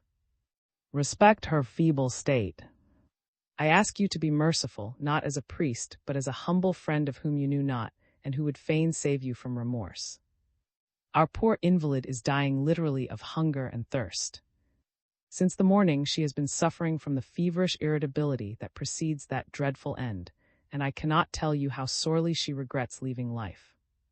The outcries of her rebellious flesh are buried in my heart where they wound still tender echoes, and I have assumed this religious duty so as to conceal the spectacle of her mental agony from the noble family which has lost its morning and its evening star. For her husband, her children, her servants, all ask, where is she? So greatly is she changed. When she sees you, her laments will begin afresh. Put from you the thoughts of the man of the world, forget all the vanities of the heart, be to her the advocate of heaven and not of the world. Do not suffer that saint to die in a moment of doubt, her last accents words of despair. I made no reply. My silence filled the poor priest with consternation. I saw, I heard, I walked, and yet I was no longer on the earth. The one thought, what can have happened? In what state shall I find her that everybody takes such elaborate precautions? Gave rise to apprehensions all the more torturing because they were undefined. That thought summed up every possible sorrow. We reached the door of her room, and the anxious priest opened it. I then saw, dressed in white, reclining on her little sofa in front of the fireplace. On the chimney shelf were 2 vases filled with flowers. There were more flowers on a table in front of the window. This face, amazed at this unexpectedly festal sight, and at the change in the room so suddenly restored to its original order, showed me that the dying woman had banished all the odious apparatus that surrounds a bed of sickness. She had exerted the last strength of a dying fever to dress her disordered room for the worthy reception of him whom she loved at this moment above all else. Her haggard face under a voluminous lace wrapper had the greenish pallor of magnolia flowers when they first open, and looked like the first outline of a portrait of a head we love sketched in chalk on yellow-white canvas. But to understand how deeply the vulture's talons clutched at my heart, picture the sketch with the eyes finished and full of life, hollow eyes, glittering with unwanted light in a colorless face. She no longer had the calm supremacy which she had derived from constant victory over her griefs. Her brow, the only part of her face that had preserved its fine proportions, expressed the aggressive audacity of suppressed craving and threats. In spite of the waxen hues of her drawn face, internal fires flashed forth with an effluence that resembled the quivering atmosphere over the fields on a hot day. Her hollow temples, her sunken cheeks, showed the bony structure of the face, and her white lips wore a smile that vaguely resembled the grin of a skull. Her gown, crossed over her bosom, betrayed how thin she had grown. The expression of her face plainly showed that she knew how much she was changed, and that it had brought her to despair. She was no longer the sportive, nor the sublime and saintly Madame, but the nameless thing that speaks of, struggling against annihilation, urged by hunger and cheated appetites, to a self-centered battle of life and death. I sat down by her side and took her hand to kiss it. It was burning and dry. She read my pained surprise in the very effort I made to conceal it. Her discolored lips were stretched over her ravenous teeth in an attempt at one of those forced smiles under which we disguise alike irony and vengeance, the anticipation of pleasure, ecstasy of soul, or the fury of disappointment. "It is death, my poor," she said, "and death does not charm you." Hideous death which every creature, even the boldest lover, holds in horror. Love ceases here. I knew it full well. Lady Dudley will never see you shocked by such a change. Oh, why have I so longed for you? And at last you are here, and I reward your devotion by the horrible spectacle which made the turn Trappist.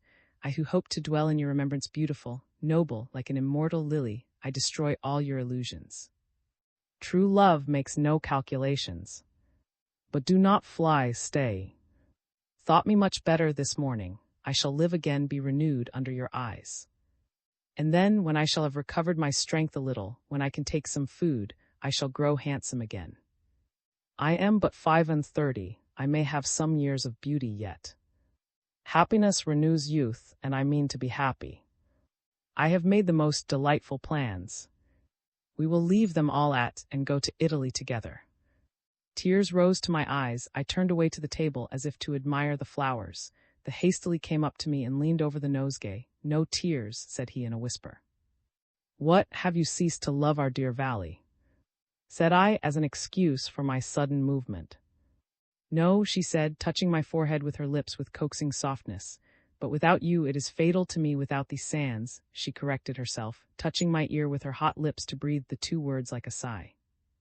I was dismayed by this crazy caress, which gave weight to the terrible hints of the two priests. My first surprise passed off, but though I could now exercise my reason, my will was not strong enough to restrain the nervous excitement that tormented me during this scene. I listened without replying, or rather I replied by a fixed smile and nods of assent, merely not to contradict her, as a mother treats her child. After being startled by the change in her person, I perceived that the woman who had once been so dignified in her loftiness had now in her attitude, her voice, her manners, her looks, and her ideas the artless simplicity of a child, the ingenuous grace, the restless movements, the absolute indifference to everything that is not itself or the object of its desire, which in a child cry out for protection. Is it always thus with the dying? Do they cast off every social disguise, as a child has not yet assumed them? Or was it that the Countess, on the brink of eternity, while rejecting every human emotion but love, expressed its sweet innocence after the manner of, "You will bring me health as you used to do," said she, "and my valley will be good to me again. How can I help eating anything you give me? You are such a good nurse. And besides, you are so rich in health and strength that life is contagious from you. My dear, prove to me that I am not to die, and to die disappointed. They think that I suffer most from thirst. Oh yes, I am very thirsty, my dear. It hurts me dreadfully to see the waters of but my heart suffers a more burning thirst. I thirsted for you," she said in a smothered voice, taking my hands in her burning hands and drawing me towards her to speak the words in my ear. "My agony was that I could not see you. Did you not bid me live, I will live. I will ride, I too, I will know everything, Paris, festivities, pleasures. Oh, this dreadful outcry, which the materialism of the senses makes so cold at a distance, made our ears tingle, the old priest's and mine. The tones of that beautiful voice represented the struggles of a whole life, the anguish of a true love always balked." The Countess stood up with an impatient effort, like a child that wants a toy.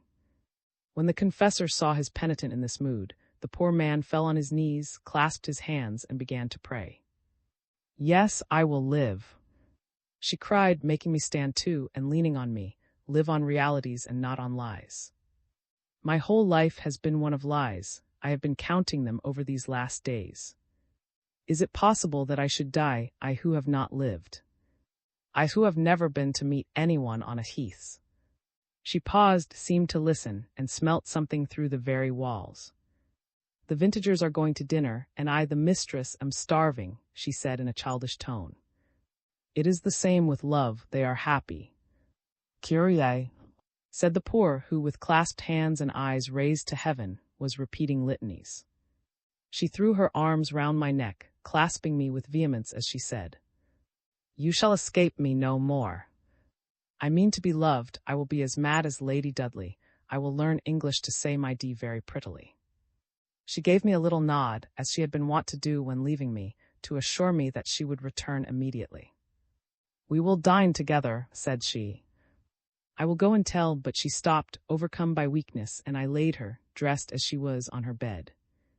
Once before you carried me just so, she said, opening her eyes. She was very light but very hot. As I held her, I felt her whole body burning. Came in and was astonished to find the room dressed out. On seeing me, he understood everything. We suffer much before we die, said she in a husky voice. He sat down, felt her pulse, rose hastily, spoke a few words to the priest in an undertone, and left the room. I followed him. What are you going to do? I asked him. To spare her intolerable torments, said he. Who could have conceived of so much vitality? We cannot understand how she is still living. This is the 42nd day that the Countess has neither eaten, drunk, nor slept. Sent for the led me into the gardens. Let us leave the doctor free, said he. With help he will wrap her in opium. Well, you have heard her, he said, if indeed it is she who yields to these mad impulses. No, said I, it is she no more. I was stupefied with grief. As I walked on, every detail of this brief scene gained importance. I hastily went out of the little gate of the lower terrace and seated myself in the punt, where I ensconced myself to be left alone with my thoughts. I tried to tear myself away from the power by which I lived, a torture like that by which the Tartars were wont to punish adultery by wedging a limb of the guilty person into a cleft block and giving him a knife wherewith to free himself if he did not wish to starve, a fearful penance through which my soul was passing, since I had to amputate its nobler half. My life, too, was a failure. Despair suggested strange ideas. Now I would die with her. Again, I would cloister myself at Law, where the Trappists had just established a retreat. My clouded eyes no longer saw external objects. I gazed at the windows of the room where lay suffering, fancying I saw the light that burned there that night when I had dedicated myself to her. Ought I not to have obeyed the simple rule of life she had laid down for me, preserving myself hers in the toil of business? Had she not enjoined on me to become a great man, so as to preserve myself from the base and degrading passions to which I had given way like every other man? Was not chastity a sublime distinction which I had failed to keep? Love, as conceived of it, suddenly filled me with a disgust. Just as I raised my stricken head, wondering whence henceforth I was to derive light and hope, a slight rustle disturbed the air. I looked towards the terrace and saw Madeline slowly walking there alone. While I made my way up to the terrace, intending to ask the dear child the reason of the cold look she had given me at the foot of the cross, she had seated herself on the bench. As she saw me coming, she rose, affecting not to have perceived me, so as not to be alone with me. Her step was rapid and significant. She hated me.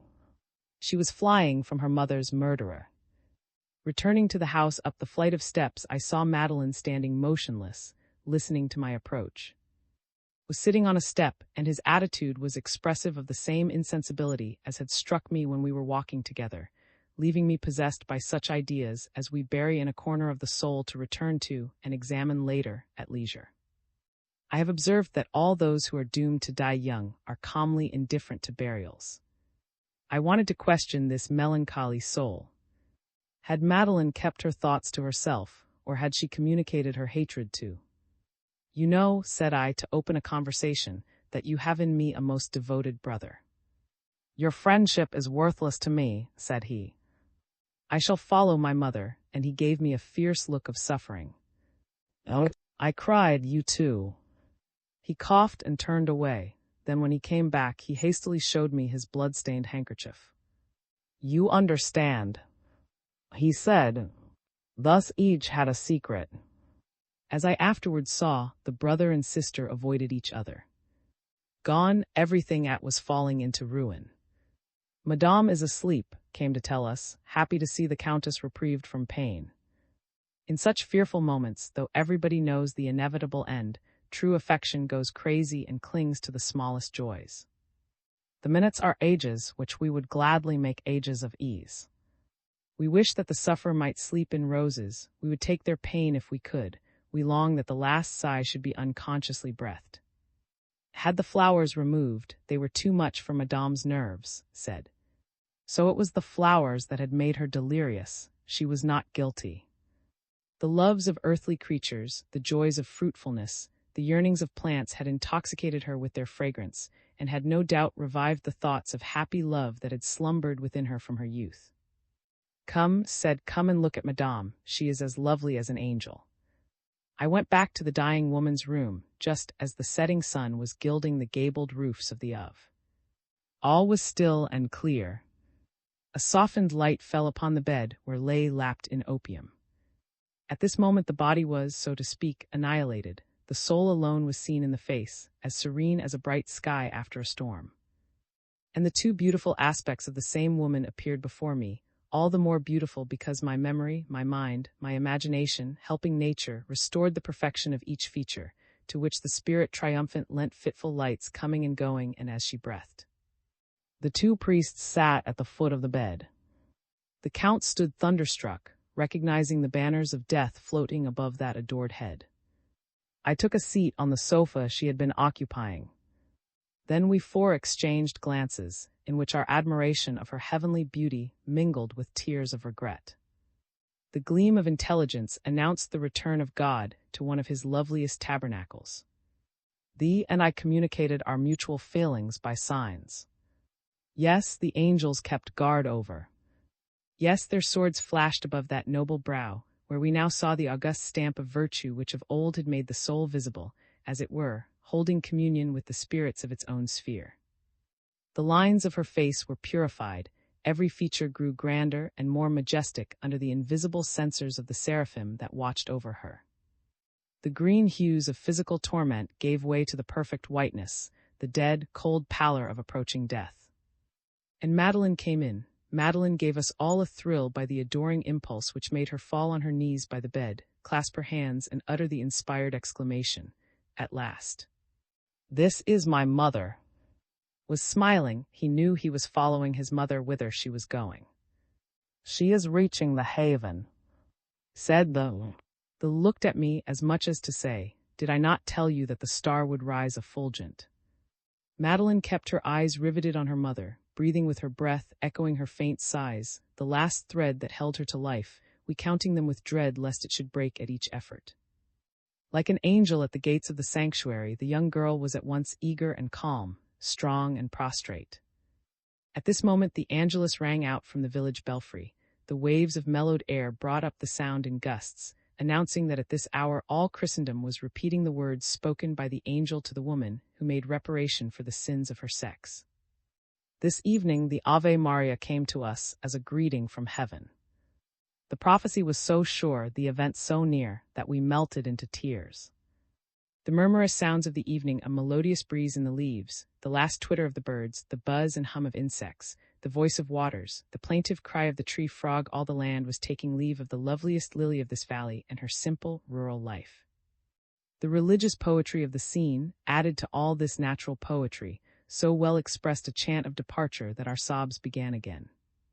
Though the bedroom door was open, we were so lost in this terrible contemplation, trying to stamp on our minds the memory of it, forever, that we did not observe all the servants of the house kneeling in a group outside and putting up fervent prayers. All these poor souls, accustomed to hope, had thought they should still keep their mistress, and these unmistakable signs overwhelmed them. At a sign from the old huntsman went to fetch the of. The doctor, standing by the bed, as calm as science, holding his patient's torpid hand, had signed to the confessor to express that this sleep was the last hour of ease that was given to the recalled angel. The moment had come for administering the last sacraments of the Church. At 9 o'clock she gently awoke and looked at us in mild surprise. We saw our idol in all the beauty of her best days. "Mother, you are too beautiful to die. Life and health are coming back to you," cried Madeleine. "My dear daughter, I shall live but in you," said she with a smile. Then came heart-rending farewells from the mother to the children, and from the children to the mother. Kissed his wife piously on the brow. The Countess flushed as she saw me. "Dear," said she, "this is, I believe, the only grief I shall ever have given you. But forget all I may have said to you, poor crazed thing as I was." She held out her hand, I took it to kiss, and she said with a smile of virtue as of old. We all left the room, and remained in the drawing-room while the sick woman made her last confession. I sat down next to Madeline. In the presence of them all, she could not avoid me without being rude, but as her mother used, she looked at no one and kept silence without once raising her eyes to mine. "Dear Madeline," said I in a low voice, "what grievance have you against me? Why such coldness when, in the presence of death, we ought to be friends?" "I fancy I can hear what my mother is saying at this moment," replied she, putting on the expression that had given to his Mother of God, the morning virgin preparing to protect the world in which her son is about to perish. "Then you condemn me at the moment when your mother is absolving me, supposing me to be guilty. You and always you." She spoke with unreasoning hatred, like that of a Corsican, as implacable as all judgments are that are pronounced by those who, not knowing life, admit no extenuation of the sins committed against the laws of the heart. An hour passed in utter silence. They came in after hearing this general confession, and we all went into her room again. In obedience to one of the ideas that occur to noble souls, all sisters in purpose had been robed in a long garment that was to serve as her winding sheet. We found her sitting up in bed, beautiful with expiation and hope. I saw in the fireplace the black ashes of my letters which had just been burnt, a sacrifice she would not make, the confessor told me, till she was at the point of death. She smiled at us, all her old smile. Her eyes, moist with tears, were, we saw, finally unsealed. She already saw the celestial joys of the promised land. "Dear," she said, holding out her hand and pressing mine. "Stay. You must be present at one of the closing scenes of my life, which will not be one of the least painful of all, but in which you are intimately concerned." She made a sign, and the door was shut. By her desire, the Count sat down. Thee and I remained standing. With assistance, the Countess got up and knelt down before the astonished Count, insisting on remaining there. Then, when had left the room, she raised her head, which she had bent, resting it on his knees. "Though I have always been a faithful wife to you," said she in a broken voice, "I have perhaps failed in my duties. I have prayed to God to give me strength to ask your forgiveness of my faults. I have perhaps devoted to the cares of a friendship outside my home attentions more affectionate than I owed even to you. Perhaps I have annoyed you by the comparisons you may have drawn between those cares, those thoughts, and such as I have given to you. I have known," she said in a very low voice, "a great friendship which no one, not even he who was its object, ever wholly knew. Though I have been virtuous by all human law, a blameless wife to you, thoughts voluntary or involuntary have found their way into my mind, and I fear I may have cherished them too gladly. But as I have always loved you truly, and have been your obedient wife, as the clouds passing across the sky have never darkened its clearness, you behold me craving your blessing with an unsullied brow. I can die without a bitter pang if I may hear from your lips one loving word for the mother of your children, and if you will forgive all these things, which she did not forgive herself till she had received the absolution of the tribunal to which we all bow." Cried the old man, suddenly bursting into tears over his wife's head, "Do you want to kill me?" He raised her in his arms with unwonted strength, and clasping her to him, "Have I no forgiveness to ask?" He went on, "Have I not often been harsh? Are you not magnifying a child's scruples?" "Perhaps," said she. "But be tender, my dear, to the weakness of the dying, soothe my soul. When you are in the hour of death, you will remember that I blessed you as we parted. Will you allow me to leave to our friend here this pledge of deep regard?" Said she, pointing to a letter on the chimney shelf.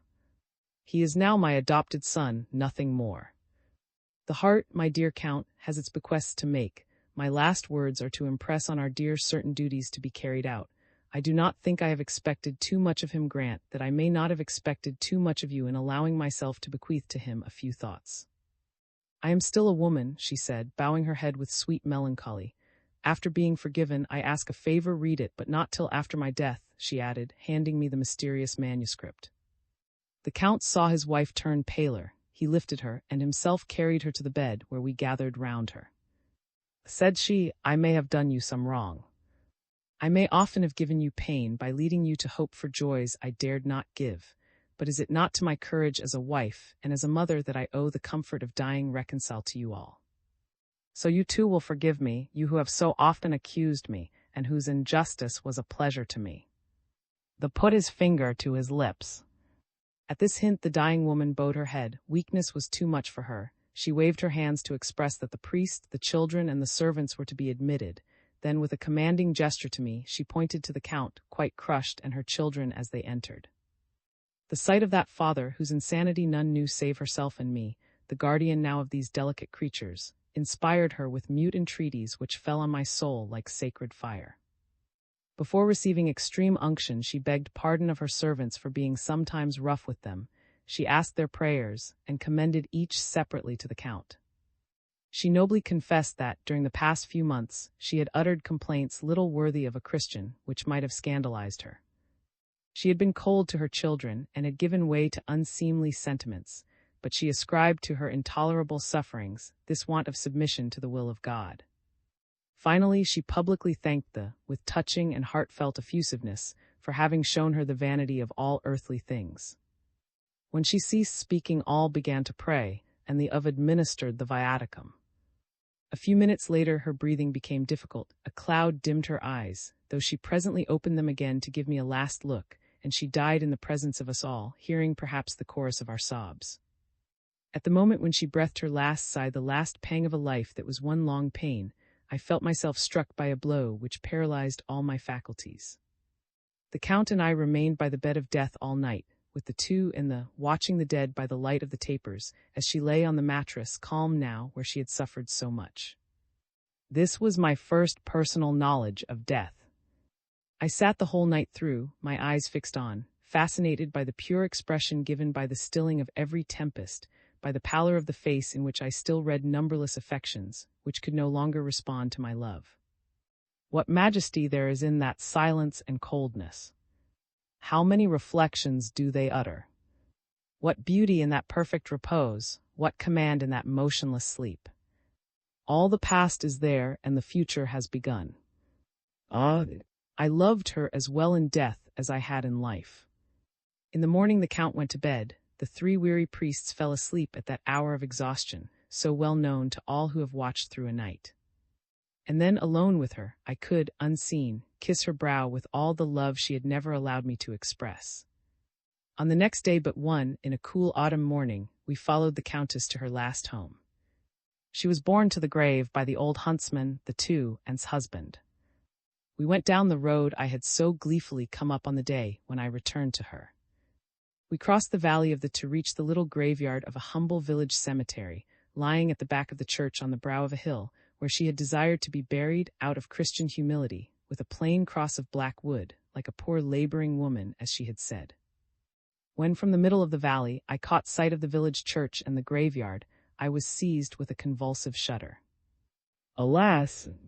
We each have a Golgotha in our life, where we leave our first 33 years, receiving then a spear thrust in our heart, and feeling on our head a crown of thorns in the place of the crown of roses. This hill was to me the mount of expiation. We were followed by an immense crowd that had collected to express the regrets of the whole valley, where she had silently buried endless acts of benevolence. We knew from whom she trusted entirely that she economized in dress to help the poor when her savings were insufficient. Naked children had been clothed, baby linen supplied, mothers rescued, sacks of corn bought of the millers in winter for helpless old men, a cow bestowed on a poverty-stricken household. In short, all the good works of a Christian, a mother, a lady bountiful, and sums of money given to help loving couples to marry, or to provide substitutes for young men drawn by the conscription, touching gifts from the loving soul that had said, "The happiness of others becomes the joy of those who can no longer be happy." These facts, talked over every evening for the last 3 days, had brought together a vast throng.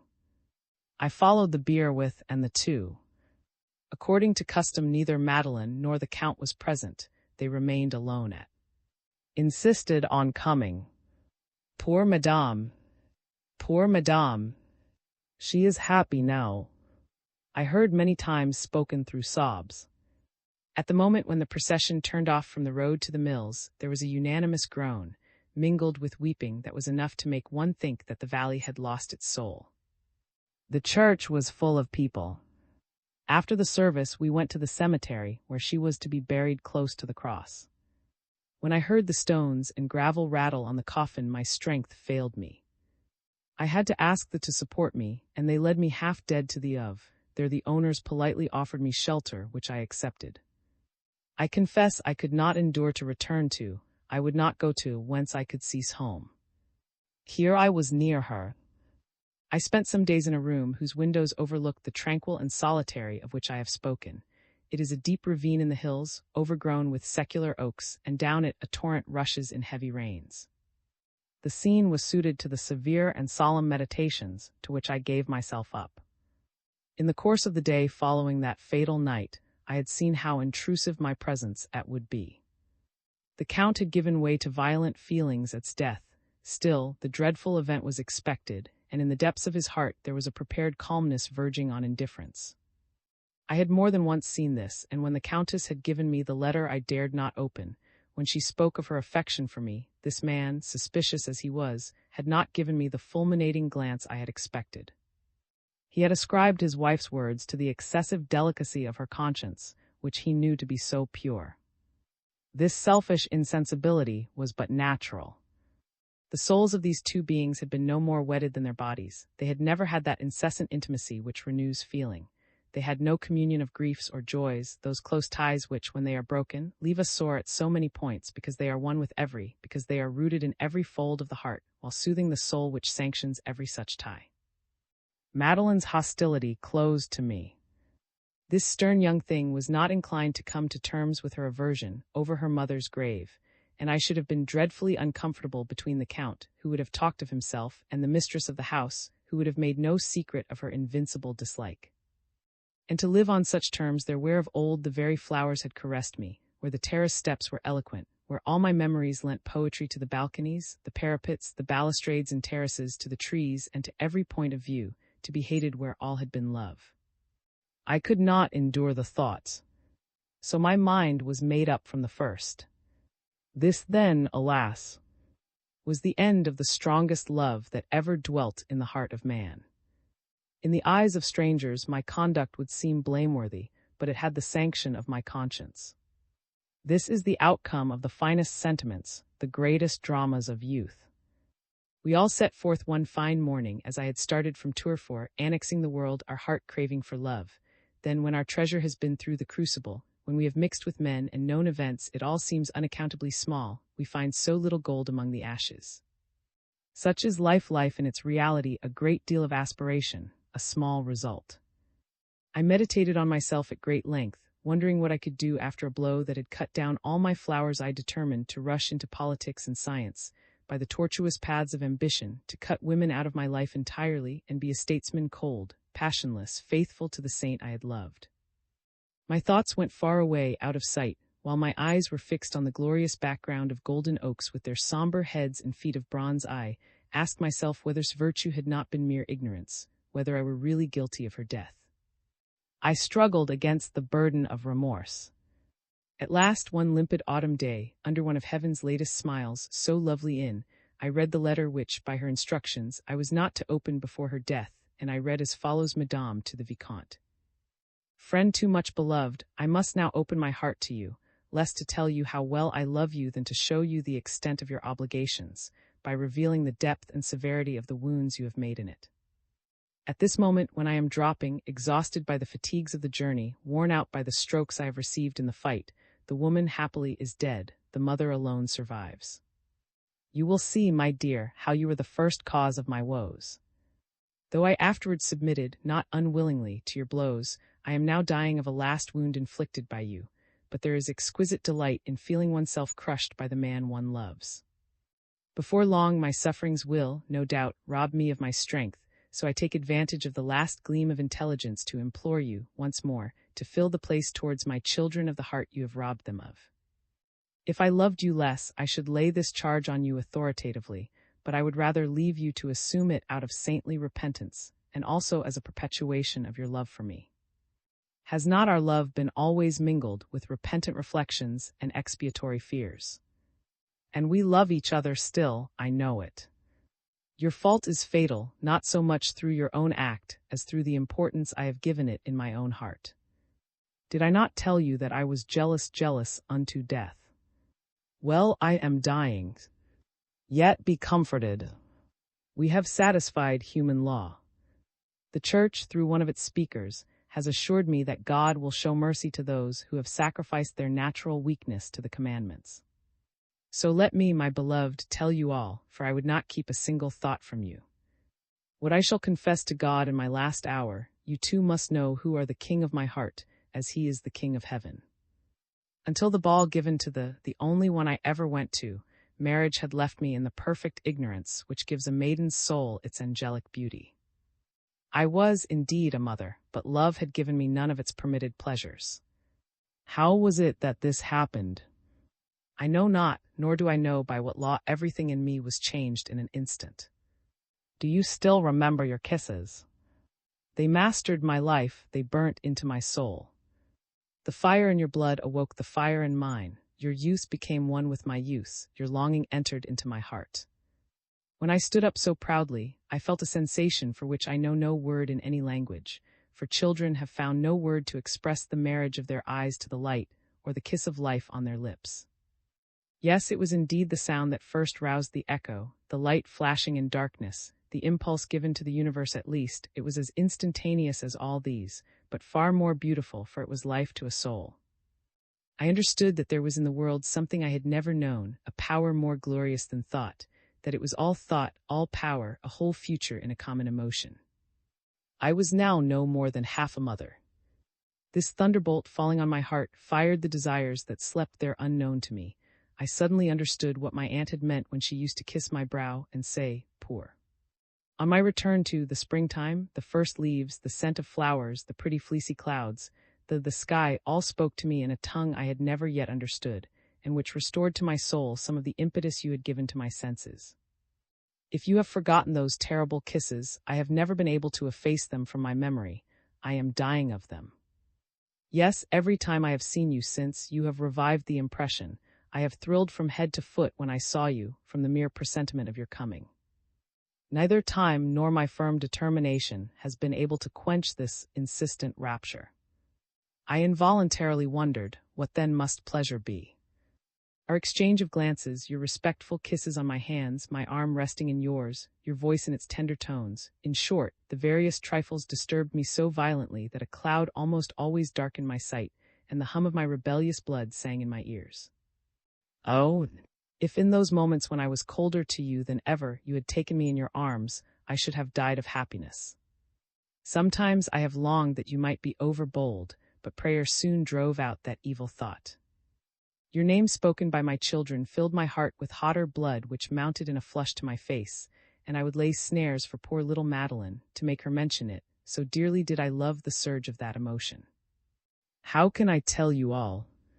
Your writing had its charms. I gazed at your letters as we study a portrait.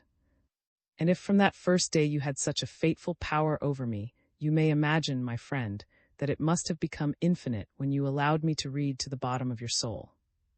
What ecstasy was mine when I found you so pure, so perfectly true, gifted with such great qualities, capable of such great things, and already so sorely tried.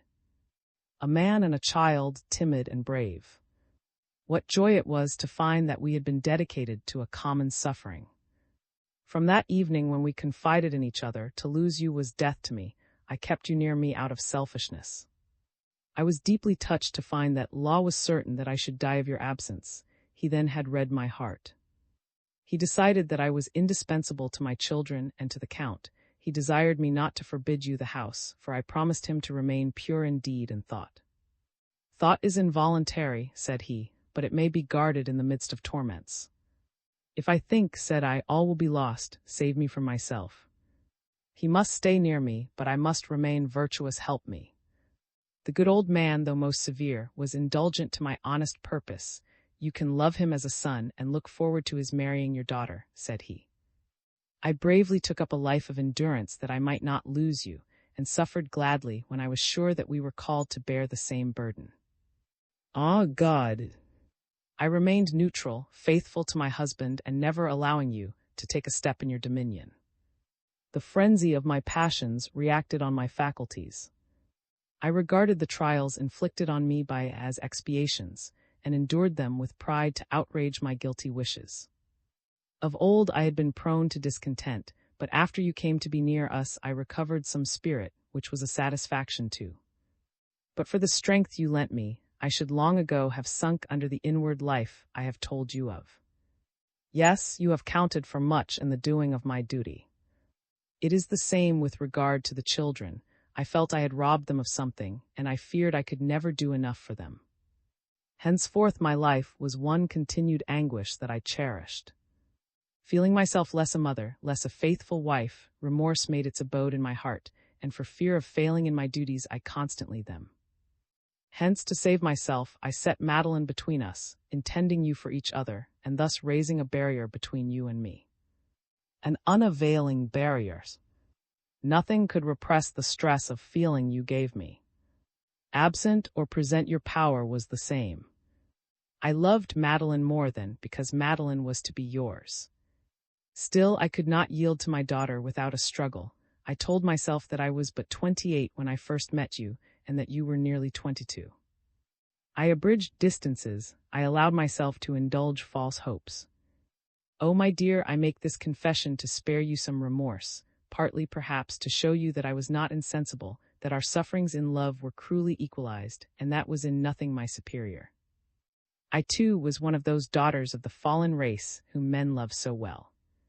There was a time when the conflict was so fearful that I wept all the night, and night after night, my hair fell out. You have that hair.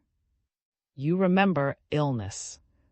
Your magnanimity at that time, far from raising me, made me fall lower. Alas, there was a time when I longed to throw myself into your arms as the reward of so much heroism, but that madness was brief.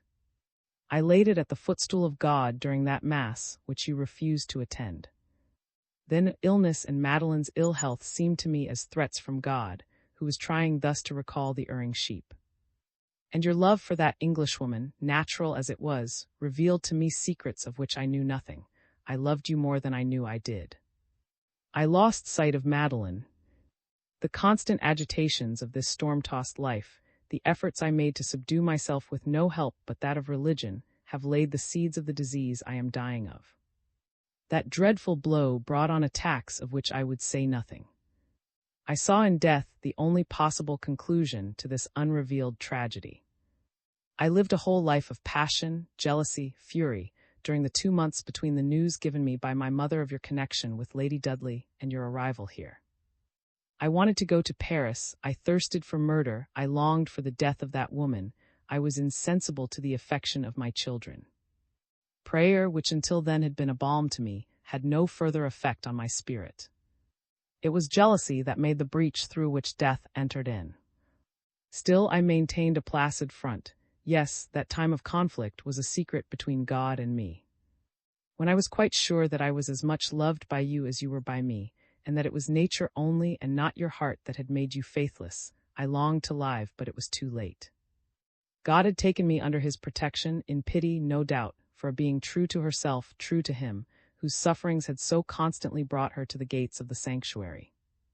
My best beloved, God has judged me, will no doubt forgive me, but will you be merciful? Will you listen to the voice which, at this moment, reaches you from my tomb? Will you make good the disasters for which we both are responsible, you, perhaps, less than I? You know what I would ask of you. Be too what a sister of charity is to a sick man. Listen to him, love him, no one will love him. Stand between him and his children, as I have always done. The task will not be a long one. Will soon leave home to live in Paris with his grandfather, and you have promised to guide him among the rocks of the world. As to Madeline, she will marry, would that she might some day accept you. She is all myself, and she is also strong in the will that I lack, in the energy needed in the companion of a man whose career must carry him through the storms of political life. She is clever and clear-sighted. If your destinies were united, she would be happier than her mother has been.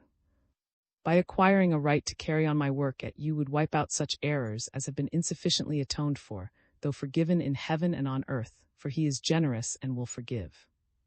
I am still egotistical, you see, but is not that a proof of overweening love? I want you to love me in those that belong to me. Never having been yours by right, I bequeath to you my cares and duties.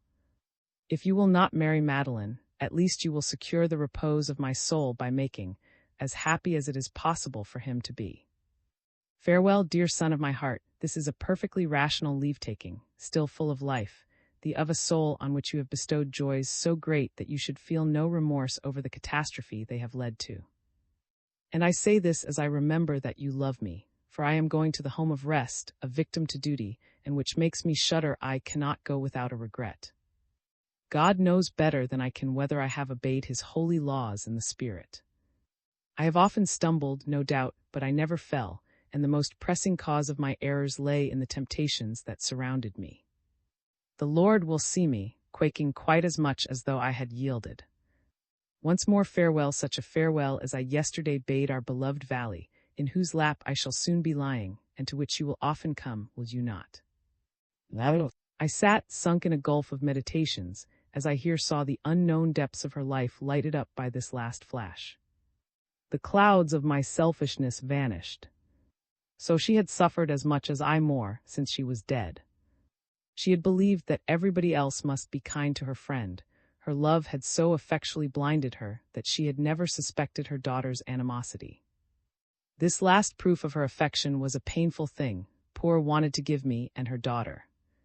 Since the dreadful day when, for the first time, I entered a graveyard, following the remains of that noble creature, whom you now know, the sun has been less warm and bright, the night has been blacker, action has been less prompt with me, thought a greater burden. We lay many to rest under the earth, but some of them, especially dear, have our heart for their winding sheet. Their memory is perpetually one with its throbs. We think of them as we breathe. They dwell in us by a beautiful law of metempsychosis peculiar to love. There is a soul within my soul. When I do any good thing, when I speak a noble word, it is that soul which speaks and acts. All that is good in me emanates from that tomb, as from a lily whose scent embalms the air. Mockery, evil speaking, all you blame in me is myself. And now, when a cloud dims my eyes and they look up to heaven after long resting on earth, when my lips make no response to your words or your kindness, do not henceforth ask me, what are you thinking about? Dear, I had ceased writing for some little time. These reminiscences had agitated me too painfully. I must now relate the events that followed on this misfortune. They can be told in a few words. When a life consists only of action and stir, it is soon recorded, but when it is spent in the loftiest regions of the soul, the story must be diffuse. This letter showed me one bright star of hope. In this tremendous shipwreck, I saw an island I might reach to live at with Madeline, and devote my life to her, was a lot to satisfy all the ideas that tossed my soul, but I must first learn Madeline's true opinions. I had to take leave of the Count. I went to call on him and met him on the terrace. Then we walked together for some time. At first he spoke of his wife as a man who understood the extent of his loss, and all the ruin it had wrought in his home life. But after that first cry of sorrow, he was evidently more anxious about the future than about the present. He was afraid of his daughter, who was not, he said, so gentle as her mother. Madeline's firm temper and a tinge of something, mingling in her with her mother's gracious nature, terrified the old man, accustomed as he was to tender kindness. He foresaw meeting a will which nothing could bend. Still, what comforted him in his loss was the certainty of joining his wife ere long. The agitations and grief of the last few days had increased his malady and brought on his old pains. The conflict he foresaw between his authority as the father and his daughters as the mistress of the house would fill his last days with bitterness, for in cases where he would contend with his wife he would have to give way to his child. And then his son would go away, his daughter would marry. What sort of son-in-law should he have? In the course of an hour, while he talked of nothing but himself, claiming my friendship for his wife's sake, I clearly saw before me the grandiose figure of one of the most impressive types of our century. In appearance he was frail and broken, but life still clung to him by reason of his simple habits and agricultural occupations. At this moment when I write, he still lives. Though Madeline could see us pacing the terrace, she did not come down. She came out to the steps and went in again several times to mark her disdain of me. I seized a moment when she had come out to beg the Count to go up to the house. I wanted to speak to Madeline, and I made a pretext of a last request left by the Countess. I had no other way of seeing her, and the Count went to fetch her and left us together on the terrace. "Dear Madeline," said I must speak a word with you. Was it not here that your mother used to listen to me, when she had less to blame me for than the circumstances of her life? My life and happiness are, as you know, bound up with this spot, and you banish me by the coldness you have assumed instead of the brotherly regard which used to unite us, and which death has made closer by a common sorrow. Dear Madeline, for you I would this instant give my life without any hope of reward, without your knowing it even, for so truly do we love the children of the women who have been good to us in their lifetime. You know nothing of the scheme which your adored mother had cherished for the last 7 years, and which perhaps affect your views, but I will take no advantage of that. All I beseech of you is that you will not deprive me of the right of coming to breathe the air on this terrace, and to wait till time has modified your ideas of social life. At this moment I would not shock them for the world. I respect the grief that misleads you, for it deprives me too of the power of judging fairly of the position in which I find myself. The saint who is now watching over us will approve of the reserve I maintain when I only ask you to remain neutral, as between your own feelings and me. I love you too truly, in spite of the aversion you show for me, to lay a proposal before the Count, which he would hail with eager satisfaction. By Frey. But by and by, consider that you will never know anybody in the world so well as you know me, that no man can bear in his heart feelings more devoted. So far Madeline had listened with downcast eyes, but she stopped me with a gesture. Said she in a voice tremulous with agitation, I too know all your mind. But I can never change in feeling towards you, and I would rather drown myself in than unite myself with you. Of myself I will not speak, but if my mother's name can still influence you, in her name I beg you never to come to so long as I am here. The mere sight of you occasions me such distress as I cannot describe, and I shall never get over it. She bowed to me with much dignity and went up to the house, never looking back, as rigid as her mother had been once, and only once, and quite pitiless. The girl's clear sight had, though only of late, seen to the bottom of her mother's heart, and her hatred of the man who seemed to her so fatal was increased perhaps by some regret at her own innocent complicity.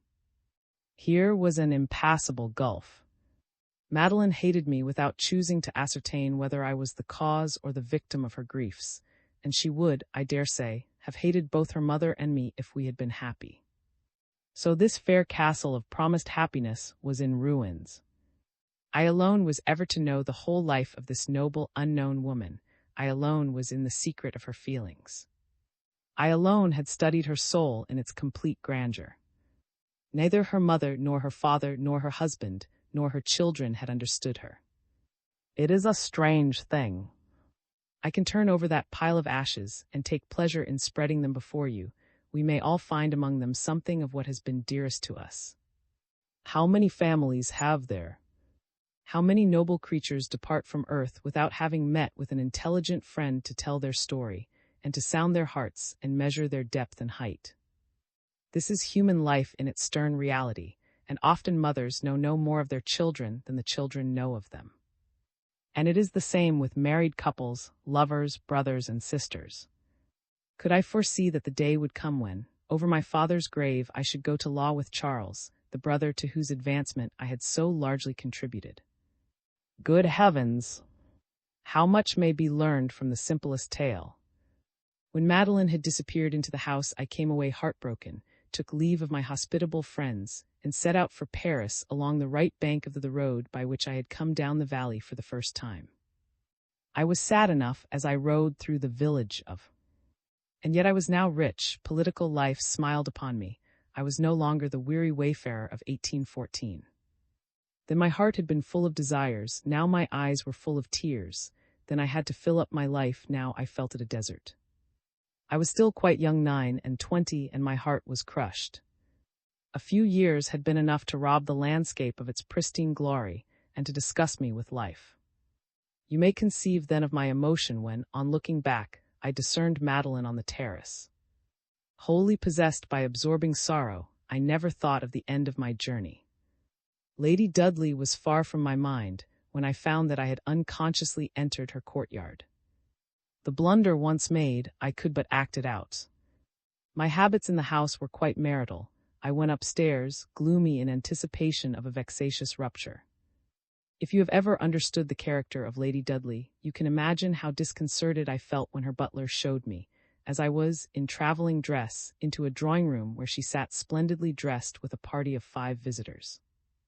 Lord Dudley, one of the most noteworthy of English statesmen, was standing in front of the fire, elderly, starched, arrogant, cold, with the satirical expression he must wear in the House. He smiled on hearing my name. With their mother were two boys, astonishingly like one of the nobleman's natural sons, who was sitting on the sofa by the Marchioness. As soon as she saw me, assumed a lofty air, and stared at my travelling cap as if she were on the point of inquiring what had brought me to see her. She looked at me from head to foot, as she might have done at some country squire just introduced to her. As to our intimacy, our eternal passion, her vows that she must die if I ever ceased to love her, all the phantasmagoria of it had vanished like a dream. I had never held her hand, I was a stranger, she did not know me. I was startled, in spite of the diplomatic coolness I was beginning to acquire, and any man in my place would have been no less so. Smiled as he looked at his boots, examining them with obvious. I made up my mind at once. From any other woman I would have submissively accepted my discomfiture, but enraged at finding this heroine, who was to die of love, alive and well, after laughing to scorn the woman who had died, I determined to meet insolence with insolence. She knew of Lady Brandon's wreck. To remind her of it would be to stab her to the heart, even if it should turn the edge of the dagger. "Madame," said I, "you will forgive me for coming to you in so cavalier a manner, when I tell you that I have this instant arrived from, and that Lady Brandon gave me a message for you which allows of no delay. I feared I might find that you had started for Lancashire, but since you are not leaving Paris, I await your orders at the hour when you will condescend to receive me." She bowed, and I left the room. From that day I have never seen her excepting in company, where we exchange friendly bows, with sometimes a repartee. I rally her about the inconsolable women of Lancashire, and she retorts about the Frenchwomen who do credit to their broken hearts by attacks of dyspepsia. Thanks to her good offices, I have a mortal foe in whom she makes much of, and I in return say she has married father and son. Thus my disaster was complete. I took up the plan of life I had decided on during my retirement at. I threw myself into hard work. I took up science, literature, and politics. On the accession of Charles X, who abolished the post I had filled under the late king, I made diplomacy my career. From that hour I vowed never to pay any attention to a woman, however beautiful, witty, or affectionate she might be. This conduct was a wonderful success. I gained incredible peace of mind, great powers of work, and I learned that women waste men's lives and think they have them by a few gracious words. However, all my fine resolutions have come to nothing, you know how and why. Dearest, in relating my whole life without reserve or concealment, as I should to myself, in confessing to you feelings in which you had no part, I may perhaps have vexed some tender spot of your jealous and sensitive heart. But what would infuriate a vulgar woman will be, to you, I am sure, a fresh reason for loving me. The noblest women have a sublime part to play towards suffering and aching souls, that of the sister of mercy who dresses their wounds, of the mother who forgives her children. Nor are artists and poets the only sufferers. Men who live for their country, for the future of nations, as they widen the circle of their passions and their thoughts, often find themselves in cruel solitude. They long to feel that by their side is some pure and devoted love. Believe me, they will know its greatness and its value. Tomorrow I shall know whether I have made a mistake in loving you. Dear Count, you received, as you tell me, a letter from poor Madame which has been of some use in guiding you through the world, a letter to which you owe your high fortunes. Allow me to finish your education. I implore you to divest yourself of an odious habit. Do not imitate certain widows who are always talking of their first husband and throwing the virtues of the dear departed in the teeth of the second. I, dear Count, am a Frenchwoman. I should wish to marry the whole of the man I love. Now I really cannot marry Madame. After reading your narrative with the attention it deserves, and you know what interest I feel in you, it strikes me that you must have bored Lady Dudley very considerably by holding up to her Madame's perfections, while deeply wounding the Countess by expatiating on the various resources of English love-making. You have now failed in tact towards me, a poor creature who can boast of no merit but that of having attracted your liking. You have implied that I do not love you as much as either or. I confess my deficiencies. I know them, but why make me feel them so cruelly? Shall I tell you whom I pity, the fourth woman you may love? She will inevitably be required to hold her own against three predecessors, so, in your interest as much as in hers, I must warn you against the perils of your memory. I renounce the laborious honor of loving you. I should require too many Catholic or Anglican virtues, and I have no taste for fighting ghosts.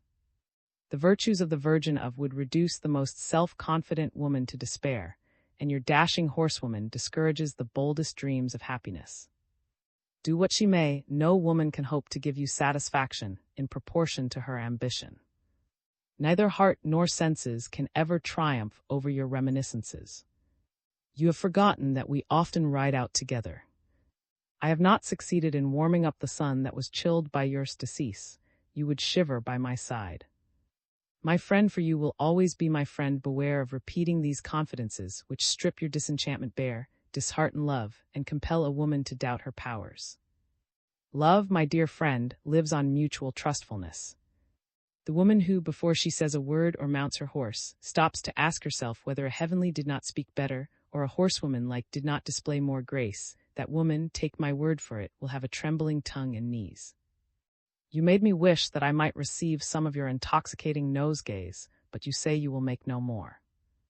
Thus it is with 100 things you no longer dare do, with thoughts and enjoyments which can never again be yours. No woman, be very sure, would choose to dwell in your heart, elbowing the corpse you cherish there. You beseech me to love you out of Christian charity. I could, I own, do much out of charity, everything but love. You are sometimes dull and tiresome. You dignify your gloom by the name of melancholy, well and good, but it is intolerable and fills the woman who loves you with cruel anxieties. I have come across that saint's tomb too often standing between us. I have reflected, and I have concluded that I have no wish to die like her. If you exasperated Lady Dudley, a woman of the first distinction, I who have not her furious passions, fear I should even sooner grow cold. Put love out of the question as between you and me, since you no longer find happiness but with the dead, and let us be friends. I am willing. Why, my dear Count, you began by loving an adorable woman, a perfect mistress, who undertook to make your fortune, who procured you a peerage, who loved you to distraction, and you made her die of grief. Why, nothing can be more monstrous. Among the most ardent and the most luckless youths who drag their ambitions over the pavements of Paris, is there one who would not have behaved himself for 10 years to obtain half the favors which you failed to recognize? When a man is so beloved, what more does he want? Poor woman! She suffered much, and you, when you have made a few sentimental speeches, think you have paid your debt over her bier. This, no doubt, is the prize that awaits my affection for you. Thank you, dear Count, but I desire no rival on either side of the grave. When a man has such a crime on his conscience, the least he can do is not to tell. I asked you a foolish question. It was in my part as a woman, a daughter of Eve. It was your part to calculate the results of the answer. You ought to have deceived me. I should have thanked you for it later. Have you understood wherein lies the merit of men who are liked by women? Do you not perceive how magnanimous they are when they swear that they have never loved before, that this is their first love? Your is impossible. Lady Dudley and Madame in one. Why, my dear friend, you might as well try to combine fire and water. Do you know nothing of women? They are as they are, they must have the defects of their qualities. You met Lady Dudley too soon to appreciate her, and the evil you say of her seems to me to be the revenge of your wounded vanity. You understood Madame too late. You punished each for not being the other. What then would become of me, being neither one nor the other? I like you well enough to have reflected very seriously on your future prospects. Your look, as of the Knight of the Rueful Countenance, has always interested me, and I believe in the constancy of melancholy men, but I did not know that you had begun your career in the world by killing the loveliest and most virtuous of women. Well, I have been considering what remains for you to do. I have thought it out. I think you had better marry some Mrs. Shandy, who will know nothing of love or passion, who will never trouble her head about Lady Dudley or Madame, nor about those spells of dullness which you call melancholy when you are as amusing as a rainy day, and who will be the worthy sister of charity you long for. As to love thrilling at a word, knowing how to wait for happiness, how to give and take it, feeling the myriad storms of passion, making common cause with the little vanities of the woman you love, my dear Count, give it up. You have followed the advice of your good angel too exactly. You have avoided young women so effectually that you know nothing about them. Madame was wise in getting you to a front place at once. Every woman would have been against you, and you would never have got one. It is too late now to begin your training, and to learn to say the things we like to hear, to be noble at appropriate moments, to worship our triviality when we have a fancy to be trivial. We are not such simpletons as you think us. When we love, we set the man of our choice above all else. Anything that shakes our faith in our own supremacy shakes our love. By flattering us, you flatter yourselves. If you want to live in the world and mingle on equal terms with women, conceal with care all you have told me. They do not care to strew the flowers of their affections on stones, or lavish their caresses to heal a wounded heart. Every woman will at once discern the shallowness of your heart, and you will be constantly more unhappy. Very few will be frank enough to tell you what I have told you, or good-natured enough to dismiss you without rancor and offer you their friendship, as she now does who still remains your sincere friend. The Lily of the Valley. Translated by James Waring. May you do good and not evil. May you find forgiveness for yourself and forgive others. May you share freely, never taking more than you give. Copyright pages exist to tell you that you can't do something. Unlike them, this page exists to tell you that the writing and artwork in this are believed to be in the United States public domain. That is, they are believed to be free of copyright restrictions in the United States. The United States public domain represents our collective cultural heritage, and items in it are free for anyone in the United States to do almost anything at all with, without having to get permission. Copyright laws are different all over the world, and the source text or artwork in this may still be copyrighted in other countries. If you're not located in the United States, you must check your local laws before using this. Standard makes no representations regarding the copyright status of the source text or artwork in this in any country other than the United States. Non-authorship activities performed on items that are in the public domain's so-called sweat of the brow work don't create a new copyright. That means that nobody can claim a new copyright on an item that is in the public domain for, among other things, work like digitization, markup, or typography. Regardless, the contributors to this release their contributions under the terms in the CC01 Universal Public Domain Dedication, thus dedicating to the worldwide public domain all of the work they've done on this, including but not limited to metadata, the imprint, colophon, this, and any changes or enhancements to, or markup on the original text and artwork. This dedication doesn't change the copyright status of the source text or artwork. We make this dedication in the interest of enriching our global cultural heritage, to promote free and culture around the world, and to give back to the unrestricted culture that has given all of us so much. Table of Contents. Imprint. Dedication. Have. The Lily of the Valley. The Lily of the Valley. Colophon. Endnotes. Landmarks. The Lily of the Valley. Endnotes.